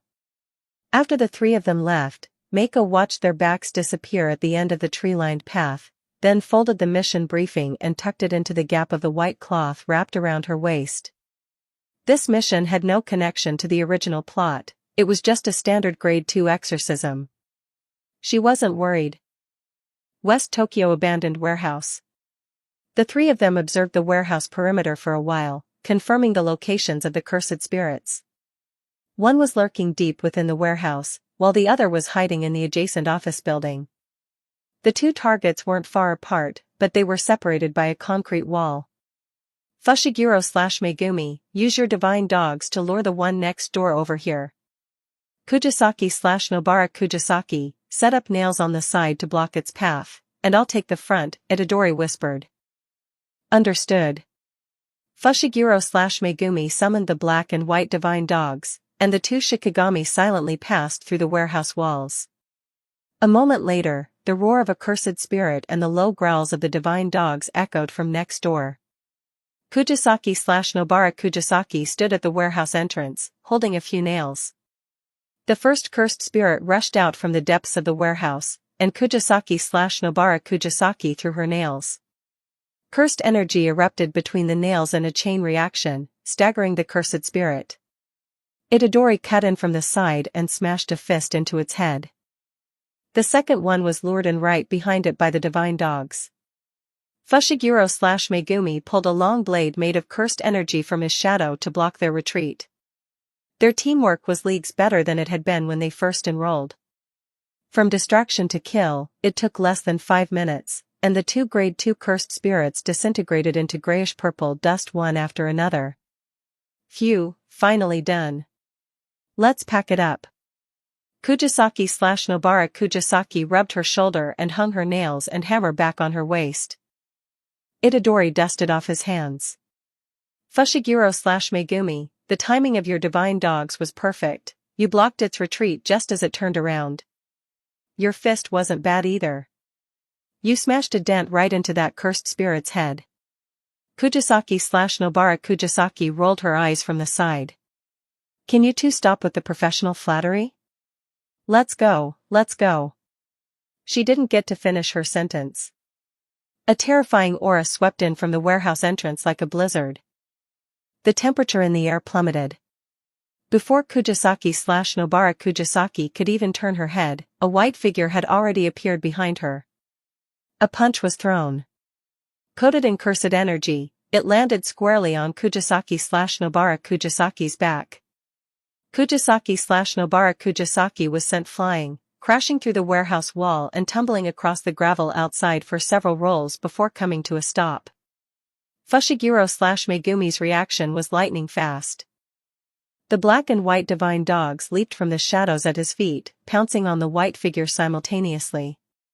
The person sidestepped, kicking the black dog away, then kicked the white dog aside as well. The leg strength, reinforced by cursed energy, sent both divine dogs tumbling twice in the air before they landed. Without pausing, the person pivoted and lunged toward Itadori. Itadori dodged to the side, the wind from the punch grazing his ear before smashing into the wall behind him, blasting a large hole. Itadori seized the chance to punch back, but just as the person raised a hand to block, several pink tongues shot out from the shadows and wrapped around her waist. It was the toad that Fushiguro/Megumi had already summoned. The restraint only lasted for an instant, but it was enough for Itadori to finish charging his attack. Black lightning exploded from Itadori's fist. Black flash. He slammed his fist into the center of the opponent's chest and abdomen, the cursed energy piercing through the defense. The person was sent flying backward, crashing through the warehouse wall as rubble and dust exploded into the air. The person stood up from the pile of rubble, brushed the dust off their kimono, wiped the blood from the corner of their mouth, and pulled their lips into an unnatural curve. The moonlight shone on the figure. Short white hair with light red highlights at the tips, wearing a white kimono. The face was delicate and cold, making it impossible to tell their gender. There was no anger in those pale eyes, only the coldness of someone examining prey.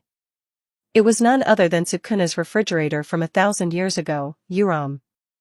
Itadori stood between Kujisaki/Nobara Kujisaki and the warehouse exit, turning his head to say to Fushiguro/Megumi, Fushiguro/Megumi, take Kujisaki/Nobara Kujisaki and go.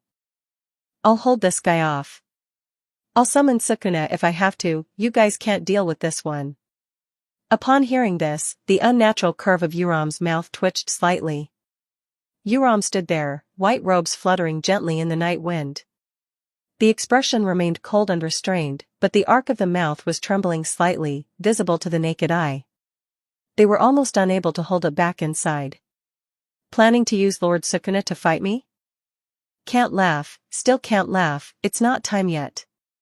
Itadori and Fushiguro/Megumi exchanged a look. Fushiguro/Megumi summoned the divine dogs. The white dog carried Kujisaki/Nobara Kujisaki and sprinted out of the warehouse, while the black dog followed alongside to keep watch. He glanced back at Itadori once, then vanished into the night with the divine dogs. Uram watched Fushiguro/Megumi and Kujisaki/Nobara Kujisaki retreat without making any move to pursue. They simply stood there, lowered the back of their hand from their lips, and resumed that cold expression. Itadori took a deep breath and charged at Uram. A straight punch was dodged by Uram, who sidestepped.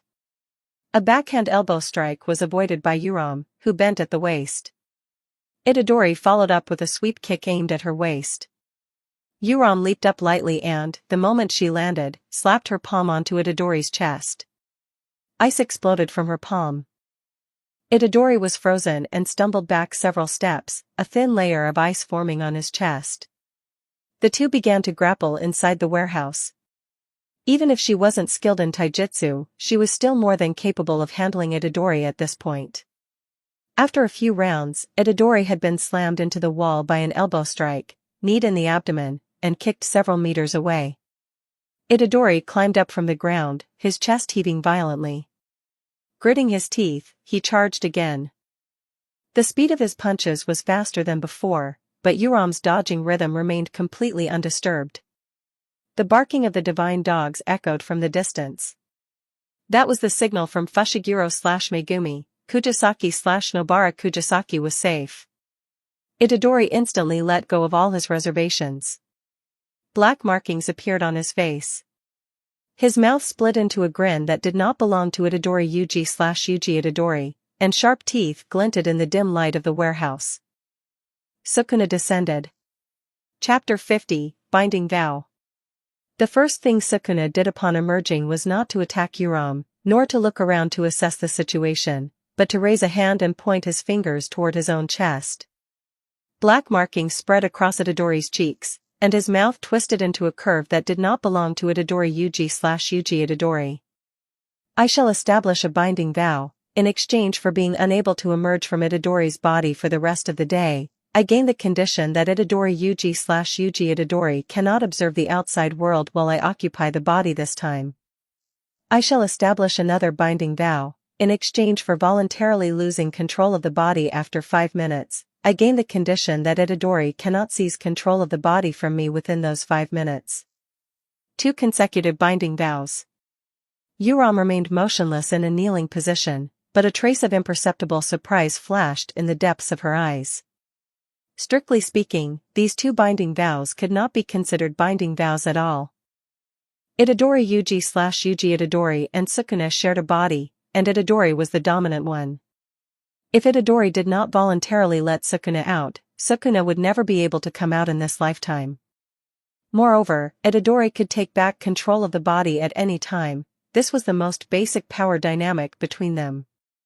Sukuna used not coming out again today to trade for Itadori cannot see the outside world, and used voluntarily returning control after 5 minutes to trade for Itadori cannot take back control within 5 minutes. It was like a person using I promise not to steal any more snacks today to trade for let me have a bite of the candy in your hand. A typical loan-style binding vow. It was still Sukuna's usual style, using something he didn't have to trade for something he couldn't get. But a binding vow was a binding vow. Even if the terms were lopsided, the binding force was absolute. Yuram walked slowly to Sukuna. The cold air around her completely retracted, and even the light red highlights at the ends of her hair lay smoothly against her ears. Her white kimono shimmered in the dim light of the warehouse. She knelt on one knee, hands placed flat on her knees, head bowed. Her posture was extremely respectful. Lord Sukuna, your subordinate has come to welcome you. Sukuna looked down at her, emitting a series of low and pleasant laughs. The laughter rolled out from Itadori's throat, carrying a millennia-old indifference and a certain indescribable sense of relaxation. Ha ha ha ha ha, long time no see, Yuram. Yuram bowed her head, hiding the joy she had endured for 1,000 years in the depths of her eyes. Her voice remained cold and restrained, but every word seemed to be squeezed from the depths of her heart. It has been a long time, Lord Sukuna. You did well this time, Yuram. Sukuna's voice rarely carried a hint of praise. Thank you for your praise, my lord. Yuram bowed her head. I have other business. Sukuna turned around, his gaze piercing through the walls of the warehouse toward the distance. That was the direction in which Fushiguro Megumi Fushiguro had retreated. Yuram looked up slightly, but did not try to keep him. She was already used to it. Is that so? See you later, Yuram. Understood. Sukuna's figure disappeared on the spot. Yuram knelt alone in the dim warehouse, slowly stood up, and gently brushed the dust off her knees with the sleeve of her kimono. The trace of joy she had endured for 1,000 years had not yet completely dissipated. On the forest path, Fushiguro Megumi Fushiguro was rushing behind the divine dogs carrying Kujisaki/Nobara Kujisaki. Kujisaki/Nobara Kujisaki lay on the back of the white dog, her back still numb from the punch Yuram had landed, her consciousness clear but temporarily unable to move. The black dog was on the side, keeping watch, its nose twitching as it sniffed the surrounding air. A figure crashed onto the road in front of them like a meteorite. Gravel splashed, and the blast blew the cedar trees on both sides askew. Fushiguro/Megumi stopped abruptly, his hands already formed into the seal for the divine dogs. The moonlight shone on that figure. It was Itadori's physique, but the black markings on his face and the curve at the corners of his mouth that did not belong to Itadori made him look like a different person. Sukuna tilted his head and looked at Fushiguro/Megumi, his hands in his pockets, his posture casual. 10 Shadows technique, let me see how much more you have that you haven't brought out yet. Fushiguro/Megumi did not answer. He released the black and white divine dogs to pounce on Sukuna simultaneously, cut in from the side himself, and drew a cursed energy blade from the shadows to strike directly at Sukuna's neck. Sukuna kicked the white dog away, grabbed the black dog by the neck with his backhand and slammed it to the ground, then dodged Fushiguro/Megumi's blade by turning sideways. A fist smashed into Fushiguro/Megumi's abdomen, a knee strike hit Fushiguro/Megumi's chest, and an elbow strike hit Fushiguro/Megumi's shoulder. Every move landed precisely in the gaps of Fushiguro/Megumi's defense. The force was controlled just right, enough to send Fushiguro/Megumi flying and rolling 3 times on the ground, but not enough to make him unable to stand. Fushiguro/Megumi climbed up from the ground, his uniform torn in several places, blood seeping from the corners of his mouth. He gritted his teeth, drew the cursed energy blade from the shadows again, and rushed up again. He was sent flying again. The 2 divine dogs were dispersed, the great serpent was pierced by Sukuna's fist and died instantly, and the toad was kicked away. Fushiguro/Megumi knelt on the ground, gasping for breath. His vision was blurred, but his fingers were still forming seals. He had no more Shikigami to use. There was only one move left to use. The strongest Shikigami that past 10 Shadows technique sorcerers had risked their lives to tame, yet none had survived. He had never recited that incantation before, because once recited, there was no turning back. Fushiguro/Megumi lowered his head, his lips moving. The incantation squeezed out from his throat, hoarse and resolute. Furuburayura. Sukuna's expression changed. It was excitement. Light lit up in both pairs of eyes at the same time. Do not let me have too high expectations, Fushiguro Megumi/Megumi Fushiguro. This was what he had been waiting for. Fushiguro/Megumi knelt on the gravel ground, looking at his hands forming the seal, his fingers trembling. Fushiguro Megumi/Megumi Fushiguro was prepared to risk his life. Sukuna waited for a moment, then let out a sigh of disappointment from his throat. Time is almost up, it seems. He thought of something, but did not say it out loud. Sukuna raised his right hand, fingers curled together, aiming at the center of Itadori's chest. A handblade pierced through the chest. The sound of flesh tearing was exceptionally clear in the quiet forest. Sukuna's fingers gripped the still beating heart, then pulled it out with force. Blood gushed out from the hole in his chest. The heart beat one last time in his palm, then stopped. Sukuna looked down at the heart, the curve at the corners of his mouth slowly fading, and he tossed the heart aside. 5 minutes were up. The black markings receded from Itadori's face. Sukuna's consciousness retreated into the depths of the innate domain like a receding tide. Itadori Yuji Itadori regained control of his body. But the hole in his chest did not heal. The heart was not in his chest.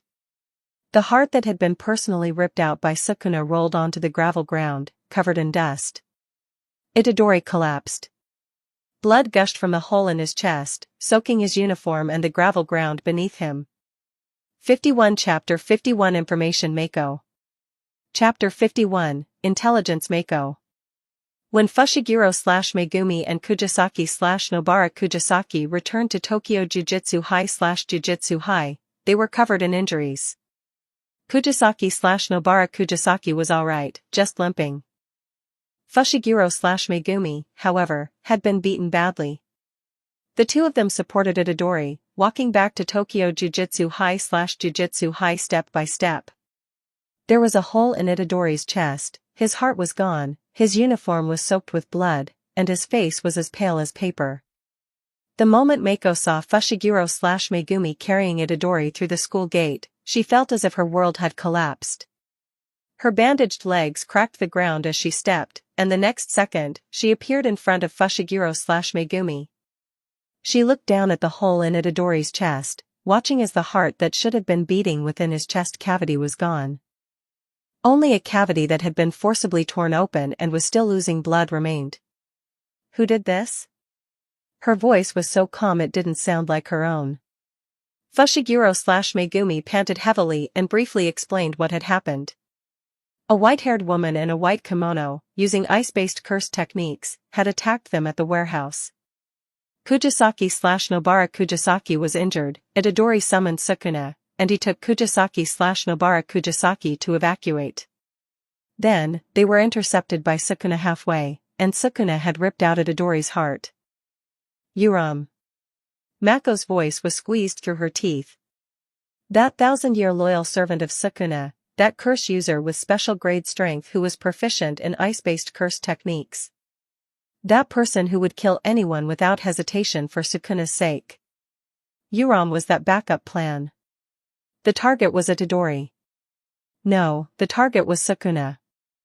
She took a deep breath, suppressing her anger. If Yuram was the one who acted, Itadori likely wouldn't die. Sukuna didn't rip out his heart to kill Itadori, it was for something else. Take him to the infirmary. Quickly. In the Tokyo Jujutsu High/Jujutsu High infirmary, the fluorescent lights buzzed overhead. Shoko/Yuri Shoko stood before the operating table, her hands glowing with the soft light of reverse cursed technique, covering the hole in Itadori's chest. Her expression grew more solemn, and her brows furrowed tighter. A few minutes later, she withdrew her hands, and the light of the reverse curse technique extinguished. She shook her head. The heart is completely missing, he no longer has any vital signs. She picked up the death certificate hanging on the wall, her pen tip touching the paper. Gojo leaned against the wall, hands in his pockets, blindfold covering his eyes, his face devoid of any expression. He was usually the most carefree one, but at this moment, he remained silent. Mako stood on the other side of the operating table, looking down at Itadori's pale face.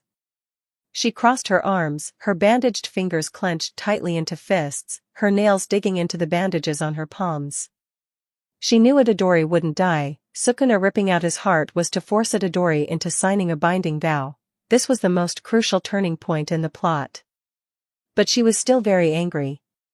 She hadn't been able to protect her student. Just then, Itadori Yuji Itadori suddenly coughed violently. A complete heart regrew in the empty chest cavity, the heart began to beat, and blood began to flow again. He gasped for air, sat up abruptly, and looked around in confusion. The scalpel in Shoko/Yuri Shoko's hand clattered to the floor, the stainless steel blade bouncing twice on the tiled floor. The cold aura around Gojo instantly dissipated. He reached up and removed his blindfold, his blue eyes filled with unconcealable surprise. He walked quickly to the bedside, bent over to support himself on the edge of the hospital bed, and spoke in a light tone, deliberately easing the heavy atmosphere. Tada! Super surprise! Our classmate Itadori has been resurrected. Itadori reached up to touch his intact chest, covered in cold sweat, his voice weak. Didn't I die? Sukuna dug out my heart. Is this the Tokyo Jujutsu High/Jujutsu High infirmary? Shoko/Yuri Shoko stepped forward, her fingertips quickly checking Itadori's pulse and wounds. What a hassle. I was almost done with the report, and now I have to scrap it and start over. Her tone was helpless, but there was a hint of relief at the corners of her mouth.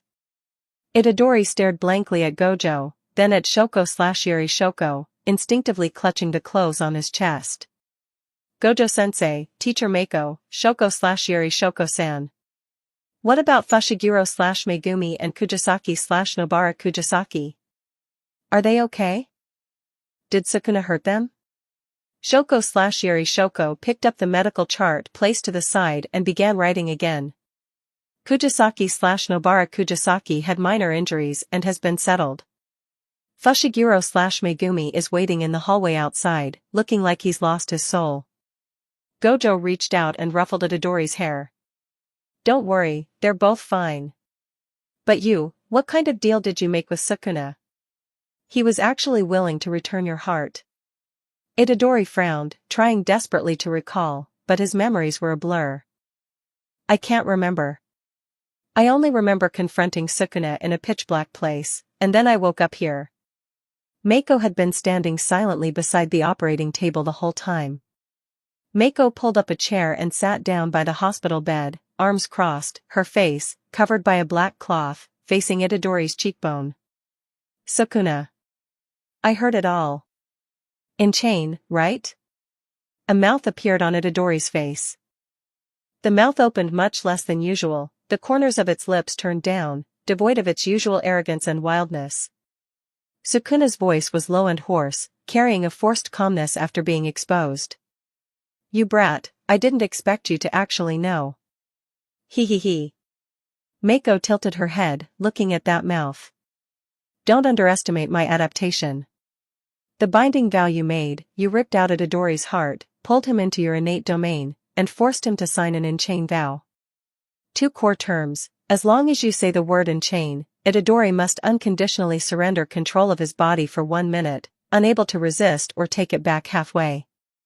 Within that 1 minute, you must not harm or kill anyone, but Itadori himself is not included in the protection. And a memory seal: after Itadori wakes up, he will completely forget all the conversations and the contents of the contract within the domain. Sukuna laughed completely within Itadori's body. All his trump cards were laid out on the table, all his plans were recited in public, he had nowhere to hide in front of this Shikigami. I never thought you could actually go this far, Mako. Sukuna's voice rose several octaves, no longer the usual low and hoarse tone. Mako stood up and turned to Gojo. Gojo, this binding vow has a loophole, doesn't it? Within 1 minute, you cannot harm anyone, but this does not include Itadori himself, this clause is too obvious. Do you think there are any other traps? She didn't quite understand this whole binding vow thing, who knew what hidden clauses were buried inside. Better to let Gojo figure it out. Gojo leaned against the wall, chin resting on his hand, his pale blue eyes flashing with analytical light. In-chain is the incantation to force the surrender of body control, but the vow only specified the duration of 1 minute. Itadori sat on the hospital bed, listening to his 2 teachers discussing how to break the binding vow inside him, scratching the back of his head. Although I don't really understand, it feels like it's very troublesome. Troublesome or not, it has to be broken. Otherwise, you'll be at Sukuna's beck and call from now on. Mako patted his head. Alright, you just came back to life, don't think too much. Lie down and rest. Sukuna, inside Itadori's body, sat on the pile of bones in his innate domain, looking down at the hem of the woman's kimono. All his plans had been recited in public by Mako, all his trump cards laid out under the sun, exposed completely. In-chain was a chess piece he had planted inside Itadori. Now, this chess piece had been picked up off the board by that white-haired shrimp and placed under the light. He was completely out of options. And outside, Mako had already entered a brainstorming session.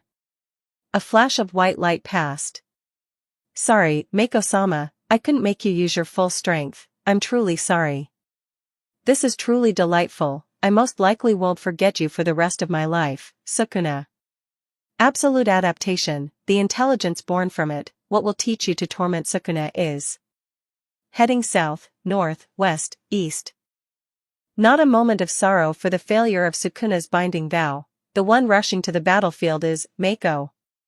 The strongest record is engraved upon the Tokyo Jujutsu High/Jujutsu High Infirmary. Chapter 52, Malice. Sukuna was currently very displeased. How did this person know everything? This was impossible. This binding was made between him and Itadori within his own innate domain. At the time, only he and Itadori Yuji Itadori were present as souls. There were no third parties, no onlookers, and no cursed energy fluctuations could have leaked to the outside world. That was the deepest part of his soul, the only space he could completely control.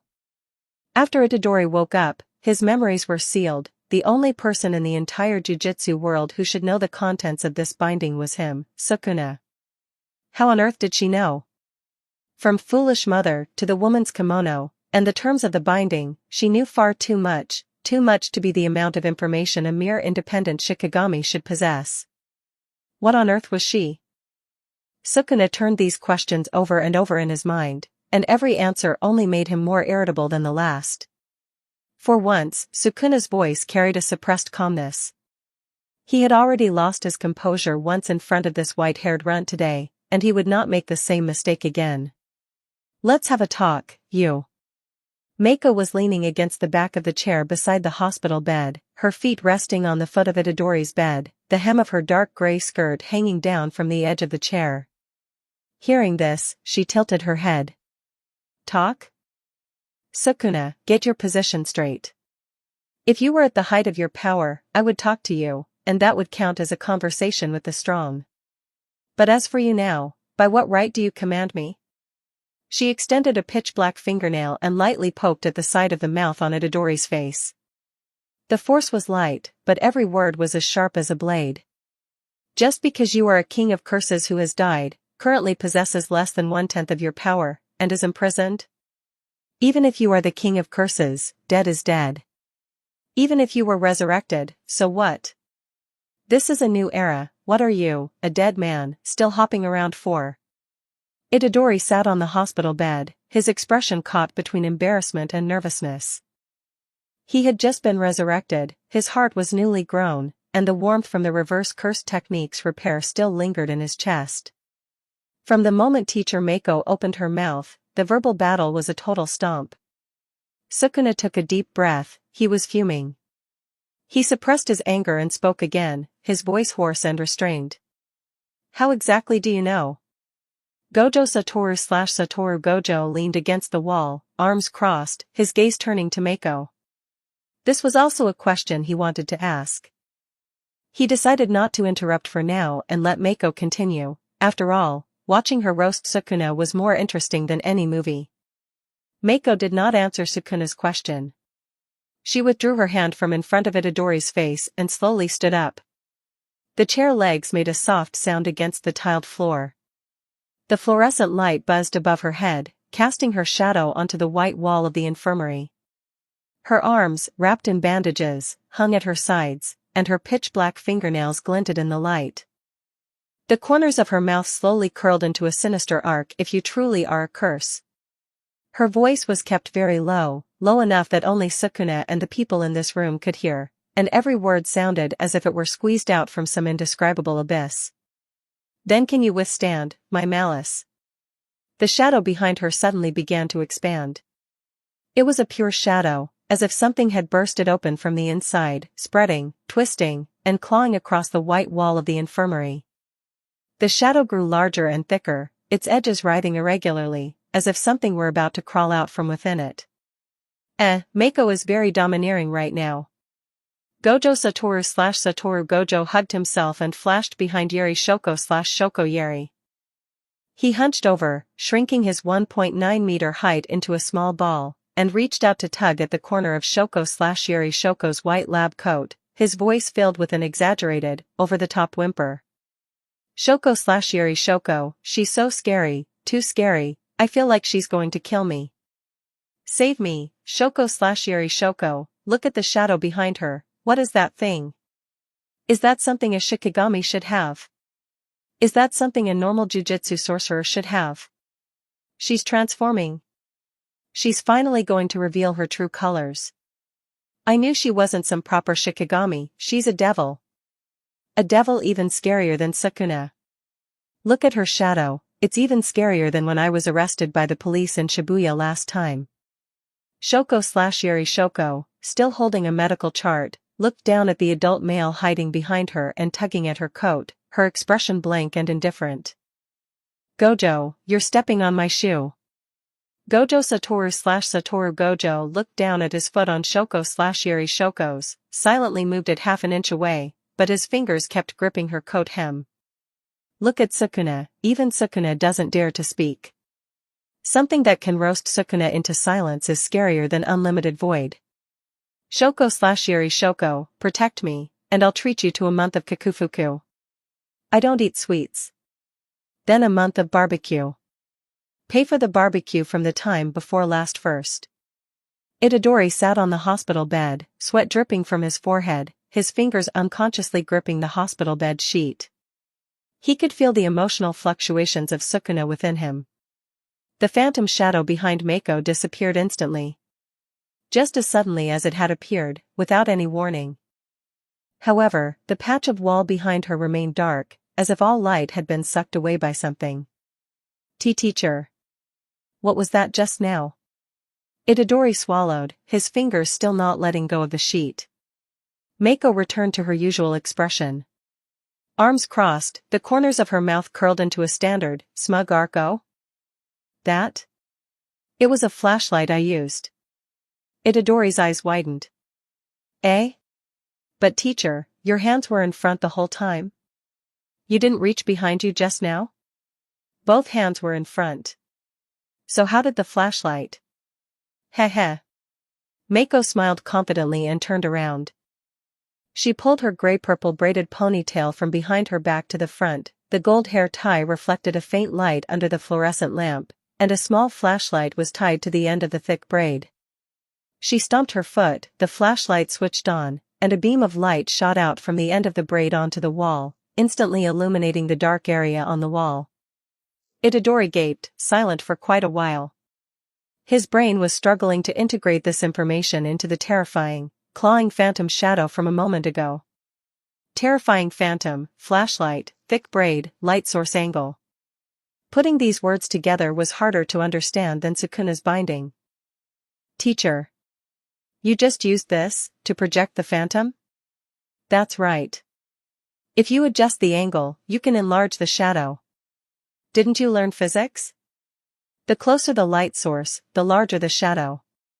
I tied the flashlight to my braid, tilted my head, flicked the braid, and shone the light, the phantom appeared. Gojo Satoru Gojo poked his head out from behind Shoko/Yuri Shoko and released his fingers from her coat hem. So your malice from just now was also a flashlight? The malice was real. Mako put her hands on her hips. The phantom was just a visual effect, the malice is the content, the flashlight is the form. Content determines form, and form serves content. Dialectical unity, don't you even understand such a simple principle? Shoko/Yuri Shoko raised her eyelids from behind the medical chart. Where did you learn that bit about dialectical unity just now? That book Principles of Pedagogy on Principal Yaga/Principal Yaga's desk. I flipped through 2 pages out of boredom when I was punished by him last time. Mako sat back down on the chair and crossed her legs. Mako leaned forward slightly, the smile on her lips changing from smug to a calmer, more resolute arc. You are merely a remnant of the old era, Sukuna, there is no ship in the new era that can carry you. This is not your era, it is their era. You are just a passerby. A passerby who has been dead for 1,000 years and still refuses to accept it. Sukuna let out a low, bone-chilling snort from his throat. Then we shall see. Whether or not you will be cursed, by a real curse. 53 Chapter 53 A Tragic Experience. Chapter 53, A Miserable Experience. The campfire crackled, sparks drifting into the night wind, reflecting on 6 young faces. Mako sat cross-legged directly opposite the campfire, arms crossed, her shadow elongated by the flames, swaying across the gravel of the training ground. As usual during today's practical combat class, she had beaten all 6 of them one by one. Only Maki/Zen and Maki remained standing at the end. Maki/Zen and Maki, go ahead and use that flying sickle. I'm quite curious to see how well you're using it now. Mako loosened her wrists, her bandage-wrapped knuckles cracking. Maki/Zen and Maki paused for a moment before shouldering the deep blue flying sickle from the weapon rack. The scythe spun twice in her hands, the blade slicing through the air with a low hum. Mako threw a punch, but Maki/Zen and Maki blocked it steadily by holding the long handle of the scythe horizontally. The crisp sound of metal clashing shook 2 more leaves off the crooked tree. Immediately after, Maki/Zen and Maki used the momentum to jump back and create distance, flicking her wrist to arc the scythe through the air. Swish! The blade vanished into space, stabbing out from the air behind Mako and slashing hard into her shoulder. The fabric on the shoulder of her dark gray dress was sliced open, leaving a thin red scratch on her pale skin. Mako looked down at the scratch on her shoulder, then at the flying sickle in Maki/Zen in Maki's hand, which was still vibrating slightly. The sharpness of this cursed tool was higher than she had estimated. The defensive power of her body could withstand attacks from even a special-grade cursed spirit, yet the flying sickle had managed to break through. She then pushed off with her feet, charging toward Maki/Zen in Maki, but the outer side of her thigh was cut by a blade stabbing out from the side. Twice. She hadn't been hit in the same spot twice, but each strike came from a blind spot she hadn't anticipated. Maki/Zen in Maki had completely mastered the properties of this cursed tool that ignored spatial distance. Mako stopped, looked down at the wound on her thigh that had already healed, then looked at Maki/Zen in Maki. Maki/Zen in Maki, this cursed tool is truly impressive.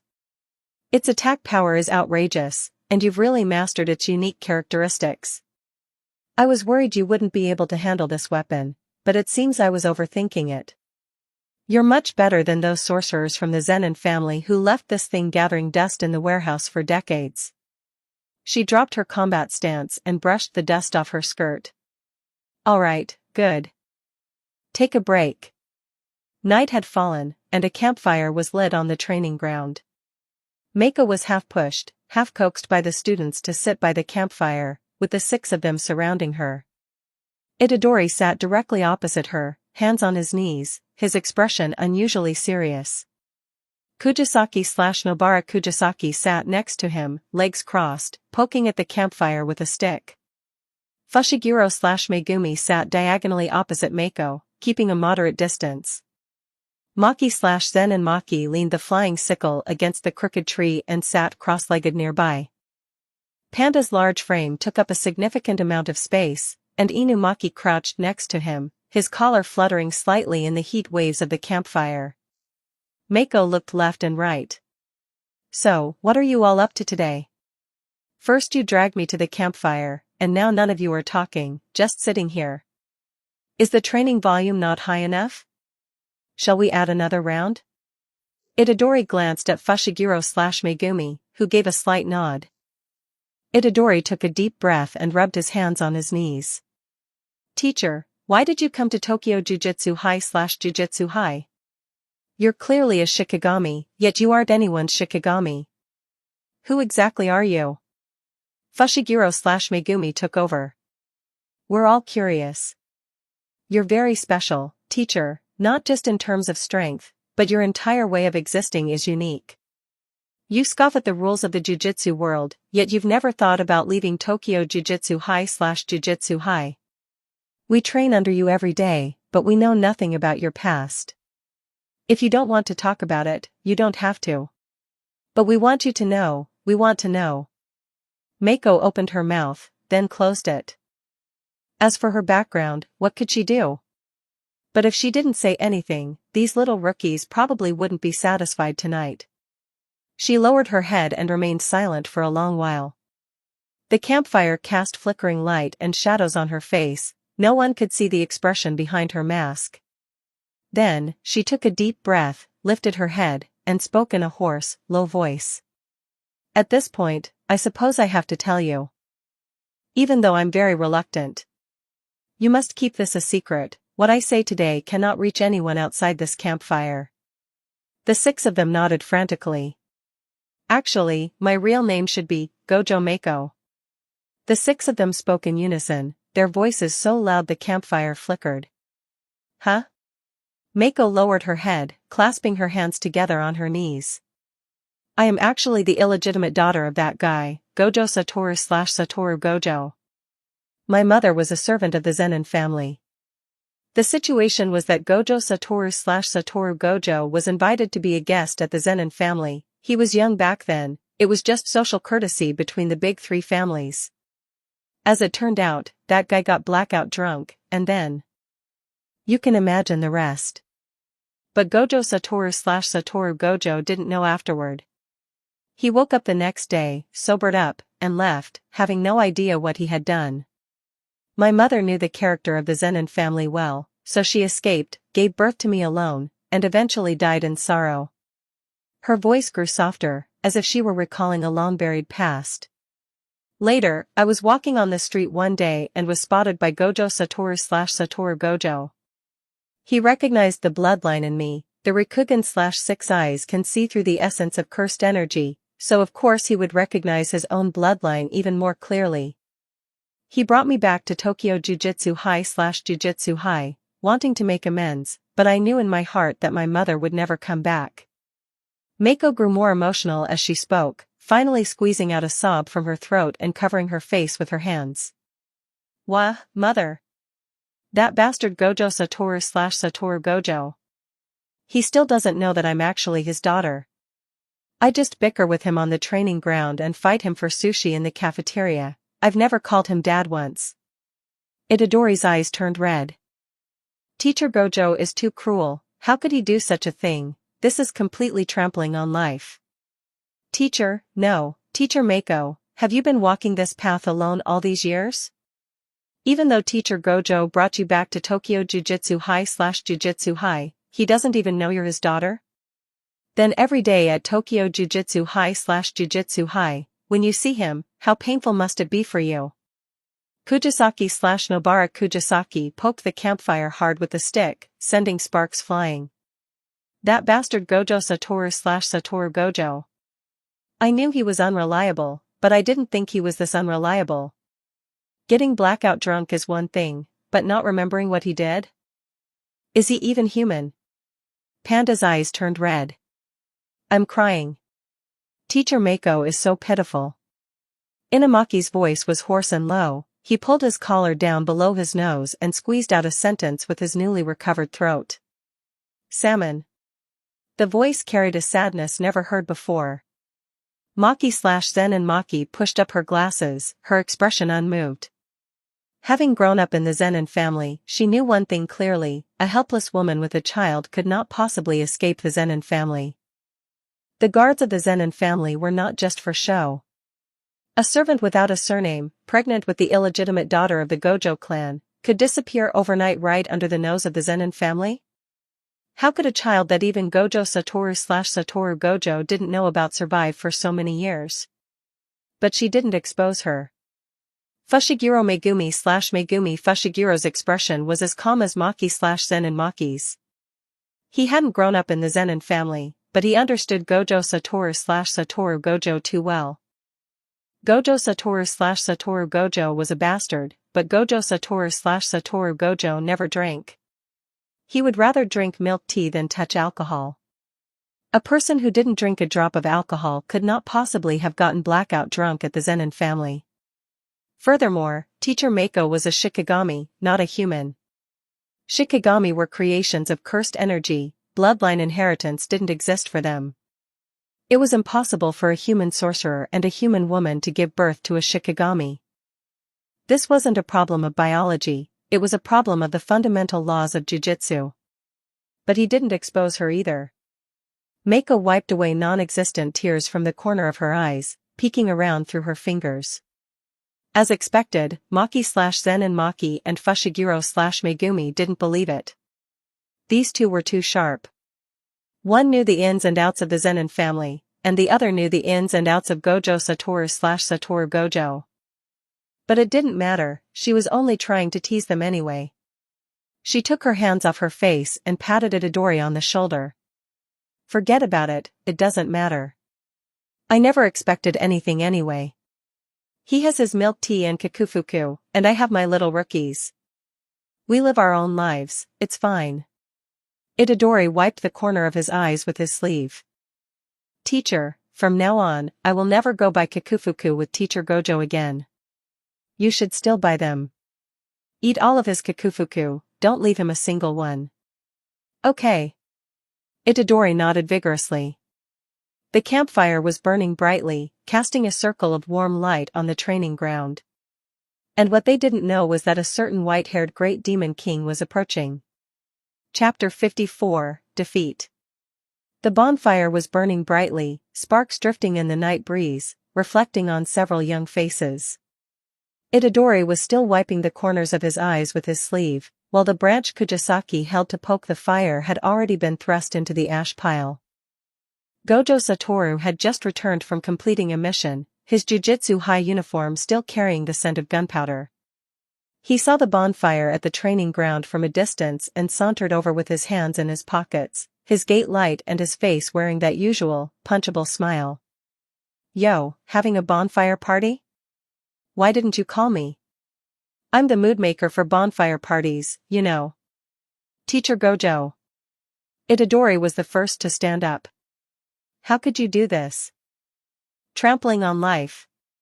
Irresponsible. Do you have any idea how Teacher Mako has spent these past few years?" Gojo Satoru's smile froze on his face. "What?" Kujisaki thrust the branch into the fire, stood up with her hands on her hips, her voice loud enough to shake the entire training ground. "You got blacked out drunk and don't remember what you did. Do you have any idea how hard it was for her mother to give birth to her all by herself? Do you know how much pain she was in when her mother died of depression? And you bring her back to Jujutsu High, and you don't even know she's your daughter." Gojo Satoru's blindfold slid up slightly, revealing half of a pale blue eye. He slowly turned his head to look at Mako. Mako had her arms crossed, head lowered, her shoulders trembling slightly. It looked like she was suppressing sobs, but if you looked closely at the corners of her mouth, you would notice the curve wasn't turning down, but turning up, twitching ever so slightly. Panda wiped the corner of his eye with his furry paw. "She's crying. Teacher Gojo is so awful." Inamaki's voice was hoarse and low. "Benito flakes." Gojo Satoru's lips moved. When did I?" Before he could finish, Mako suddenly covered her face with her hands, letting out a stifled sob. "Don't say any more, I don't blame you. Mother didn't blame you either. Before she passed, she told me not to hate him, that he just didn't remember." Her voice trembled, sounding as if she were gritting her teeth to endure immense grief. Gojo Satoru's eyes widened wider than ever before. Wait, I don't even drink alcohol. I drink milk tea. I've never been to the Zenin family to drink." Teacher Gojo." Itadori's voice pitched higher. "You can't just act like it didn't happen because you don't remember. Teacher Mako just cried. She has never cried in front of us before. Doesn't she never cry? She can't even produce tears. That's because when the sadness is extreme, you can't cry." Kujisaki added, twisting the knife. "Teacher Gojo, do you even have a heart?" Gojo Satoru buried his hands in his hair, falling into unprecedented chaos. Mako's shoulders were still shaking, and intermittent sobs leaked through the gaps in her fingers as she covered her face. A clear, unguarded stifled laugh leaked out from between her fingers.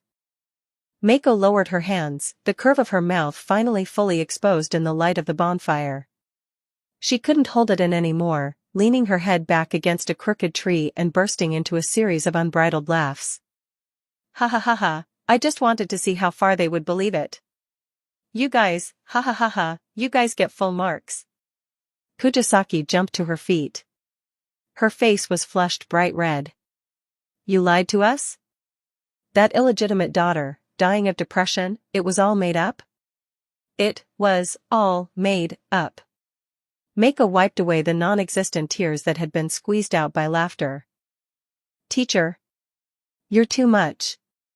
We were so worried about you, and you actually..." She lunged forward, locking her arm around Mako's neck, hanging onto her. Mako was knocked backward by the sudden attack, and Kujisaki's fingers poked directly into the gaps in the bandages around her waist. "Ha ha ha ha, wait. Kujisaki. Don't tickle there. I'm your teacher. This is insubordination. Ha ha ha ha. Teacher, you deserve it. Itadori. Fushiguro. You guys come too." Itadori stood in place, his fist still shaking. He picked up a branch from the ground, then put it down. "Forget it, teacher is a girl, it's not convenient for me to do anything. Kujisaki, Senior Maki, I'll leave it to you." Fushiguro Megumi stood opposite the bonfire, his expression calm, showing absolutely no intention of joining in. Maki pushed up her glasses, also not moving. Itadori's gaze bounced back and forth between the two. Fushiguro, Senior Maki, you two didn't know from the start, did you? Fushiguro was silent for a long while, then nodded slightly. Teacher Gojo never drinks alcohol. He once said that drinking alcohol burns out the brain, and he still needs his brain to protect his students. Maki crossed her arms, her tone unhurried. A servant couldn't just leave the Zenin family for no reason. Besides, she is a Shikigami. Human jujutsu sorcerers and human women cannot give birth to Shikigami. This is a basic rule of jujutsu. She looked down at Mako, who was laughing so hard she couldn't straighten up from Kujisaki's tickling. But seeing how interesting your reactions were, I didn't say anything. Itadori opened his mouth, closed it, then opened it again. It was quite interesting. Fushiguro looked away. Fushiguro. I thought you were an honest guy. Itadori clenched his fists. See you at the training ground tomorrow. I'll be waiting. Several people looked at Mako with glowing red eyes. Panda scratched his paws, Itadori cracked his knuckles, and Inumaki pulled down his collar to murmur a rice ball ingredient. Kujisaki was still hanging on Mako, one hand around her neck, the other hand giving another tickle in the gaps of the bandages around her waist. But the boys, in the end, found it difficult to take action against a female teacher. Panda's paw hesitated in midair several times before pulling back. Itadori cracked his knuckles over and over, finally sighing. Inumaki pulled his collar up over his nose to indicate he hadn't seen anything. In the end, only Kujisaki and Maki remained. Night, Mako's room. A warm yellow desk lamp was lit in the corner, and the bedding on the bed hadn't been folded yet. Mako was half lying on the bed, leaning against the pillows, while Kujisaki lay beside her, chin in her hands, and Maki sat on a chair by the bed with her legs crossed. A dangerous smile hung on the corners of Kujisaki's mouth, her fingers still gently poking at Mako's side. Mako shrank to the side from the poking, but the bed was only so big, no matter how much she shrank, she couldn't escape Kujisaki's attack range. Teacher, you were really too much today. Kujisaki poked Mako's side again, her fingertips precisely finding the soft flesh between the gaps in the bandages. Mako's body shivered from the poke, and she bit her lip to keep from laughing out loud. Maki leaned against the back of the chair with her arms crossed, her tone as steady as ever. They asked me to watch you so you wouldn't run away. The original plan was to continue the denunciation, but I think tickling is more effective than denunciation. After all, you have a stubborn mouth, and you don't care at all if we scold you. She picked up the grayish-purple braided hair with a flashlight tied to it from the nightstand, weighing it in her hand, her mouth slightly upturned. But what Kujisaki said earlier is true, you are very soft. Even though you can punch through a special grade cursed spirit, you feel light as a feather when held. Mako sprang up from the bed, shielding her waist with her hands, her face covered by the black cloth turned toward the two students, her voice carrying a blustering ferocity. You two brats. This is insubordination against your teacher. Offending your superiors. Blasphemy. Kujisaki and Maki exchanged a look, then lunged forward at the same time. Mako sprang up as if electrocuted, then burst into irrepressible laughter. Ha ha ha ha, Maki. Not there. That's the ear feather. It's even more sensitive than my waist. Stop it. Let me go. I'm warning you, ha ha ha, I'll really double it tomorrow. Double it then. Kujisaki's fingers tickled again. We're used to it anyway. Doubling it every day, one more time won't make a difference. That's right. Maki pushed up her glasses, her fingertips lightly scraping the edge of that feather again. You too, ha ha ha, rebellion, ha ha ha. Mako rolled around on the bed laughing, her bandage-wrapped arms futilely pushing away the four relentless hands. That face, usually covered by a black cloth, was now flushed slightly red from laughter. The strongest Shikigami in history, defeated here. 55 Chapter 55 Plot. Chapter 55, Plotting. Deep in the dense forest, within Dagon's domain. In its place was a pool of dark, gloomy water, its surface as calm as a black mirror, occasionally rippling with faint circles.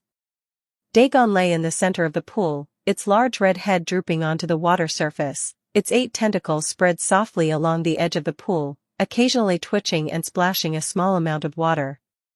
Jogo squatted on a rough rock by the side of the pool, his single eye fixed on the water. The magma on his volcanic head churned restlessly, occasionally emitting a small puff of black smoke. Today, he didn't spew fire with his usual irritability, just sitting there quietly.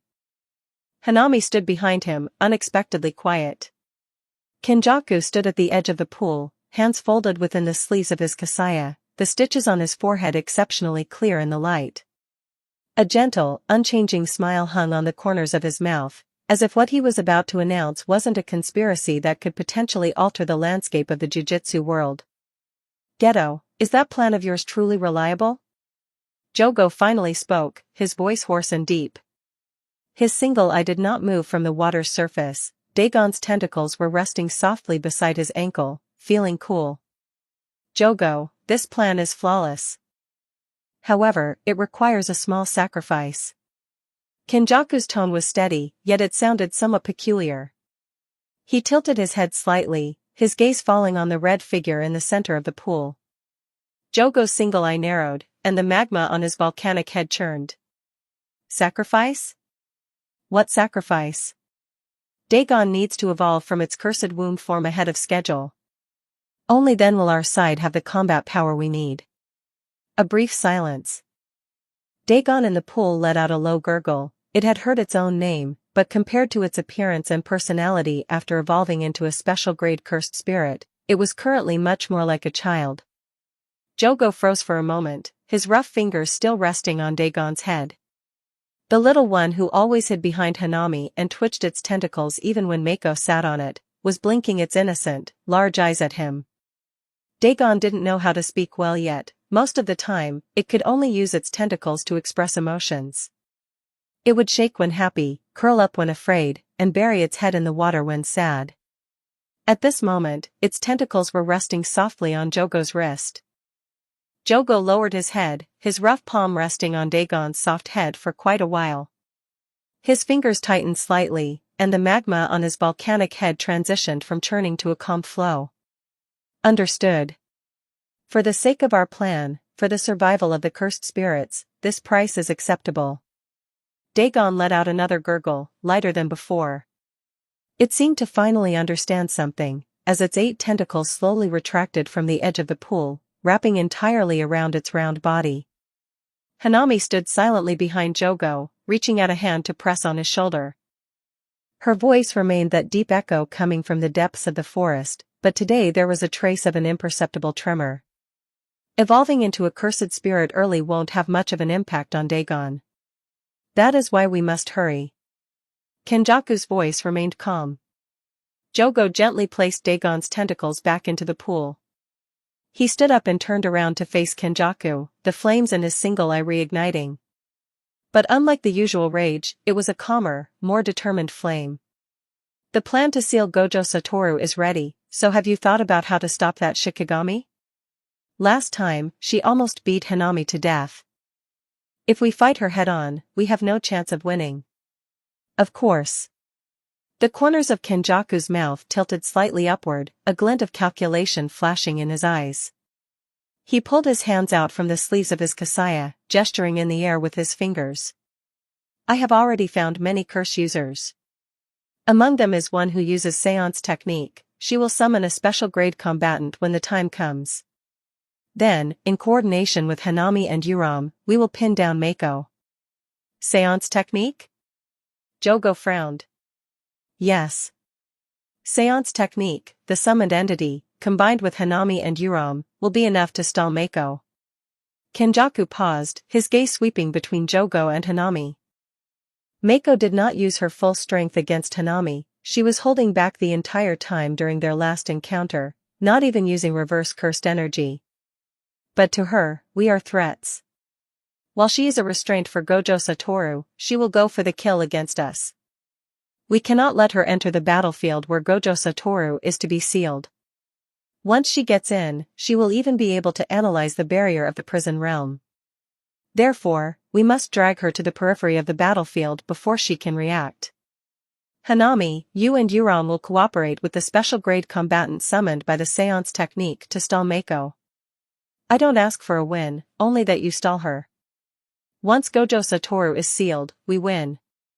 Hanami nodded silently.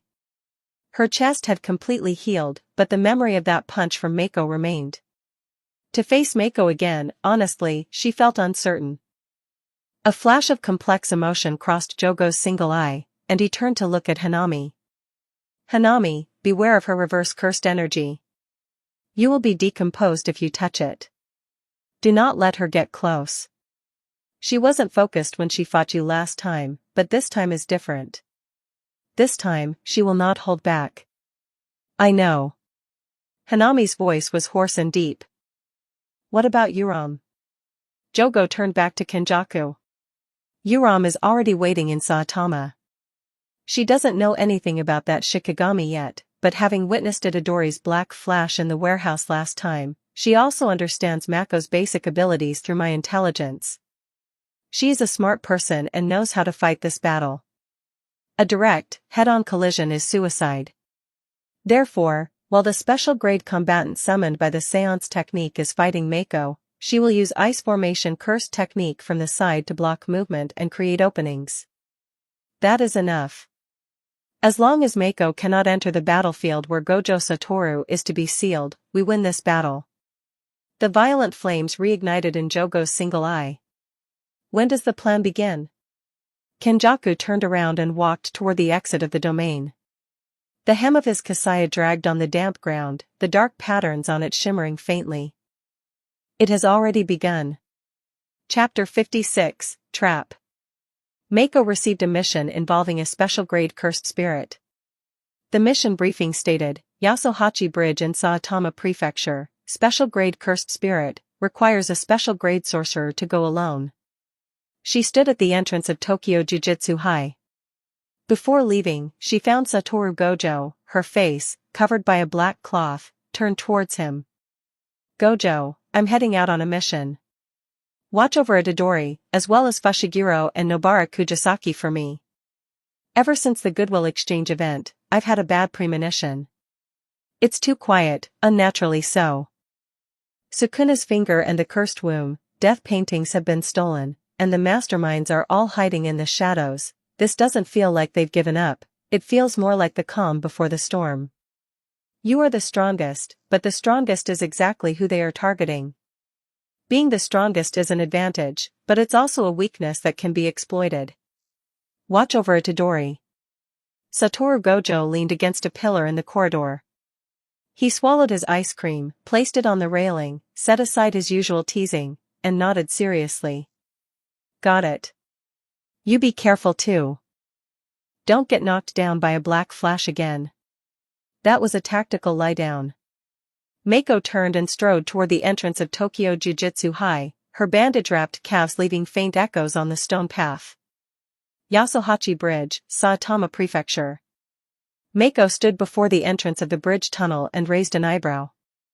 This place looked a bit familiar. She remembered that in the original story, Fushiguro fought a special-grade cursed spirit here. That thing was ugly, and in the end, Fushiguro only barely managed to win by using an incomplete domain. Is this the one for this mission? The moment she stepped into the bridge tunnel, a humanoid cursed spirit was crouching in the corner. The cursed spirit turned its head, and the moment it saw Mako, it froze completely. Although it didn't know who this person was, as a special-grade cursed spirit, its intelligence told it that this short person was terrifyingly strong. It turned and ran, creating a harsh scraping sound on the ground that made the entire bridge tunnel shake. Mako stood in place, her expression grave. She didn't chase immediately, she really did have a bad premonition. But thinking about the current timeline, she put her mind at ease. She gave chase, deciding to deal with the threat in front of her first. She pushed off with her feet, launching herself like a cannonball, and caught up to the desperately fleeing cursed spirit within a few breaths. She raised her right hand, reverse cursed energy coalescing on her fist into a searing white light. She threw a punch, striking the cursed spirit in the chest, and the reverse cursed energy pierced straight through its body. The cursed spirit's body began to disintegrate from the chest, and along with its four struggling, multi-legged limbs, it turned into gray-purple dust that rustled to the ground. She retracted her fist and shook her wrist. She picked up the Sukuna's finger. Weaker than she imagined, something like this wasn't even worth her making a special trip. Just then, the sky suddenly darkened. A pitch-black curtain descended from the sky, shrouding the entire Yasuhachi Bridge area, along with the surrounding barren mountains and dead forests. The edges of the curtain shimmered with a dark purple light, thick as a tangible night. Mako became alert instantly. Something was wrong. Because of Mako's suppression of cursed spirits and her efficiency, they usually wouldn't bother setting up a curtain when she arrived in desolate places. A curtain was used to block ordinary people's sight and prevent cursed spirits from spreading to the outside world. It was only necessary in big cities or crowded places. But this place, Yasuhachi Bridge, was in the middle of nowhere. You couldn't even find a vending machine for miles, and there were no residential areas nearby. There was only one purpose for setting up a curtain in such a place. She hurriedly took out her phone. The screen lit up, but the signal bar was empty. No signal, no network, no way to contact the outside world. She gripped the phone in her palm and squeezed hard. The sound of plastic and metal shattering was piercingly loud in the empty wilderness. Shards fell from between her fingers. She had been played. This mission was a trap from start to finish. That special-grade cursed spirit had been deliberately placed here to wait for her. A lure, a tool used to lead her to a designated location. And the person who set the bait could only be Kenjaku. Although the Sukuna's finger and the cursed womb, death paintings were obtained, his plans had been delayed by at least several steps because of her appearance. Now he had readjusted and started his counterattack. Choosing to set a curtain to trap her while she was on a mission meant his main target wasn't her, but Satoru Gojo. She kicked the phone shards at her feet aside and walked toward the edge of the curtain. She clenched her bandage-wrapped right hand into a fist, cursed energy coalescing on its surface, just as she intended to punch the curtain. A sudden change occurred. An intensely cold freezing air struck from behind her. It was so fast that she didn't even have time to turn around. The moisture in the air instantly condensed into ice crystals, and the temperature plummeted drastically. Even the water vapor on the surface of the gravel at her feet froze into white frost. The range covered by the freezing air was extremely vast. The entire wilderness of Yasuhachi Bridge was swallowed by ice and snow in less than a single breath. Dead trees, rocks, and broken bridge piers were all covered in a thick shell of ice. Ice formation cursed technique, frost calm. Mako's body was instantly frozen. It was a layer of cursed energy ice formed by high pressure, extreme freezing air. It spread all the way from her ankles to her shoulders. Even her punching posture was frozen in midair. Her bandage-wrapped arm was encased in the ice, unable to move. The temperature inside the ice layer was low enough to cause the cells of any living creature to die instantly. She turned her head. The ice on her neck made a faint cracking sound. But her movement was not hindered at all. Through the translucent ice, she saw the figure walking out of the dead forest. Short white hair with light red highlights at the tips. The white kimono almost blended into the ice and snow. The face was cold and delicate, making it impossible to tell the gender. The steps were unhurried, each one landing on the ice created by the figure, emitting a faint crunching sound. It was exactly that curse user who had ambushed Itadori and the others in the warehouse last time. Yuram. Mako's voice drifted out from the ice, calm, not at all like someone who had been frozen. Don't forget to like and subscribe to Novels Wonderland.